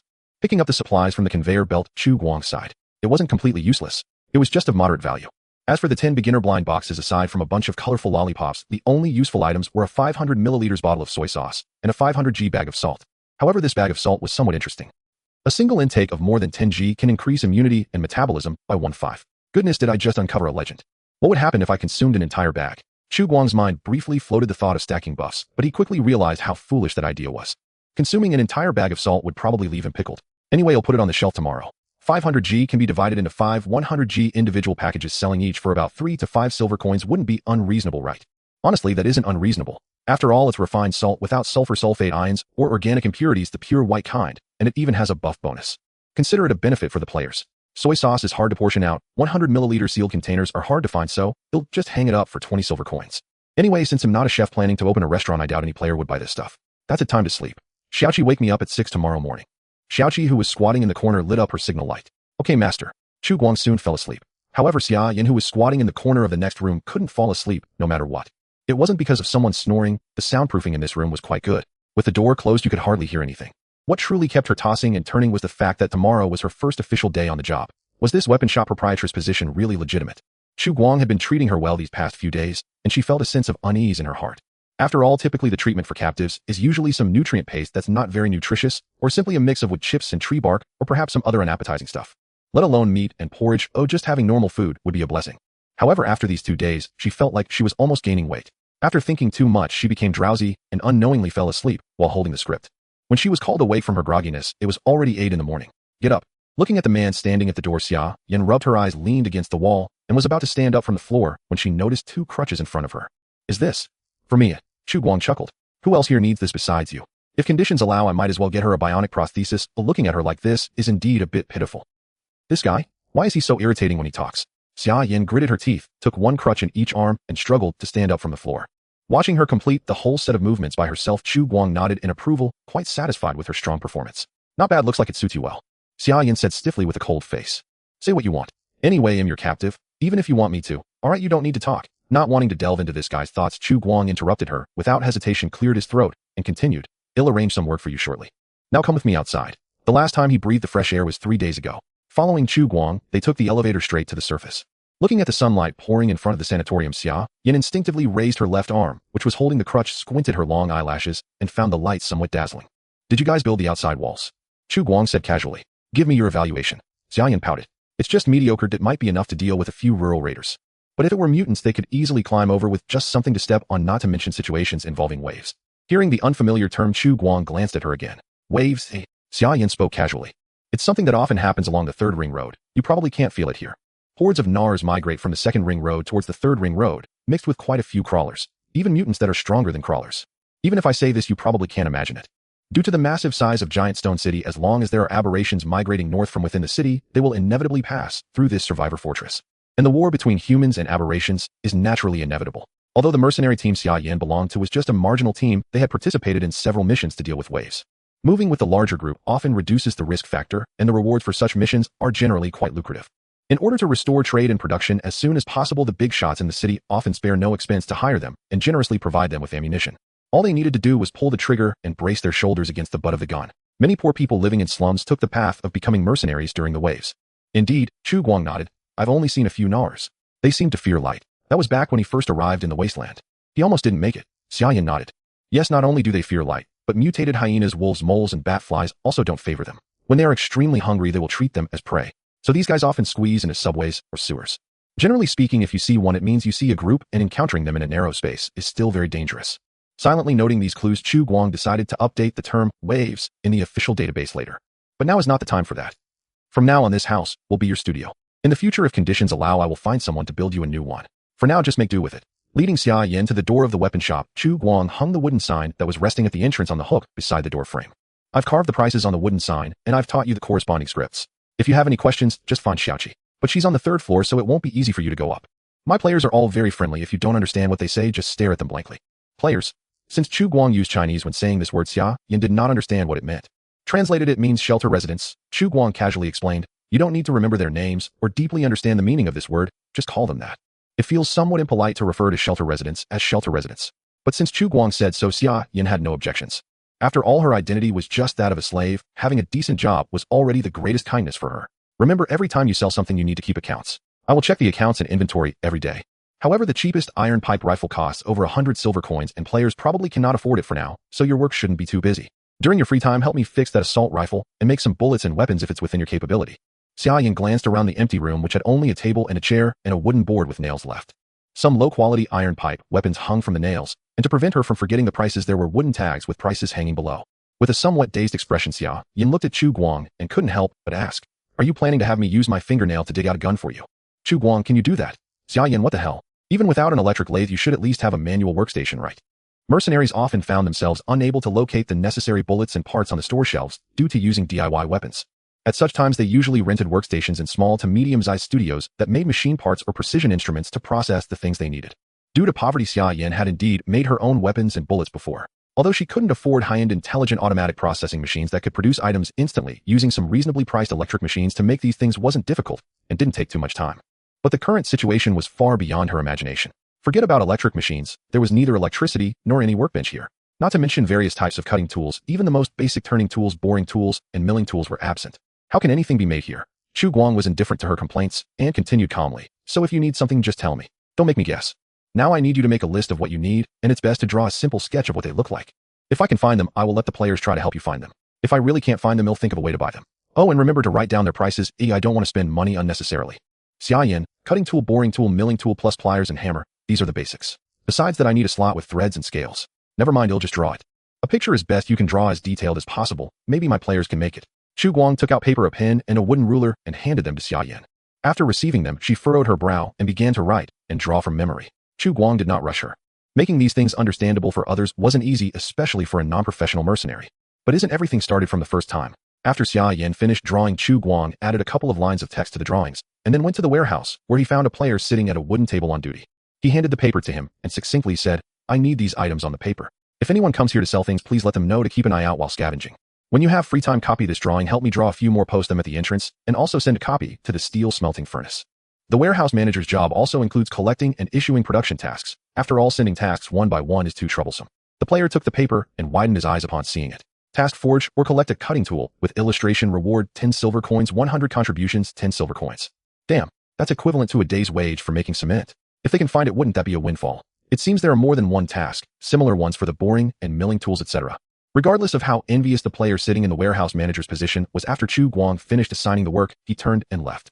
Although the task stated to forge or collect, to be honest, he didn't hold much hope for the players finding such good items from the wasteland. Not to mention that it is already the year 211 of the wasteland era. Even the pre-war society before the nuclear war might not have used such primitive processing tools, and who knows, they might have already popularized more advanced production methods. For example, 3D printing and such. Although this technology was not mature on Earth in the 21st century, who can say for sure about the future? What Chu Guang truly looked forward to was still for his lovely players to solve this problem with the limited tools and materials they had. For instance, those few brothers who often exchanged metallurgical techniques on the forum were all on the list of the third batch of closed beta players, and the fourth batch even added a few more. Besides the people who only talk without action, he believed that among these players there would surely be one or two who could truly solve the problem. The players' performance indeed did not disappoint Chu Guang. The two metallurgical experts took only 2 days to create the tools needed by the owner of the weapon shop. They even improved the blast furnace, cleverly solving the issue of bubbles present in the castings produced by traditional steelmaking methods. Among the completed castings were a boring tool, a lathe tool, and a milling cutter. Although they are all cast components, their strength is quite reliable. With proper care and maintenance, they should last for several months without issue. In addition, there is a set of double-rail threaded calipers made from screw steel bars and old gears, with one side of the caliper connected to a winch featuring a drive shaft and handle. This device can convert torque into horizontal thrust through gears by every time the winch rotates by 1 mark. It precisely pushes the knife holder of the caliper horizontally by 1 millimeter. While this contraption may not be as efficient as an electric lathe, it can still be used for precision machining at the millimeter level. The only thing that left Chu Guang speechless was probably the IDs of the 2 brothers who completed these commissions. One was called Hu Laven with athlete's foot, and the other, I need to use the toilet. What grotesque names. In any case, according to the order at the warehouse entrance, the 2 earned a hefty sum of 80 silver coins, averaging 40 for each. According to their plan, they intended to farm contributions for a week, striving to accumulate 2,000 points as soon as possible to buy a plot of land in front of the sanatorium. The rewards for making tools had given them a taste of sweetness. They planned to open a workshop later, focusing on metallurgy and forging. Are these tools enough? At the entrance of the weapon shop, Chu Guang placed a wooden crate filled with metal implements on the table in front of Xia Yin. Xia Yin glanced at the tools in the crate and nodded reluctantly. It's passable. With these tools, making bullets shouldn't be a problem. If I can manage seamless steel pipes, I can help you make some simple iron pipe rifles. Did you buy these? The players made them. Made them? Xia Yin looked at Chu Guang in surprise. I didn't expect your people had this kind of skill. Chu Guang smiled. How does it compare to Giant Stone City? Giant Stone City is huge. It depends on who you are comparing it to. While installing the threaded caliper on the wooden table, Xia Yin continued casually. Not everyone there is like us poor folks. There are also heavily armed regular troops, the militia of Giant Stone City. They have powered armored dual-engine aircraft, Neuralink drones, half-track support vehicles, and other gadgets I can't even name. Oh, so strong, Chu Guang said with a smile. Then why haven't they come here? Who knows, maybe they're just not interested. There isn't much of value in the countryside. Xia Yin replied vaguely. In fact, she hadn't finished her sentence. While the militia of Giant Stone City indeed has some decent equipment, not all of the militia are heavily armed. For example, regarding powered armor, from what she understood, there were only a couple of dozen units in the entire militia, a majority of which were subpar replicas produced after the war with outdated power sources and weaponry. Only a small portion was pre-war equipment that hadn't broken down, powered by He3 cold fusion batteries, which had become scarce. As for drones, flying vehicles, and support vehicles, they sound intimidating, but their deterrent effect far exceeds their practical utility. Especially in close quarters combat, disposable troops are always the most cost-effective choice. In the slums of Giant Stone City, it only takes 13 years to go from infant to soldier, and the maintenance cost can be managed with just cockroaches, spiders, and rats. Though Chu Guang had only ever believed half of what this fellow said, these intriguing details could indeed supplement the official database. Whether they are cloud players or regular players, everyone loves this sort of information. As evening approached, players began returning to the outpost one after another. Chu Guang noticed that surprisingly several players had set up stalls in the clearing just inside the northern gate of the outpost. Among them, the most popular stall was actually that of Yi, selling mushrooms. Fresh mushrooms. Don't miss out. After a day of work, why not treat yourself to a pot of mushroom soup? So delicious. Unable to accept quests from NPCs and not wanting to go hungry, Yi felt embarrassed to mooch off others every day, so she decided to set up a stall. Aside from the mushrooms she needed to complete her punishment quest, she kept about 20 pounds for herself and, with a mindset of giving it a try, set up her stall to sell them. Soon passing players gathered around. Can these mushrooms be eaten? Are they ripe? Male or female? Can they be used for sensitive skin? While eating them, let me see, little people. Yes, you can eat them, you can see them. Oh wait, no, you can't see them. Don't believe me. Look, Yi took a mushroom bit into it and jumped around to show she was still alive, neither disconnected nor dizzy. Seeing the stall owner eating them herself, the players gathered at the stall no longer hesitated and pulled out their copper coins. As Yi said, a pound of mushrooms was not expensive at all, only selling for 3 copper coins, much cheaper than the food sold in the granary. 2 days after the new version went live, most players could afford it. I'll take a pound. I want to eat meat today. I'll try mushroom porridge. Grilled mushrooms also sound good. Boss, give me a pound. If it's not tasty, you'll come back for a refund. It's a pity I can't see the little people. Next time, please give me some that let me see them. I want Clee to call me husband. Hey, is this a pervert? In less than 5 minutes, all 20 pounds of mushrooms piled up on the stall had sold out. Looking at the 60 shiny heavy copper coins in her hand, Yi felt tears of excitement welling up. Is this what it feels like to be rich? It was not easy. Although, if you calculated, it's actually only 6 silver coins. On the other side, the players who purchased mushrooms when passing by the weapon shop suddenly noticed that some previously unseen tools had appeared on the wooden table in front of the weapon shop owner. As is well known, the planners of Wasteland OL are quite detail-oriented. Keen players recognized that the items on the table were all tools for processing equipment. This means, in the future, players can gather materials and have NPCs assist in upgrading their equipment. Are you Kelly from the Heavenly Realm? Where's the boss? Silly, she is the mercenary saved by the previous manager. There is no boss here. I know, but you looking so serious makes you seem a bit dull. Xia Yin looked blankly at the players gathered around. Although she didn't understand what they were saying, she still remembered what Chu Guang had instructed her, looking cool as she recited her lines slowly. Hello, I am Xia Yin, the weapon shop owner. How can I assist you? This NPC doesn't seem very intelligent. It's normal. With such a large server, being able to have 1 or 2 sentient NPCs is already quite impressive. 5mm smoothbore iron pipe rifle, quality inferior. Damn, even the inferior ones cost 100 silver coins. Gotta go. Hey, I can't afford it. Wow, she really is Kelly from the Heavenly Realm. I can feel the aura of wealth just from the price list. Xia Yin, these people are so annoying. Why are there so many words? Are they going to buy or not? However, it did ease Xia Yin's mind a bit that just as Chu Guang said, these players were indeed quite friendly. Though staring at people like this is a bit impolite, at least they wouldn't do anything irrational just because she ignored them. In a tavern in Giant Stone City, 99 of fights are due to player A staring at player B. After players logged off, a new post appeared on the official Wasteland OL website, quickly rising to the top post of the day. Mole Daily Shelter 404 welcomes new NPC No. 2. The weapon shop owner from the Heavenly Realm. Nonsense. Xia Yin. Hello everyone, I am the red-nosed mole who escaped from the canyon. The land in the manor is not enough to plant, so I decided to hide in the wasteland for a while. Back to the point, today we talk about the newly added NPC Xia Yin. This NPC actually went live yesterday, but it was probably in the debugging phase. Even though she was sitting at the table, a sign indicating closure was hanging at the entrance. Today, not only was the closure sign removed, but guns were also hung on the shelves, and Xia Yin's table even had a set of tools. Daring to speculate, this might be your Kelly from now on. Ooh, I wonder when the reinforced 14 iron pipe rifle will come out. Funny. Additionally, here is my rough hand drawing for reference. Please don't criticize if you don't like it. Although Wasteland OL does not support in-game screenshots, it does not prevent artists from sketching characters from the game with their drawing boards. For example, this mole brother, who unexpectedly turns out to be a hidden drawing master, drew quite a resemblance. 666. Night Tenna can be said to be identical. Ting Ting love it sister is so cool, this is too amazing. Just a suggestion, but it would be great if the official could add a punk-style Zaped studded belt and goggles to the new NPC. Changing the outfit to jeans and a white shirt paired with red hair would be even cooler. Of course, it's just a suggestion. Please draw the Dawn boss too. I'm more interested in him. Don't worry, I'll draw it right now. Darn it, what's so good about male NPCs? Just wait a moment. Not in a hurry. Oh, anyway, I can log in tomorrow night. Funny. Today, the spotlight on the official website was completely stolen by Xia Yin. Chu Guang glanced at the drawing that this mole brother had made, and then at Xia Yin, who was in the corner rehearsing her lines. It did look quite similar. However, would adding a belt and goggles really make it better? As a bona fide straight man, Chu Guang's fashion sense was roughly equivalent to the algorithmic suggestions from an online shopping platform, and he was self-aware of this. But no matter what he wore, he looked good. Oh, it didn't matter. Noticing Chu Guang's gaze, Xia Yin nervously shrank back. What are you doing? It's nothing, just wondering how many days it's been since you last changed your clothes. Change clothes. Xia Yin became even more anxious, her face turning pale, then red, then pale again. Relax, I just wanted to ask your size. Tisk halfway through, Chu Guang shook his head. Forget it. At dawn the next day, Teng Tong, just arriving for work at the tailor's shop, peeled a note from the wooden board, tasked tailor a set of garments for the weapon shop's proprietress. Reward 510 silver coins. She read the order from top to bottom, and her eyes gradually gleamed with inspiration. In less than a second, a flawless design had already taken shape in her mind. Wonderful. Leave it to me. She tucked the note into her pocket and hurried off toward the weapon shop, brimming with excitement.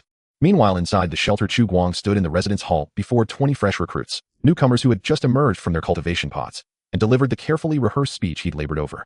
Perhaps due to their prolonged wait, or perhaps because this batch included one more female player than the last, they proved far more disciplined than previous newcomers. At the very least, no one had yet attempted the cringeworthy spectacle of stripping publicly.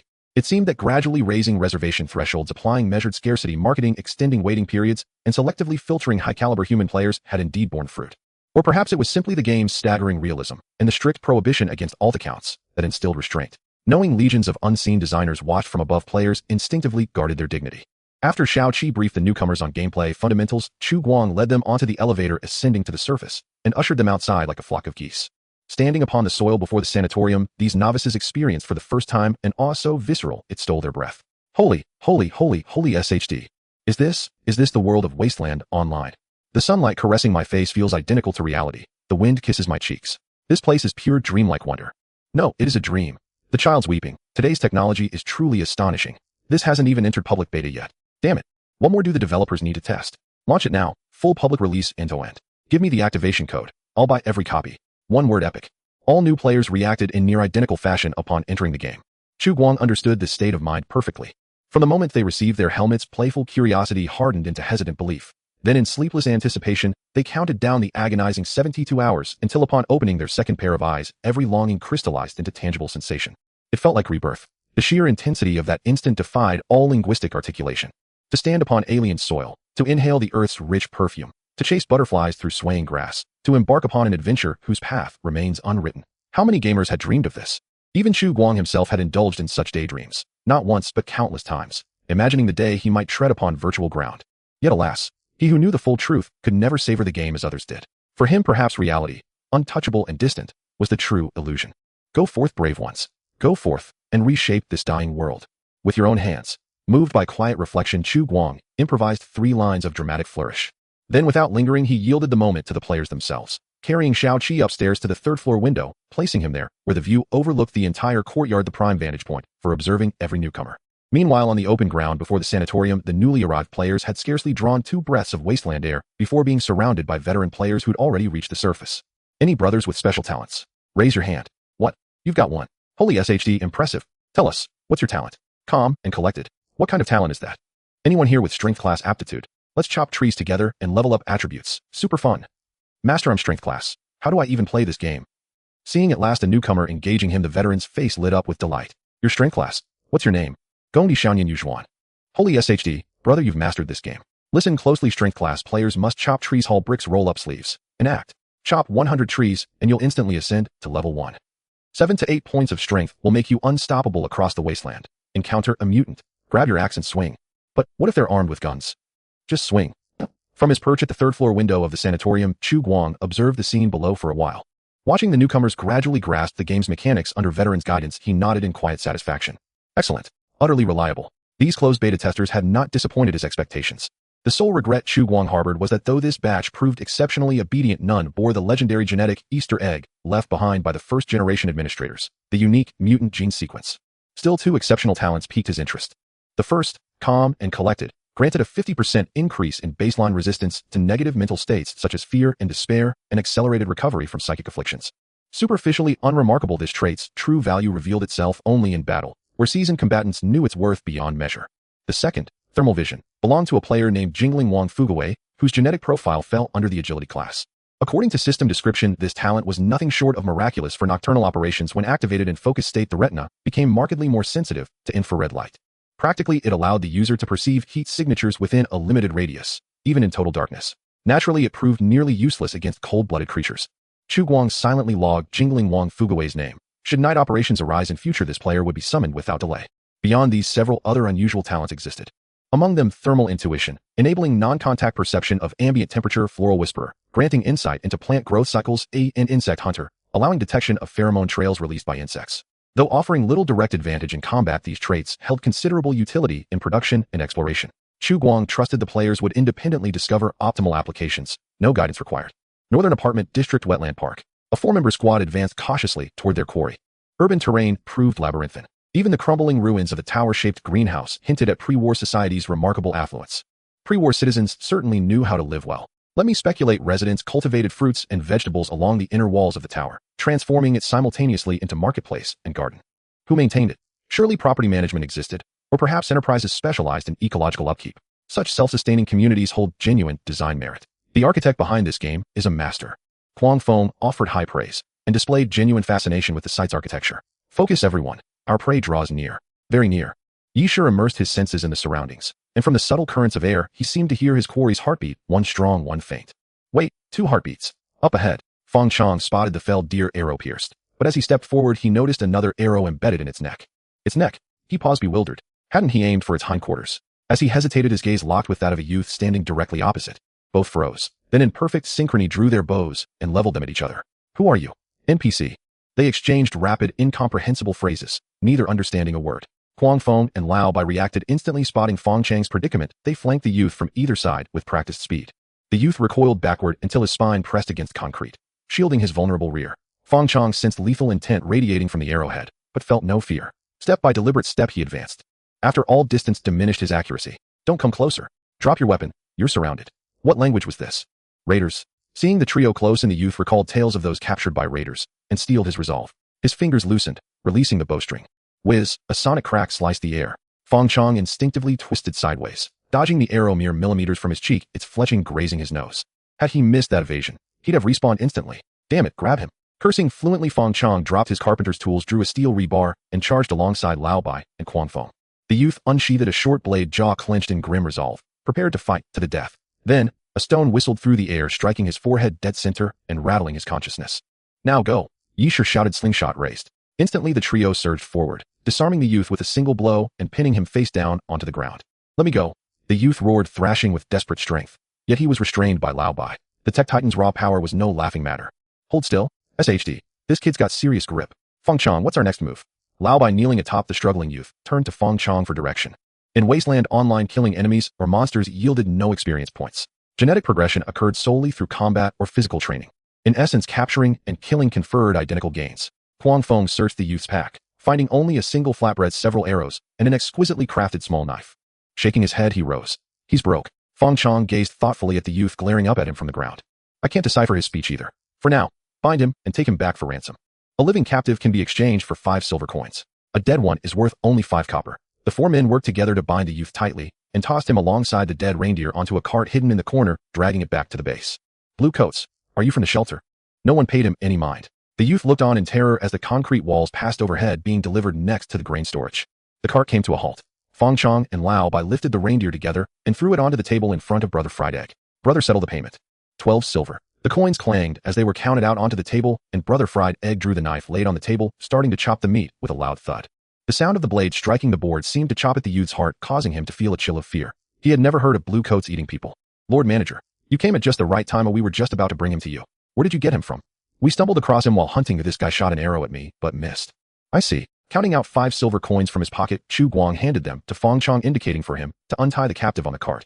Although Feng Chang felt that this was not very safe, having seen the manager's combat prowess, he wasn't too worried and walked towards the cart alongside the gusty winds. Hearing approaching footsteps, the youth struggled more fiercely. However, when he saw the person following beside the two, he froze. Chu Guang. The name is pronounced in this world's dialect. Yes, it's me. Chu Guang smiled and reached out to pull him slightly, sorry for the offense. The captive brought back by Feng Chang and the others was none other than Yu Hu, the second son of the Yu family across from Beitii Street. Yu Hu moved his reddened wrist and nervously glanced at the blue coats surrounding him, quietly asking, "Are they all your people?" It's been a long time since we last met. I thought this outsider was dead out there, but unexpectedly ran into him here. They are my companions. What are they doing here? Watching the plot. Plot? What is that? Not important, just ignore them. Speaking of which, how did you end up here? Where are your father and elder brother? Chu Guang remembered they always acted as a group when scavenging or hunting. Yu Hu's expression darkened as he spoke in a low voice. A few days ago, while hunting, my father was shot in the arm by raiders. My elder brother was bitten on the leg by a hyena raised by the raiders while trying to save him. After escaping, my father survived, but my elder brother's leg wound got infected, and he has been running a high fever ever since bedridden. Winter is approaching, and I don't know if he can make it. Hyenas, vultures, and jackals, the 3 opportunists of the wasteland, do not discriminate when it comes to food choices. In particular, the common hyenas in Qingchuan City often eat rotten flesh when they cannot find prey, and when extremely hungry, they may even bite scavengers, making their fangs usually filled with bacteria. If bitten by a mutated hyena, if the wound is not treated promptly, it can easily become infected, and in severe cases it may even threaten one's life. After listening to Yu Hu's words, Chu Guang furrowed his brow. The Yu family had treated him quite well, although not to the extent of particularly looking out for him. Their little daughter always helped him watch over the house, and had once stopped the Wang family from stealing from them. If you bring your elder brother to me, perhaps I can cure him. Yu Hu was taken aback. Really? Chu Guang nodded. Yes, just bring him here. Yu Hu looked deeply moved and suddenly lowered his head. I'm sorry, you're a really good person. We were worried you might be a bad guy before. It's okay, Chu Guang said kindly. It's natural to be cautious. He was not exactly a good person himself. By the way, there's something I need to apologize to you for. What is it? Yu Hu blushed and stammered for a long time, scratching the back of his head as he said, "The sweet potatoes you planted at your door. I saw they never sprouted, so I dug them up to eat." Damn, so you were the one who dug them up. Forget it. It's just a potato, it's not a big deal. Chu Guang said blankly, "It's fine, it was probably an issue with the planting method." Yu Hu nodded vigorously. Yes, you definitely won't be able to grow anything like that. After I dug them up and looked, 2 of them had rotted. To grow sweet potatoes, just cutting them is not enough. You need to sprout them first with at least 2 sprout points on each piece, and then plant them with the cut surface coated in wood ash. They will mature in a month or 2. Chu Guang looked at him in surprise. You know how to grow. The youth chuckled, innocently scratching the back of his head. It's not a big deal. Oh, everyone knows a little bit. But usually it's my mother, my sister-in-law, and Xiao Yu who plant at the door. The ones outside generally don't survive. Either they are dug up or the mice dig them up to nibble on. Chu Guang smiled and said, all right, when spring comes next year, I'll find you some work to do. But let's not talk about this now. Hurry up and go back to bring your brother.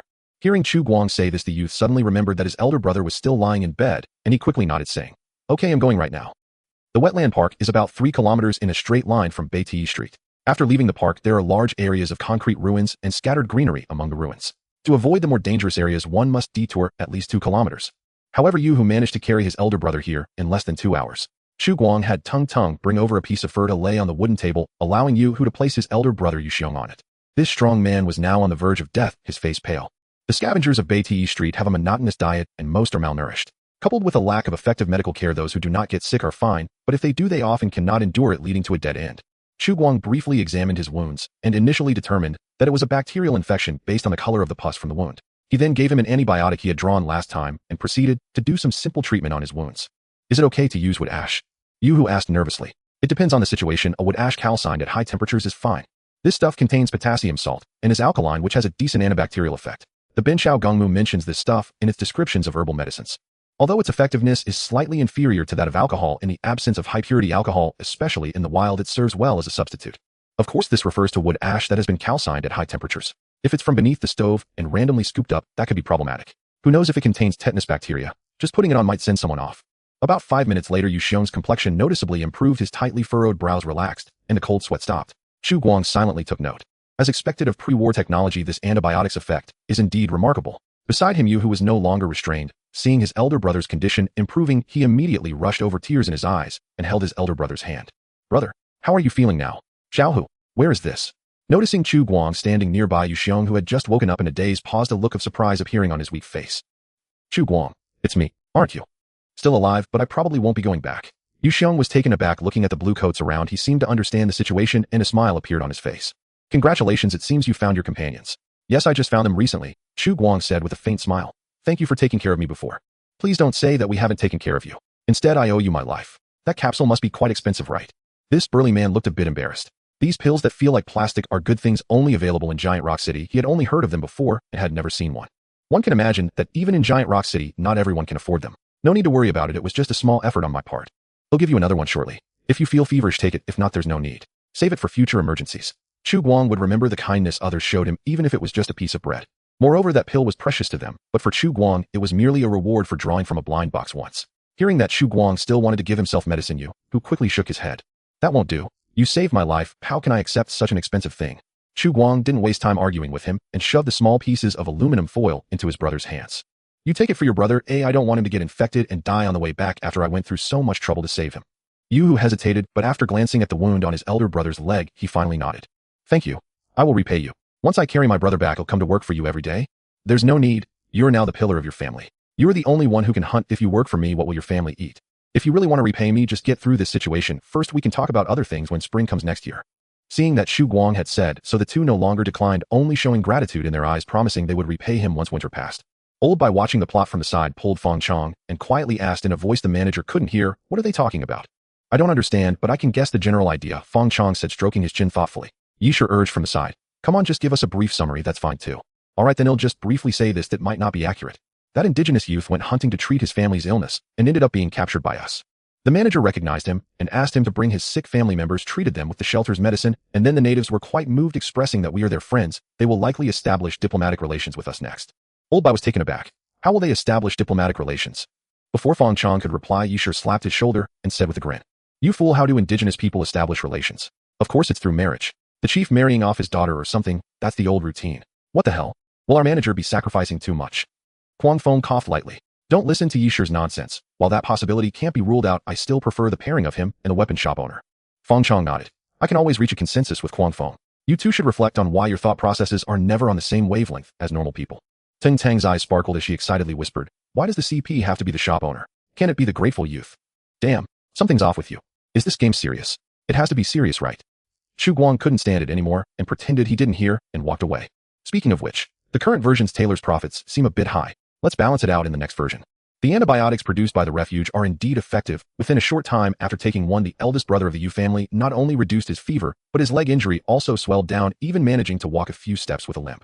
The brothers of the Yu family expressed their immense gratitude, vowing to repay this kindness in the future. However, seeing that it was getting late, they bid farewell to Chu Guang and helped the elder brother to the door. As they passed by Fangchang, Yu stopped and took out a finely crafted small knife, which seemed out of place for this era, from his bag, and handed it to Fangchang. This was a good item he found while scavenging. Then Yu spoke in a deep voice that contrasted his appearance, saying, "You are strong enough to dodge my arrows.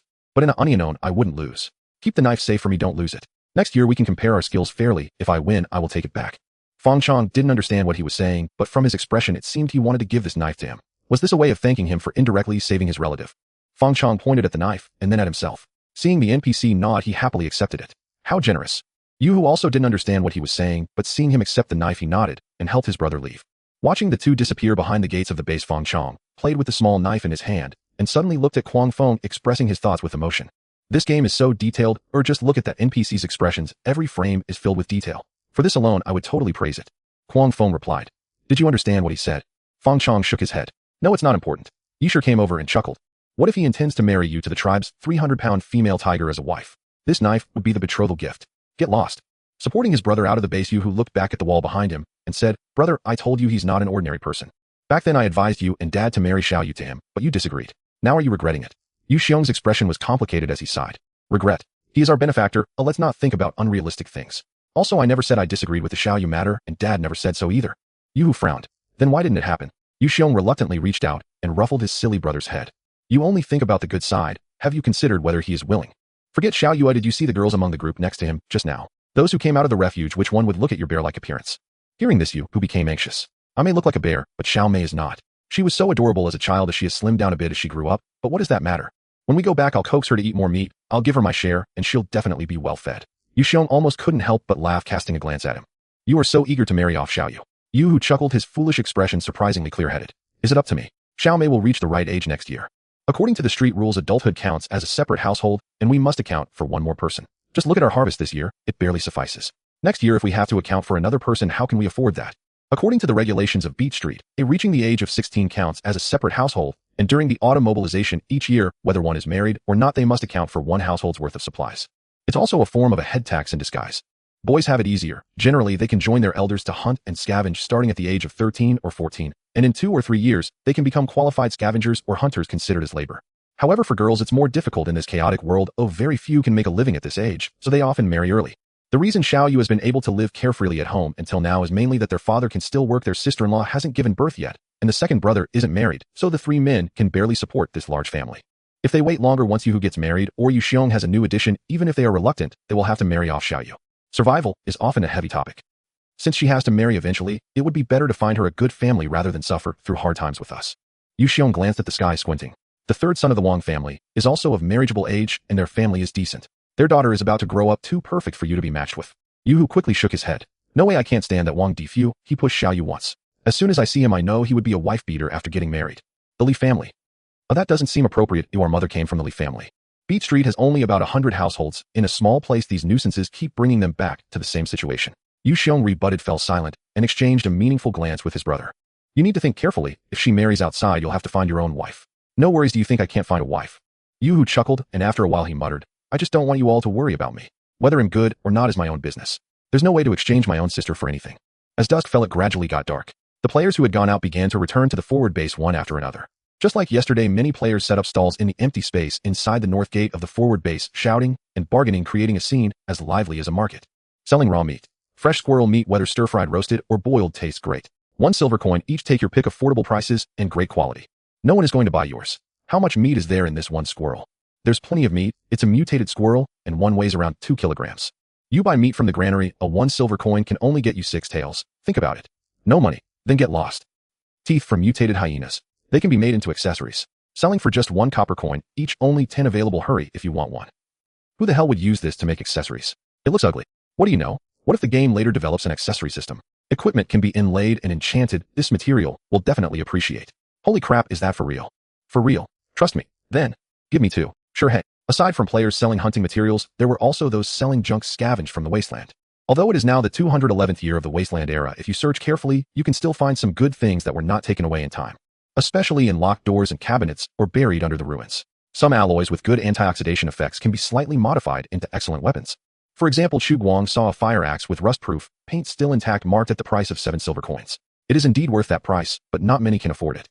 Does anyone want gold? I found a gold chain while searching the row of buildings. Only 3 silver coins, that can't get any cheaper. That's too expensive. How much food can 3 silver coins buy? What use is this gold chain to me? It can't be made into a weapon or used as money. Give me one, damn it, I can't afford it in reality, so at least let me indulge in the game. Sigh, wasteful, really wasteful. If we don't complete the initial accumulation of capital, now how can we rank among the top tiers later? Big brother, have you lost your mind? This is a game. The most popular stall is still that of Yia. Every time she performs her skill of eating large mushrooms raw, it draws applause from the players. These players are not freeloaders. The mushrooms in front of her stall are quickly sold out.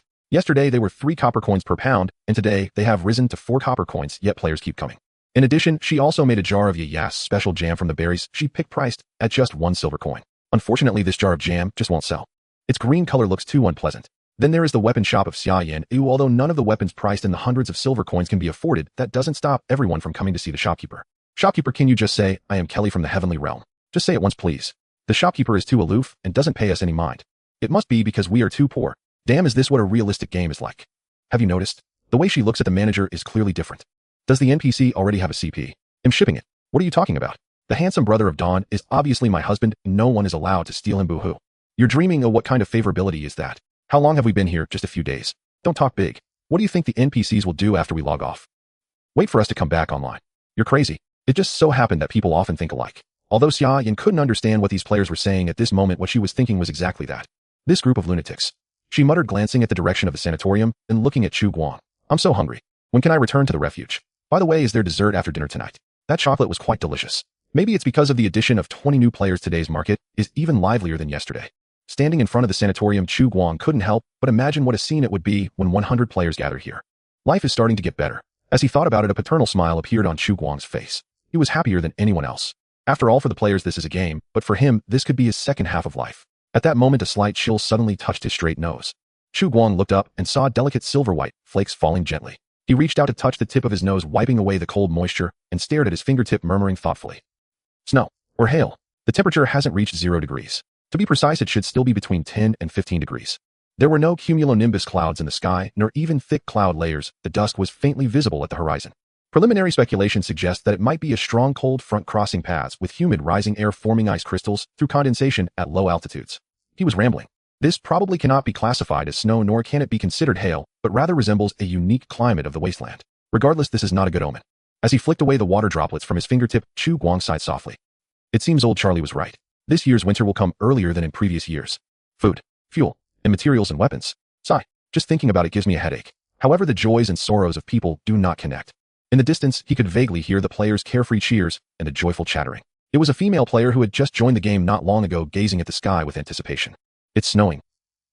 Chu Guang briefly glanced at the comments below the announcement and found no particularly insightful replies, so he closed the announcement page and opened the forum.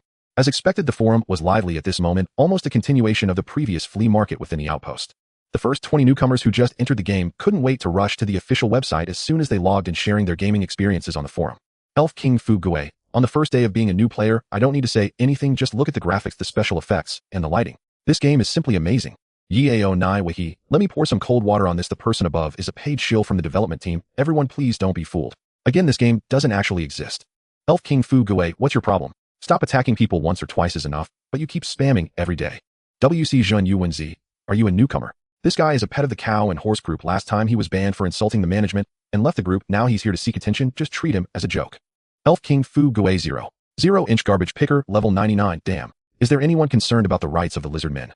Dao Xiao Lu Run. I don't care about you, you're just a lizard. Feng Chong. That's normal, lizards are cold-blooded animals. Don't panic, when summer comes, it'll be your strong season. Garbage picker level 99. Besides sharing gaming experiences and insights, there were also many enthusiastic little players offering him advice. Every time Chu Guang read these posts, he felt like he was reviewing official documents. Canyon escaping mole, raise your hand. I suggest the development team consider designating a trading area in the game.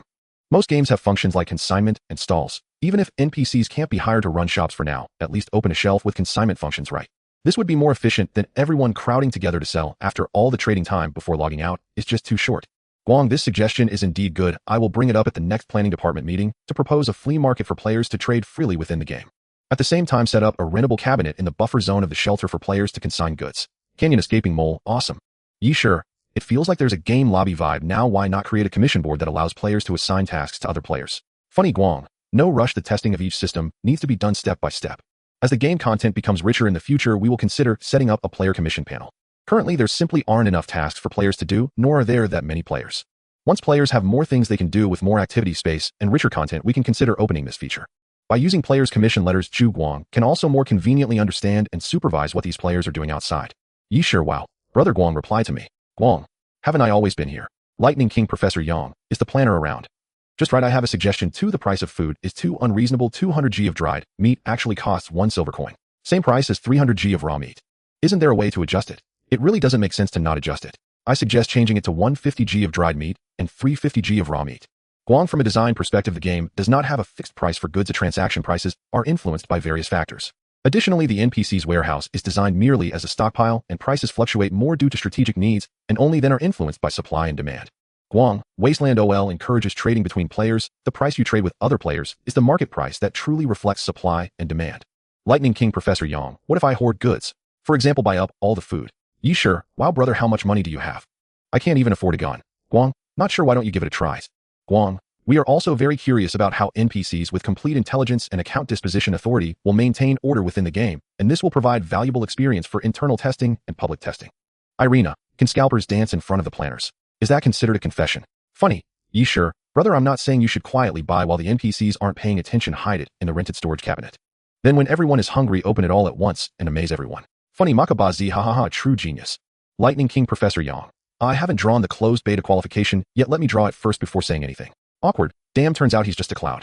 Chu Guang thought about how this guy could ask such a naive question. Guang, let's talk again when you get it. Even if you haven't drawn it, don't be discouraged. There will be more slots for internal and public testing, and the content will be much richer than the closed beta with more refined rules. These ideas may not be useful now, but they will be useful later. Lightning King Professor Yang. I feel fine. I have a premonition that next time will be my turn. Are you really that optimistic? Guang, keep it up. Like yesterday, Chu Guang collected some useful suggestions and put them into the document.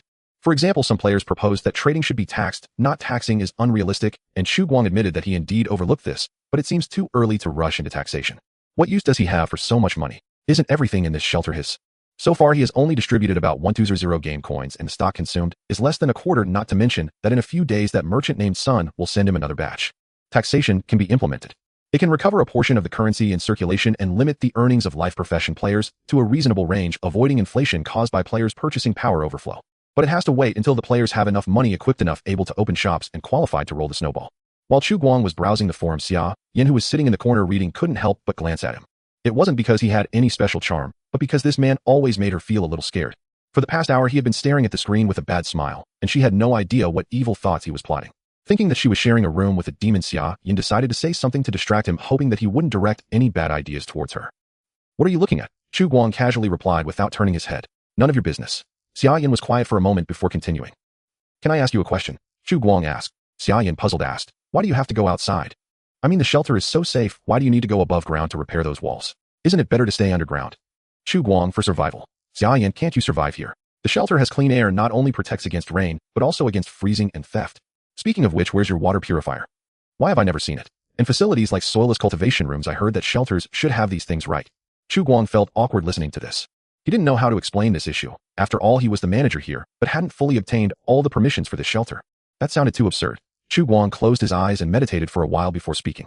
Maybe you're right, hiding underground is indeed a good choice. The matters on the surface have nothing to do with us, and it's not us who made it this way. No matter how much flood there is outside, even if another nuclear war happens, we can still stay here safely. Xia Yan, then why? Chu Guang looked at her.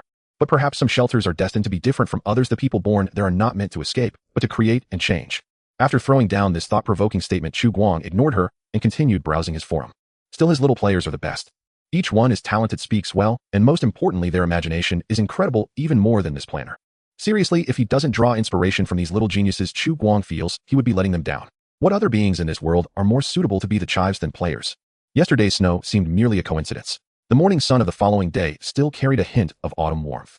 Stepping out of the shelter, Garbage Kun cautiously peered outside, realizing it wasn't as cold as he had imagined, and finally breathed a sigh of relief, happily wagging his tail as he dashed outside. The night was too cold. He had to change his online time. Aside from Chu Guang and Garbage Con, it seemed no one was in a hurry, but rather they had a hint of anticipation for the coming harsh winter. Especially for players from the south, opportunities to see heavy snow were rare. Now on this wasteland, snowflakes began to fall even before September ended. It would seem that in another 10 days or so there would be a torrential snowfall. Passing through the walls of the outpost base, Chu Guang surveyed his territory while quietly contemplating which area to secure next. Should he head north or south? This question deserved careful thought. At that moment, as he reached the entrance, he noticed two young players busy at the north gate constructing a frame resembling a gallows. Looking at the shape, it resembled the gallows at Brown Farm. "What are you doing?" Upon seeing the manager, the two players immediately halted their work, looking excitedly over. "I need to go to the toilet. Esteemed manager, we are making a gallows." Chu Guang. "A gallows? What do you need that for?" "It's more fitting for the wasteland. And more punk." "I need to go to the toilet." "Exactly, and it's very practical. If anyone violates the laws of the shelter, we will hang them up." Chu Guang. "All right, but it's unnecessary." Aside from these two clowns, the other players in the shelter seemed quite normal. They were either busy with tasks or chopping wood and hauling bricks. The outpost base was in its early stages of development, lacking everything but work. There was no worry about players finding something to do. Occasionally one or two slacking off was fine. I'll let them be. The art of management lies not in micromanagement, but in maintaining control of the overall direction, as long as the players remain diligent overall. Unless someone remains offline for an extended period, he might check in. If it's confirmed they are AFK, he would give their closed beta qualifications to someone else. As for how the system would recover helmets and distribute them, and whether it would cause any uproar, that was not his concern. If it can be done, there must be a reason, and when the clues are sufficient, one will naturally know. Baseless infinite skepticism holds no meaning. While scientific thought emphasizes that doubt includes self-doubt, it also stresses the importance of evidence, cautioning against treating conjectures as truths. So why worry about so many matters of parallel worlds? They cannot go back. Arriving at the carpenter's cabin, Chu Guang counted the equipment on the shelves. As of now, Mosquito had already crafted 15 wooden bows and over 100 arrows, and his crafting skills were becoming increasingly proficient. Not only that, but Chu Guang also discovered that this guy was a true talent. Not only did he have innovative ideas, but he also applied learned concepts to his work. For instance, regarding these arrows, he designed two different types of arrowheads. One involved inserting the arrowhead into a wooden stick with a fixed slot, heating it, and pounding it several times. This type of arrow could be reused many times until the head was completely worn out. The other simply mixed resin and animal fat, directly attaching rusted iron plates to the shafts. Although this type of arrow was single-use and had slightly lower penetration, as long as it could effectively hit, it would likely leave the rusted head embedded in the target, causing ongoing damage. Even if it didn't incapacitate them on the spot, chances were high that they would succumb to tetanus or other infections in a few days. "Manager, I was just about to look for you." Seeing Chu Guang appear at the door, Mosquito's eyes lit up, and he put down the tool he was holding, standing up from his chair. Chu Guang looked at him and said, "I just came to take a casual stroll. Do you have something to report to me?" "The gunpowder you asked me to make has been completed." As he spoke, Mosquito produced a jar of black gunpowder contained in a glass bottle from the shelf, excitedly handing it to Chu Guang, causing the latter to instinctively take half a step back, nearly using his authority to kick this guy offline. "It's fine, there are no open flames here, it's very safe." Mosquito chuckled and continued, "I used a formula I found online with 74.6 potassium nitrate. With this ratio, the gunpowder will burn most efficiently." As usual, Chu Guang ignored the off-game content mentioned by the players during their conversation, took the glass bottle for a closer look, and nodded. "Well done. Have you tested it? I can demonstrate for you right now. Please follow me." As he spoke, Mosquito led the manager outside the carpenter's cabin, pulling out a small glass bottle with a capacity of about 150 milliliters from his pocket. It was filled with gunpowder with a cotton wick inserted into the neck of the bottle, sealed with animal fat. He quickly jogged a distance away, placing the glass bottle beside a tree, lighting the cotton wick with a match, and then took off running. As the wick burned down, there was a thunderous bang, and the glass bottle exploded violently, splintering the tree trunk and causing it to topple precariously. Many players nearby chopping wood were startled by the noise and rushed over to see what was happening. "Wow, bro, that's impressive. Did you really make TNT?" "What TNT? You only know about TNT, just look at that smoke, it's clearly black powder. But it's still quite powerful. Everyone knows the formula, it's just that the materials are hard to come by." "You're amazing, big shot." It was clear they had heard the other players' praises. Mosquito looked at the manager beside him with excitement shining on his face. "What do you think?" Chu Guang's face was equally filled with surprise. This player is too criminal, right? What does a carpenter need to know so much for?" "Very good, your performance exceeded my expectations. Although the smoke produced was a bit excessive and the explosive power still needed improvement, these were not issues. I will report your achievements to the organization and you will receive a reward of 500 contribution points. Additionally, you can try to produce smokeless powder like nitrocellulose. If you succeed, the shelter will grant you 1,000 contribution points, and I will have new tasks for you as well." "New tasks?" Mosquito's expression instantly became excited. "Is this what a hidden quest means?" "Actually, it doesn't matter if it's a hidden quest, the reward of 1,000 contribution points is already enticing. Since the Alpha 0.3 version began, the contribution point gains have been reduced. Completing daily active tasks fully yields only about 160 contribution points, and the contribution from working is roughly around that number as well. 1,000 contribution points is quite strong. Even though he is now a citizen who would mind having more contributions, the difficulty of obtaining these points will only increase in the future. He remembered that the planners had mentioned on the official website that higher citizenship levels would be opened in the future, allowing for the purchase of more land. Mosquito joyfully declared, "No problem, esteemed manager. He'll try to get potassium nitrate and sulfuric acid and see what I can do." Chu Guang nodded, instructing him to return to his tasks, then continued his inspection near the blast furnace. To facilitate transportation, the charcoal kiln for carbonization and the cement kiln were built nearby, forming a row nearly establishing a de facto industrial zone. The furnace fire operated incessantly, raising the surrounding temperature by a couple of degrees compared to other areas. Since Wo Jiaoqi and Yaer Wi Yaoshang Su Suo improved the traditional steelmaking process, separating the carbonization chamber and the iron melting chamber, using incompletely burned carbon monoxide to reduce iron oxide instead of directly using charcoal. As a result, the carbon content of the steel waste as raw material wouldn't increase too much during the smelting process, eliminating the need for repeated forging and quenching to remove carbon. Although it was unlikely to restore the materials to their state from 200 years ago, the overall strength of the materials was certainly much stronger than those smelted from raw ores. After all, the rare metals that were previously mixed into the steel would not simply vanish, though some would still remain. Experience is always accumulated bit by bit. Watching the players work vigorously, Chu Guang was filled with emotion. Just a few days ago, the tools at the outpost base had to be imported from the nearby brown farm, requiring animal pelts for exchange. Now, not only had the players learned to utilize the metal scraps they collected for remelting, but they could also produce the tools they needed by themselves. The carpenter's cabin solved immediate needs. But here, this was the true place where miracles could be birthed. The production efficiency of these earthen kilns is still somewhat lagging. Expanding the facilities will require more building materials and tools. To achieve this, a portion of the players must directly or indirectly control the means of production to unleash their initiative and creativity, allowing them to freely improve production. Let me think. In future versions, I can designate this area as an industrial zone, clearly specifying land use, and allow players who reach citizen status to rent land here, set up workshops, and engage in light industrial processing, thereby directly controlling some of the means of production. As for heavy industries like steel and cement, which have large outputs, high initial investments, and unstable benefits, a public steel mill and cement factory can be established, appointing capable players from life skills as managers through hidden quests to oversee production, indirectly controlling the means of production. Regarding balance, I can resolve it using taxation and land rent settings. After all, these were also ideas that the players came up with. Touching his chin, Chu Guang pondered. As a qualified planner, the first priority is to understand what the current version needs. For example, if everyone is queuing for ADC, then enhance ADC. If everyone rushes to become a marksman, then take a swing at the marksman's head or enhance the jungle. The biggest difference between games and reality is that reforms and policy adjustments in reality come at a cost. But in games, adjusting balance only results in players cursing the developers. As long as the game isn't unplayable, they will ultimately continue their activities. Manager. Hearing someone call him, Chu Guang stopped and turned around, noticing a player with a bow and arrow running towards him, panting heavily. What is it? On the north side of the outpost base near the overpass, two people have arrived leading a cow with two heads. The person at the front looks familiar. He resembles someone who has been here before. The player leaned on his knees, reporting the situation in bits and pieces. A two-headed cow. Could it be that traveling merchant from Red River Town? So soon? Chu Guang was slightly surprised, but he remained composed, instructing the player. Take me there. Yes. The northern gate of the forward outpost. Two men dressed in avant-garde attire walked side by side, flanking a two-headed ox, and halted before the gate. The man in front gripped a 7mm revolver rifle, the local specialty of Honghe Town. Though its muzzle pointed downward, his gaze swept restlessly across the perimeter wall and surrounding terrain, vigilant for any sign of danger. He's formidable, Chu Guang's first instinct. The man behind him was none other than Sun, the merchant Chu Guang had encountered earlier. Haha, my old friend, we meet again. Upon spotting Chu Guang at the gate, Sun Shiqi's tension dissolved instantly. Beaming with warmth, he spread his arms wide and strode forward to greet him. From afar, Chu Guang caught the pungent odor wafting from him, and unable to bear it, declined the embrace, offering instead a firm handshake.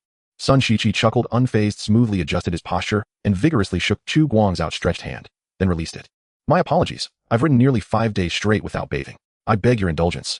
It's quite all right, Chu Guang replied, glancing toward the man standing beside the two-headed ox, then turning an inquiring gaze to Sun Shiqi. And who is this? He's a hired gun I engaged in Honghe Town to ensure my safety along the journey.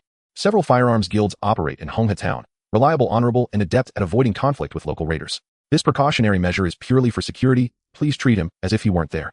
A firearms guild, more likely former raiders who'd hung up their guns. Chu Guang nodded faintly, his eyes lingering on the broad-shouldered two-headed ox, his brows lifting ever so slightly in quiet interest. Clearly their dried meat was selling briskly in Honghe Town. That last transaction must have netted him a tidy profit, not only enough to stock new goods, but also to hire an armed escort. That was good news. Only mutually beneficial trade endures. How is the road to Jushur City? Is it passable? Chu Guang asked casually. I've never been to Jushur City. I know little of its conditions. Sun Shiqi shook his head vigorously. After leaving you last time, I visited a nearby farmstead. Remarkably, they were eager to purchase my remaining stock.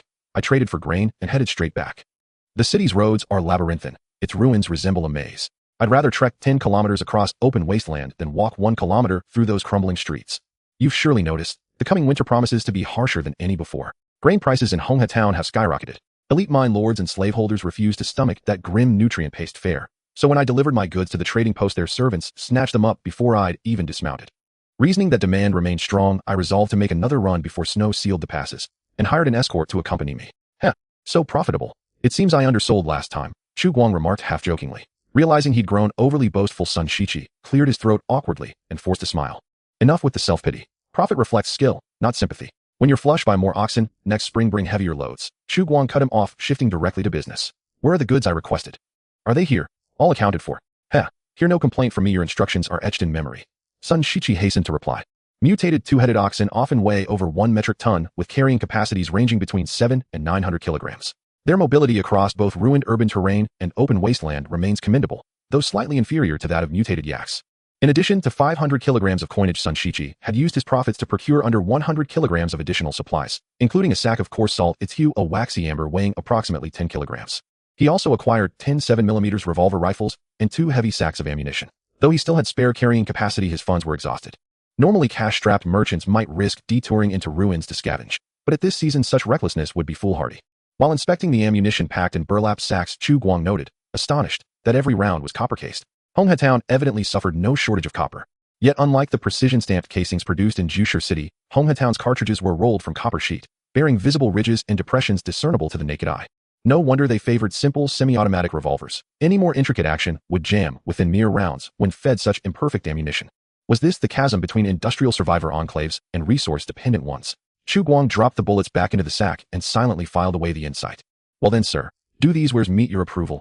Sun Shiqi wore a deferential grin. Privately, he hoped Chu Guang would purchase everything. That way he could return bearing far more dried meat. I'll take the weapons, the coarse salt, and all the coinage. Chu Guang said, his gaze settling upon the final sack. Peering inside, he saw a ginger-yellow powder and asked, what's this? Insect powder, ground from sun-dried mutant yellow crest long-legged spiders, rich in nitrogen, phosphorus, and potassium, primarily used as fertilizer. Sun Shiqi grinned. Chu Guang nodded thoughtfully. Fertilizer, certainly something Brown Farmstead needed. His own settlement hadn't yet begun cultivation, so the substance held no immediate use for him. Still, it sparked an idea. Players had reported vast deposits of guano near the lakeshore. Perhaps he could harvest and process it into fertilizer for sale to Brown Farmstead. Then, as if recalling something vital, Sun Shiqi approached the two-headed ox, unfastened a leather satchel slung across its flank, and withdrew a glass bottle. Its cork stopper bore tiny ventilation holes inside, writhed fist-sized ants, limbs and antennae twitching visibly, an unsettling sight. Chu Guang studied the bottle with quiet fascination before asking, this is the iron-backed ant? Sun Shiqi smiled broadly. Precisely. We typically use them as livestock feed, or for other purposes. Since the trading post happened to stock them, I bought a bottle. After turning the bottle idly in his hands, Chu Guang looked up. How much? Sun Shiqi waved his hands emphatically. No, my friend. You misunderstand. This is a gift, no charge whatsoever. Oh, then thank you. Chu Guang accepted the gift without hesitation. Such generosity required no reciprocation. Granting Sun Shiqi continued access to trade was already the greatest favor he could bestow. Sun Shiqi's face lit up with genuine delight. You honor me with your friendship. And since time grows late, shall we proceed to discuss the terms of trade? Chu Guang gave a single terse nod. Agreed. Unlike merchants hailing from Jushu City, traders arriving from distant regions generally rejected standardized tokens as currency, either relying on their own coinage or operating entirely without formal money. Thus, interregional commerce typically occurred via barter. No fixed price system existed. Though Sun Shiqi had offered a token of friendship alone could not fill stomachs. And during negotiation, Chu Guang showed no leniency, letting neither sentiment nor familiarity sway his stance. As if anyone could out-haggle a seasoned vendor. 500 kilograms of coinage retained the previously agreed rate, 4 kilograms of dried meat per 100 kilograms of coin, totaling 20 kilograms. Chu Guang honored his word. No renegotiation, no pretext. Both parties reached swift, amicable consensus. Yet that amity ended precisely there. Minutes earlier, Sun Shiqi had naively believed this man accommodating, until Chu Guang uttered the absurd demand, 3 kilograms of dried meat for 1 kilogram of salt. Apologies, did I mishear? Perhaps you meant 1 gene. Unfazed by the reaction, Chu Guang replied, evenly. You heard correctly. I said 1 kilogram. 1 kilogram of coarse salt. Impossible. Sun Shiqi recoiled, instinctively abandoning all pretense of deference, his voice rising in indignant protest. Surely you jest. Your smoked meat undergoes only drying and roasting, no salting whatsoever. It cannot command such value. Oh. Seeing Chu Guang unmoved, Sun Shiqi drew a slow breath and softened his tone. Very well. You're no merchant, perhaps unfamiliar with market realities. Let us calculate logically. If I transport these 10 kilograms to Jushu City, each 100 grams fetches at least 1 token. Chu Guang remained silent. In truth, he'd never set foot in Jushu City. He knew only that this waxy amber, bitter-tasting coarse salt, the kind consumed solely by the destitute, commanded 2 tokens per 100 grams at Old Leech's stall on Bet Street. a doubling unsurprisingly. But what did that matter? Grain prices at that same stall had tripled. Debating fair value in the wasteland was meaningless. Clearing his parched throat, Sun Shichi continued, 100 tokens. If exchanged for electronics, industrial goods, or daily necessities, and then traded at Brown Farmstead, those tokens would yield at least 300 kilograms of green wheat, or converted into smoked meat no less than 60 to 75 kilograms. Thus my absolute floor is 60 kilograms, meaning 1 kilogram of salt for 6 kilograms of smoked meat. For friendship's sake, 59 kilograms. That is my final offer. And my utmost concession. Sun Shichi believed he'd laid out the logic with crystalline clarity. Even sheltered hoarders, those burrowed deep within bunkers, ought to grasp his hardship. Yet after listening patiently to his monologue, Chu Guang merely smiled. One thing Sun Shichi had gotten right: he truly was no merchant. To mistake him for one revealed a narrow perspective indeed. But to assume he lacked commercial acumen. A chuckle escaped him. Everything you've said is correct. Sun Shichi's face brightened, only for the expression to freeze mid-beam as Chu Guang spoke again. Then tell me, my friend, why don't you? Chu Guang gazed at his weary visitor with quiet, serene amusement. I mean, if you wish to exchange 300 kilograms of green wheat for 59 kilograms of smoked meat, I'm willing to consider it. The transaction concluded. After leaving the wetland park, or Sun Shichi, with an expression of frustration, could no longer hold back his loud complaints. It's simply unbelievable. I've never encountered such stingy people in blue coats. Where's their civility? What happened to reciprocity? Those greedy gophers. I shouldn't have held any illusions about them. In the tavern of the Red River Town Trading Center, 4 out of 10 stories revolve around those blue coats. Some people have received bags of goods from those blue coats merely for a few compliments. Others entered with a pile of colorful paper to cheat and drink only to be thrown out, while still carrying a large bag of survival supplies prepared for them. These blue coats have almost become synonymous with foolishness and wealth, and stories about them are often tied to the phrase overnight wealth. Sun Shichi never thought he could, as the rumors suggested, pry open the treasure of a shelter just with his words. It seemed like doing business the normal way was a decent choice. However, their reactions were beyond his expectations. He couldn't help but wonder if those guys were a bunch of disguised refugees. Would there really be blue coats constructing houses on the ground? Moreover, in the end, he still didn't see where the shelter was. The gunman walking ahead glanced back at him, and then at the bulging packages on the back of the two-headed cow, asking in confusion. So this deal ended up in a loss. Having worked as a bodyguard for many years and dealt with several merchants, he rarely saw them operating at a loss. Not exactly a loss, Sun Shichi replied angrily, but I could have made more. The gunman was left speechless, his attention drifting away from him as he continued to survey the surroundings. Sun Shichi pulled out his ledger from his pocket, his face showing pain. 10 kilograms of salt had only been exchanged for 30 kilograms of smoked meat. Had it not been for the absence of plans to visit Giant Stone City on this trip, he would never have accepted such a harsh price, even if someone had a gun pointed at his head. But unfortunately, there are no ifs in this world. He could not, as hypothetically imagined, drag that salt to Giant Stone City, exchange it for daily necessities and electronics, take them to the farm to trade for grains, and then use the grains obtained from the farm to trade for meat here. This back and forth would take him at least 4 days, if not a week. The roads in the city are far more difficult to navigate than those outside, not to mention that winter is about to set in. Both humans and mutated creatures are frantically preparing for the impending cold. On the wasteland, this timing is more dangerous than ever. Considering both the time cost and the associated risks, he could not resort to that detour plan. And that man clearly saw this point. Not just the 10 kilograms of salt, but the 10 revolver rifles and 2 bags of bullets he carried were also being ruthlessly undervalued by that guy for various reasons. While arms might not be worth much in Giant Stone City, any survivor stronghold would not refuse to stockpile such convenient, durable, and inexpensive weapons. One rifle could easily be traded for 3 to 4 mutated hyena corpses, and casually hiring a butcher would yield 60 to 70 kilograms of meat. That's 70 kilograms of meat. Exchanging it for 30 kilograms of dried meat isn't too much to ask, right? If all else fails, 20 kilograms would still be a fair trade. Yet that man was only willing to give him 10 kilograms of unseasoned smoked meat per gun. Despite his best efforts, the man only nodded out of friendship, allowing him to take an extra kilogram of smoked fish. That damn groundhog. I don't quite understand, but isn't earning enough what matters? The gunman said nonchalantly. I've always heard that contentment brings happiness. But what do you understand? Being content won't lead to great wealth. Sun Shichi was too lazy to respond, impatiently waving his pen as he continued to hurry along, while mumbling and calculating in his ledger. These dried meats need to be exchanged for at least 60 kilograms of coarse salt. No, at least 80 kilograms to make this trip worth it. I need to think carefully about which mine to strike this deal with. The gunman shot him a glance, then glanced at the cargo on the back of the two-headed cow, speaking in a casual tone. Then you should remain pious and grateful. At least the one accompanying you on this trip is a content person. 130 kilograms of smoked meat plus 10 kilograms of smoked fish exchanged for 10 kilograms of coarse salt, 10 revolver rifles, 2 large bags of bullets, and game currency. Chu Guang was quite satisfied with this transaction. Of course, it was also due to the timing. As winter approached, whoever had food would be king. Moreover, with prey hibernating, occasionally catching wild game and leaving it in the snow would preserve it, making salt less critical. However, when spring arrives next year, the situation would be different. After all, making dried meat in the spring and summer without any salt in hopes of storing it for winter is somewhat wishful thinking. But then again, by that time, would the outposts still need to rely on selling food to make money? Chu Guang wasn't so sure. In any case, for Chu Guang, producing 130 kilograms of smoked meat and 10 kilograms of smoked fish only cost about 60 to 80 silver coins. Even at the grain warehouse's purchase price, it would only amount to 140 silver coins. However, currently players were selling their prey directly to the grain warehouse, and there was no self-slaughtering or smoking of game, so it was more appropriate to calculate based on production costs. Actually, it didn't matter which price was used for calculations. After all, Chu Guang now had an additional 500 kilograms of the same game currency. Money for him as a manager was just a number. Alone, he dragged these coins into the shelter, placed them in an empty room devoid of people, and gazed at the shiny coins, a satisfied smile unconsciously appearing on his face. If only he could convert them all into chips. Forget about power armor, buying a plane would probably be enough, right? If someone were selling one. Uncirculated money holds no significance. Chu Guang admired his masterpiece for a moment before turning to leave the shelter, returning to the surface, contemplating the glass jar he obtained from that merchant named Sun. Ants the size of fists were packed tightly in the glass jar, flailing their legs and antennae in a chaotic manner, searching for an exit. Among them, one ironback ant facing outwards appeared the most spirited, rhythmically tapping its mandibles against the inner walls of the glass jar. However, the inner curved surface of the glass jar was too smooth to find a biting point. No matter how strong its bite was, it was futile, only able to anxiously face the transparent wall. Chu Guang was not interested in insects, but he wanted to know how these small creatures became the nemesis of mutated leeches. After all, even the young of mutated leeches were considerably larger than they were. Thus, Chu Guang sought out the fisherman by the lake, borrowing a young mutated leech, and then selected a robust and lively ironback ant, placing them both in the same bottle. An interesting occurrence took place. The mutated leech did not immediately attack the prey before it, but instead tentatively extended its mouthparts forward. As the edge of the mouthparts was about to touch the ironback ant, the mutated leech suddenly recoiled, as if it had been shocked, twisting its plump body to the opposite side of the bottle, as if trying to avoid something.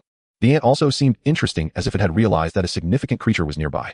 But it was completely unperturbed, neither attacking immediately nor turning to flee, instead circling along the inner side of the bottle while swaying its antennae.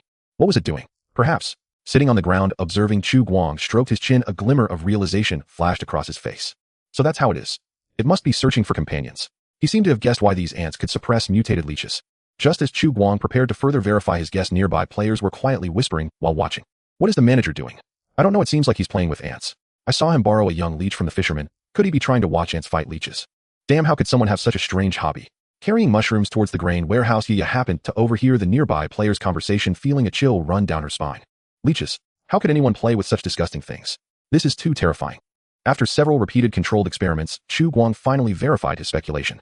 First, leeches lack eyes and primarily rely on their sense of smell to locate prey. The mutated leeches are no different, and due to their heightened sense of smell, they are particularly sensitive to scents. Upon discovering their prey, ironback ants do not immediately choose to attack. Instead, like other ants, they quickly release pheromones to alert nearby companions. There's a fat sheep here, come join in. Although the digestive fluid of mutated leeches can corrode most prey, it is almost ineffective against ironback ants. Even if they swallow one whole, they can't digest it, and would instead be gnawed from the inside. Thus, this fear of their natural enemies has almost been encoded into the genes of mutated leeches, leading them to instinctively flee at the moment they detect the pheromones released by ironback ants, not daring to look back. The case is solved. It really is because of this thing. Looking at the translucent gel-like substance the size of a thumbnail in his hand, Chu Guang gently squeezed it, resembling spoiled sago. This substance is the pheromone gland of the ironback ant, located beneath its abdomen, and can be pulled off with minimal effort. After removing the pheromone gland from the large ant, Chu Guang returned it to the bottle, placing it in the same room as the mutated leech. This time, the mutated leech exhibited much more courage. After several tests, it likely felt that the scent on this creature was unlike its natural enemy, and finally mustered the courage to swallow the prey whole, followed by a wave-like writhing of its body. Approximately 5 or 6 minutes passed. The mutated leech, which had previously been writhing, suddenly fell silent. Chu Guang poured it out of the bottle and used a knife to open its belly. Inside, the ant had suffocated, though it still held a piece of meat in its mouth, likely torn from some part of the mutated leech. This minor injury was insufficient to kill the leech. The real fatal blow was probably the ant acid or something else injected into the leech's body. Eliminating the leeches in the nest is unrealistic. But if I could apply the extracted liquid from the pheromone gland onto my body and disguise myself as a natural enemy of mutated leeches, wouldn't that allow me to bypass the leech's nest without injury? Realizing this, Chu Guang's face was instantly filled with excitement, and his gaze towards the nearby glass jar changed.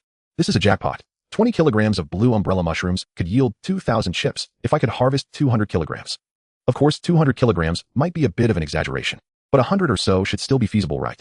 Too bad all these ironback ants are worker ants with no queen to breed, otherwise I could harvest the mutated leech's nest daily.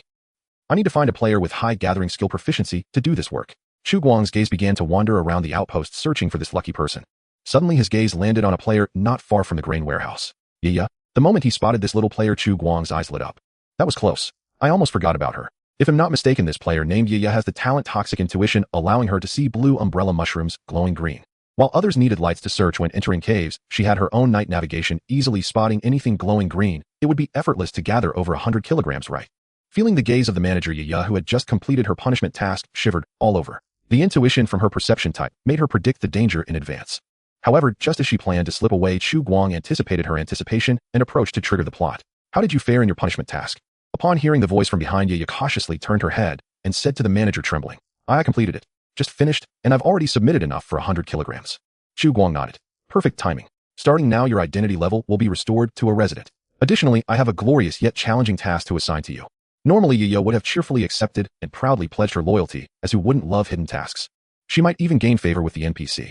However, from earlier her right, I had been twitching, warning her that a trap awaited her ahead. I might not be able to complete it. How about you find someone else? Believe in yourself, you can do it, and this task can only be completed by you. Without giving Yaya a chance to refuse, Chu Guang sternly interrupted her, murmuring, pausing for 2 seconds before continuing. They'll give you a vial of special powder, apply it to yourself. It will ensure you can safely enter the mutated leech's nest. And what you need to do is gather those glowing green mushrooms inside. Yaya was so anxious, she nearly cried, especially upon hearing the words mutated leech's nest, nearly causing her to disconnect on the spot. So can I come out safely? Chu Guang assured her. Theoretically, yes. Yaya, theoretically. Chu Guang didn't give her a chance to protest, and continued. Saying theoretically is just for precision. Rest assured the success rate is over 90. Even if you fail, it will just be a special mission death, without any penalties aside from the resurrection CD. Yaya entered the mutated leech nest with an expression that Chu Guang did not pay much attention to. However, when she appeared at the warehouse entrance holding a large bag of mushrooms, her face was filled with a joyous, albeit dusty, delight. Looking at the bag stuffed with blue mushrooms, Chu Guang couldn't help but express a hint of surprise. So many. Yaya, panting, nodded vigorously and said with a chuckle, I went in 3 times. Almost got bitten, hee. Chu Guang. 3 times. That's too brave. He wouldn't dare to do that. After weighing the bag of mushrooms totaled 70 kilograms. This figure far exceeded Chu Guang's expectations. According to his original estimate, at most he could gather around 40 to 50 kilograms. He never expected her to actually achieve 70 kilograms. A total of 560 copper coins equivalent to 56 silver coins. In addition, there are also 700 contribution points. Should I be giving too much? Never mind. After all, she risked her life to earn it. Upon hearing the numbers announced by the manager, Yaya jumped up in excitement, waving her fist. Nice. We struck it rich, haha. Chu Guang. Although I'm an NPC, could you find a less crowded place to celebrate? A silver coin is less than 2 millimeters thick. 50 coins stacked together would be about 9 to 10 centimeters, just a drop in the bucket compared to the small treasury of the shelter. After receiving her reward, Yaya happily hummed a tune as she walked away, while Chu Guang, standing at the warehouse door, stroked his chin in contemplation. Currently, the wealthiest players are probably Lao by Fong Chong, and the others, their strength and understanding of the game placed them among the top tier of players. During this time, they had been hunting and had nearly figured out the areas with the highest activity of nearby prey. Their daily income had increased from 52 silver coins to a maximum of 100 coins. Even if the income from hunting is unstable, it should have saved quite a bit over the past few days. For safety reasons, Chu Guang checks the players' storage cabinets every day. Unless something unexpected happens, the Nyoma squad should be able to accumulate 200 silver coins today to collectively purchase the land closest to the resurrection point. Apart from them, other players' savings are also steadily increasing. Even if buying wooden weapons, iron weapons, leather armor, winter coats, tools, and food consumes some, the player with the least savings still holds at least 10 silver coins. Perhaps we should update the bank function. This way it would not only save players storage space, but also allow them to withdraw their saved silver coins. The more Chu Guang thought about it, the more reasonable it seemed, so he immediately took out a notebook from his pocket and noted it down. When the opportunity arises, this feature must be arranged. While storing the mushrooms in the warehouse, Chu Guang also took the opportunity to check the warehouse's inventory. Excluding the portion consumed through trading with traveling merchants in Honghe Town, the remaining smoked meat is nearing 700 kilograms. After deducting daily consumption, about 100 to 200 kilograms can be added daily, and more than half of this is contributed by the Nyoma squad. Today is already the 20th. If luck isn't too bad, by the end of the month, the inventory should be increased to 2,000 kilograms, with half of it exchanged for grains and tubers, which should yield at least around 5 tons. Based on a consumption of 4 taels of meat and 7 taels of rice per person per day, 1,000 kilograms of dried meat is enough for 100 people for 50 days, and 5 tons of grain is enough for 100 people for 142 days. Of course, all of this is under ideal conditions. It's not unusual for the actual situation to deviate from theoretical estimates by more than 20. After all, food consumption is related to physical activity. The more work one does, the hungrier one gets, while on days with no work, 1 meal a day is perfectly fine. If we want to increase the number of beta testers to 100 people, we must double the theoretical estimated food stock, especially for meat. It would be great if we could still hunt prey in winter. It would be troublesome if we couldn't find any. However, from another perspective, perhaps we won't need so much food. During extremely cold periods, it's unnecessary for everyone to be online, and it might not be necessary to log in every day. And if in a dormant state, the resources consumed by the clones would be significantly reduced, and they could go without food for up to 7 days. However, players may not be pleased to be off work for such a long time. They would certainly complain on the official website. But Chu Guang had already thought of a countermeasure. Just say it's server maintenance. Which server doesn't require maintenance? That's quite reasonable. Looking at the ledger in his hand, Chu Guang was contemplating the future of the shelter when suddenly a player came running in from outside. Manager, there are indigenous people coming. Indigenous people? Chu Guang, pulling his gaze away from the ledger, was slightly taken aback. Sun Shichi had just left, it couldn't be that he came back again, right? Could it be someone else? Handing the ledger back to the player serving as the warehouse manager, Chu Guang turned to the player who had brought the news and asked, "How many of them are there, and where did they come from?" "From the south. There are 2 men and a girl." "From the south." Upon hearing that direction, Chu Guang had already guessed who the visitors might be. The southern gate of the forward base. An old man with wrinkles on his face and wearing a fur coat looked up at the wide concrete wall, his murky pupils filled with shock and astonishment. The last time he visited Linghu Wetland Park was probably 2 years ago. The scavengers from Beach Street primarily explored southward. Unless hunting, they rarely ventured north along the elevated road out of the city, as they might encounter raiders who preyed on passing merchant caravans. As for Linghu Wetland Park, it was probably a blind spot for both scavenging and hunting. There were hardly any prey to hunt and little garbage to scavenge, and very few survivors would intentionally visit this place. He never expected that someone had actually built a survivor's stronghold in this forest. The 3-meter-high concrete wall, though appearing slightly lower, was new and sturdy, providing a sense of security that was far superior to the patched-up broken wall on Beach Street. Near the gate of the surrounding wall stood several residents of the shelter wearing blue coats. The old man gathered his courage and called out, "I am here to see your manager." No one responded to him. The people simply looked on, whispering to each other in a rather impolite manner, their expressions difficult to read in terms of goodwill or malice. It seemed more like pure curiosity. "Are you sure this is the right place?" The old man looked at his second son, a hint of hesitation in his eyes. With a large pack on his back, Yu, who nodded vigorously in response to his father's questioning gaze, affirmatively saying, "It's right here." The old man's expression showed even more hesitation. "They don't seem to welcome us." Yuha's expression turned subtly awkward as he leaned closer to his father and whispered, "Maybe they are not rejecting us, they just don't understand what we are saying." The old man froze for a moment. "Don't understand? That can't be. Didn't the foreigner in the blue coat understand before?" Yu glanced at her father and brother, then at the surrounding wall, her big eyes filled with curiosity. This was her first time leaving Beach Street, and it was to such a far place. Chu Guang is really here. At that moment, a familiar figure appeared at the door. Upon recognizing that face, Xiaoyu's eyes instantly lit up. However, there were too many strangers around. Hiding behind her brother, she only revealed half of her face, timid, yet curiously peeking out. Surrounded by the crowd in blue coats, Chu Guang walked up to the 3 and stopped. Looking at the leading old man, Chu Guang was about to greet him when the old man suddenly knelt down with a thud, leaving everyone around bewildered. Chu Guang was also taken aback. "What is happening, Dada?" Yu was shocked, but before he could ask, he was pulled by his father's arm and knelt down as well. Xiaoyu looked confused. She didn't understand what her father and brother were doing, nor did she know how she should behave, so she tried to imitate the actions of her father and brother. "What are you doing? Get up." Chu Guang was flustered and stepped forward to help the old man up. But the old man refused to rise, bowing his head, his throat moving for a long time before finally squeezing out a sentence. "Thank you. You saved our family." He was already old and could at most work for another 2 or 3 years. In fact, it was already a bit strenuous this year. His son Yu Xiong, as the eldest son of the Yu family and the strongest labor force in the family, could be said to be the pillar of the entire household.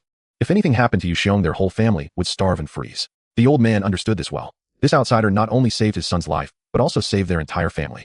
However, Chu Guang didn't think that much. He didn't calculate everything he did. Saving someone was just a matter of convenience. "You're making this difficult for me. Just get up for now." It's not the time for modesty. He couldn't just let someone kneel the whole time. Saying this, Chu Guang exerted a little effort to help the old man up. Perhaps because of Chu Guang's words about making it difficult after getting up, the old man did not kneel again, but instead reached for the large package on his second son's back. It was a package made of deer hide containing some animal furs that looked heavy. The old man cradled it in both hands and offered it to Chu Guang, saying sincerely, "You are the benefactor of our Yu family. We cannot let you waste precious medicine for free. We have nothing else to give you. These furs are from mutated hyenas and reindeer, totaling 7 pieces. Excluding the tribute for the town chief, this is all we have.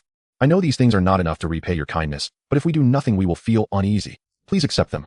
Accepting the entire fortune of a destitute person would truly make him uneasy. Chu Guang found himself at a loss for words. Accepting or refusing was both difficult. But just then Chu Guang suddenly had a thought. Even if the old man took these furs back, they would just be sold to the old leech in Beach Street, who would then mercilessly cheat him, yielding hardly any money. He remembered clearly that the sign hanging at Old Charlie's grocery store stated that 1 piece of mutated hyena skin could be exchanged for 2 points of chips and 1 piece of reindeer skin for 4 points of chips.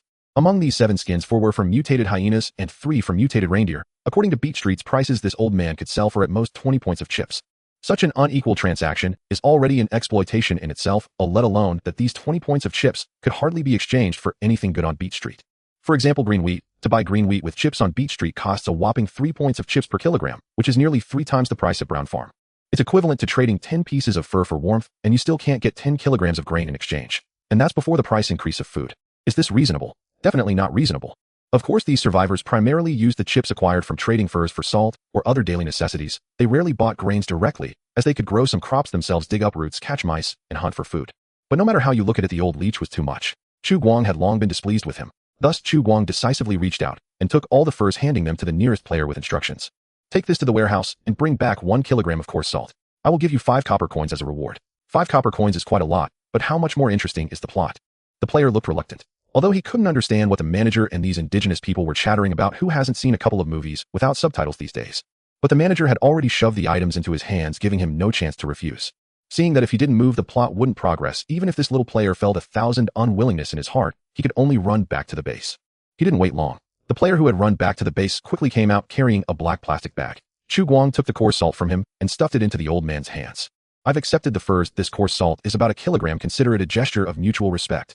The old man was taken aback, and upon seeing the salt in the bag, he suddenly became anxious and hurriedly pushed the bag back, refusing to accept it. How can that be? You are the benefactor of our Yu family. How can I accept your gift? 1 kilogram of coarse salt. In Beach Street, 100 grams costs 2 points of chips, so 1 kilogram would be 20 points of chips. Not to mention that when they buy salt, they often get shortchanged, and the good quality gets resold. The salt that Chu Guang brought, although coarse, was of much better quality than that sold at the Old Town Chief's grocery store. At the very least, it looked clear, not murky, and the color was not as yellow. Just accept it. This time consider it me taking advantage of you. Without giving him a chance to argue, Chu Guang pushed the plastic bag back and smiled at the old man, saying, next time if you have such furs, bring them to me. 1 piece of hyena skin for 150 grams, reindeer skin for 300 grams. Bring as many as you have, or I will take them all. Brothers, let's get this started. This is the launch sentiment. This time it feels like I've rested for a long time before launching the book. The last launch sentiment seems to have been last year. During this period of time, I summarized the experience of putting up this book. The core of a novel is too complex with too many things to unfold, which sometimes isn't necessarily a good thing. So before starting this book, I spent nearly a month polishing a complete outline. As things stand, using up to 4 million words is not a problem at all. Additionally, the perspective of this book will mainly focus on the wasteland, with an overall tone centered on being lighthearted and interesting. As for some foreshadowing and the reasons that haven't been detailed in the early stages, they will gradually unfold in the mid to late parts, and everything will naturally make sense. Some things are really not bugs. It's not that I haven't considered them, but after consideration, they really aren't suitable to be placed at the beginning of a novel, and some are simply irrelevant to the main plot. It's like playing cards. You can't just throw down a bomb at the start and then play a 3 against a 4 later, right? Please trust my professional level. Moreover, during the draft writing, I was already criticized by trial readers, which directly scrapped my initial draft of 100 words. The second version was almost a complete rewrite. QAQ. As for the impact of the game on reality, this content will be reflected more in the later stages as the beta test progresses to the internal test and the personal development of the players. However, this part does not involve the main storyline and does not significantly affect the protagonist. As an outsider, I won't elaborate too much here. Maybe it will be detailed in the extras. Finally, I would like to thank all the book friends for their support. Also thank the editors for their support, and the talented artists from the art team for their compliments. I have to praise that this cover is so much better than the ones arranged before. As usual, it'll update explosively on the first day of launch at midnight, with a total of 4 updates, all released within half an hour, so I can check for typos. Starting tomorrow, updates will still be at 10 o'clock. If I'm a few minutes late, it means I'm correcting typos. In light of my new book's 30-day update of 210 words, I hope you brothers can support a subscription and give me a monthly ticket. Please. As Chu Guang conversed with the head of the Yu family, the onlooking players quietly whispered among themselves. Did you understand what the administrator just said? No. I kinda got the gist. It's essentially trading 1 kilogram of coarse salt for 10 hides. That kilogram of coarse salt seems to be exchanged for 3 kilograms of cured meat. 3 kilograms of cured meat for 10 hides. Wow, that's an incredible profit. Can't 10 hides be traded for 2 guns? They're really taking advantage of the locals. Your perspective is too small. By the way, how much did the administrator sell us the coats and leather goods for? What the heck? These adorable little players seem to have discovered a serious issue, but the profit-turning Chu Guang did not take it to heart. Does it matter? Clearly it doesn't. If they don't buy low and sell high, are they even NPCs? Do you think you've crossed into another world?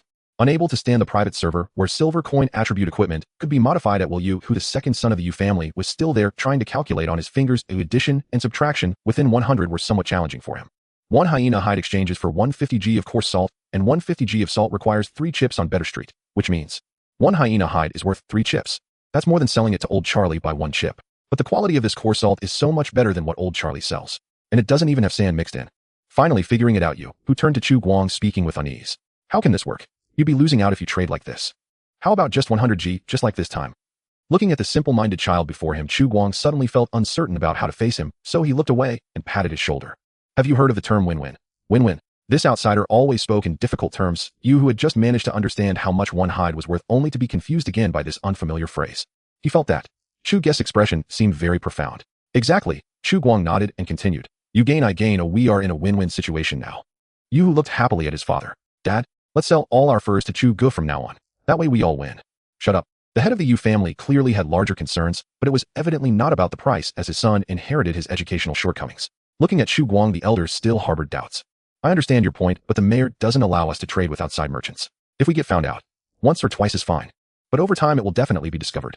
After all, slaughtering and tanning are done on Better Street, and if the hides disappear without being sold to Old Charlie, someone will surely become suspicious. Hearing this, Chu Guang smiled nonchalantly. Am I a merchant? Clearly not. My home is right here. We are neighbors and friends. Is it a problem to visit a friend's house? Clearly there is no problem. As for that old leech, I mean the mayor of Better Street, if he prohibits you from contacting us, that's fine. You don't have to bring anything from home, just bring the hunted prey directly to me. Our people can even help you skin and butcher for free, ensuring you don't lose any weight. In the end, keep the hides and just take the meat and the exchanged salt back. Or you could sell the prey directly to me. Not only can you exchange for salt here, but you can also trade for grains and cured meat, which will definitely be much cheaper than buying from Old Charlie with chips. After hearing Chu Guang's assurances, the elder finally relaxed, whispering excitedly. That won't do. We can't let you help us butcher for free. According to Better Street's rules, the slaughterhouse takes 30% of the prey, and we will share 30% with you. What the heck? Is opening a slaughterhouse on Better Street that profitable? But thinking about it, slaughtering is indeed a skilled job. Chu Guang sighed. Indeed, he was still too kind. You're too polite. 30% is too much, let's make it 20%. As for the 30 or 20%, Chu Guang didn't want to argue too much. After all, no matter how it was calculated, he was winning more. Of course, for these scavengers from Better Street, doing business with him wouldn't lead to losses. After all, he was different from merchants. Those vampires were even more ruthless than leeches, engaging only in one-off deals, and would suck even the marrow dry. After all, whether they would survive tomorrow was still uncertain. Who cared about the day after? As for himself, he sought not just a few hides and pieces of meat. If handled properly, Better Street might not take long to change its mayor. At worst, once both sides accumulated enough trust, some people would choose to leave their homes and come to rely on him. He needed an opportunity. The elder and the younger of the Yu family thanked Chu Guang and finally accepted the kilogram of coarse salt, preparing to leave. However, at that moment, the little fish who had been hiding behind Yu, who suddenly darted out from behind her brother, her bright eyes gazing at Chu Guang as she chirped. Are you going back? Back. It had barely been 2 weeks, yet upon hearing this question, Chu Guang suddenly felt as if he had traveled through time. Seeing that Chu Guang didn't respond, the little fish continued. Second brother said you weren't taken away by the hyenas and are still alive, but you won't go back anymore. He said I could come to see you, so I came. The little fish just wanted to ask if you still needed that shed. This child still spoke in a way that made it hard to break up sentences, almost cramming everything into one sentence to finish at once. However, Chu Guang probably understood and felt a bit moved. Originally in his plan, the shanty on Better Street was just an exit, and he could exchange some supplies during the wilderness period. The little fish could guard it for 2 or 3 days, and that would be enough. If he hadn't returned in 3 days, it would mean he didn't need to go back. Have you been watching over my place? Yes. Nodding vigorously like pounding garlic, the little fish proudly raised her nose, looking quite proud. At that moment, she was not shy at all. Little fish promised to keep an eye on it for you and would never go back on her word. Second brother said your door was covered in dust and you must not be coming back, so I swept the dust for you. Although that little brat from the Wong family always had his eye on your door and wanted to pry it open when I wasn't paying attention, but little fish has sharp ears and can't hear even the slightest sound. He wouldn't dare touch me. Second brother beat him up before. The more Chu Guang listened, the more uncomfortable he felt. Although he had never lied to people when he was in sales, he had surely used people's greed. But facing such a straightforward, innocent, and kind-hearted customer, he truly found it hard to act. What to say? Sigh. Forget it. Perhaps this is the reason why he, despite having a face as handsome as a star, never became a sales champion nor attached himself to a rich woman. Thank you for watching over my home for so long. But there's no need to anymore. That shed, let it be my gift to you for coming of age. If there's anything in it that you can use, feel free to take it apart without asking me. The little fish nodded, somewhat understanding. Aren't you coming back? What she actually wanted to ask was just this one question. Yeah, my companions need me. I'll be staying here from now on. Chu Guang used a euphemistic way of saying it. All right. Thinking about not getting any more candy in the future, the little fish felt a bit down, but still managed to cheer up. Thank you for your gift. Then can little fish give it to my brother? My little nest is quite nice, but my second brother still needs a bigger nest to get married, so he won't have to marry too far away and can often come back to visit. Cough your brother. That should be called marrying. Anyway, it's up to you. After all, it's already yours. Chu Guang patted her little head and then took out the 3 lollipops from his pocket and stuffed them into her little hand. Take them and eat. These are all for you. Remember to unwrap them. Then he added with concern, and don't stuff them all in your mouth at once. Eat one at a time, or it will get mixed up and be too sweet. Thank you. Finally receiving the coveted lollipops, although a bit reluctant, the little fish still sensibly followed her family back. In a while it would be dark. The monsters would crawl out from those tall buildings to hunt in the streets. She had heard this since she was little. Evening. The north gate of the forward operating base was bustling with activity. It seemed that a customary market had formed here. Players stuck wooden signs into the ground inscribed with their identification numbers and IDs, marking off a space that was neither too big nor too small to indicate their fixed stalls. Those who were here yesterday were back today, and no one would maliciously dismantle the stalls. Currently, there were few players in the game, and as they were mostly players who entered by word of mouth, everyone was relatively friendly and cultured. After all, what benefit is there in hindering others? Everyone present is a potential first-tier player, and even if they are second-tier powerhouses, losing face is still akin to being a third-tier big brother. Now, if they didn't care about their reputation, how could they continue to mix in the future? Seeing the players so orderly, Chu Guang as the administrator was also pleased and simply put up a notice at the north gate. Starting today, 100 meters outside the north gate is designated as a market. Residents of the shelter may set up stalls and trade freely. Consignment shelves are located in the residence hall of the shelter, requiring a rental fee of 1 silver coin to consign items. If there are no buyers, the items will be removed after 7 days. After removal, the rental fee may be supplemented for an extension. After the notice was posted, players rushed to see it, and cheers erupted. The administrator is amazing. Great. Is this an update in the game? The market function is finally here. Yay. Is anyone buying the fangs of mutated hyenas? We have a market function now. How far can enchanting, drilling, and inscribing be? If we don't stock up on materials now, when will we? How can we get stronger? Is anyone buying mushrooms? Fresh, big mushrooms. Welcome by them. I guarantee the price won't go up again. It will just be 4 copper coins from now on, really. Hey Boss Crow, have your mushrooms been to university? Can they lay eggs, eh? Can they be bought to be released, eh? Can they make Diana spit in my drink? What the heck, you're turning into a monster. Looking at the noisy players, a paternal smile appeared on Chu Guang's face. Life is getting better day by day. On this day, it was getting dark earlier. Before night fell, the Yu family returned to Better Street, but the atmosphere here was somewhat different from usual. A cart was parked in front of Better Street, beside which stood 2 men wearing fur coats, carrying iron pipe rifles, and a ragged, disheveled slave who was indistinguishable as male or female. Old Charlie stood at the door negotiating with the leading man, wearing a flattering smile. The latter, however, displayed clear impatience, blowing smoke rings into Old Charlie's face. Another burly man urged the leader to hurry up. Before long, the doorman, Old Walter, brought out a woman. She was wrapped in a robe shackled at her hands and feet, and the stripes on her ankles were faintly visible. Her snowy white skin would attract even women, let alone men. Little Fish had never seen such a beautiful sister. Her bright eyes blinked with curiosity and envy. Brother, who is she? Yu whispered, I don't know, the old mayor must have bought her from outside. I heard she's a clone or something. Clones. Look at her eyes, she's soulless, don't look. The father, clearly more experienced, pulled his son and daughter closer, whispering, You two keep quiet, and don't make eye contact with those people. Oh, we'll wait for them here for a bit. The two obediently followed their father, hiding in the shadows of the street corner. The man in fur checked the goods, grinning, and patted Old Charlie on the shoulder, giving him a thumbs up. Then Little Fish saw the rough man tie the sister's hand to the cart and beckon his companions to leave. Brother, where are they taking her? Yu didn't know how to explain this. Being a man, he could guess, but didn't know how to articulate it. Every household on Better Street had to respond to the mayor's mobilization, handing in supplies. Didn't the old mayor need to pay tribute to anyone else anymore? Clearly not. It's like big fish eating small fish and small fish eating shrimp. You're still young, don't ask so much. I'm not small anymore. Little Fish pouted. Hearing this, Yu chuckled and rubbed his sister's little head. Be good, if you're not small anymore, eat more meat. Only by eating meat can you grow tall. What's that plastic stick of yours? Is it tasty? There's still some left, let me have a taste. No? You can go ask Chu Guang for some yourself. Little Fish dodged away nimbly like a little fish. It's time to go. The elder carefully tucked the salt into his cloak, then reached out and took away the plastic stick Little Fish had been carrying, tossing it into the corner without caring about her grievances, pulling the two off toward Better Street. Old Charlie glanced at the three, but said nothing, casually chatting with Old Walter beside him as if nothing was amiss. Did you have such a beautiful girl in your old shelter? No, the people living in my shelter were at least normal. That woman's not normal. There are 2 types of clones. One develops from infancy and grows naturally, almost indistinguishable from normal people. The other type is a fast product that stays in the incubation chamber until fully developed and is no different from a commodity. This type varies widely with different uses and developmental cycles, and they have varying levels of technology. Even if I told you, you wouldn't understand. Old Walter chuckled and shared a cigarette with Charlie. Anyway, it's still a while before dark. Why don't you tell me more? Old Charlie sighed, like telling a story. He began to recount that brief, yet beautiful time for him. Little Fish also wanted to stop and listen, but her father had other ideas firmly pulling her, and Yu hurrying them home. Nightfall. Players gradually logged off, returning to Shelter 404. Sitting in front of the computer, Chu Guang skillfully logged into the official website, as usual, to take a peek at the situation before proceeding with the planning tasks at hand. As expected, today's players on the forum were discussing the events that unfolded during the day. Knife under the blade, damn, am I the only one who noticed this? There were so many wild NPCs today. Usually you can't encounter any throughout the entire day. Construction site boy with brick, yeah, 2 came during lunch, and then 3 more in the afternoon. Just want to ask, is the open beta coming soon? Excited. That glimpse of nostalgia. The open beta is probably still a ways off. We should start with internal testing. However, the promotion hasn't even begun, so we might have to wait. Grappling garbage level 99, damn. What did I miss? I just got back this evening. Irina, it's fine. Oh, I also perfectly missed the daytime events, but I believe the veterans in the forum will definitely fill in the gaps. Yi sure amused. The first posts usually lack substance as the big shots are silently saving their big moves. Sitting in front of the computer, Chu Guang browsed the forum for about half an hour, and after a brief wait, he indeed saw a number of high-quality content being posted. For instance, Brother Fang's post. Perhaps worried that a certain runaway mouse might shake his stature as the top player in the wasteland among the players. The long silent lie Ri Fong Chan finally updated a super hardcore technical strategy post on the forum.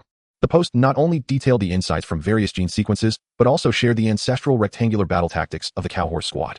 Chu Guang opened it, and without hesitation gave it a boost. Goodness, he had posted all his secret skills, not boosting it would be a disservice to those diligent little bees. After playing for so long, I might as well summarize some strategies. The old rule applies. Let's start with the conclusion. The perception class truly deserves to be called the child of the version. Whether hunting or scavenging, it's best to have one in the team. A high perception character can not only sense danger ahead, but also track enemies.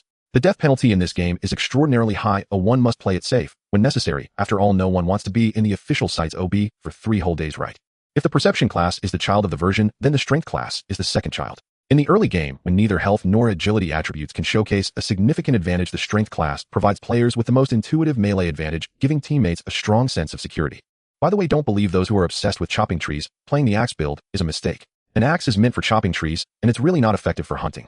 If you are a strength class, the spear will always be your god. Under the spear's tip, all beings are equal. If you really can't handle a bow, consider it.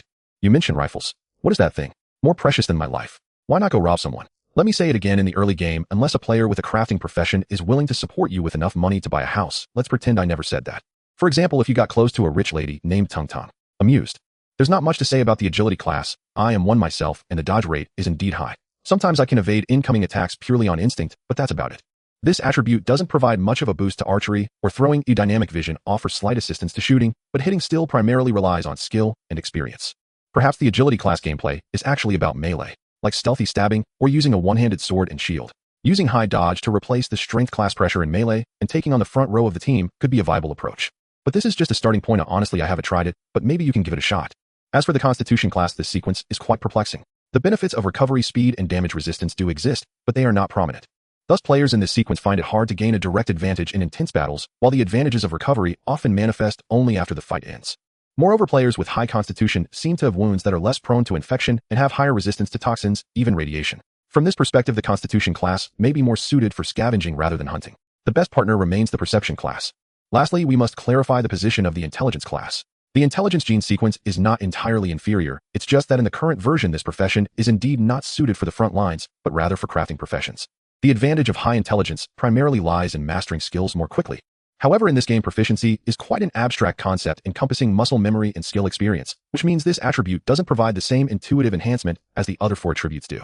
So when filling out preferences, make sure to consider whether your playstyle truly suits this attribute. If you've already decided to become a leisurely crafting profession player before entering the game, then the intelligence class is your best choice. Additionally, without guns, the best configuration for a hunting team is a rectangular strategy with perception, scouting, strength on the front line, and agility as the shooter.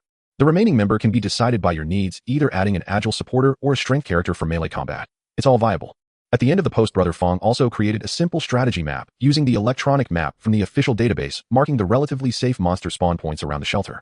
The entire post is packed with useful information. It could practically serve as a beginner's guide. Chu Guang nodded repeatedly as he read, and a smile unconsciously crept onto his lips.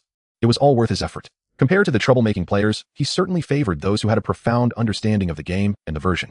Ideally, they understood even more than he did as a planner. By the way, it seems the total savings of the Cowhorse squad has officially surpassed 200 silver now. These 4 veteran players are indeed formidable. They've destroyed a wooden bow and wasted about 10 spears. At first, they would buy some knives and axes, but later they became too lazy to equip knives and directly used scavenge, steel pipes, rebar, and concrete bundles. Clearly, they have grasped the essence of this game. The truly useful weapons are often the ones picked up easily, followed by those modified from scavenged materials, and finally those displayed on store shelves. Besides, Brother Fong's strategy post, the Canyon's Escaping Mole also updated a strategy, but it discusses not profession gameplay, but the game content itself. Hello everyone, I'm your big-nosed mole. Today the wasteland is as peaceful as ever, but my nose has already caught the scent of gunpowder. Don't ask why, you just know my nose is sharp. Previously, the manager encountered a team of raiders near the northern row house, and Garbage Man discovered a raider camp at the northern tire factory, along with rumors of a mutant tribe lurking deep in Street 76. It's evident that the production team is laying the groundwork with these settings, hinting that our home is not safe. One could even say the situation is quite severe. In the past, our activity range was confined to the Linghu Wetland Park, but now our footprints have clearly extended beyond the novice area, spreading to 1 kilometer, even 2 kilometers around Linghu Wetland Park. Even if there are ruins and jungles for cover, it won't be long before other NPC factions nearby discover us. Moreover, the traveling merchants who came earlier today and the natives who arrived in the afternoon have all confirmed my speculation. The frequency of interactions between player factions and neutral factions is determined by the player's activity in the game. Honestly, the detailed performance of this game exceeds my expectations. If my deductions are correct, conflicts with raiders or mutants should trigger soon. I suggest the planners should try organizing a raider siege event to test our engineering quality and see if it's as reliable as it seems. Otherwise, if the walls are built and never used, wouldn't that be too regrettable? Chu Guang's eyelids twitched as he read this post. This crow's mouth. Please don't let it actually happen. Knife under the blade. Damn, are you a devil? Fongchong, no way brothers, we just saved enough money to buy a house. We haven't even bought guns yet to test out a siege. Rush into the woods. Isn't that looking for trouble? Grappling garbage level 99. Hurry up. Let me have a fight with the mutants before it snows. Frantic. Irina so eager to treat the mutants to a meal. Amused Elf King Fugueha. Yisher laugh. Chu Guang wished he could be as carefree as this guy, but he simply couldn't muster a smile. After all, for them this is a game, but for him it is not. Just as this big-nosed mole said, as the forward base expands, players exploring farther into the ruins will inevitably encounter their neighbors. Even if they don't encounter them, it's hard to guarantee that the other side won't follow the traces. During the day, it was manageable. Players were online, the weapon shop had guns and bullets, and with the gunpowder made by Mosquito Brother, mobilizing a wave might not end in defeat. However, things would get troublesome at night. The empty city strategy doesn't work all the time. Once or twice they might hesitate to approach, but over time they will discover that this forward base is almost undefended at night. Thinking of this, Chu Guang immediately opened the system and checked the number of reservations through the player list. Current number of reservations, 612. Xiao Qi, here master. The little Qi who was charging in the corner lit up, and the sudden voice startled the weapon shop owner, who was reciting lines beside her. Help me open 50 more cans. Master, you only have 49 cans available to open.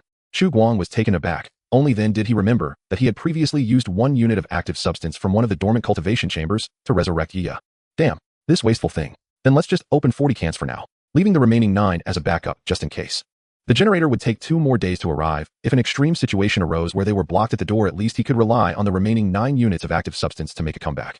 In any situation, Chu Guang always prepared a plan B. This was almost a habit he had cultivated even before his transmigration. What are you talking about? There were only 3 mouths in the room, and one of them was an AI. Suddenly this person and AI were speaking in a language he couldn't understand, which would make anyone panic. Xia Yin was no exception, nervously watching Chu Guang sitting at the computer. It has nothing to do with you. Chu Guang casually replied, then focused intently on the computer screen, typing away on the keyboard. After the announcement was made, Chu Guang in his role as planner clicked send on the edited post. Developers log Alpha 0. For version. Hello everyone, I am your beloved planner. After sacrificing a programmer, we have finally completed the development of Alpha 0. Some players have been complaining that they could only enter the game after 6 in the evening and could only chat on the official website during the day. Now this bug has finally been fixed, and even during the day, everyone can log in normally. Surprised? If you're happy, then congratulations on being too early to celebrate. Because in the setting of Wasteland, well, the characters controlled by players not only have physiological needs for food and drink, but also a hidden fatigue value system. In other words, your character in the game also needs to sleep. High fatigue can lead to a 133 reduction in attributes. Excessive fatigue can cause characters to become disoriented, hallucinate, or even faint, triggering a forced log-off. If you want to enter Wasteland in the best condition, please ensure you have more than 8 hours of offline rest time each day and spend time with your family and friends. This setting is not only due to hardcore elements, but also out of concern for player health. You can understand it as a kind of anti-addiction system. The night login function will be activated today at 1200, which corresponds to 000 Wasteland time. By the way, due to the setting of Wasteland, well, the night is full of dangers, so even when logged in, players can only move around within the base. Please be cautious. Once again, we emphasize that we are a serious enterprise, and Wasteland OL is a game that focuses on relaxed and casual play. We do not advocate grinding or competition. Moderate entertainment, maintain a good routine, arrange gaming time reasonably, and wish you a happy life. The post was published, and the comments section predictably exploded. Makabatsi, wait, casual. Construction site, boy and brick, no grinding. Crow, hey, is this a scam? Someone is suspected of false advertising here. Trash picker level 99. Wait, now everyone can work the night shift. Damn, what advantage does the lizard man have now? Spare me. Oh my, this is too much. You all can log in 247, and I still haven't gotten the beta testing qualification. Irina, I just saw that the number of reservations has already surpassed 600. They released 40 slots this time, which means your chance of being selected is less than 6. Hilarious. Spare me, damn it. Grandpa, haha, only an idiot would reserve. Chu Guang saw this line and couldn't help but smile, almost sending him the beta qualification. That was close.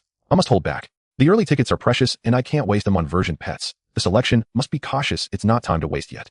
He sent private messages to the selected players, and after that Chu Guang closed the forum, got up from his chair, and walked to the corner to push Xian Yan's arm. Hey, wake up. Perhaps he had been too comfortable these past few days, letting his guard down, as this guy actually fell asleep while reciting lines. Not only that, but he was mumbling something about chocolate, wine, and can't eat anymore in his sleep. Woken from his sweet dream, Xian Yan groggily opened his eyes. Upon seeing Chu Guang in front of her, she jumped in surprise like a startled hamster. Her sleepiness vanished, and she nervously squeezed her knees and arms. What are you doing? Chu Guang pointed his chin next door. Just reminding you to go back to your room and sleep, don't stay here. Xian Yan sighed in relief, mumbling to herself as she supported her cane to stand up and staggered back to her room. Clearly, she wasn't fully awake yet. Since he couldn't count on her, Chu Guang decided not to bother, looking at Xiao Qi beside him and advising her. Xiao Qi, I'm going to take a nap. Remember to wake me up at 2355. The camera above gently nodded, and Xiao Qi energetically replied. Okay, master. Wasteland time 000. The reality side should be at noon 1200. As Chu Guang lifted the login restrictions for the players through the system, a total of 27 players logged into the game. Honestly, Chu Guang was quite surprised. He didn't expect so many slackers who didn't need to work during the day. Of course, it could also be that today just happened to have that many. Faced with players whose faces were filled with excitement and eagerness to go out and see the stars and moon, Chu Guang used a stern gaze to signal them to quiet down. Then came the lines he made up while dreaming. Winter is coming, danger is approaching. The recent explorations and hunts have already alerted our surrounding neighbors. For us, this is both an opportunity and a danger. Now I need 8 brave souls to step forward.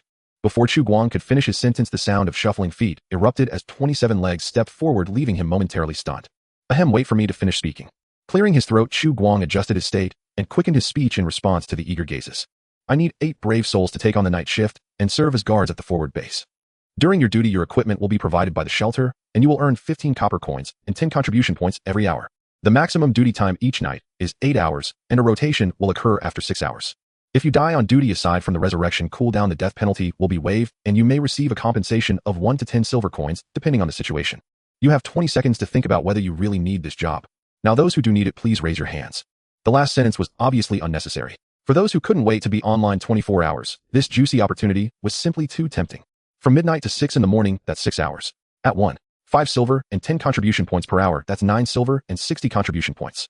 Aside from the slightly lower contribution for the night shift, the monetary gain from 6 hours is nearly catching up to what slackers earn in a whole day.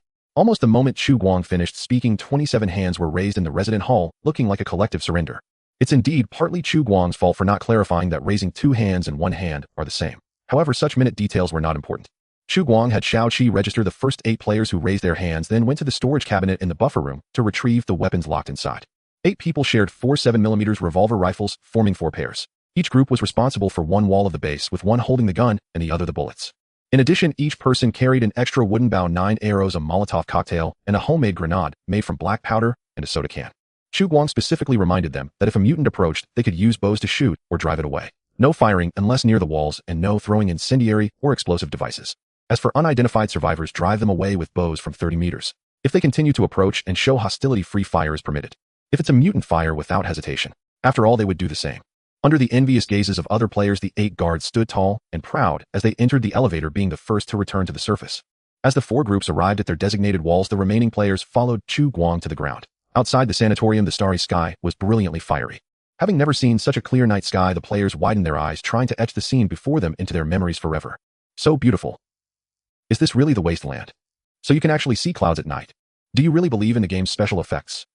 If I could live in this world forever, that would be great.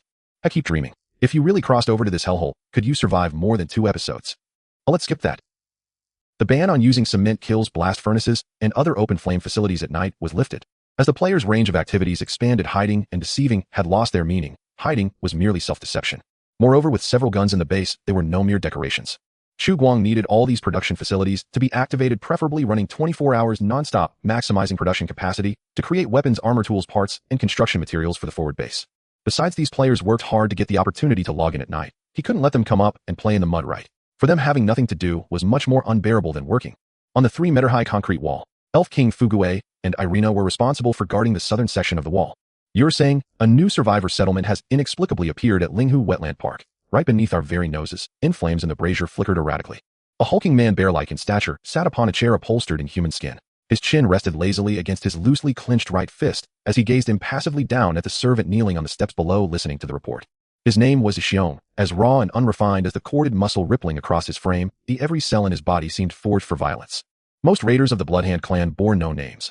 Only their chieftain or the squad leaders he personally bestowed names upon. And by tradition inherited from the last century, the chieftain of the Bloodhand clan bore a single character name. For instance, his predecessor's predecessor was named Shi, who was blinded by Ing and cast into the subway tunnels to be devoured by scavengers. And later, Ing himself was torn in half at the waist by Xiong, his neck crushed, and his corpse strung up on a lamppost and set ablaze.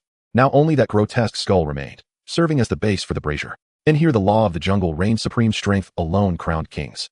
And Xiong was unquestionably the strongest, and the most savage of all. And the man crouching on the steps dared not lift his gaze, speaking in a low, muffled voice. The livestock humans delayed preparing your tribute, so we resumed our journey only at dusk. We spotted anomalies hunting within the city and feared damaging your tribute, so we diverted along Linghu's shoreline. We assumed the place lay abandoned, yet the moment we entered, human traces emerged. My partner and I tracked them relentlessly until deep within a grove we uncovered a concealed settlement. How many? Knee's forehead pressed flat against the cold tile floor. In no more than 30. At that number, a flicker of disdain crossed Xiong's eyes. His expression betrayed no interest. Only 30 souls, and excluding elders, children, and women, perhaps half, could even wield arms, assuming they possessed any weapons at all. Such settlements held little value, nor put plainly lacked even the worth of livestock. On a favorable day, send a few underlings, slaughter the old and young, enslave the rest. When winter snows seal the roads, confinement offers ample opportunity for diversion. Nan should meat run scarce, some may be butchered and cooked. Where is the tribute? And delivered to your chamber. At last impatience melted from Xiong's face, replaced by a smile, chilling enough to make even the brazier's flames tremble. Very well, you may withdraw. And the man hurriedly asked, in the settlement by Linghu. Xiong waved dismissively with one hand. We'll speak of it when I awaken tomorrow. And yes. And the kneeling man bowed deeply, a bitter smile twisting inward, yet dared utter no complaint. When you awaken, and it'll likely be this time tomorrow, and dawn. On a street near Bet Street, Lister halted his caravan and glanced at the mechanical watch strapped to his left wrist. He'd purchased it only recently, a delicate trinket. In through its transparent casing gleamed multiple golden and silver hands, turning steadily above, gears rotating with quiet precision. More than mere chronometry, the device integrated a compass, speedometer, Geiger counter, and other functions, though few who could afford such luxuries ever truly needed them. A wistful thought stirred in Lister's mind. Perhaps soon he'd earn his ticket into the elite circles of Stone Peak City. He had long grown weary of trade, especially as raiders, mutants, and anomalies grew bolder each year, forcing him to spend ever more on mercenaries and insurance. Compounding this were the endless negotiations with provincial folk. And perhaps like the magnates of the inner city, he ought to delegate commerce to lesser men and use his reclaimed hours to refine his taste. How did that phrase go again? In-class transcendence. Has no one taught these natives the concept of punctuality? The appointed hour had passed 2 minutes ago, and yet the man bearing what he required had yet to appear. Lister wondered inwardly whether the man might already be dead. After all, mutant leeches were hardly trivial prey. Then from the street corner a figure emerged. Chu Guang sent me. He said he'd made an arrangement with you to sell you some blue mushrooms. You who stepped forward from the alleyway, palms open and empty, signaling neither weapon nor hostility. Chu Guang had instructed him if he spotted Director Lee's caravan on Bet Street, he was to deliver those words, and then guide the merchant to Linghu Wetland Park. Should the merchant refuse, the matter would end there. And Lister's eyes narrowed. And where is he?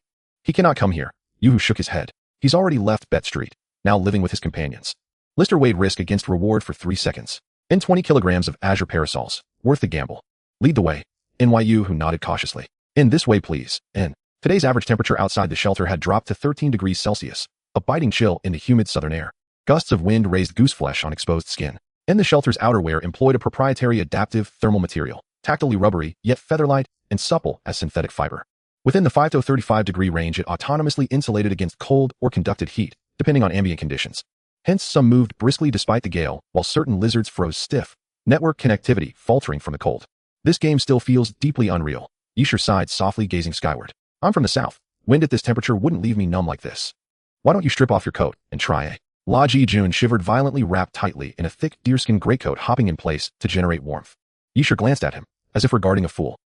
Why would I do that? La Ji Jun. And though the weather had turned frigid, today remained a day of celebration for the Ox Donkey Squad. Just before logging off the previous night, their collective balance had reached 200 silver coins, enough to purchase land. And why hadn't they logged in earlier? First, both Feng Kuang and Lao by work daytime shifts, leaving only evenings free for gaming. Second, Feng Chang's analysis suggested that logging in during local daylight meant server night, rendering outdoor hunting impossible. Better to conserve stamina offline, reserving energy for the server's daylight hours. Daylight was the hunter's true domain. Honorable administrator, we wish to purchase land. Feng Chang stood respectfully before the administrator, offering a heavy pouch containing the silver coins painstakingly earned by himself and his teammates. 200 silver coins, 20 square meters pooled among us. Nearby players watched Feng Chang with envious glances. 200 silver coins, and enough to buy 2 firearms. Chu Guang accepted the pouch, nodded once, then handed Feng Chang a small notebook, his tone crisp and official. Individually purchased plots must be adjacent with length and width differing by no more than 3-fold, and shapes must be strictly rectangular. Group purchases may consolidate area totals. During construction, ensure no damage to base infrastructure and no disruption to neighboring residents. Ordinary people rarely chose bizarre geometries, but players defied conventional logic. Detailing rules meticulously saved time later. He'd teach this passage to Xiaoqi shortly. Repeating it himself grew tedious. May we choose any location? If permitted, Feng Chang wished to acquire land directly at the main gate, connecting it to the sole respawn point. Chu Guang replied, only designated zones are available. The primary thoroughfares linking the sanatorium to all 4 gates were classified as roadways. The plaza before the sanatorium's main entrance was likewise marked on the notebook. Feng Chang flipped open the notebook, and though he'd anticipated restrictions, disappointment still lingered. Indeed, freedom remained relative, especially in online games. The development team would never allow exploitable loopholes given the thousands sharing one server. Even if someone slipped through, it would simply be patched as a bug. Sigh.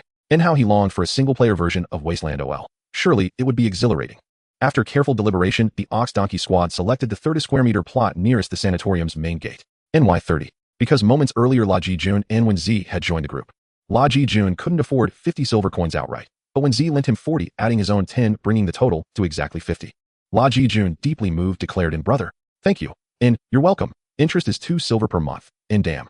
Interest too. And what did you expect?" When Z gave him a sidelong glance, chuckling. 2% monthly is generous. Consider it a mortgage. La Ji-jun, MMP. And when Z, what did you say? In La Ji-jun, I said, "Your MVP." Was this man truly a furniture salesman in reality? Yet he manufactured gunpowder-crafted bows and crossbows, and now practiced usury. And Chu Guang listened, expression oddly unsettled, sensing something deeply ominous about him, though he voiced nothing. Let him do whatever he pleased in reality. And after all, Chu Guang was merely an emotionless NPC. An administrator. And are you here to buy land too? Chu Guang asked the player standing before him. I'd like to, but haven't yet saved enough coin or contribution points. The player scratched his head sheepishly, then recalled his purpose and spoke rapidly. A large group approached the south side of the sanatorium. About 10 people. Chu Guang paused, startled. And so many, Nan from the south. And could it be? And plus over 20 cattle. Their backs bore heavy loads. And before the player finished, Chu Guang plucked 5 copper coins from his pouch and tossed them into the man's palm. Go to the warehouse, retrieve 20 kilograms of blue mushrooms, and wait for me at the south gate. And grinning, the player accepted the task with reverence. As ordered, administrator. Outside the south gate, 20 or so yaks were herded by 9 well-equipped gunners, stopping 50 meters away from the gate. Without a foundation of trust, this distance was relatively safe for both parties. Many players were active nearby, some chopping wood, others transporting stones. Upon seeing this group, they all paused their work, observing from a distance, while whispering among themselves. Look at that person's arm. Is it a prosthetic? What prosthetic? That's a mechanical limb. So what is there a difference? The difference is, that sounds more cyberpunk. And look at the second person on the left, their eye is entirely mechanical. I bet it's not just a mechanical limb. They must have implanted plugins or bionic organs. Did you see their guns? That scorpion-shaped barrel is so cool. Wow, when will I be able to buy such a cool weapon? Don't think too much. The game developers showcase these for you to see, and you won't be able to afford them until at least level 10. The merchants in the convoy had the same expression, staring curiously at the blue jackets.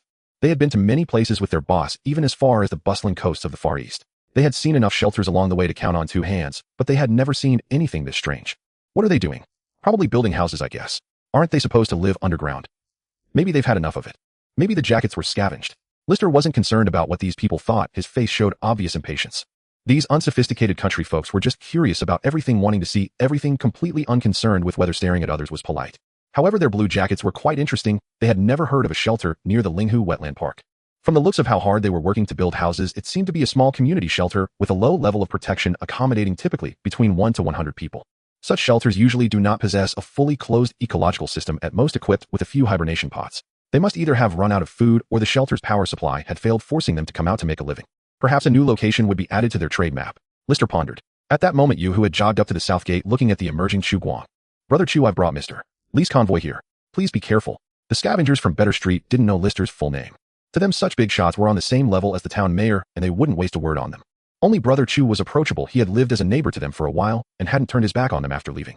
I will be careful. Chu Guang nodded, indicating his understanding, and then stepped forward with several players. As the plot triggered, the surrounding players quieted down, and those who didn't were pulled by other players nearby. I always thought you were a scavenger from Better Street. It seems I misjudged you. Lister smiled slightly, speaking in a cheerful tone. It appears I've made a correct investment again. I'm glad you think so. Chu Guang gestured for the nearby players to place the sacks on the ground, cutting straight to the point. These are the goods you wanted. You can weigh them. Lister signaled to his men beside him. The man with an electronic eye and a mechanical limb understood, stepped forward, lifted the sack with his alloy right hand, then turned back to look at his boss and nodded. A pleasant smile spread across Lister's face. Very good, you've honored your promise, so it seems my trip wasn't in vain. As he spoke, he signaled a few other subordinates to unload the goods ordered by Chu Guang from the yaks and place them next to the sacks containing blue umbrella mushrooms.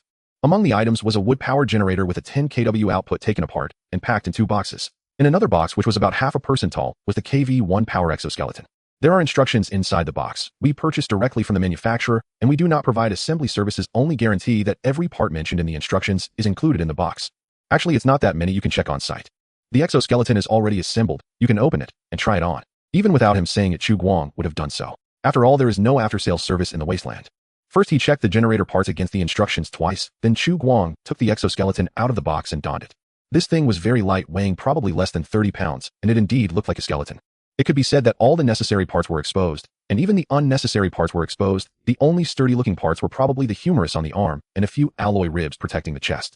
You'd better not expect it to block bullets. The KV-1 Power exoskeleton's main structure is made of aluminum alloy and a small amount of special plastic steel with the features of excellent lightweight and power design. The 12 motor groups can respond in milliseconds and provide the user with an additional load capacity of 200 kilograms. In addition, it has a battery life of up to 12 hours and an adaptive gate system. Of course, these are just the basics. You can refer to the instructions for specifics. If you absolutely have to use it for combat, remember to install some steel plates. I've seen mercenaries do this, but the cost is sacrificing some mobility. Chu Guang carefully read through the instructions. To summarize, this thing is a good tool for moving bricks with endurance rated A, burst power rated C, and mobility considered okay. As for basic protection, it was nearly non-existent, but the skeleton design provided users with room for imagination, allowing them to weld steel plates or weapons onto it if needed. It was equivalent to a tank engine on a tractor chassis. Perhaps the former was overproduced and couldn't be sold, leading to them being modified and cheaply sold to mercenaries or laborers. Chu Guang estimated that this thing wouldn't cost too much, probably something he could afford to buy if he managed to save some money before Xia Yan was planted here. Chu Guang couldn't help but start to doubt, was this really worth 800 points of tokens? After all, the tokens issued by Giant Stone City had relatively strong purchasing power. Have you finished trying it out? I need to remind you that the battery only lasts 12 hours, and there's no need to keep it on all the time. When not in use, turn off the power, consider it a workout. Seeing that Chu Guang was taking too long to try it out, Lister couldn't help but urge. Every second he stayed here was a cost. Since the transaction was completed, he was about to leave. I finished trying it, and I'm quite satisfied. Chu Guang nodded, turned off the power, and took off the exoskeleton. This thing could be sold to players in the future. He believed that with their creativity, they would be able to make something out of it. If given the chance, he would organize a convoy to Giant Stone City to trade for a batch of goods, preferably using the remaining blue umbrella mushrooms. In exchange, he should be able to get more than what he bought from Lister. Lister didn't know what Chu Guang was thinking at the moment. To him, 20 kilograms of blue umbrella mushrooms were already the total output of this survivor outpost for nearly half a month, and it was likely that it had cost several lives to obtain. Getting so many good items in exchange for a wood-powered generator and an exoskeleton for him this trip was definitely not in vain. Pleasure doing business. By the way, do you need anything else? I still have some good stuff left. Salt weapons and some daily necessities. Take a look, there must be something you can use. Even if you can't use them, your partners probably will. As he said this, Lister intentionally or unintentionally raised his voice. However, to his surprise, the people around showed no reaction to his words, still watching the commotion with curiosity. What is that NPC saying? I don't know, just ignore what he says and treat it like watching a movie without subtitles. Wow, our manager has put together a set of exoskeletons. If we work hard to move bricks, we could exchange for a full set of powered armor. Wouldn't that be much cooler than an exoskeleton? To be fair, the details in this game are indeed impressive. The player's actions would push the game progress, and as the game progressed, the outpost would prosper, causing NPC's equipment to change accordingly, a perfect chain reaction. Please, operation team, hurry up with the open beta. I'm going straight for V10. Lister's face was filled with confusion. What are these people even talking about? Surely there can't be no one interested in the things he is selling. Chu Guang held back a laugh, cleared his throat, ending his awkwardness. We can discuss the trade properly. However, I don't have many tokens here. I'm afraid I can only barter with you. That's fine. Lister reined in, his confused expression snapped back to reality, and continued, bartering is exactly what I was hoping for. Besides the generator and exoskeleton I ordered earlier, Lister's convoy actually brought quite a few good items. For example, some 9mm or 7mm bolt-action rifles. Chu Guang realized that this guy was probably selling items that were surplus and parts discarded from the Giant Stone City military factory, bought cheaply and dragged back to a small workshop for processing. For instance, the barrel of the 9mm iron pipe rifle was clearly the same model as the 9mm pistol Xia Yan had used before, even matching the rifling grooves. The receiver was even more interesting. The receiver of the 9mm iron pipe rifle was highly similar to the 9mm pistol, almost identical in gas-operated structure, with the former just lacking a piston. It was equivalent to modifying a semi-automatic into a fully automatic, extending the barrel with a 90-degree locking. In gaming terms, this means reduced jam rates, improved mid-range accuracy, and a slight increase in mid-range power. The barrel and receiver of the 7mm iron pipe rifle resembled the 7mm assault rifle that Xia Yan had repaired before, using nearly the same approach, modifying automatic to bolt action, switching from burst to single fire. In any case, the rate of fire didn't mean much to the rural survivors. Cheap, useful, and powerful were the choices for the vast majority of wastelanders. After some selection, Chu Guang bought 2 rifles of each caliber. Although Lister initially insisted on a price of 200 tokens each, when Chu Guang revealed the secrets of these 2 rifles and stated that a well-made assault rifle only cost 150 tokens in the store, Lister finally relented. By the way, this price was pried out from Xia Yan's mouth. You don't know, we transported these items from Giant Stone City, encountering countless mutants and bandits along the way, and I'm delivering it to you for just 150 tokens. Isn't that excessive? Not at all excessive. We prefer to do business with honest people. The assault rifle labeled at 150 tokens on the shelf has a receiver and barrel worth at most 50 tokens, while what's your cost? At most only 30, or even 20. After all, I don't expect you to use the best parts to make these items. They are probably surplus from the production line. That's slander. Lister's face turned red with anger, clearly struck by the truth. Chu Guang smiled and said, I prefer to call it rational analysis. By the way, migrating reindeer are different from hyenas. They don't belong here and won't venture deep into the city, but instead move along the edges of Qingchuan City to the southeast. Let me guess. Wild furs should sell pretty well for you, right? Why not bring back some deer hides? You should be able to make a decent profit. If it were just for a few pieces of trash, there would be no need to run north. After all, in a city full of ruins, it was obvious that more good items could be scavenged. Lister's expression stiffened as he said, I know you don't need to teach me. How about 8 deer hides for 4 rifles and 120 rounds of ammunition? I remember last time you gave me 30 rounds of ammo with each gun. Last time the price was still 200 tokens. Don't even think about it, at least 12 hides. 12 hides. Are you talking about hyena hides? If it's deer hides, then you'll probably need to add another 2 kilograms of coarse salt. Who the hell wants hyena hides? You're insane, even vampires aren't as greedy as you. Lister cursed once, but nothing more. The wealthy women and daughters living in the inner city always flocked to beautiful pelts and the adventurous stories behind them. And those big shots were also very willing to use these hard-to obtain rare items to showcase their nobility and prominence. Shipping these deer hides back would definitely be in high demand. Thinking of this, he ultimately nodded his proud head. I need to see the goods first. Chu Guang smiled and nodded. Sure. The 12 pieces of deer hide were the entire stock of the shelter, 3 of which were traded from the Yu family by Chu Guang after he dug out the old leech's corner. There were no flaws in the quality of the deer hide. Both the fur color and integrity were excellent. After much contemplation, Lister finally nodded reluctantly. Deal. The 2 parties exchanged supplies. Before leaving, Lister and Chu Guang shook hands, forcing smiles that were somewhat pleasant. Goodbye, my friend. If we meet again, it should be in spring. Chu Guang smiled faintly. We will always be here. Take care. You too. Suddenly remembering something, Lister continued. By the way, I heard there's a raider tribe to the north of the elevated highway out of the city called the Bloodhand clan with about 60 to 70 people. Settling down here is not a good idea. Even though they mostly raid to the north, it's only a matter of time before you are discovered. So be careful. Until we meet again. With those parting words, Lister led his trade caravan away. Chu Guang watched the caravan disappear into the woods before turning back to the walls of the outpost. He certainly knew that this place was not a good spot to settle.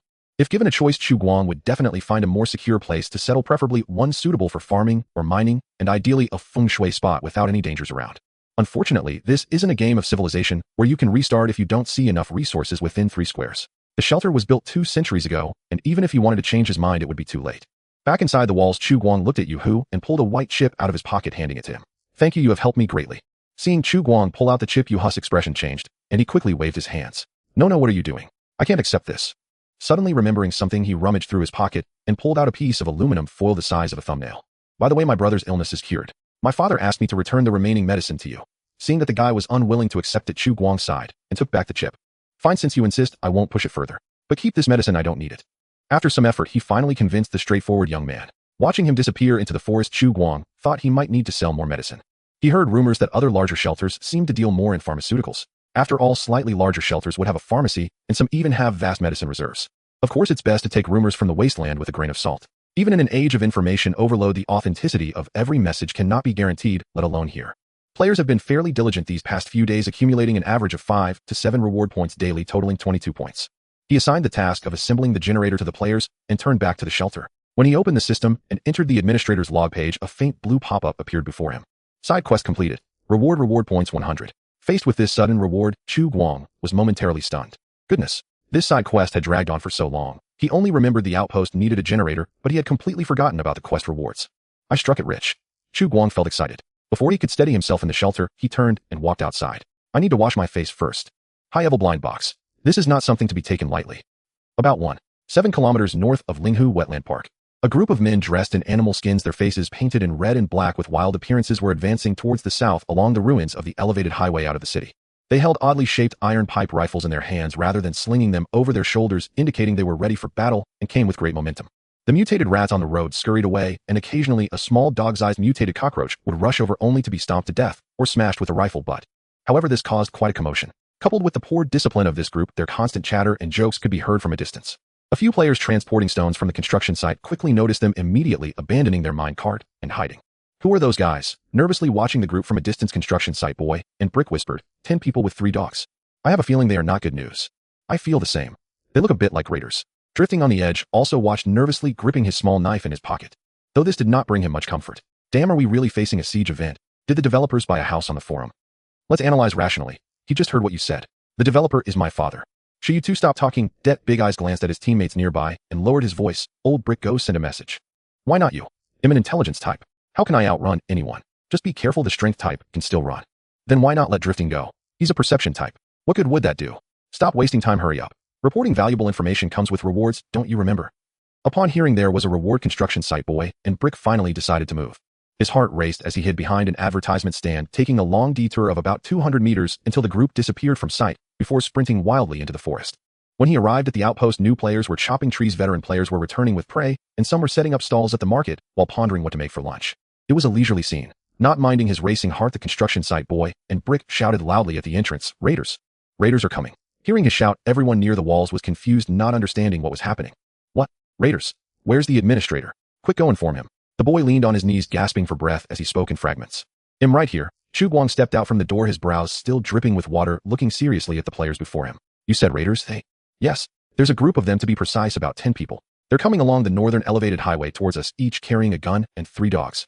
Chu Guang's expression changed slightly, and he set aside any thoughts of a lottery right away, immediately ordering the players beside him, "Get all residents near the outpost back. Hurry up." "Yes." A few players ran off excitedly, showing no signs of worry, but rather a bit of excitement. Siege battle. They didn't expect the developers had set them up for a big job. However, they did not know that at that moment a certain developer was even more troubled than they were. Striding towards the weapon store, Chu Guang picked up the drowsy shopkeeper and threw her over his shoulder, casually grabbing her 2 walking sticks in his left hand. "Hey, what are you doing? It's broad daylight." Shocked by this sudden action, Xia Yin, just waking up from her nap, struggled for a moment with a flushed face, but Chu Guang ignored her. "Shut up." He set her down beside the elevator on the first floor of the infirmary, returning her walking sticks to the now stable Xia Yin, and said seriously, looking at her bewildered face, "If they reach the door, you should wait in the elevator. I'll come to bring you down. If I don't make a sound, just hide quietly." The elevator leading underground requires the administrator's authorization to start, and Chu Guang temporarily locked it, as this was his escape route. Xia Yin nodded vigorously, surprisingly calm, at least less so than when facing him. "I understand. Wait, they're coming." "Raiders." Before he finished speaking, a gunshot echoed from a distance, followed by 2 more shots. From the sound, it was about 200 or 300 meters away. Chu Guang's expression hardened, blood pumping faster. "Raiders. They're here."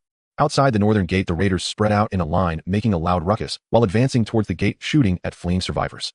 Their weapons were a mixed bag, from revolvers picked up from merchants to semi-automatics taken from mercenaries, or even DIY iron pipe rifles. Regardless of the type of weapon, firing from 200 meters away in this jungle terrain isn't easy to hit. And indeed, after a few gunshots, no one fell. Several survivors near the walls quickly darted back inside, with only a few wooden stalls at the entrance being damaged. However, the outcome of a battle is not determined by how many opponents are killed, but by making the enemy completely give up resistance. These raiders knew this well. The art of fear has been played to perfection by them. The dense gunfire and the resulting firepower suppression have a nearly devastating effect on the morale of non-professional soldiers. In a survivor outpost of 30 people, only about a third can be combat effective, at most half.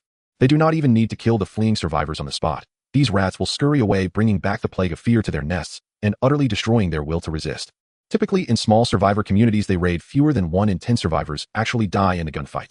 Perhaps these people might muster the courage to fire a few shots in symbolic retaliation while hiding behind cover, but it won't be long before their morale collapses, fleeing through other exits. At that time, the elderly, children, and women will be left behind, and the fleeing young men cannot outrun the hunting dogs they bring. The ultimate fate of such survivor outposts usually leads to one thing. Either they are slaughtered completely, or enslaved. Look at those cowards, they flee like rats as soon as the gunshots ring out. A muscular man with bare arms holding a 9mm iron pipe rifle laughed loudly while firing, his fierce face illuminated in red. As the 10 chief of the Bloodhand clan, his name is Badger, a name bestowed by the leader himself. Most of the 9 people under him are either his relatives or trusted subordinates. The bloodlines of raider tribes are usually chaotic. They do not engage in production, glorifying violence and surviving through pillaging and extortion. Thus, there is no traditional concept of family nor any notion of spouses. For example, in the Bloodhand clan, if a newborn baby is born, a strong male infant will be accepted as a clan member, while the others become slaves, either forced into labor or used as breeding tools, leading to frequent cases of half-siblings. These relatives often act in packs like wolves, and the most courageous among them will be appointed by the leader as the 10 chief. Their relatives will also benefit from this, becoming raider veterans or elites and gaining more rights to dispose of their spoils. He's still wearing blue coats. Looks like we found some fun inside. A tall, thin man sneered while loading his shotgun, continuing to fire at the cover on the wall. Same old rule, kill the old and young, tie up the men by cutting off their index fingers. What about the women, boss? The first one through the door gets picked, will only stay for 2 hours. Those still alive after 2 hours will be taken. Roar, roar, roar. 50 meters away. The opponent has not retaliated yet. Badger's lips curled into a cruel smile. He knew what these survivors were thinking, merely waiting for them to emerge from the forest and then fire back from behind cover. No doubt those people were already holding guns, crouched behind the cover of the walls. However, would he be foolish enough to let his subordinates charge in? Light a fire, give them a little excitement. Got it. The leading raider crouched down and ignited the Molotov cocktail in his hand, with his teammates providing cover fire. He took a running start and threw the burning bottle. The flames traced an arc in the air and fell precisely onto the 3-meter-high wall's cover. Sparks flew everywhere, and the rusty cover quickly caught fire, becoming scorching hot. Then came the second and third bottles. The fire on the wall quickly merged into a sea of flames, leaving hardly any place to step. However, to the raiders' surprise, the expected screams did not ring out, nor did anyone fall from behind the cover. It was as if there was never anyone on those covers from the start. Badger frowned, feeling something was amiss. Could it be that these people had given up on resistance? That couldn't be the case, right? At least put up a symbolic resistance. That flicker of confusion quickly turned into disdain. However, just as he was about to command his men to charge forward and blow open the wooden doors with explosives, a sharp whistle suddenly echoed through the forest. Like some sort of attack signal. Almost simultaneously, dense gunfire rained down from both sides. Bullets whizzed by, nearly grazing his scalp, causing Badger to duck behind a reasonably thick tree stump. Accuracy, non-existent. But flesh is flesh, and no matter how tough, one can still be killed by a random barrage. He nearly screamed at the top of his lungs. Everyone take cover. Spread out and retreat 100 meters to regroup. Hurry. Thanks to Please Call Me Little Doe Bao, Kevin the Cripple, and Capable Man for their support. Brothers, our first subscription broke 10,000. Love you all. I will work hard on my writing. I'm still adapting to suddenly evolving from 2K to this. It's really not that I'm not explosive, it's just that there's nothing left. QAQ. Morale, despair, fear. These emotions may arise in anyone, but they are utterly impossible for players. They may not be trained soldiers, but they are undoubtedly born warriors. The threat of death holds no meaning for them. The gunfire not only fails to instill fear, but ignites their desire for battle experience and loot. Shedding the mask of civilized beings, they become true disasters in this moment. Just like the undaunted undead. Raiders, to hell with them. After such a long wait since the server opened, finally some thrilling activities are happening. Fire at will. I repeat, fire at will. Attention all teams, you are facing the most vicious scum in this wasteland. The rules and methods of civilized people do not apply to them, so do not hold back. Use any means you can think of and hit them hard. Make them kneel and beg for mercy. In this battle, Chu Guang mobilized 34 reservists. This was nearly the entirety of the personnel near the base at this moment. 15 revolvers armed 30 people. 2 people formed a group, sharing 1 rifle and 15 rounds of 7mm ammunition, while the other held a bow and throwing weapons for support from the back. If a teammate goes down, a substitute will take their place. If the ammunition runs out, they will resort to melee combat. 30 players split into 15 teams, launching simultaneous assaults from the east and west gates, spreading out to encircle from the north. Due to the absence of radio command, they agreed to use whistle signals. The 4 players contributing the most at the moment were personally led by Chu Guang, armed with newly purchased 7mm and 9mm bolt-action rifles, each carrying 15 rounds, encircling the raiders from their side. When the whistle blew, gunfire erupted throughout the forest, bullets whizzing through the air and explosions resonating, drowning out any words exchanged. Yet that was of little importance. For the players unaffected by morale, the more chaotic the battle, the more excited they became. This worked to their advantage, as over 30 people displayed the might of 60, surrounding a mere 10 raiders. If not for the fact that only death penalties were exempt, and they still had to consider resurrection cooldowns, they would have surely charged in with spears, axes, and even stools. Line up your rifles, don't stand still shooting. We'll push from south to north. It's noon, they're backlit, we have the advantage. We'll encircle from the left and smoke out from the right. They'll think they're surrounded. Aren't you afraid of being heard shouting so loudly? Who cares? They can't understand us. Damn, that's so logical. Wow, this is way more exciting than squad games. Damn, I think I got hit. Huh, it doesn't hurt at all. The raiders at the north gate were completely bewildered. They weren't a formal army, just a bunch of scattered soldiers previously encountering only soft targets that crumbled under pressure. How could they have encountered such tenacious opponents? How many of them are there? I don't know. Damn it, is this really just a survivor outpost of 30 people? Why do I feel there are more than 30 surrounding us? Damn, why do they seem more like bandits than we do? They had only retreated 50 meters in time. The raiders who had just dispersed were pinned to the ground, crouching behind cover, afraid to move, barely able to retaliate. Bullets whizzed past their scalps, accompanied by the flashes and smoke of explosives, with arrows, stones, and spears occasionally piercing through the smoke. The air was filled with the acrid smell of sulfur. They couldn't even tell where the bullets were coming from, only perceiving gunfire from all directions with people surrounding them. The enemy is on our flanks. Damn, they're trying to encircle us. What the hell? These cowards dared to surround us. Damn, how dare they come out from behind the walls? The sergeant named Badger was completely stunned. Clearly it was their side that had initiated the attack, so how were they now being surrounded? He had led raids on survivor outposts, having encountered no fewer than 5 or 10. Ranging from a few households to nearly 100, he had never seen such tenacity and absurdity. Goodness, is everyone now a soldier? Badger could sense that the enemy's shooting was poor and their equipment was not as good as his sides, yet their momentum was strangely overwhelming. A feeling of foreboding grew stronger, and he began to entertain thoughts of retreat. However, these people clearly had no intention of letting them go. The gunfire was evidently closing in on their side, getting alarmingly closer. If they didn't find a way to fight their way out soon, they would soon face assaults from 3 directions. Realizing this, Badger's fighting spirit was ignited. His eyes turned crimson, teeth gritted, he affixed a bayonet to his iron pipe rifle. Damn, let's fight them. However, just as he thought this, a peculiar figure suddenly appeared behind a nearby cover. The person held a bizarre contraption in their hands, constructed from a wooden barrel and iron pipes resembling a large spray bottle. The person placed the contraption on the ground, propping it up with a wooden stand, aiming the nozzle at them, while chanting something almost maniacally, accompanied by fits of mad laughter. Naturally, Badger couldn't understand, but the nearby players heard it clearly and intentionally dodged this madman. Huh, feel the heat of my flames. A narrow jet of fire erupted from the nozzle, drenching the raider position in the center. Although this fiery downpour didn't hit anyone, it ignited the surrounding dry branches and leaves, creating a sea of flames that divided the battlefield. Thick smoke billowed up. The ground was scorching hot. Smoke filled the area, making it nearly impossible for the raiders to aim. Brother Mosquito only managed to spray a burst of fire before immediately dropping his Hellfire 02 and fleeing. He had no choice but to run. While spraying was exhilarating, the lack of chamber pressure caused the flames to burn back, igniting him as well. Brother Mosquito had barely run a distance when his Hellfire 02 exploded with a bang. Fortunately, the surrounding players had already dodged, causing no harm to their own. Although he only managed to spray a burst, the effect was clearly achieved. The flames boiling on the battlefield combined with the nearly scorched air became the last straw that broke the psychological defense of the raiders. The resounding whistle sounded again. It was the call to charge. The encircling players had nearly exhausted their ammunition, and the ground was filled with smoke and fire, their eyes bloodshot with rage. Upon hearing the whistle, they charged out from cover like they had taken stimulants, shouting wildly as they grabbed spears, axes, and even bricks, launching their assault under the cover of the chaos and smoke. The surrounded raiders had never encountered such a situation. They had always been the ones attacking others, never experiencing an assault like this on themselves. Their morale completely broke. These rabble began to collapse from the outermost edges, ultimately fleeing in disgrace. 3 hunting dogs were killed by the Garbage King, 1 scared off by the green-skinned lizard, and the last was shot dead in the chaos. Watching his teammates fall one after another, Badger felt despair trembling as he dropped his weapon and knelt, raising both hands. "Stop, I beg you. We surrender." In principle, raiders seldom surrender, as they have never treated captives well, nor would anyone treat them kindly. However, the blue coats on these people sparked a glimmer of hope in Badger's heart. Who would wish to die if they could live? They were not exactly steadfast in their beliefs.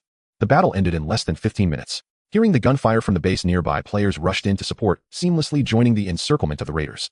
Eventually, in the later stages of the fight, the number of players on Chu Guang's side increased from the initial 34 to 45, with morale also soaring. After the battle, Chu Guang led the players to extinguish the fires in the forest, then cleaned up the battlefield and assessed the casualties. He had initially prepared to use his reserves of active materials, but unexpectedly the players' performance exceeded his expectations. Although 7 were injured, none had died. The one with the worst injury was a body-type player who was shot in the thigh during the charge. Fortunately, the bullet had passed straight through, injuring neither the artery nor the bone. Thanks to the shielding of excessive pain perception, by the time he realized that the wound had already stopped bleeding, and they even skipped the need for bandages. As for the raiders, they suffered significantly. 5 were shot dead on the spot, 2 bled to death from severe injuries, and the remaining 3 were lightly injured and captured. The only downside was that over 200 rounds of ammunition were expended, completely depleting the quantity meant for trading, leaving Chu Guang feeling quite pained. These players certainly did not help him save any resources, as they nearly used up all the bullets distributed. Especially since the revolvers were semi-automatic with a relatively high rate of fire, a few careless pulls could lead to them being emptied. After all, there were only 10 people on the opposite side. Was it that hard to aim and shoot at them? What left Chu Guang the most exasperated was that among the 7 who died, 4 were killed by spears, arrows, and axes, with only 3 actually dying from gunshot wounds. One of them was even shot down by him. I need to find a chance for these players to practice their shooting. No, it would be best if they could buy their own guns and source their own ammunition. At this rate, while they were indeed fierce, they were also quite reckless, and just one battle had used up nearly half of the ammunition stockpile of the outpost. Given the current logistics of the shelter, it was a bit unsustainable. Fortunately, the gains from this battle were also considerable, which was a consolation for Chu Guang. A total of 10 guns, nearly 80 bullets of various calibers, a Molotov cocktail that hadn't been used yet, and 2 dirty syringes. What is this? Chu Guang glanced at the captive crouched on the ground with his hands on his head, and pointed at the syringe in his hand. The captive raised his head slightly, quickly lowering it in fear. Stimulant. Is it effective? It should be okay. Chu Guang didn't dare to test it on himself. He simply tossed it with the pile of spoils, hoping one day a player would be interested and take it for research. Then Chu Guang instructed a few nearby players to tie the hands and feet of the 3 injured captives together and secure them to a wooden stake at the north gate. The outpost currently had no prison facilities, so they could only keep them like this for now. To be honest, Chu Guang hadn't yet thought about how to deal with these 3 captives. He had heard that some survivor settlements directly hung captives while others sold them to slave traders or mines, and some more bizarre ones even harvested organs to sell individually. After all, the cost of bionic organs is typically quite high and ordinary people can't afford them. Compared to this, harvesting tissues from slaves or clones is more economical. However, Chu Guang could not commit such inhumane acts. Moreover, he lacked the conditions to perform such surgeries. At this moment, Fang Chong, carrying a bow and arrow, walked over from a distance. When the battle broke out earlier, the bull and horse squad had been hunting in the nearby city. By the time they returned upon hearing the gunfire, the battle was basically nearing its end. They had absolutely no sense of participation in this battle. Esteemed manager, the Northern Raiders have discovered us. My suggestion is that we should pursue them relentlessly. Don't give them any breathing space and end this once and for all. Exactly. Let's take them down. Glancing at the eager players around, Chu Guang pondered for a moment before shaking his head. We do not currently have the conditions to take the initiative. Fighting in the forest and fighting in the city are completely different concepts. The former is our home ground, while the latter is the raiders. Bringing these players into the city to engage in urban warfare against those raiders charging into minefields would be practically equivalent to sending them to their doom. Resurrection cooldowns are at least 3 days. Caution is still necessary. According to the intelligence gathered from several reconnaissance missions by Garbage King, the raider tribe located at the abandoned tire factory consists of at least 50 members. Based on the information from the Lister trading caravan, this number is estimated to be around 60 to 70. If not for the enemy misjudging their strength, they wouldn't have only sent a small team of 10. Now the only fortunate thing is that these 10 people have been left behind, and the enemy has yet to grasp the true situation on their side, and they may not even know whether the ones sent to scout are alive or dead. Following the logic of normal people, they would first send a few scouts to gather intelligence before planning the next round of attacks. Of course, they might not follow the usual tactics. With this in mind, Chu Guang then looked at the players beside him. Our enemies have ample experience in urban warfare. They have been active in this area for a long time, making them far more familiar with the city's terrain than we are. In the absence of absolute superiority in numbers and equipment, rashly entering their home ground would not be a wise decision. Currently, our strategy remains primarily defensive with harassment as a secondary objective. We will wear down their living forces in a protracted battle, forcing them to abandon their advantages and come into our territory. I have a strong premonition that the impending heavy snow will provide us with a perfect opportunity. At the northern gate of the outpost, a burly man with a wooden bench under his feet and a hemp rope around his neck was begging for mercy with tears streaming down his face. His name was Juan. But at this moment, he looked as pitiful as a worm. Please don't kill me. I will tell you anything you want to know. You said you would spare my life. The nearby players felt a bit reluctant, whispering among themselves. Isn't this a bit too cruel? Yeah. This guy has already surrendered. Maybe he could become our ally. It's a bit of a pity.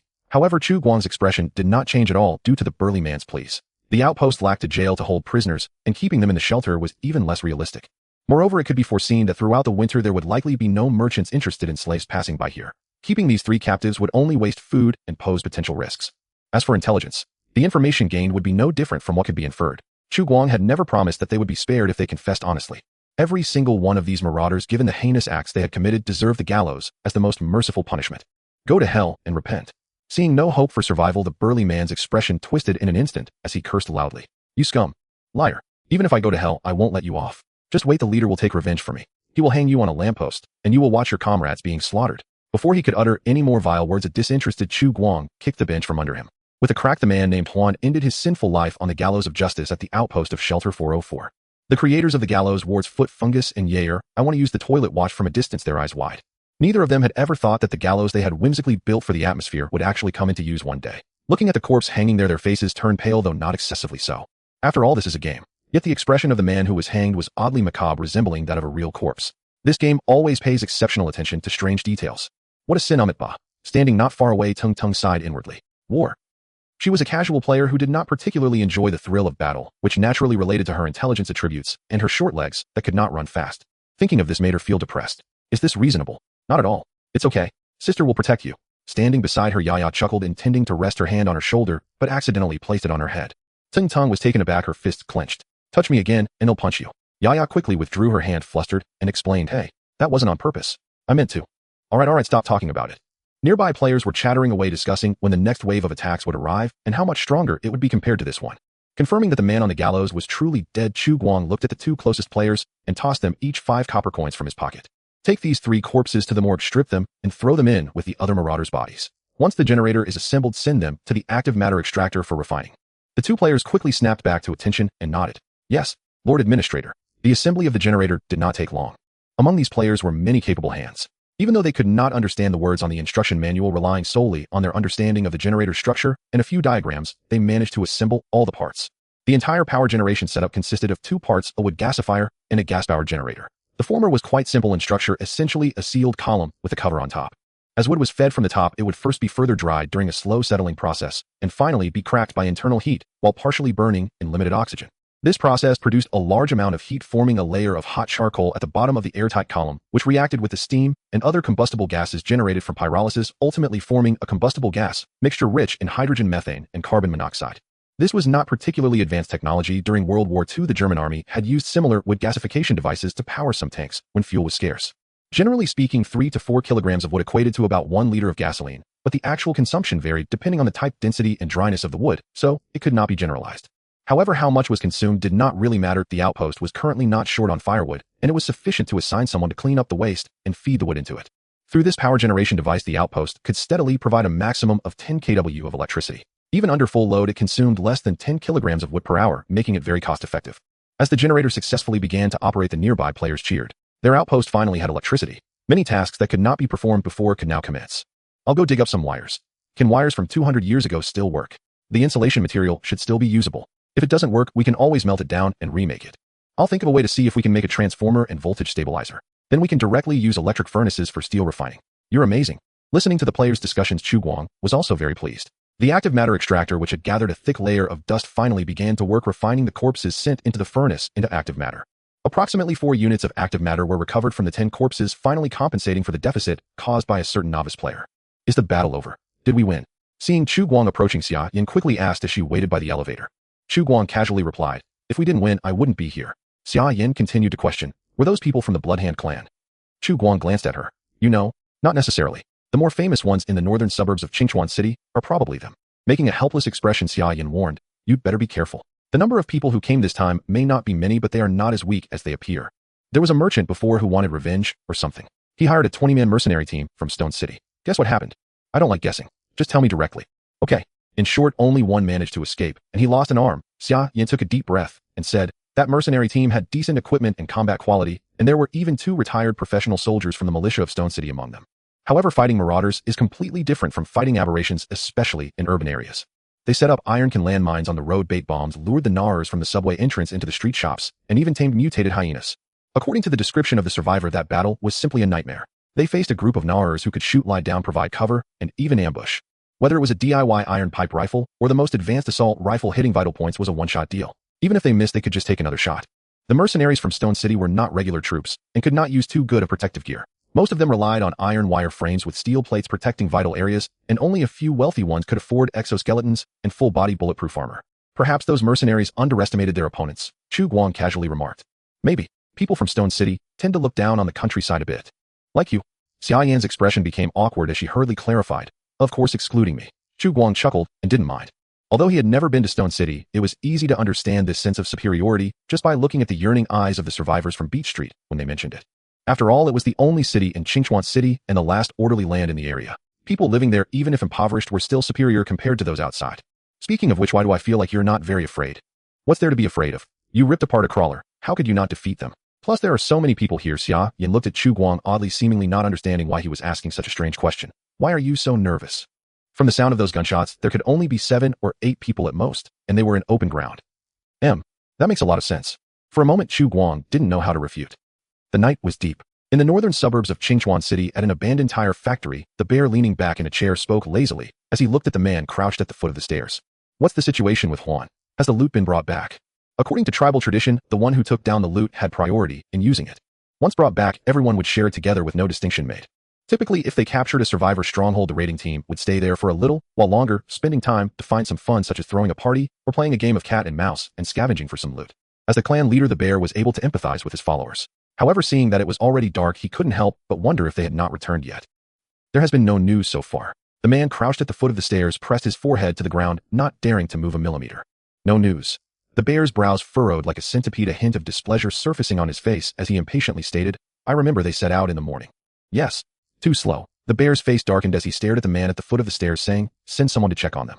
If they are on the road, urge them to hurry. If your people arrive and they haven't even set out, come back and tell me." "Yes." Watching the man leave the tent, the bear stroked his chin thoughtfully, feeling inexplicably irritable. A 30-person survivor stronghold, why had they taken so long to return? Could something have happened? But the possibility was very slim. Shaking his head, the bear decided not to dwell on the issue and stood up from his chair. Even if the opponents were tough nuts to crack, with Huan's vigilance, he would certainly manage to escape. The prolonged silence could only mean one thing: they had lost track of time, while having fun or scavenging for loot took a bit longer. The bear stopped worrying and felt much more relaxed. Especially when he thought of that almost broken toy lying in the room. A chilling smile involuntarily crept onto the rugged and ugly face. This winter should not be too boring. Recently, it has been getting darker earlier. To guard against ambushes, players have set up torches outside the base's walls, laid traps in the woods, and hung warning bells. In a little while, it will be dawn in reality, and many people have to go to work during the day. Only 20 players remain, while the other 30 have chosen to log off. However, among those 30 players logging off, half have indicated they will return afternoon. This is just in time to rotate with the players online during the first half of the night. After temporarily bringing Xiao Qi back to the shelter for charging, Chu Guang sat in the residence hall, opened the system panel, and checked his points. Counting the 100 points earned from completing the generator side quest, his total points have reached 122, just enough to buy 1 high-level blind box, 2 mid-level blind boxes, and 2 lollipops. Additionally, as expected by Chu Guang, upon completing the last side quest, he indeed triggered a new task to unlock the B2 level of the shelter. Task: eliminate the Bloodhand clan that occupies the abandoned tire factory in the northern part of the shelter. Type: side quest. Reward: access to B2 level of shelter 404. This means that I must eliminate the threat from external forces before I can unlock the next level of the shelter, right? It seems quite reasonable. I hope to find some good items in the next level, at least not like B1, which was bare except for 100 cultivation pods and a computer. System opened the administrator allowance. The light blue holographic screen transformed before Chu Guang, displaying 3 options. Without hesitation, Chu Guang selected 1 high-level blind box, 2 mid-level blind boxes, and allocated the remaining 2 reward points to a beginner blind box. Accompanied by a slight tremor, the alloy door embedded in the wall opened. When he saw the large item on the conveyor belt, Chu Guang was momentarily stunned. This is a weapon. A long-handled war hammer with a square head stood upright on the conveyor belt. The silver long handle made of alloy was about a person's height, and the hammerhead's bright silver metallic arc surface was roughly the size of a human face. The hammer body was adorned with 2 circles of recessed metal grooves with steeply carved textures connecting the 2 circles, giving it a rather sci-fi appearance. However, even with a perspective shift to understand the preferences of the original administrator, Chu Guang still found it hard to associate this thing with a weapon. Could it be that he is expected to swing this hammer in close combat? An axe or spear would make sense, but charging with such a heavy object would surely get him turned into a sieve by gunfire. Stepping forward, Chu Guang awkwardly gripped the hammer handle, expecting it to be heavy, but was surprised that he easily lifted it. Although this weight isn't light, it wasn't as heavy as he imagined, probably only around 20 to 30 kilograms. Chu Guang tapped the hammerhead with his finger and found it didn't feel hollow inside. Could it be made of aluminum alloy, or titanium alloy, or some type of special material he wasn't familiar with? At that moment, Chu Guang suddenly noticed 3 touch-sensitive buttons on the hammer handle. Out of curiosity, he pressed one of the buttons with his index finger. With a faint humming sound before Chu Guang could react, a high-intensity airflow unexpectedly surged out from the 4 sides of the hammer, blasting backward. A tremendous force propelled the hammer forward. Chu Guang, holding the hammer with both hands, nearly lost his grip and almost slammed it into the alloy door, causing him to quickly release his finger from the button.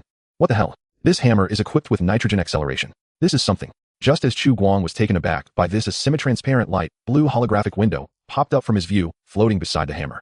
It resembled a label. Item: nitrogen-powered hammer. Description: uses a special force field to interfere with the nitrogen flow speed of the armor surface, achieving functions like defense, offense, and mobility.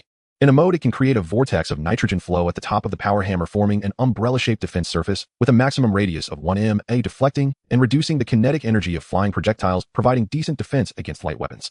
In B mode, it can compress nitrogen at the front of the power hammer to form a 2-3 mm thick nitrogen armor, which detonates and releases upon contact with the target.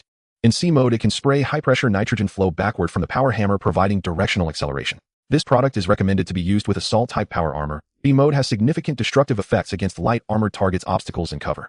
Note: due to the lack of an internal gas storage device, it cannot be used in vacuum or underwater environments. Following the system's provided manual, Chu Guang briefly tried it out and finally figured out how to use this thing. In simple terms, this hammer contains some device that can interfere with nearby nitrogen molecules. A mode is equivalent to a defensive mode, adding a shield in front of the hammer. B mode is comparable to charging, allowing the nitrogen compressed on the armor surface to be released instantaneously upon striking a target, producing a shockwave similar to an explosive impact.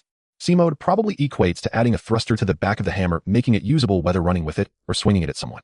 Moreover, the energy source for the nitrogen-powered hammer is a micro-cold fusion battery located at the front end where the handle inserts into the hammer body. According to the fluorescent mark at the end of the handle, the current power level is full, suggesting that as long as it isn't constantly on, it should theoretically last until the equipment is unusable. However, it can actually be kept on continuously.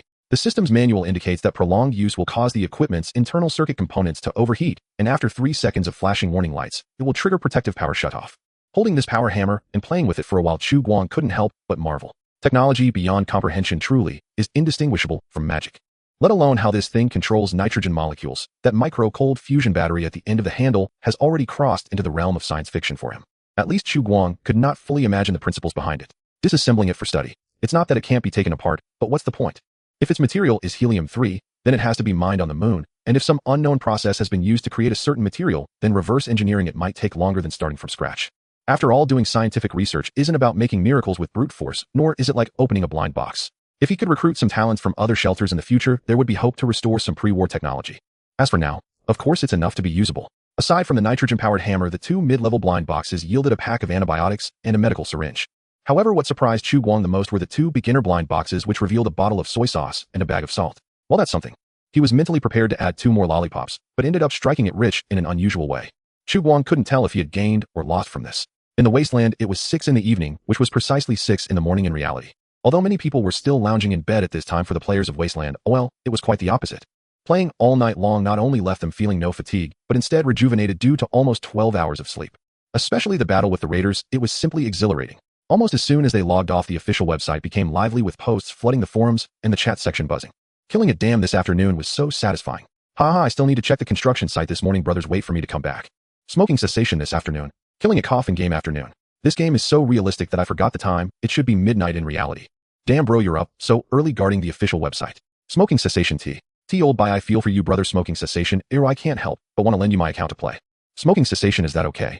Excited night 10 what the hell if someone else puts it on they won't see anything and will laugh at you for being foolish. I'm not even explaining anymore if I do I'll just look like a lunatic. Why bother? Those who understand will naturally get it, and when the public beta comes it will slap those faces. Humorous. What can I do about you? It makes me laugh. You're just inflating your ego. Night 10 just wait I'm going to apply to be a moderator right now. Irina brother Yeo is also here have you all bought homes on the official website. Humorous. Tomato scrambled eggs I knew you were all on the forum. I'm here to hype it up too. The battlefield environment in this game is incredibly realistic. Compared to those orphan games that look like light pollution when they fight a real battlefield should be like this with bullets flying everywhere not knowing if they hit or not, and not seeing anyone, just feeling awesome. Old by haha battlefield atmosphere group confirmed. Night 10 case solved I knew all along that you the cook were wasting bullets. I was wondering why the administrator's face was so dark. Humorous tomato scrambled eggs what's wrong with the cook? Don't say that I charged in with an axe, and even took one down. Only to realize afterward that I got shot in the leg and it didn't hurt at all. Fong Chong scrambled eggs are you a physique type? How does it feel? Compared to others Fong Chong always focuses on game intelligence. Tomato scrambled eggs recovery is fast. I don't feel much else. Sigh if only I were perception type, or at least strength type would be good. Fong Chong I see. I get it now. Trash picker level 99. Be grateful. I found that I couldn't even poke my fingers into the trigger after getting a gun. QQ Night 10 haha. Fong Chong that is indeed a problem. Why not just break off the outer frame in front of the trigger? Trash picker level 99. Wait until I buy a gun damn I still have to pay back Mosquito Brothers money. TWC really has mosquitoes don't worry brother, why not try a crossbow? Once the shop opens I'll make one for you, and it'll be cheap. Humorous trash picker level 99, I'll stick to using a spear. Irina humorous the forum was filled with a lively atmosphere. After teasing trash picker, everyone started another thread discussing strategies for dealing with the raiders. Some cloud players who did not get the game qualifications also joined in throwing out some ridiculous ideas, leaving a certain spying planner dumbfounded. Forget fire attacks. Even water attacks were suggested. Is there a reservoir nearby? Where would we find so much water? Of course not all ideas were unreasonable. For instance, one clever little player thought along similar lines. His ID was very imposing called Spring Water Commander Reservation Sequence 661. From the speech records, it was noted that he had been bragging and had been drawn over from other forums by the forum friends. If you can't dominate in equipment and can't win urban warfare, the best method is to drag it to the point of frozen rivers and heavy snow blocking the roads. At that time it won't be about equipment and tactics anymore, but about supplies, logistics, and morale. If Wasteland OL has such a setting. Assuming. From what I hear these raiders don't produce are militaristic and live by plunder, so where do they get their food and supplies? If they just occasionally rob passing merchants that's definitely not stable and may not even be enough. The spring, summer, and autumn seasons are fine, but in winter are there still merchants passing by? So there are only three possibilities: either they live frugally knowing to tighten their belts, or they have a stable and long-term source of support. The former is unlikely, after all they are bandits. If they really had such discipline and lived well they wouldn't be carefree bandits. Even if they don't farm they would have become a local warlord. If it's the latter then it's easy but it's unrealistic to fortify the area and starve them out, so we should cut off their supply lines. Winter is still long, and the supplies in the village will eventually run out. Without the support of food, how long can a disorganized mob hold out? The other possibility is that it's system-generated. Many games work like this where AI minds are exhausted, yet they mindlessly spawn troops. If that's the case, just ignore what I said. This is the second snowfall that Qingchuan City has welcomed since the beginning of September. Coincidentally, it arrived just as the players were cycling in and out. As many pushed open the door, they saw the scattered silver-white glimmer beside the torches. Isn't it still late September? Winter seems to have come too early. It is indeed a bit early. Rational analysis suggests that perhaps debris from outer space is blocking some sunlight, resulting in insufficient heat absorption for this planet. Moreover, the rapid decline of civilization due to war has weakened the greenhouse effect. Wait, can this game be that realistic? That depends on how the game operators set it up. After all, didn't the official website say they were fighting up in the sky? Why can they make nonsense while I can't? Damn. At the north gate, a knocking sound echoed. Confirming it was friendly, the guard on the wall greeted them, and the player beside the door lifted the latch to let the outside person in. Chu Guang looked towards the north gate. He saw a strength-type player and a perception-type player quickly bringing in a man bound like a rice dumpling and missing an ear, and they tossed him in front of him. Along with him, they also threw down the corpse of a mutated hyena. Honorable manager, we found this guy near the observation point on the northern overpass. Both players were injured, but this man was clearly more severely wounded with a broken arrow lodged in his knee, causing him to grimace in pain. The man on the ground couldn't understand what the two behind him were saying, and with a face full of fear stretched his head towards Chu Guang to plead for mercy. And master, I am just a scavenger from nearby, and didn't mean to offend you. Scavengers wouldn't be out at this hour. I accidentally delayed a bit. Ignoring the flimsy excuse, Chu Guang took out 5 silver coins from his pocket and handed them to the players, telling them to split it among themselves, then leaned down to look at the man hooking his finger under the necklace at his collar. There was a human finger bone strung on it. Moreover, it appeared to be a finger bone from the index finger. In the Bloodhand clan, skulls are the exclusive vessels of the leader, while finger bones are a popular decoration among most raiders. They would chop off the index fingers of captives, dry them, and turn them into bracelets, necklaces, trinkets, or even bone armor, flaunting their bravery and savagery. Disgustedly tossing aside the greasy necklace, Chu Guang straightened up expressionlessly. He didn't look at the man whose face was ashen, but faced the two players instead. Raider, take him to the gallows. The two players replied respectfully. Yes. Understood. Bringing back the living is simply because the rewards are higher for this. Most players are already familiar with the methods used by raiders. So upon hearing the order to take him to the gallows, there was no surprise at all. But for the man who was about to be hanged, it was a different mindset. As if foreseeing his fate, his hysterical howls and pleas for mercy were dragged to the north gate, adding a touch of fear and bloodshed to the desolate woods outside. The sounds and sins abruptly ceased. The north gate closed again, and the two players dragged the corpse towards the morgue. Standing in front of the sanatorium, Chu Guang felt no pity, even stifling a yawn. Watching the extractor's furnace begin to operate, he turned and walked towards the elevator of the sanatorium. It was already midnight. Tomorrow he had to get up at 6 o'clock. The enthusiasm of these players logging on was even higher than he had imagined, and Chu Guang felt his biological clock was nearly disturbed. The snowfall was light, but it lasted for a considerable time, continuing from midnight until 5 o'clock the next morning. A layer of white frost coated the ground, crunching underfoot, and once the sun rose it vanished completely, as if it had never existed. It seems like the abnormal creatures in the city have decreased at night. Is it because of the snow? Probably with the cold weather they might all be hiding. However, those gnarls seem unaffected. I saw them coming out of the community, wandering on the streets until 4 or 5 o'clock, then slowly making their way back. Do you remember where they came out from? I think I remember. They'll log off to have a meal first, and later I'll mark it on the map and post it on the forum. You're steady, bro. The players returning from the scouting point conversed with others in the plaza of the base, while Chu Guang at the sanatorium's entrance listened intently to their voices. Due to the lack of radio, these players often exchange information in the plaza, especially during peak online hours. For Chu Guang, this was another good channel for gathering intelligence besides the forum. These players were like his eyes. However, he had other things to do soon and couldn't stay here for long. He needed to make one more trip to the Brown farm before the heavy snow blocked the roads, and this time, he had prepared a new trade item, some bird droppings. At the Brown farm, he should be able to sell it for a good price. Honorable manager, the supplies you requested are ready, and we can depart at any time. A player wearing a hyena skin coat, the mole rat from the canyon, approached with excitement. He carried a temporarily issued 7mm bolt-action rifle on his back with a spiked wooden stick and a short knife tied at his left waist, and a burning bottle filled with wood tar at his right waist, increasingly resembling a native of this wasteland. However, he still hadn't grasped the essence. After trying various weapons, Chu Guang found that the most comfortable one was still the water pipe with forks. Seeing him nod, Chu Guang spoke. Wait for me a moment. With that, Chu Guang turned back to the shelter and shortly came out wearing KV-1 power armor with a nitrogen-powered hammer drawn from the system slung behind him. Seeing the manager's outfit, the surrounding players widened their eyes. Wow, that hammer looks pretty cool. Awesome. Did I miss some plot? When did the NPCs change their equipment? I don't know, maybe it was something they already had in the shelter. Didn't the official settings say that the underground is a huge frozen dormitory facility? Perhaps there's an equipment store. Damn, I want one too. Don't think about it, NPC equipment is just for show, but I'm curious if that thing really works in the wasteland against bullets. You fool, just because you haven't seen awesome armor doesn't mean it doesn't exist. Maybe that thing is used in conjunction with something else. The atmosphere suddenly feels cyberpunk. What's cyberpunk? This is wasteland punk. I know, but taking the jokes so seriously makes you seem foolish. As a competent NPC, Chu Guang neither picked up on their jokes nor paid attention to their excited exchanges, focusing instead on his own duties, walking over to the prepared cart. Previously, Chu Guang had tasked WC Does Have Mosquitoes to design a medium-distance transport vehicle with a cargo capacity of over 5 tons.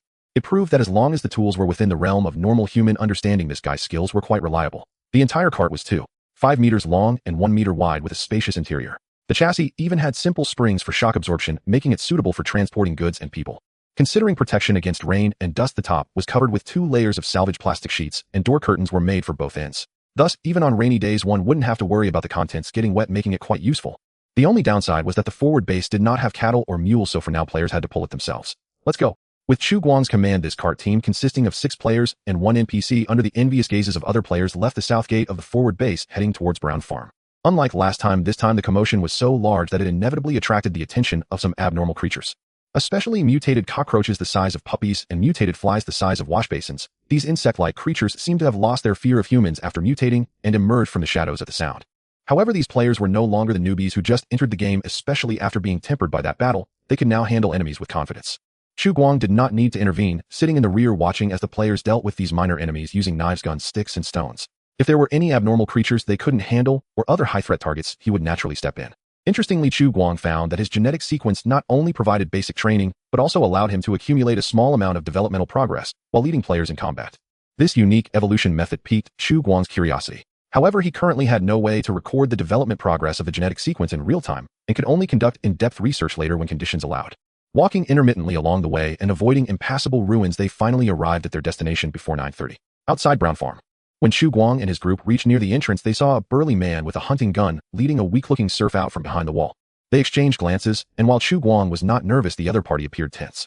Especially upon seeing the exoskeleton on Chu Guang and the slightly exaggerated hammer on his back, he subconsciously reached for the hunting rifle behind him. We are passing merchants, no need to be nervous. At this time, who would still be a merchant? Hey, it's you. Standing on the wall, Lu Zhenyue paused for a moment, retracting the gun barrel he had just extended, staring blankly at the exoskeleton and hammer on Chu Guang, along with the blue coat beneath the exoskeleton. He clearly remembered that the last time this guy came here, he was not dressed like this. That's right, it's me. Chu Guang smiled faintly and shouted at the wall, we need food, steel, and copper. What do you plan to trade for? Lu Zhenyue warily watched the group outside the wall, glancing back and forth at their equipment, feeling somewhat uncertain. This group appeared significantly stronger than when they last came. In principle, this was not a good time for trading. Today's winter came earlier than in previous years, and they needed to reserve some food to get through the winter, while also keeping some surplus in case the raiders came looking for a free meal. Raider groups from the north occasionally come here. Although there are guns in the farm, no one is willing to risk a confrontation with them. If they were to be harassed during the spring plowing, the losses would be far more than just the tribute of food. However, the gun he carried on his back forced him to seriously consider the risks of rejection. Chu Guang remained silent, walking to the cart, lifting the curtain, and pulling out a sack from inside, tearing apart the tied rope. Lu Jingyu's eyes narrowed, wanting to see more clearly. This is high-purity ammonium phosphate. If you don't understand, you can think of it as bird droppings. In any case, it's high-quality fertilizer. Chu Guang looked up at Lu Zhenyue on the wall, his tone slightly displeased. Can you come down to talk? It's tiring to speak like this. Wait a moment. I need to consult my master. After throwing down this sentence, Lu Zhenyue disappeared from the wall, but not long after he returned with the serf and reappeared at the front gate. My old friend, your changes are quite significant. Recently struck it rich. Are you really nomads? Lu Zhenyue stared intently at the blue coat beneath Chu Guang's exoskeleton, clearly no longer confident in his judgment. Does it matter? Chu Guang smiled faintly and said, don't mind it, this coat is something I picked up. Seeing that Chu Guang was not planning to disclose more, Lu Zhenyue stopped asking and instead looked at the bag of fertilizer. I need to inspect the goods. This was a reasonable request, and Chu Guang nodded. Please. The method of inspection was the same as last time. Lu Zhenyue kicked the nearby serf and pointed at the bag. The slave stepped forward, dipped his index finger into the bag, and then nonchalantly put his finger in his mouth to taste it. It's bird droppings. Hearing this, a smile appeared on Lu Jingyu's face. Although he did not know where this group had obtained these good items, they were indeed what they needed. After being heated, livestock and human dung can also serve as fertilizer, but their nitrogen content is insufficient and their overall fertility is significantly lower than that of bird droppings, which have settled over time and been washed by rain. Often a handful of bird droppings can equal a large bucket of cow dung. If using the latter, it also requires mixing in urea. Brown Farm itself did not have the capacity to produce high-quality urea in large quantities. It directly using urine not only burns the roots, but also easily causes soil compaction when mixed with dung. Thus, they often imported synthetic and organic fertilizers from Giant Stone City or Red River Town, mixing them with fermented dung. Not just Brown Farm, but nearly all survivor settlements around Qingchuan City that engage in farming are like this. Name your price. We only brought 300 kilograms, give me a reasonable price, and we can cooperate in the future. An acre roughly requires dozens of pounds of organic fertilizer, but this varies depending on the crop, soil condition, type of fertilizer, and expected harvest. According to the pre-war map, the entire farm was not very large, at most able to assemble 80 to 100 acres of arable land, equivalent to 7 to 9 standard playgrounds. Of course, it does not rule out that they are engaging in vertical agriculture or indoor planting, as similar technologies were not rare before the war. Chu Guang couldn't guess their needs, so he let them quote first. After hesitating for a moment, Lu Zhenyue tentatively said, 300 kilograms. How about 2 tons of green wheat? Hearing this number, Chu Guang couldn't help but feel emotional. Fortunately, he didn't speak first. From what he checked online on the Earth side, the wholesale price ratio was roughly 1:5, and his psychological expectation was around 1:6 to 7. Now it seemed that the prices in this parallel world had no reference value at all. Chu Guang looked at him and said, at least 5 tons. 5 tons? That's impossible, Lu Zhenyue exclaimed. Our yield per acre is only 500 pounds of green wheat. That's because you haven't used our fertilizer, as starting next year, it will be 1000 pounds. The yield of these mutated crops is not good. If only they could obtain seeds from the pre-war seed bank. In comparison, the yield of wheat on Earth in the parallel world is at least 600 pounds per acre, with the high end reaching over 1,000 pounds. Claiming to yield 10,000 pounds would definitely be an exaggeration. Chu Guang pondered, thinking that even if his shelter was not much, there should be some seed stocks in those normal shelters, right? He didn't know whether it was due to distance issues or climatic reasons that caused pre-war crops not to become popular in the wasteland. Or perhaps it was just this area that had none. Are you dreaming? A yield of 1000 pounds per acre. Lu Jingyu's eyes widened, shaking his head. Friend, if you're really sincere, 3 tons. That's my bottom line. We have stable suppliers providing large quantities of goods. Do you think your bird droppings are irreplaceable? But it is definitely the highest cost performance option, and I don't think they would sell it to you cheaply after transporting it from so far away, Chu Guang said, looking at him. 1 kilogram in exchange for 12 kilograms of grain. Considering that winter has come early this year, this is my biggest concession. Next year we will also supply this stuff in large quantities. If you can't accept this price, I'd rather turn back and sell it to passing merchants. The bird droppings were scattered on the southern shallow beach by Linghu Lake and extended to the eastern side, not in abundant supply, but definitely enough. With some time and manpower, they could be dug out. Chu Guang did not understand why these survivors had not discovered that piece of treasure land, but in any case it now belonged to him. Lu Zhenghua hesitated for a moment, but eventually nodded. All right, you'd better not be lying to me. Next spring we need 3 tons of bird droppings. It will be needed for the planting season. Where are you? In Qingchuan City or the surrounding area? If it's not far we can pick it up ourselves. No need for that. After this winter passes we will deliver it to your door. Chu Guang smiled and extended his right hand. Then let's wish for a pleasant cooperation. Although he felt a pang of pain in his heart, Lu Zhenghua still forced a smile and shook his extended hand. Pleasant cooperation.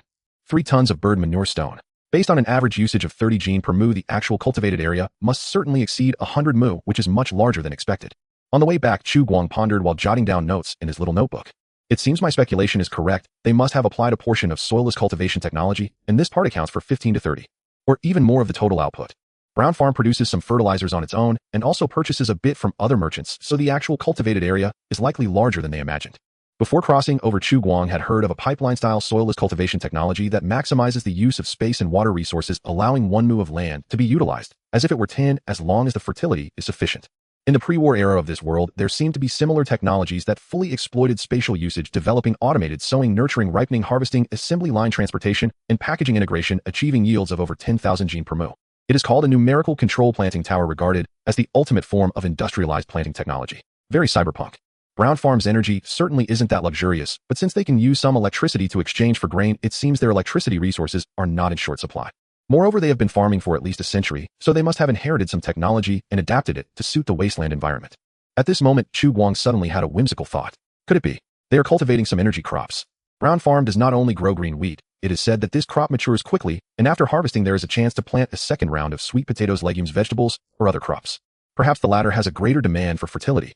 By the end of the 20th century, some had already utilized economic crops, byproducts, or artificially cultivated special crops to produce ethanol and biodiesel.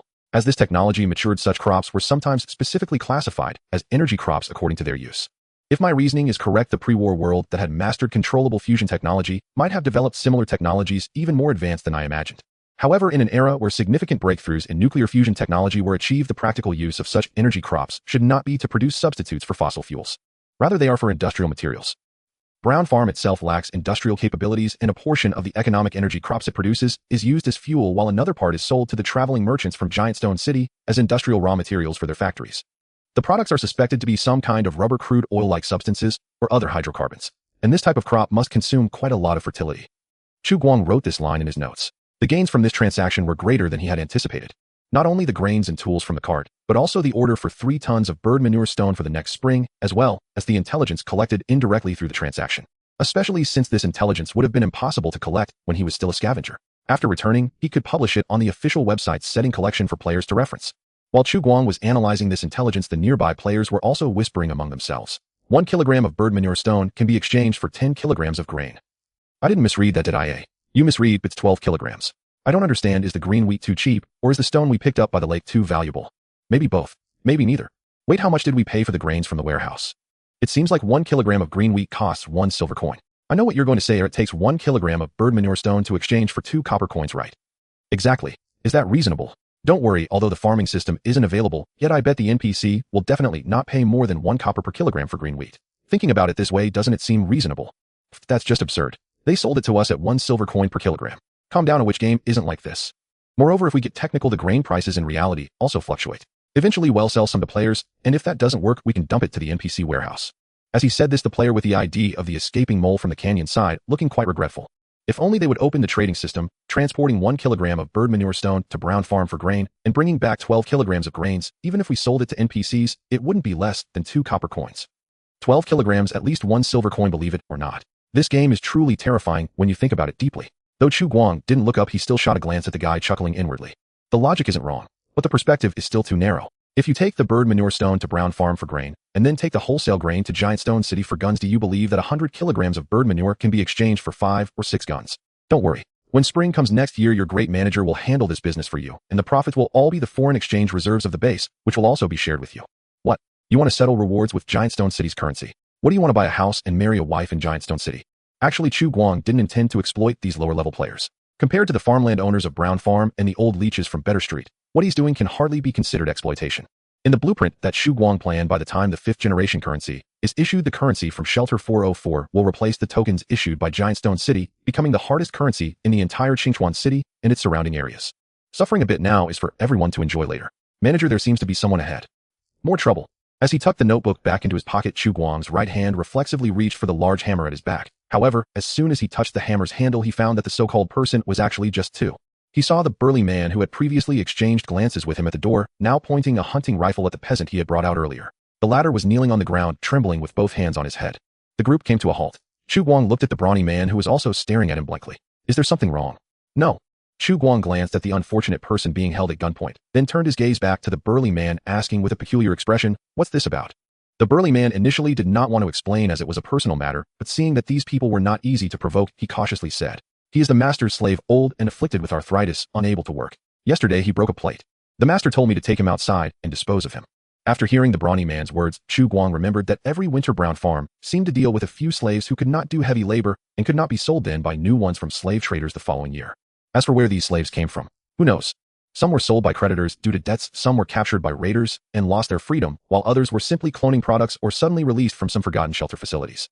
Chu Guang even heard that some scavengers unable to survive sold themselves or their relatives. In this wasteland, a slave nearing the end of their life was worth even less than a two-headed cow capable of carrying goods. At least the latter has more meat on it. Please give me a chance to live. The burly man impatiently glanced at the person kneeling on the ground. Even if I let you go, where can you go? It's better to give you a quick and don't make it difficult for me. Please. The peasant could no longer say anything else. Wait a moment. Chu Guang stepped forward and looked at the old man kneeling on the ground. How old are you? 51. He was indeed a bit old. In terms of slaves, he was already considered elderly. However, looking at it from another angle, this also meant experience. Chu Guang continued to ask, what can you do? It seemed he saw a glimmer of hope for life. The old man trembled as he turned around, reaching out as if to grasp that lifeline. The burly man saw this, quickly kicked him away and scolded, don't touch the master's distinguished guest with your dirty hands. Do you want to be hanged? His keen eyes could tell that this group had business dealings with the master. Although he got kicked, the old peasant didn't mind at all. He got up, without even looking at the burly man, raising his wrinkled face to Chu Guang. I can farm, I can count, and I can do carpentry and carry things. I can do any kind of work. Please, sir, give me a chance to live.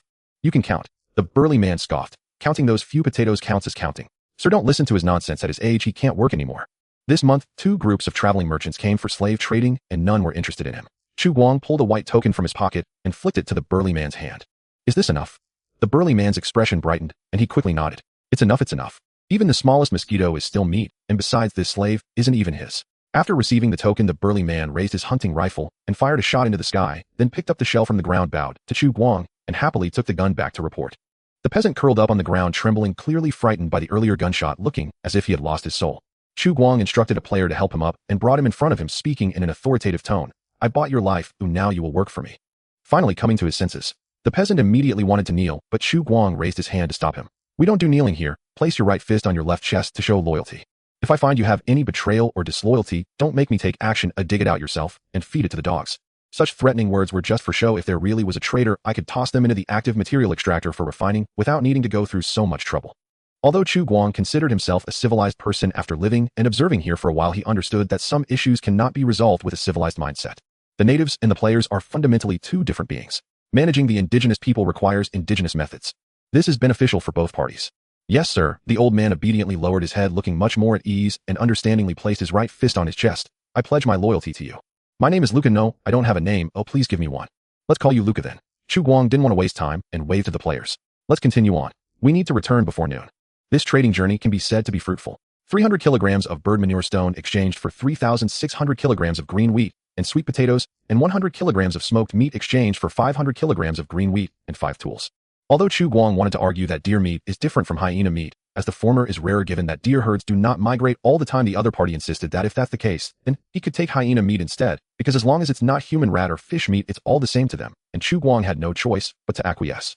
However, Lu Zhenyue made a small concession for the sake of their relationship, allowing him to choose 5 tools or 1 pound of tobacco to take as a gift. Chu Guang naturally chose tools, specifically selecting larger items like pipe wrenches and fire axes. Even if they couldn't be used immediately, it could still be used for refining steel and copper. In addition, 25 kilograms of smoked fish were exchanged for approximately 150 kilograms of scrap metal. Unlike the aluminum and steel alloys visible on the streets, these metals were good quality, containing copper and zinc. Originally, Lu Zhenyue was not very willing to sell these, but perhaps considering that merchants wouldn't be coming for a few months, leaving them in the farm would be useless, he nodded in agreement after consulting with the master. The midday sun shone overhead and the shadows of the trees danced along the road. Except for one strength-oriented player pulling the cart, the others were scattered around the wagon. Occasionally spotting mutated cockroaches approaching, they would rush in, shouting and whacking them with sticks, even more excited than when facing mutants. If the mutants could think, they would likely be dumbfounded at this moment. After all, who was the real prey? Chu Guang's only task was to stop their hoarding tendencies, as they wanted to shove any bizarre items they spotted into their pockets. Though occasionally mutated cockroaches might regurgitate some undigested trinkets, and if luck was high one might even find tokens or bullets, the odds were just too low. In most cases what they found were cockroach eggs. Old Luca watched from the side, trembling, probably frightened by the actions of these people. He had never seen such strange people, and couldn't comprehend what they were thinking. However, Luca was very clear that as a servant he did not need to think about this issue. The less he knew, the longer he would live, so he remained silent along the way, his presence so low it was as if he did not exist. In a cheerful mood, he felt like singing. Leading the wagon train back to the outpost base, just as they reached the entrance, Chu Guang happened to see the two brothers from the Yu family, who were carrying prey, anxiously gesturing with the players at the south gate. Chu Guang's eyes lit up as he called out from a distance. Hearing the familiar voice, the Yu brothers immediately turned around, waving joyfully. Brother Chu. Brother Chu. Hey, what is that on your back? Weapons, Chu Guang said, not wanting to explain in detail, so he decisively changed the subject. Are you here to trade for something? Oh. Yu nodded like a pestle, feeling a bit embarrassed. Well, my brother and I hunted a stag, and wanted to trade some things with you. But I couldn't understand what they were saying, and I didn't know what to do. Thankfully you came. He glanced at the prey, which was quite substantial. No worries, I'll give you a pass later. Actually, I can give it to you now. Saying this, Chu Guang took out a small notebook, drew a few marks on it with a marker, and handed it to Yu. Keep it safe. If someone stops you in the future, just show it to them. The paper and pen produced by the shelter weren't easy to counterfeit. The words on the pass were written in Chinese, and it even had his signature, making it difficult for an average person to imitate. Out of caution, Chu Guang wrote a numerical code on it, so if he needed to give it to someone else in the future, it would be easy to identify. When conditions allow, well, change to printed versions with anti-counterfeiting codes. Yu couldn't read what was written on it, but carefully accepted it with a nod. Then Chu Guang pointed to the old slave Luca, who stood nearby, and said, He'll manage the warehouse from now on. Hand over the prey to him, and he'll help you find someone to process it. Although old Luca was confused, he obediently nodded. Based on his experience, there was no need to interrupt when a master and guest were talking. Anything he needed to do would be explained to him later. If not, it meant there was no need. Yu was meeting this person for the first time, and was unclear about his identity, but he smiled friendly and nodded. All right then. Just in time, I need to go to the warehouse, you both come with me. Without any small talk at the door, Chu Guang led the two of them along with the cart team to the warehouse. The reindeer was just hunted, an arrow had pierced its throat. Chu Guang instructed the player managing the warehouse to weigh it, then sent it to the butcher to be slaughtered for meat. Brother Fried Egg was getting more and more adept at this job, with two apprentices beside him watching and learning. Most of the entrails of the mutated reindeer were inedible, one because the lack of spices couldn't mask the fishy smell, and second because it was uncertain what it had eaten on its journey. Even though they were herbivores and didn't eat carrion like hyenas, they weren't livestock either. Some plants and fungi harmful to humans would remain in their digestive systems.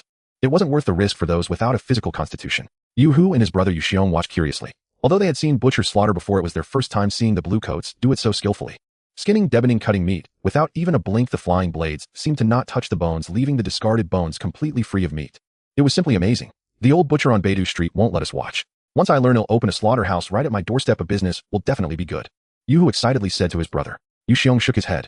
You can forget that. If you open one, don't do it right at home. I'm planning to have a child next year. It's not good to scare the little ones, let alone the little fish. Yu scratched his head foolishly. Oh, all right. Then he'll open across from old Charlie's grocery store where there are more people. Soon all the edible meat was on the cutting board, and the inedible parts were tossed into a plastic bucket nearby. Brother Fried Egg hung up the slaughter knife, packed the meat into crates, weighed them, and looked at the manager. Exactly 100 kilograms, quite a lot. Chu Guang nodded and instructed him to take 20% of the meat, setting aside the tendons, bones, and scraps, while packing the remaining meat into the plastic bags brought by the two brothers. Later you go to the warehouse to get 300 g of coarse salt. The salt price at the outpost had been adjusted once. Now the price for unrefined coarse salt was 50 g for 1 silver coin, with a slight decrease. The price of refined salt was 5 times that of coarse salt, which meant 50 g was 5 silver coins, a noticeable increase from before. If it were the type with buffs, the price would rise by an additional 50. However, whether or not the refined salt had buffs, it was not sold to the public, only supplied to players, which could be considered a kind of benefit for players. If calculated by the salt price, the cost of this reindeer hide for Chu Guang was about equivalent to 6 silver coins. If calculated by the transaction cost, this number was probably less than 1/3, as most of the coarse salt was wholesale from the merchants who brought smoked meat from Honga Town. The average cost of 1 kilogram of coarse salt was only 3 kilograms of smoked meat. However, the two brothers from the Yu family were still very happy. Being able to exchange for salt that was pure and not shortchanged was already a very fortunate thing for them. Especially since Chu Guang had given them a larger quantity, a full 50 g more, which meant they could eat well for several more days. When this is wonderful. With hearts full of gratitude, the two brothers thanked Chu Guang and joyfully left with 80 kilograms of reindeer meat and 300 g of coarse salt. Chu Guang called over Luca, who had been following closely beside him, and instructed him. Those wearing blue coats Wanjia come to hand in their prey without needing to weigh it. Hyenas give 5 silver, reindeer give 12 silver. The prey is sent for slaughter and the meat is smoked and then sent to the granary for storage. If it's an outsider hunter like the person just now, you do as I did earlier. Lead them to the butcher for slaughter, take 20% for smoking, keep the tendons and skin, give the remaining 80% to them, and pay 300 g of coarse salt. Do you understand? Luca was quite sensible and didn't ask what Wanja meant. He just remembered what he needed to do and nodded immediately after understanding. Understood. Chu Guang nodded in satisfaction. However, at this moment, he suddenly remembered something, taking out 2 coins from his pocket, 1 silver and 1 copper. This is a silver coin and a copper coin. I recognize them clearly. Later, I will teach you some simple daily phrases for communicating with the people here. It's okay if you don't understand. Oh, just do what you need to do and say what you need to say. Understood? Luca stared at them for a while and nodded vigorously. Got it. Very good. Basically, your job is these. Just stand here and familiarize yourself with the work environment. They'll come back later to teach you more. Luca stood honestly in place, guarding beside the part-time warehouse manager, which made the latter feel quite uncomfortable. Chu Guang was very satisfied with his attitude. This new NPC was quite good indeed. You get what you pay for, and spending 1 chip to acquire him was far better than getting someone for free. As for that guy Xia Yin, there's nothing to say. He could fall asleep even while memorizing texts. Once the work was done, he'd start slacking off, and even if you didn't whip him, he wouldn't budge, yet he was quite popular on the forums. Chu Guang still couldn't figure out what made this guy so appealing besides his chest. At this moment, Xia, who was dozing off at the weapon shop's entrance, sneezed without warning. Sniffling, she raised her flushed forehead in confusion, looking like a gopher, just waking up, stretching her neck to glance around. Seeing that the shop was as quiet as ever with no business and no one coming to check up on her, Xia Yin sighed in relief, wrapped her fur coat tighter, and resumed her nap. Perhaps due to the hopelessness of returning to her old profession, life's prospects seemed bleak and uncertain. She admitted that she had indeed been a bit lax recently, even losing her basic vigilance. However, to be fair, although this place couldn't compare to the hustle and bustle of Giant Stone City, this reindeer fur coat was quite warm, made of top-quality deer hide and hand-sewn.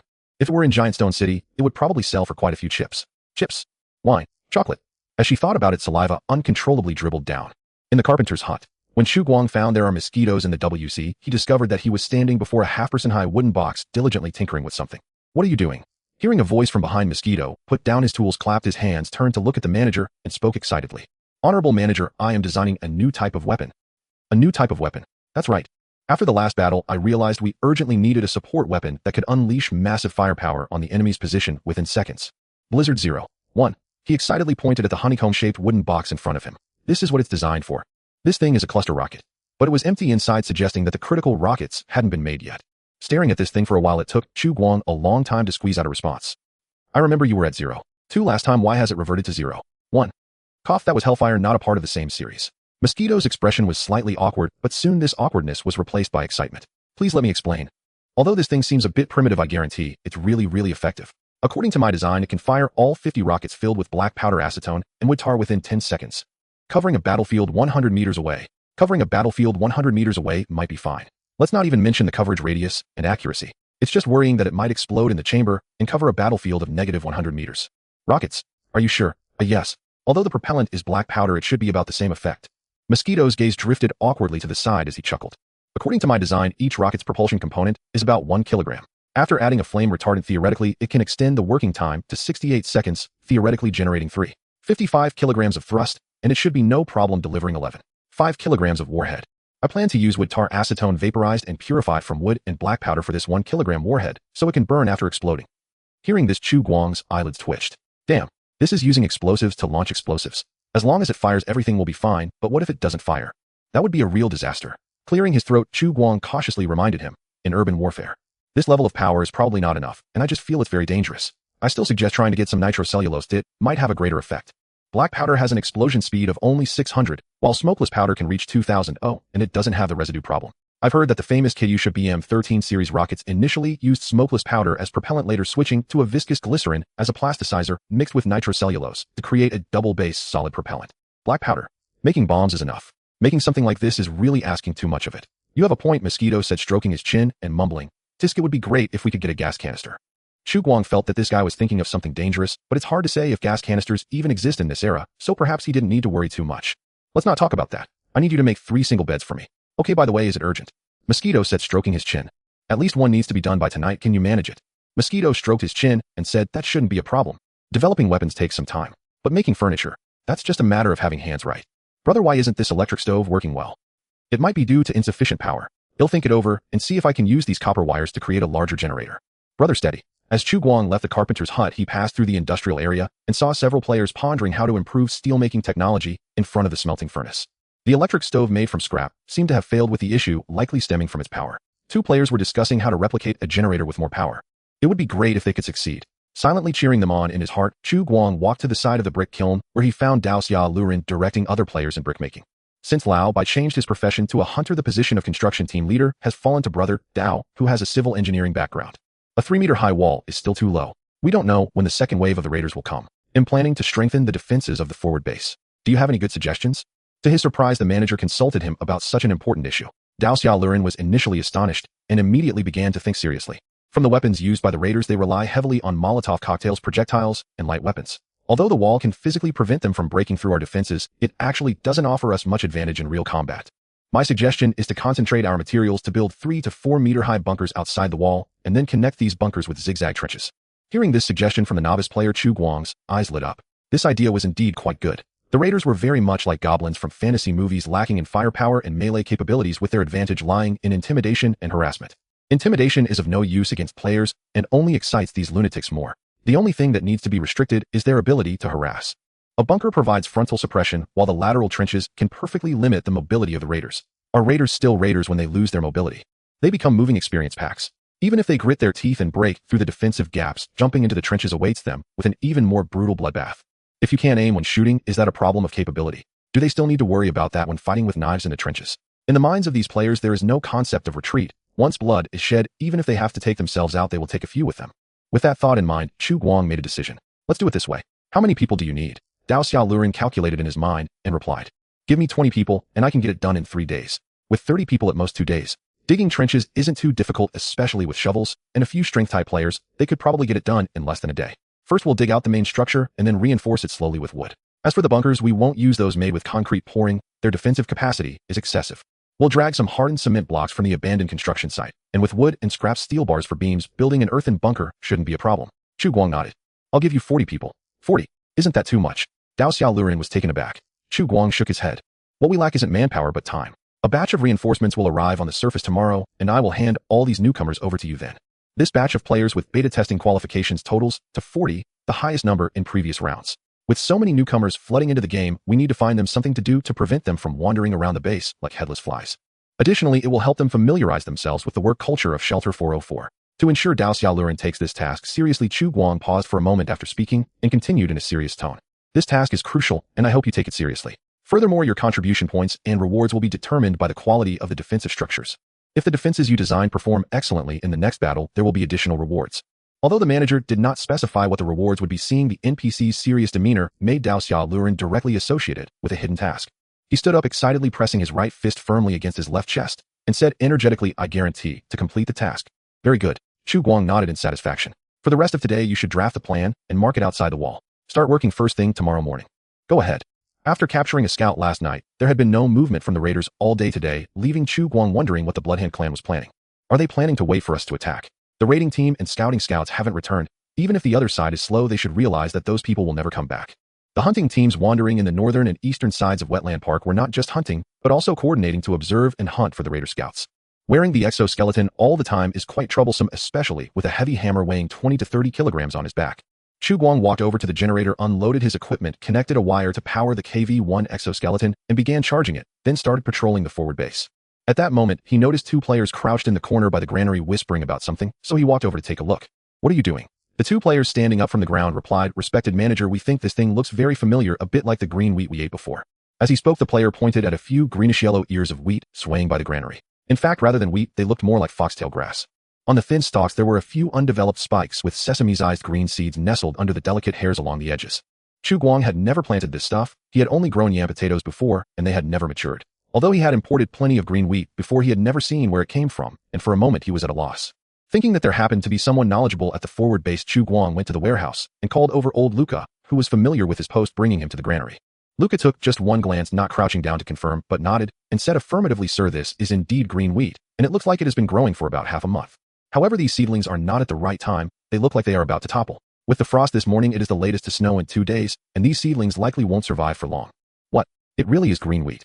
After staring at the few precarious seedlings on the ground for a while, Chu Guang guessed that some seeds must have been spilled while transporting the grain. Can you grow this stuff?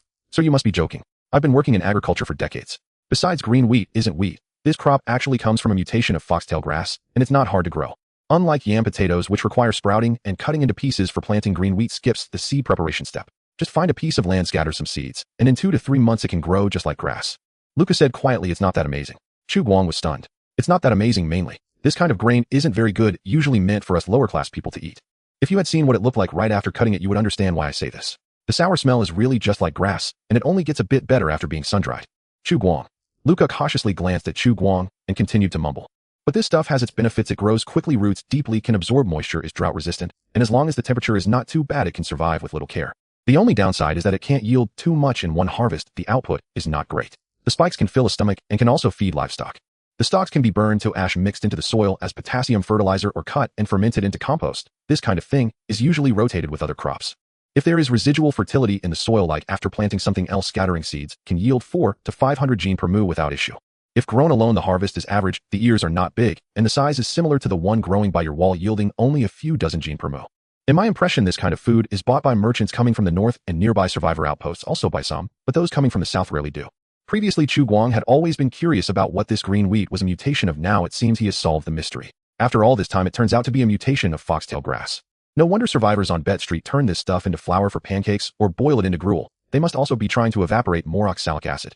So I've been feeding players grass all along. Chu Guang's expression was somewhat subtle. In any case, it would be best not to update this information on the official website. So what crops do you usually grow? Chu Guang changed the subject and continued to ask. A lot. Green wheat and yam potatoes are the cheapest available in all seasons. Vegetables and fruit sell for a bit more, and those are grown in greenhouses. Red rib leaves are easy to earn and sell a lot. Dried, they can be used as tobacco leaves, which scavengers and merchants can afford. I see some people even use them as substitutes for spices to cover up part of the fishy smell. Besides that, there's a crop called the cam tree, which produces yellow-green fruits. What is that? Chu Guang immediately asked. Luca shook his head and said, sir, the farmers won't discuss these things with us lower-class people. I've only seen merchants from Giant Stone City come over to buy whole boxes. To be honest, that stuff doesn't taste good. It feels like chewing on a tire. However, cutting the bark can yield quite a bit of oil, and our generator burns that stuff, though it can be used with just a little refining. Perhaps that cam fruit isn't meant for eating. With Luca's level of understanding, he naturally couldn't comprehend this statement, but he intelligently said nothing, waiting obediently and responding only to the master's questions. Chu Guang took out a small notebook and casually jotted down a few notes. 1. Wasteland Tip Brown Farm grows an economic crop called the cam tree, whose fruit is suspected to extract rubber, and tree oil can be used as fuel. 2. Faction Intelligence Brown Farm has close business interactions with the outside world, captures slaves, and hoards a certain number of weapons while intentionally hiding its strength. Its real economic status and combat capability may be slightly stronger than it appears. Adjust the threat level from C to C, maintaining faction goodwill at neutral 0. 3. Faction Intelligence. The outpost of Shelter 404 has a good relationship with the scavengers of Bet Street, maintaining the threat level at E unchanged while the faction goodwill rises from neutral 30 to friendly 50.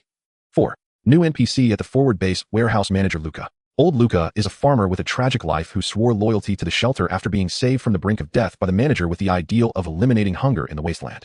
He suffers from severe arthritis in his legs and cannot do heavy work. Helping him move things might be a good way to improve goodwill. Please note that stealing and other behaviors will lower his evaluation of you. Additionally, his experience with various plants in the wasteland is a valuable asset and may come in handy during the spring farming season. Today's updates on the official website. Let's leave it at that for now. On that day at precisely 6 o'clock in the evening, the official website updated its announcement. The comments section below the announcement was quickly occupied by players who had purchased houses on the official website. Tail thrown. Quit smoking first. Quit smoking, damn. My first floor. Level 99 trash picker. Damn, I thought it was updated. Let people go. White is excited. Irina. By the way, there are new players entering the game again. Which batch of new players is going live tomorrow? Less nonsense. 5th batch. A total of 40 people. It's going to be awesome, ha ha ha. I couldn't sleep last night from excitement. Tomorrow night, I can enjoy it. Makabazi, bro, don't get too happy too soon. This game is no ordinary grind, let me tell you. Midnight Chicken Killer, Strength Team, is there a newcomer who wants to chop trees together? Come chop trees, axes are forever divine. Let people go, don't fight me. Ha ha, newcomers are all mine. Night 10, Brother Knife. Steady now, you're mature, and steady image is collapsing. Old Aubin, this person is terrifying. Xiao Xiao, laughing bookworm. Is this game serious? Is it serious? I'm nervous. The official website was still as lively as ever, filled with a cheerful atmosphere. Tomorrow marks the 4th day of the Alpha 0 for version launch. On that day, 40 newbies will arrive in the game world. The population of the 404 refuge will increase to 90 people. Chu Guang glanced at the reservation numbers, which had just broken the 800 mark. Thanks to a certain mole's illustrations posted on the forum, quite a few curious onlookers had been drawn in. Chu Guang opened the thread and took a look, discovering that the drawing was actually of himself. Hey, it wasn't bad. The drawing looked quite handsome. No, it should be said, it looked quite like him. The escaping mole in the canyon. What else do you guys want to see? It seems like there are only these few NPCs. I am the darkest, Dojin. I want to see Dojin. Rainy night without an umbrella. I want to see Dojin of Tungting and Yaya. Nosebleed. Tungting, no, you don't want to. Selling girls matchstick, Yaya and Leech. The escaping mole in the canyon, damn, you're a pervert. Chu Guang looked on secretly amused. It was great, his game was getting more and more lively.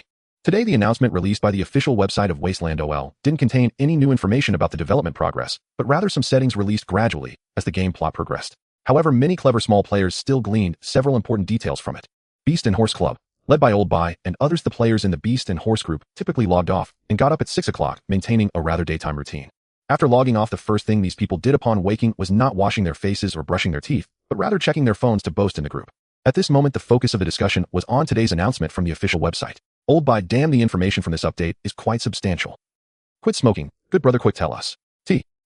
Old Bai, in a nutshell, a new NPC has been added. A new faction relationship setting has been introduced. Additionally, new NPC background stories and character settings have been added. This kind of content could easily be blown up into 3 versions by other games planners. Who understands the elderly? Unfortunately, brother AO has left the group. Otherwise, it would definitely be lively now. Showing teeth. Night 10. Who knew his psychological endurance was so weak? I just said a dog barked and he left. Less nonsense, the focus isn't the mute policy. WC truly has mosquitoes, less nonsense. Tomato, fried egg, eating melon. Without brother AO, the fun in the Beast and Horse group has decreased significantly. However, this guy is now quite successful, having upgraded from a group pet in the Beast and Horse group to a forum pet in the Wasteland OL community. Fong Chong, forget about that person. Let me share my analysis. Although the official website didn't release new content in the form of Alpha 0.5 version, this soft update is already substantial enough to be considered a version. My guess is perhaps this content doesn't require new closed beta players. That's why the official team didn't update the version number. Old Bai makes sense. Every time the version number is updated, it seems they issue closed beta qualifications. Not updating the version number indicates that the content being tested is still within the framework of version 0.4. Fong Chong, exactly. In fact, you should have noticed that since the last version, our frequency of interaction with NPCs has almost increased exponentially. First, there were visiting caravans, then nearby natives came to cooperate, and today a player-organized caravan is heading to Brown Farm. Can anyone guess what this means? Seeing that no one responded, Fong Chong figured everyone was too focused, so he continued to ask and answer himself. This means a broader world. Think about it from the planner's perspective. Why would they update the faction favorability setting at this time? Night 10. I can't think of anything. Why don't you elaborate? Fong Chong. I still remember what Guanga initially said. Wasteland OL aims to create a completely realistic world. Since it's a real world, NPCs would definitely evaluate player actions and respond accordingly, right? Night 10. That sounds a bit reasonable, but how does that relate to what you said about a broader world? NPCs already have favorability settings after all. Fong Chong, that relationship is actually quite significant. Players as members of Refuge now. 404 not only have relationships with NPCs, but also have an overall evaluation from NPCs regarding players. For instance, today one of our players killed a native. The native's family, friends, and neighbors aren't likely to greet us with smiles tomorrow, right? Neutrality won't turn into hostility, but it will become vigilance. Night 10. Damn. You mean there's shared responsibility? Gust, this difficulty is a bit much. It's okay when the circle is small, but when it expands, it's hard to ensure everyone is normal. Fong Chong, not necessarily. The number of troublemakers is small, and most are new players. Generally, these newcomers are without guns, money, or skills. If conflict arises, they'll be beaten down by NPCs. Early detection of problems will allow for early resolution. After grinding for a while, if they have valuable save progress, they'll have sunk costs. You understand what I mean, right? Gus, that makes sense. Night 10. What? What did you understand? Fong Chong, the troublemakers among the new players are issues for the server operations team post-closed beta, so let's not discuss that here. In short, the introduction of the faction favorability system indicates that the planners are consciously guiding players to consider issues from the perspective of the overall interests of the refuge. Why suddenly do this? Clearly, it's to lay the groundwork for the opening of new maps and adding broader NPC factions. Old Bai, I agree with Fong Chang's viewpoint. I wonder if you all noticed that the 5th point in today's update announcement mentioned that the B2 level of the refuge will open after the Bloodhand Clan dungeon is cleared. What does this indicate? It clearly shows that the new map has already been preloaded, it's just not opened yet. Night 10. Damn, are they testing AI or testing us? Fong Chong, I believe it's both. After all, the game is meant for people to play. If they wish to create a world close to reality and open virtual community, they must test player behavior within this community and adjust server rules and gameplay. I have to give a shout out to the production team. This idea is simply unbeatable. Old Bai, alright, stop praising and tell us what you think. What should we do next? Still hunting. Fong Chong, after winter sets in, prey becomes increasingly scarce and hunting yields low returns. Since the war with the Bloodhand Clan has begun, I speculate that the administrators will soon increase the bounties on raiders. The next stage of gameplay can revolve around this. Gus, that makes sense. Night 10. By the way, our land has been bought, but hasn't started construction yet. When will we build the houses? WC truly has mosquitoes. Yeah, I'm waiting to open the studio. Gus, this isn't urgent. Our efficiency in building ourselves is too low. It's better to hire a few people to build it. Fong Chong, I think the same. We'll leave house construction to players with living professions. Our focus should be on making money, upgrading, and enhancing equipment. After not checking the Penguin account for a long time, Chu Guang felt a wave of emotion while looking at the computer screen. No wonder brother Fong Chong is impressive. He understands the version better than I do as a planner. Starting tomorrow, we will increase the bounty on raider targets. Capture a hostile faction target, and after confirming their identity as a raider, an additional reward of 20 silver and 200 contributions will be given on top of the original 5 silver reward. Bring back a raider's corpse, and on top of the original 5 copper reward, an additional 10 silver and 200 contributions will be awarded. If the target is a 10 captain, the additional reward will be doubled. By the way, to prevent newcomers from running off to deliver heads, we need to restrict the level for accepting bounty tasks. Let's temporarily set it at LV2 and adjust it later based on the situation. The first tier of players has basically reached LV2 in their genetic sequences, while experienced players like Old Boy who joined the game earlier have even reached LV4. Reaching LV2 indicates they have a certain understanding of the game, and the bonuses from basic attributes will help players not fall behind when facing raiders. Of course, the key point is that players at this level have savings. With a bit more effort, they can afford the cheapest iron pipe rifles in the weapon shop. Chu Guang checks the storage cabinet every day. Moreover, for every silver coin distributed, he has Shao Qi keep records, so Chu Guang knows better than the players themselves how much money they have. In fact, the land itself isn't expensive. It costs only 10 silver coins per square meter. At this point, the vast majority of players have saved enough money to buy land, but they are still struggling to accumulate 2,000 contribution points to upgrade to citizen status. It's better not to save anymore. Those with money should hurry and buy guns. After buying guns to fight bandits, they can not only make money, but also earn contributions. Once the dungeon is cleared, this opportunity will be gone. Let's see how it goes. If not many people buy tomorrow, let Xia Yin give a 10 discount on the basic guns at the weapon shop. Of course, the promotion only applies to iron pipe rifles and revolvers, not including ammunition. A steel core copper bullet produced by Giant Stone City sells for 1 silver. The copper-cased bullets produced by Red River Town sell for 5 copper. If it's low-quality bullets made by the weapon shop owner using black powder, they'll be slightly cheaper, selling for 2 copper each. Too expensive. Go complain to the shop owner. It has nothing to do with me as the manager. It's not my store. A smile spread across Chu Guang's face. Finally, he didn't have to worry about the players' ammunition anymore. Once the players bought their guns, they could waste ammunition however they liked. After all, they bought it with their own money. Sitting in the corner studying, Xia Yin suddenly shivered without any warning. Even though the wind was blowing warm air, her back felt chilly. She always felt that the man sitting in front of the computer was plotting something evil. The corners of his mouth were curled up to his ears. Thanks to Xiao Xiao laughing bookworm for the Alliance reward. The square in front of the sanatorium was bustling with people, a scene of lively activity. The new players just entering the game, like the previous batch, rubbed their eyes repeatedly as they stared at the vividly realistic world before them, eager to kneel on the ground and gently kiss the sand and dirt beneath their feet. This. Holy cow, it really is virtual reality. Wait, where's the log out button? Let me find it. I don't want to be stuck here. Haha, no need to make it so complicated. Oh, just hit your head with a brick and you'll log out. Well, what can I take a screenshot? This is so shocking. Shocking my father for a whole year. It's so big. The square was filled with chattering noise, but the veteran players of Wasteland OL had long been accustomed to it and were unfazed. After all, their reaction was similar when they first went online.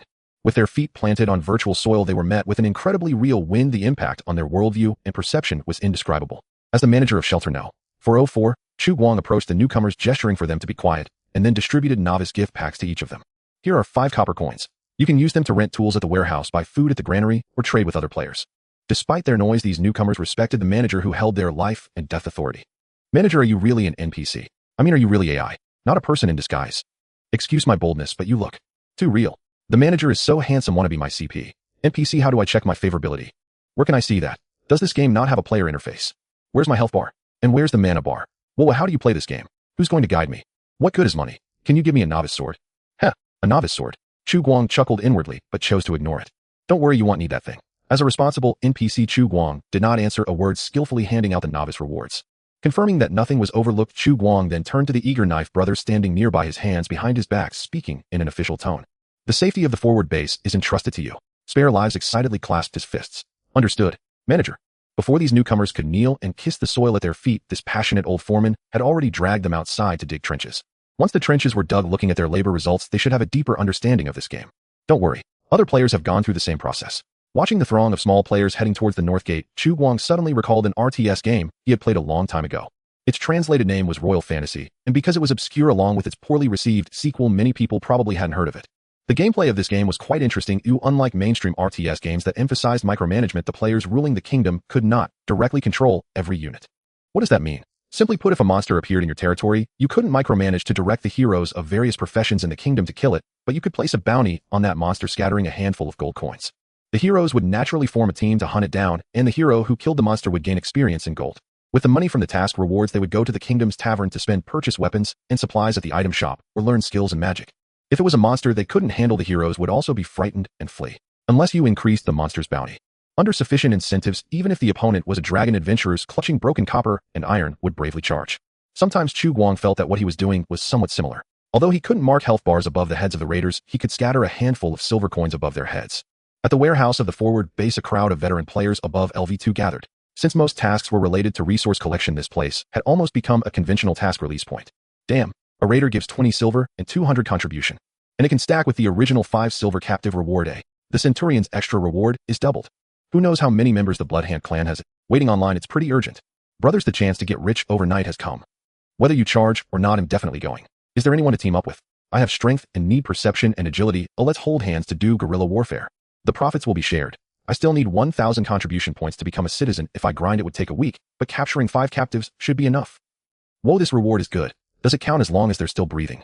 Even if they're not breathing, it's fine. 10 silver coins. I have to move bricks for a whole day. Whoa. Watching the players go crazy over the rewards, they even began to doubt whether the manager had mistakenly marked the bounty for the task. However, they did not know that a certain NPC was doing this on purpose. Don't be deceived by the high bounty. This task is not something one person can complete alone. 3 or 4 member teams are standard. Dividing the reward among everyone makes it reasonable. According to intelligence, the Bloodhand clan has around 60 to 70 people. Controlling the budget within 2,000 silver coins is not a problem. Moreover, exceeding the budget is not a big deal. Is it a bad thing for players to have money? Obviously not. What in this shelter doesn't belong to them? The 40 newcomers just arrived are enough to fill the vacancies in the basic labor positions at the forward base. Meanwhile, those veteran players with a deeper understanding of the game can use their money to buy guns and land, stimulate domestic demand, and develop new gameplay. Chu Guang felt that the genius who designed this model might be even more brilliant than the original manager who packaged this world as a game. It was simply perfect. At this moment, someone finally noticed the level requirement stated at the bottom of the task list. Damn, the task has a level requirement. I'm only LV1. How can I do this? Strength types should chop trees, perception and agility should find a team to mix. Wait, it seems to only say that accepting the task requires LV2. No restrictions for teaming up with LV2 and other levels. Big shot. Take me with you. What's your class? Intelligence. Get lost. Damn. The new warehouse manager Luca sat on a chair in front of the door, ignoring the noise of chattering players before him. Yesterday evening, the new owner assigned him his work. From today, he no longer needed to do farm work. He just had to move the items brought by these residents in blue coats into the warehouse, jot down a few not difficult symbols in the ledger, and then pay them their rewards. It was a strange metal coin. Luca did not understand what value this thing had. He had never heard of any survivor settlement using such items for trade. However, these blue coats seemed to treasure these coins immensely, so it must be something very important to them. Luca did not want to ponder these questions. Years of experience told him that knowing too much was not necessarily a good thing. Seeing Chu Guang approach, he immediately stood up, trembling, clenched his right fist against his left chest, and bowed respectfully. Master, do you have any orders? Ignoring the curious looks from the players around, Chu Guang placed a wooden crate on the table. I have a few items here. Sell them for me. As I told you before, if someone comes to buy, just gesture for them to pay according to the price on the label. Yesterday's 6 reward points were all spent on unboxing blind boxes, but perhaps because his luck was used up last time, this time, he ended up with 6 lollipops. Fortunately, 2 of them had attribute bonuses, so it wasn't too much of a loss. Chu Guang thought that the drawer was nearly full, so he grabbed 2 handfuls and brought them to the warehouse. Each lollipop was priced at 1 silver coin. Those with buffs were doubled. Such a high price might not attract buyers, but they could at least serve as decoration on the shop's shelves. Understood, master. Old Luca placed the items from the wooden crate on a nearby shelf, and then affixed the labels that Chu Guang had written. At that moment, Chu Guang suddenly remembered something and asked, by the way, does Brown Farm produce crops that include sugarcane? Sugarcane. Old Luca had a blank expression, seemingly unaware of it. Chu Guang explained, a crop that produces sugar. Hearing sugar, Old Luca finally understood and replied, Master, I've been at Brown Farm for 20 years and haven't heard of a crop called sugarcane. But I do know a bit about sugar. There is a crop called red beet grown there which when pulled from the ground looks very much like a radish and can be pressed to extract red sugar juice. After boiling, some small granules can be scooped out from the bottom. That should be the sugar you're talking about. Growing beets for sugar. Chu Guang nodded thoughtfully. Is that thing easy to sell? Is it easy to sell?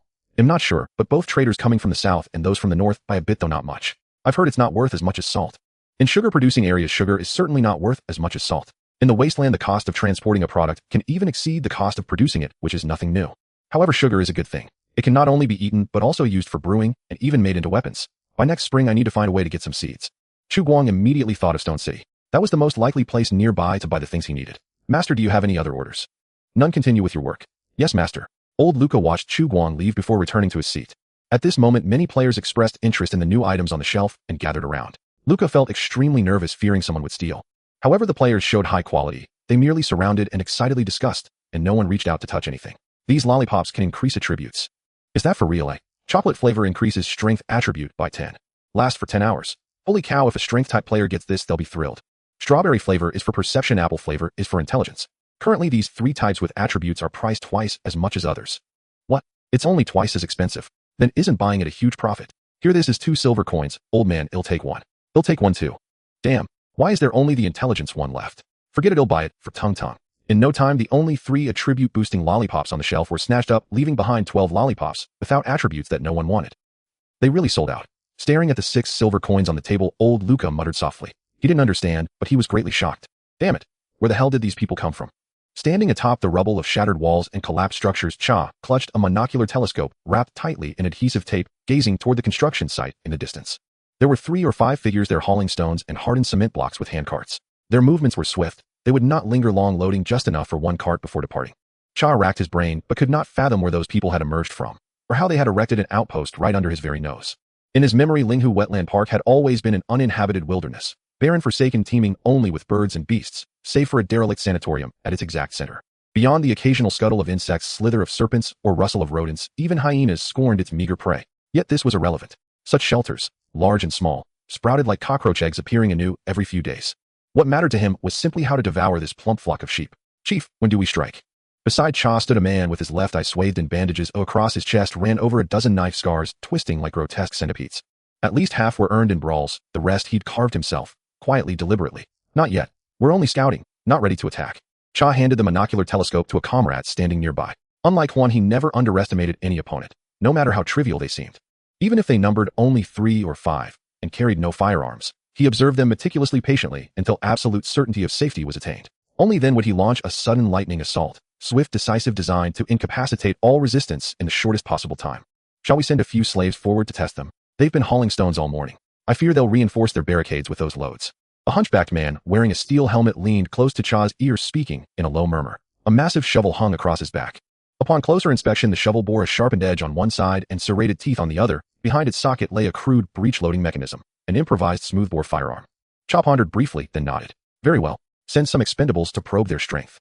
The Bloodhand clan's dungeon held numerous captives, slaves who served as both playthings and livestock, and who doubled as battlefield cannon fodder. The raiders rarely fed these captives.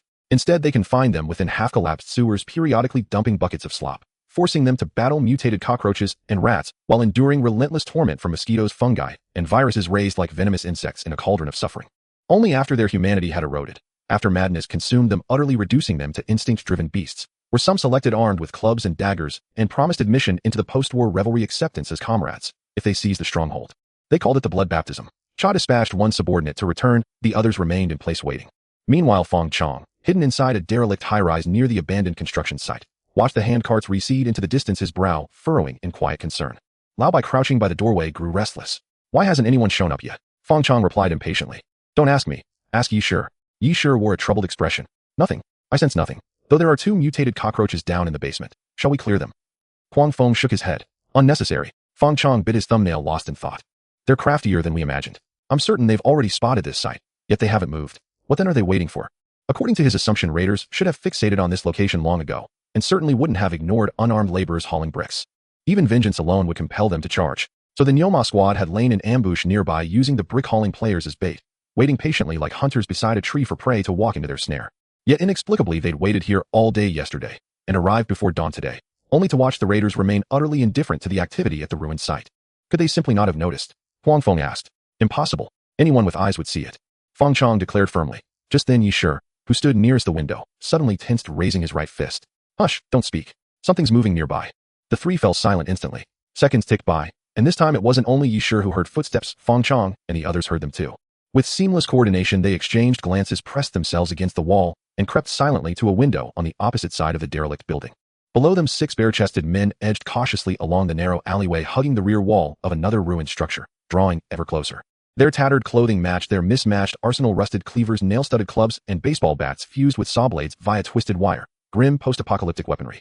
Yet none wielded firearms, only cold steel. Judging by their route, they intended to slip between the skeletal remains of buildings, circle around to the construction site's entrance, and ambush the next wave of stone-hauling survivors, striking without warning. They failed to realize their plan had already been anticipated. A surge of triumph lit Fong Chang's eyes. He knocked an arrow and flashed his teammates an eager, resolute glance. Lao Bai instantly understood, tightening his grip on his spear. Yi Shi and Huang Feng retrieved Molotov cocktails and struck matches to ignite their wicks. 3, 2, 1. Engage. Take them down. At Fong Chang's command, spears, arrows, and flaming bottles rained down from the 3rd-floor windows, catching the raiders completely off guard. The largest raider took the spear straight through his chest, his body collapsing like a deflated balloon, legs jerking once before he toppled backward into the fire, silent and still. Another raider caught an arrow in his arm, a minor wound, but before he could react a second arrow pierced his mouth. The raiders below scattered in chaos, shrieking and shouting wildly, their morale visibly crumbling.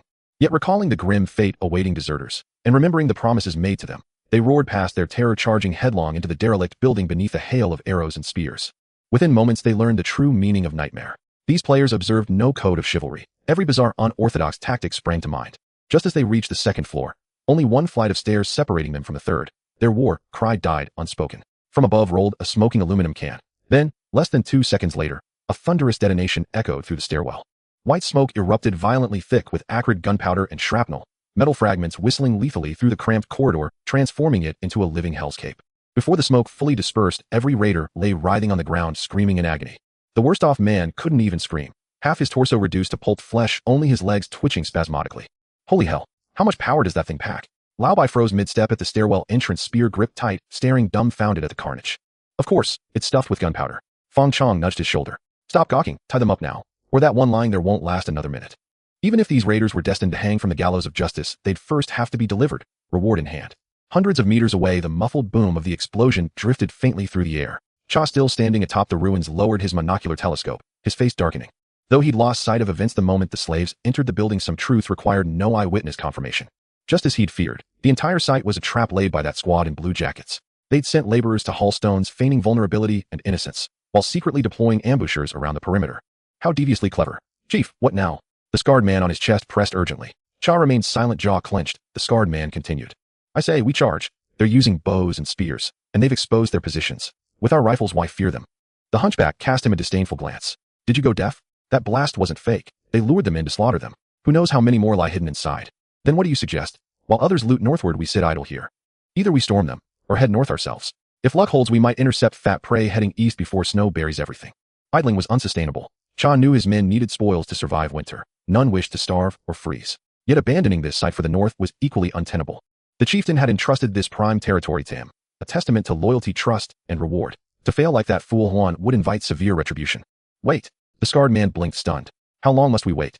It's already noon. Until nightfall, until they crawl into their beds.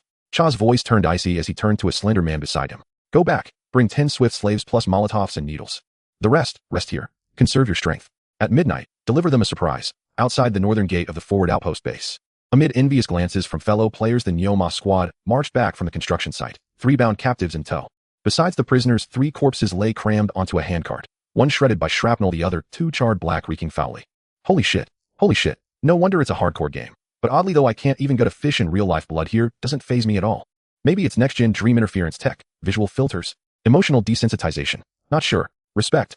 They wiped out an entire squad. Words fail me, except respect. Hearing the commotion from afar, Chu Guang approached the northern gate, and upon seeing the captives and corpses escorted by the Nyoma squad, astonishment flooded his face. A foreman team defeating 6. These novice players possessed unexpected depth. Yet his shock lasted only 2 seconds. Then stepping closer, he grasped the truth. These 6 weren't true raiders. They bore no bone artifacts signifying status. Instead, characters were carved onto their foreheads or cheeks. Cha. Though the strokes were slightly misdrawn, the character clearly read Cha. Unmistakably, these captives were slaves of the Bloodhand clan. But so what? Accomplices to criminals were criminals themselves. Having taken up arms, they had surely accepted their fate. After verifying each identity, Chu Guang said nothing further, merely withdrew a pouch of silver coins and handed it to Fong Chong.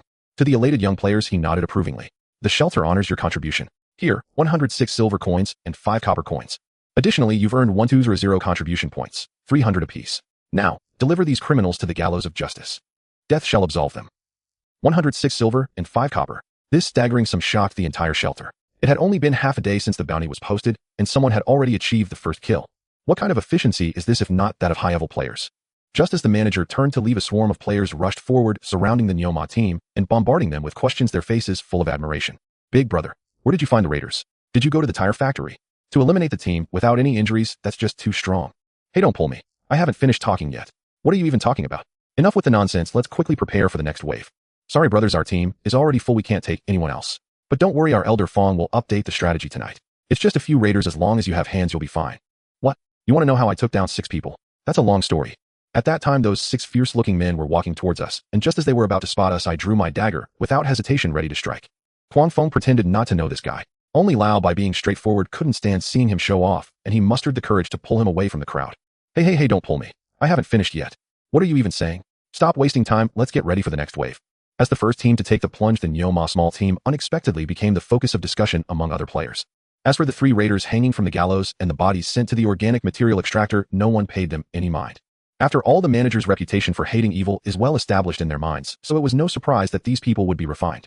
Unable to stand listening to Yishir's boasting, Fong Chong and the others didn't linger at the north gate. They gathered the 120 silver coins they had just received as a reward and headed straight to the weapon shop.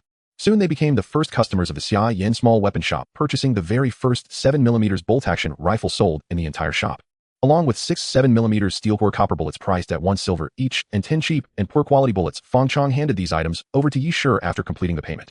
Given that everyone's shooting skills were roughly similar, having a perception-type player take the shooter position was the best choice. Lao Bai can throw a javelin and is quite brave in melee combat. Fong Chong is skilled with a bow and arrow, already quite proficient, making him not weaker than a firearm at mid-range. As for the intelligence-type, Kuang Feng at critical moments throwing a fire bottle or sealing with lightning would suffice. It's unrealistic to expect him to output damage. At least in the current version, intelligence types are indeed somewhat lacking, but who knows what the future holds. Perhaps in some future version, intelligence types will become the dominant force. My archery skills are decent, and this bow can still hold up for a while. Good brother, this is the only 98k in our team. Please don't go shooting it recklessly. Don't worry, good brother. I will not let you down. Yishir solemnly took the rifle from Fong Chang's hands, looking deeply moved, swearing to use it well. The way he cherished it, he looked like he wanted to peel the paint off the barrel, if there was paint to peel.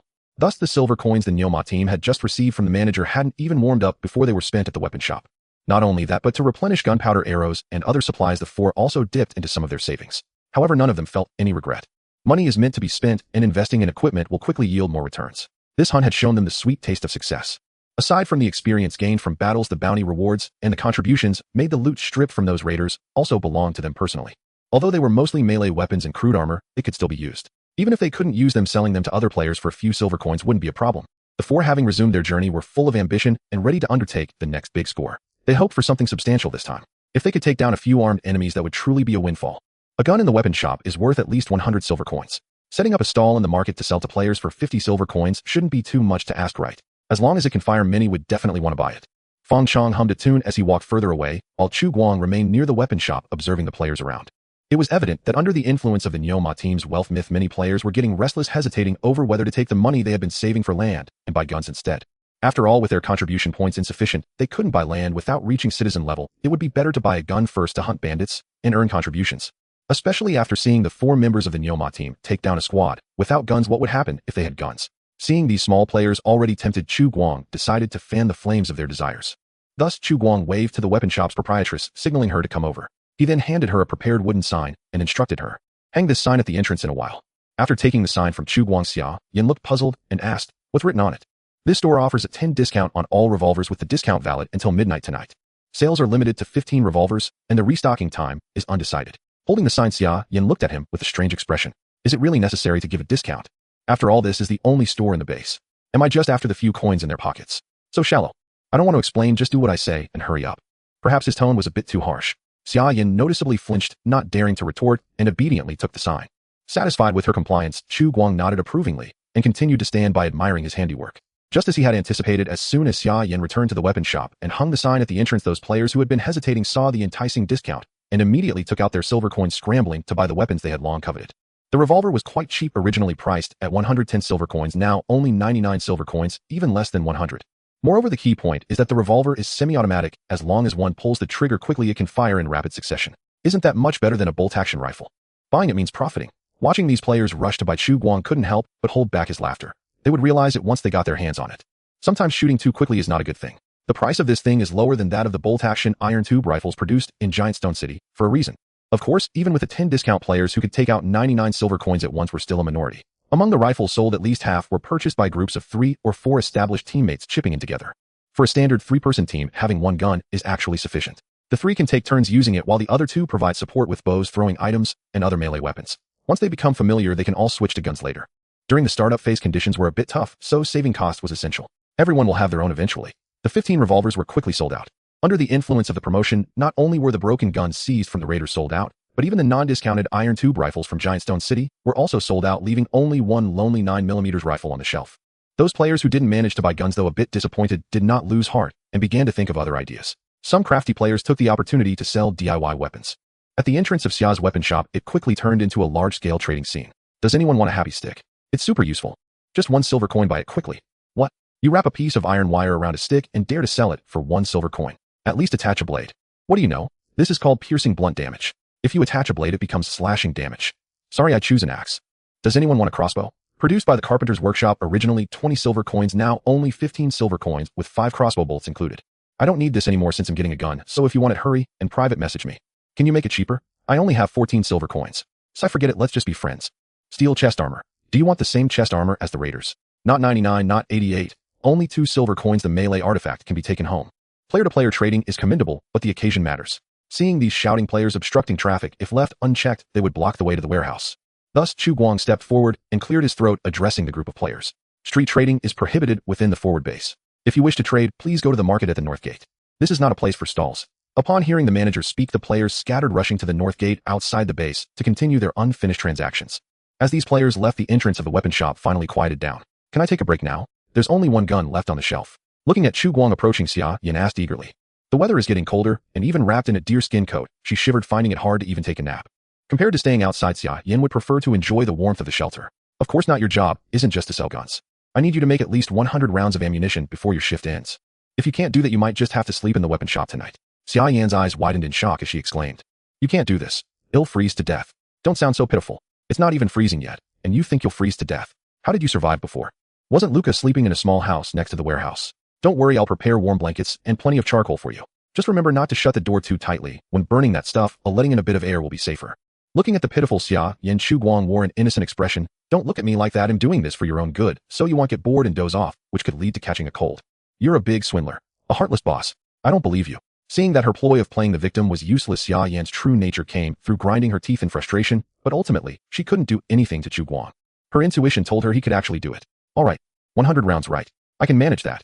That's the spirit. Living means working. Think positively. At least making bullets isn't life-threatening. As long as you're careful. Looking at the dejected Xia Yan, Chu Guang reminded her in a caring tone. By the way, I will check the quality, so I advise you not to think of cutting corners. Of course, if your performance is outstanding, for example. If you complete an additional 50 rounds, and they are all up to standard, I will reward you. Upon hearing the word reward, Xia Yan, who had been dejected a moment ago, instantly perked up, looking hopeful. What's the reward? Chocolate. No chocolate, but I do have a few chocolate-flavored lollipops.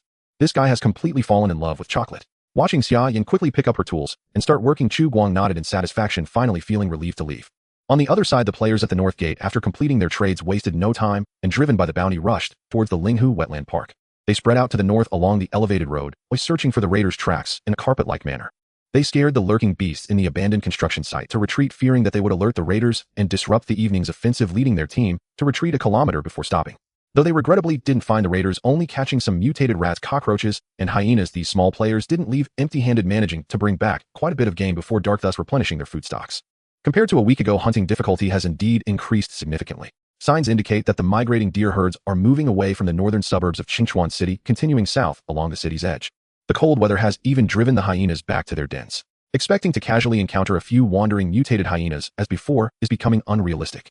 Players are more likely to encounter scavengers in the urban area who hold no hunting value. As darkness falls earlier, these light-averse mutants become even more active, adding considerable difficulty to the players' hunting efforts. They emerge from the shadows like zombies, locking onto their prey and charging, and making it difficult to deal with them in the narrow city terrain and ruins. Night gradually deepens. The urban area outside the wetland park was the first to be shrouded in darkness. Players returning from their outings filled the forward base with life. As before, these players set up stalls in front of the north gate, loudly selling and trading today's harvest. More clever small players have moved beyond just selling materials, turning to food services. For instance, the player selling mushrooms. This player has become quite savvy, directly buying a large pot, lighting a fire with charcoal, and starting to cook right at the stall in front of the north gate. The price is 2 copper coins for a skewer of grilled mushrooms and 3 copper coins for a bowl of mushroom soup. Bring your own bowl. Selling mushrooms. Fresh mushroom soup and grilled mushrooms come by now. A large crowd gathered at the stall. Boss, you do your mushrooms dance. Can they sing the great compassion mantra? Can you let them go once they're cooked?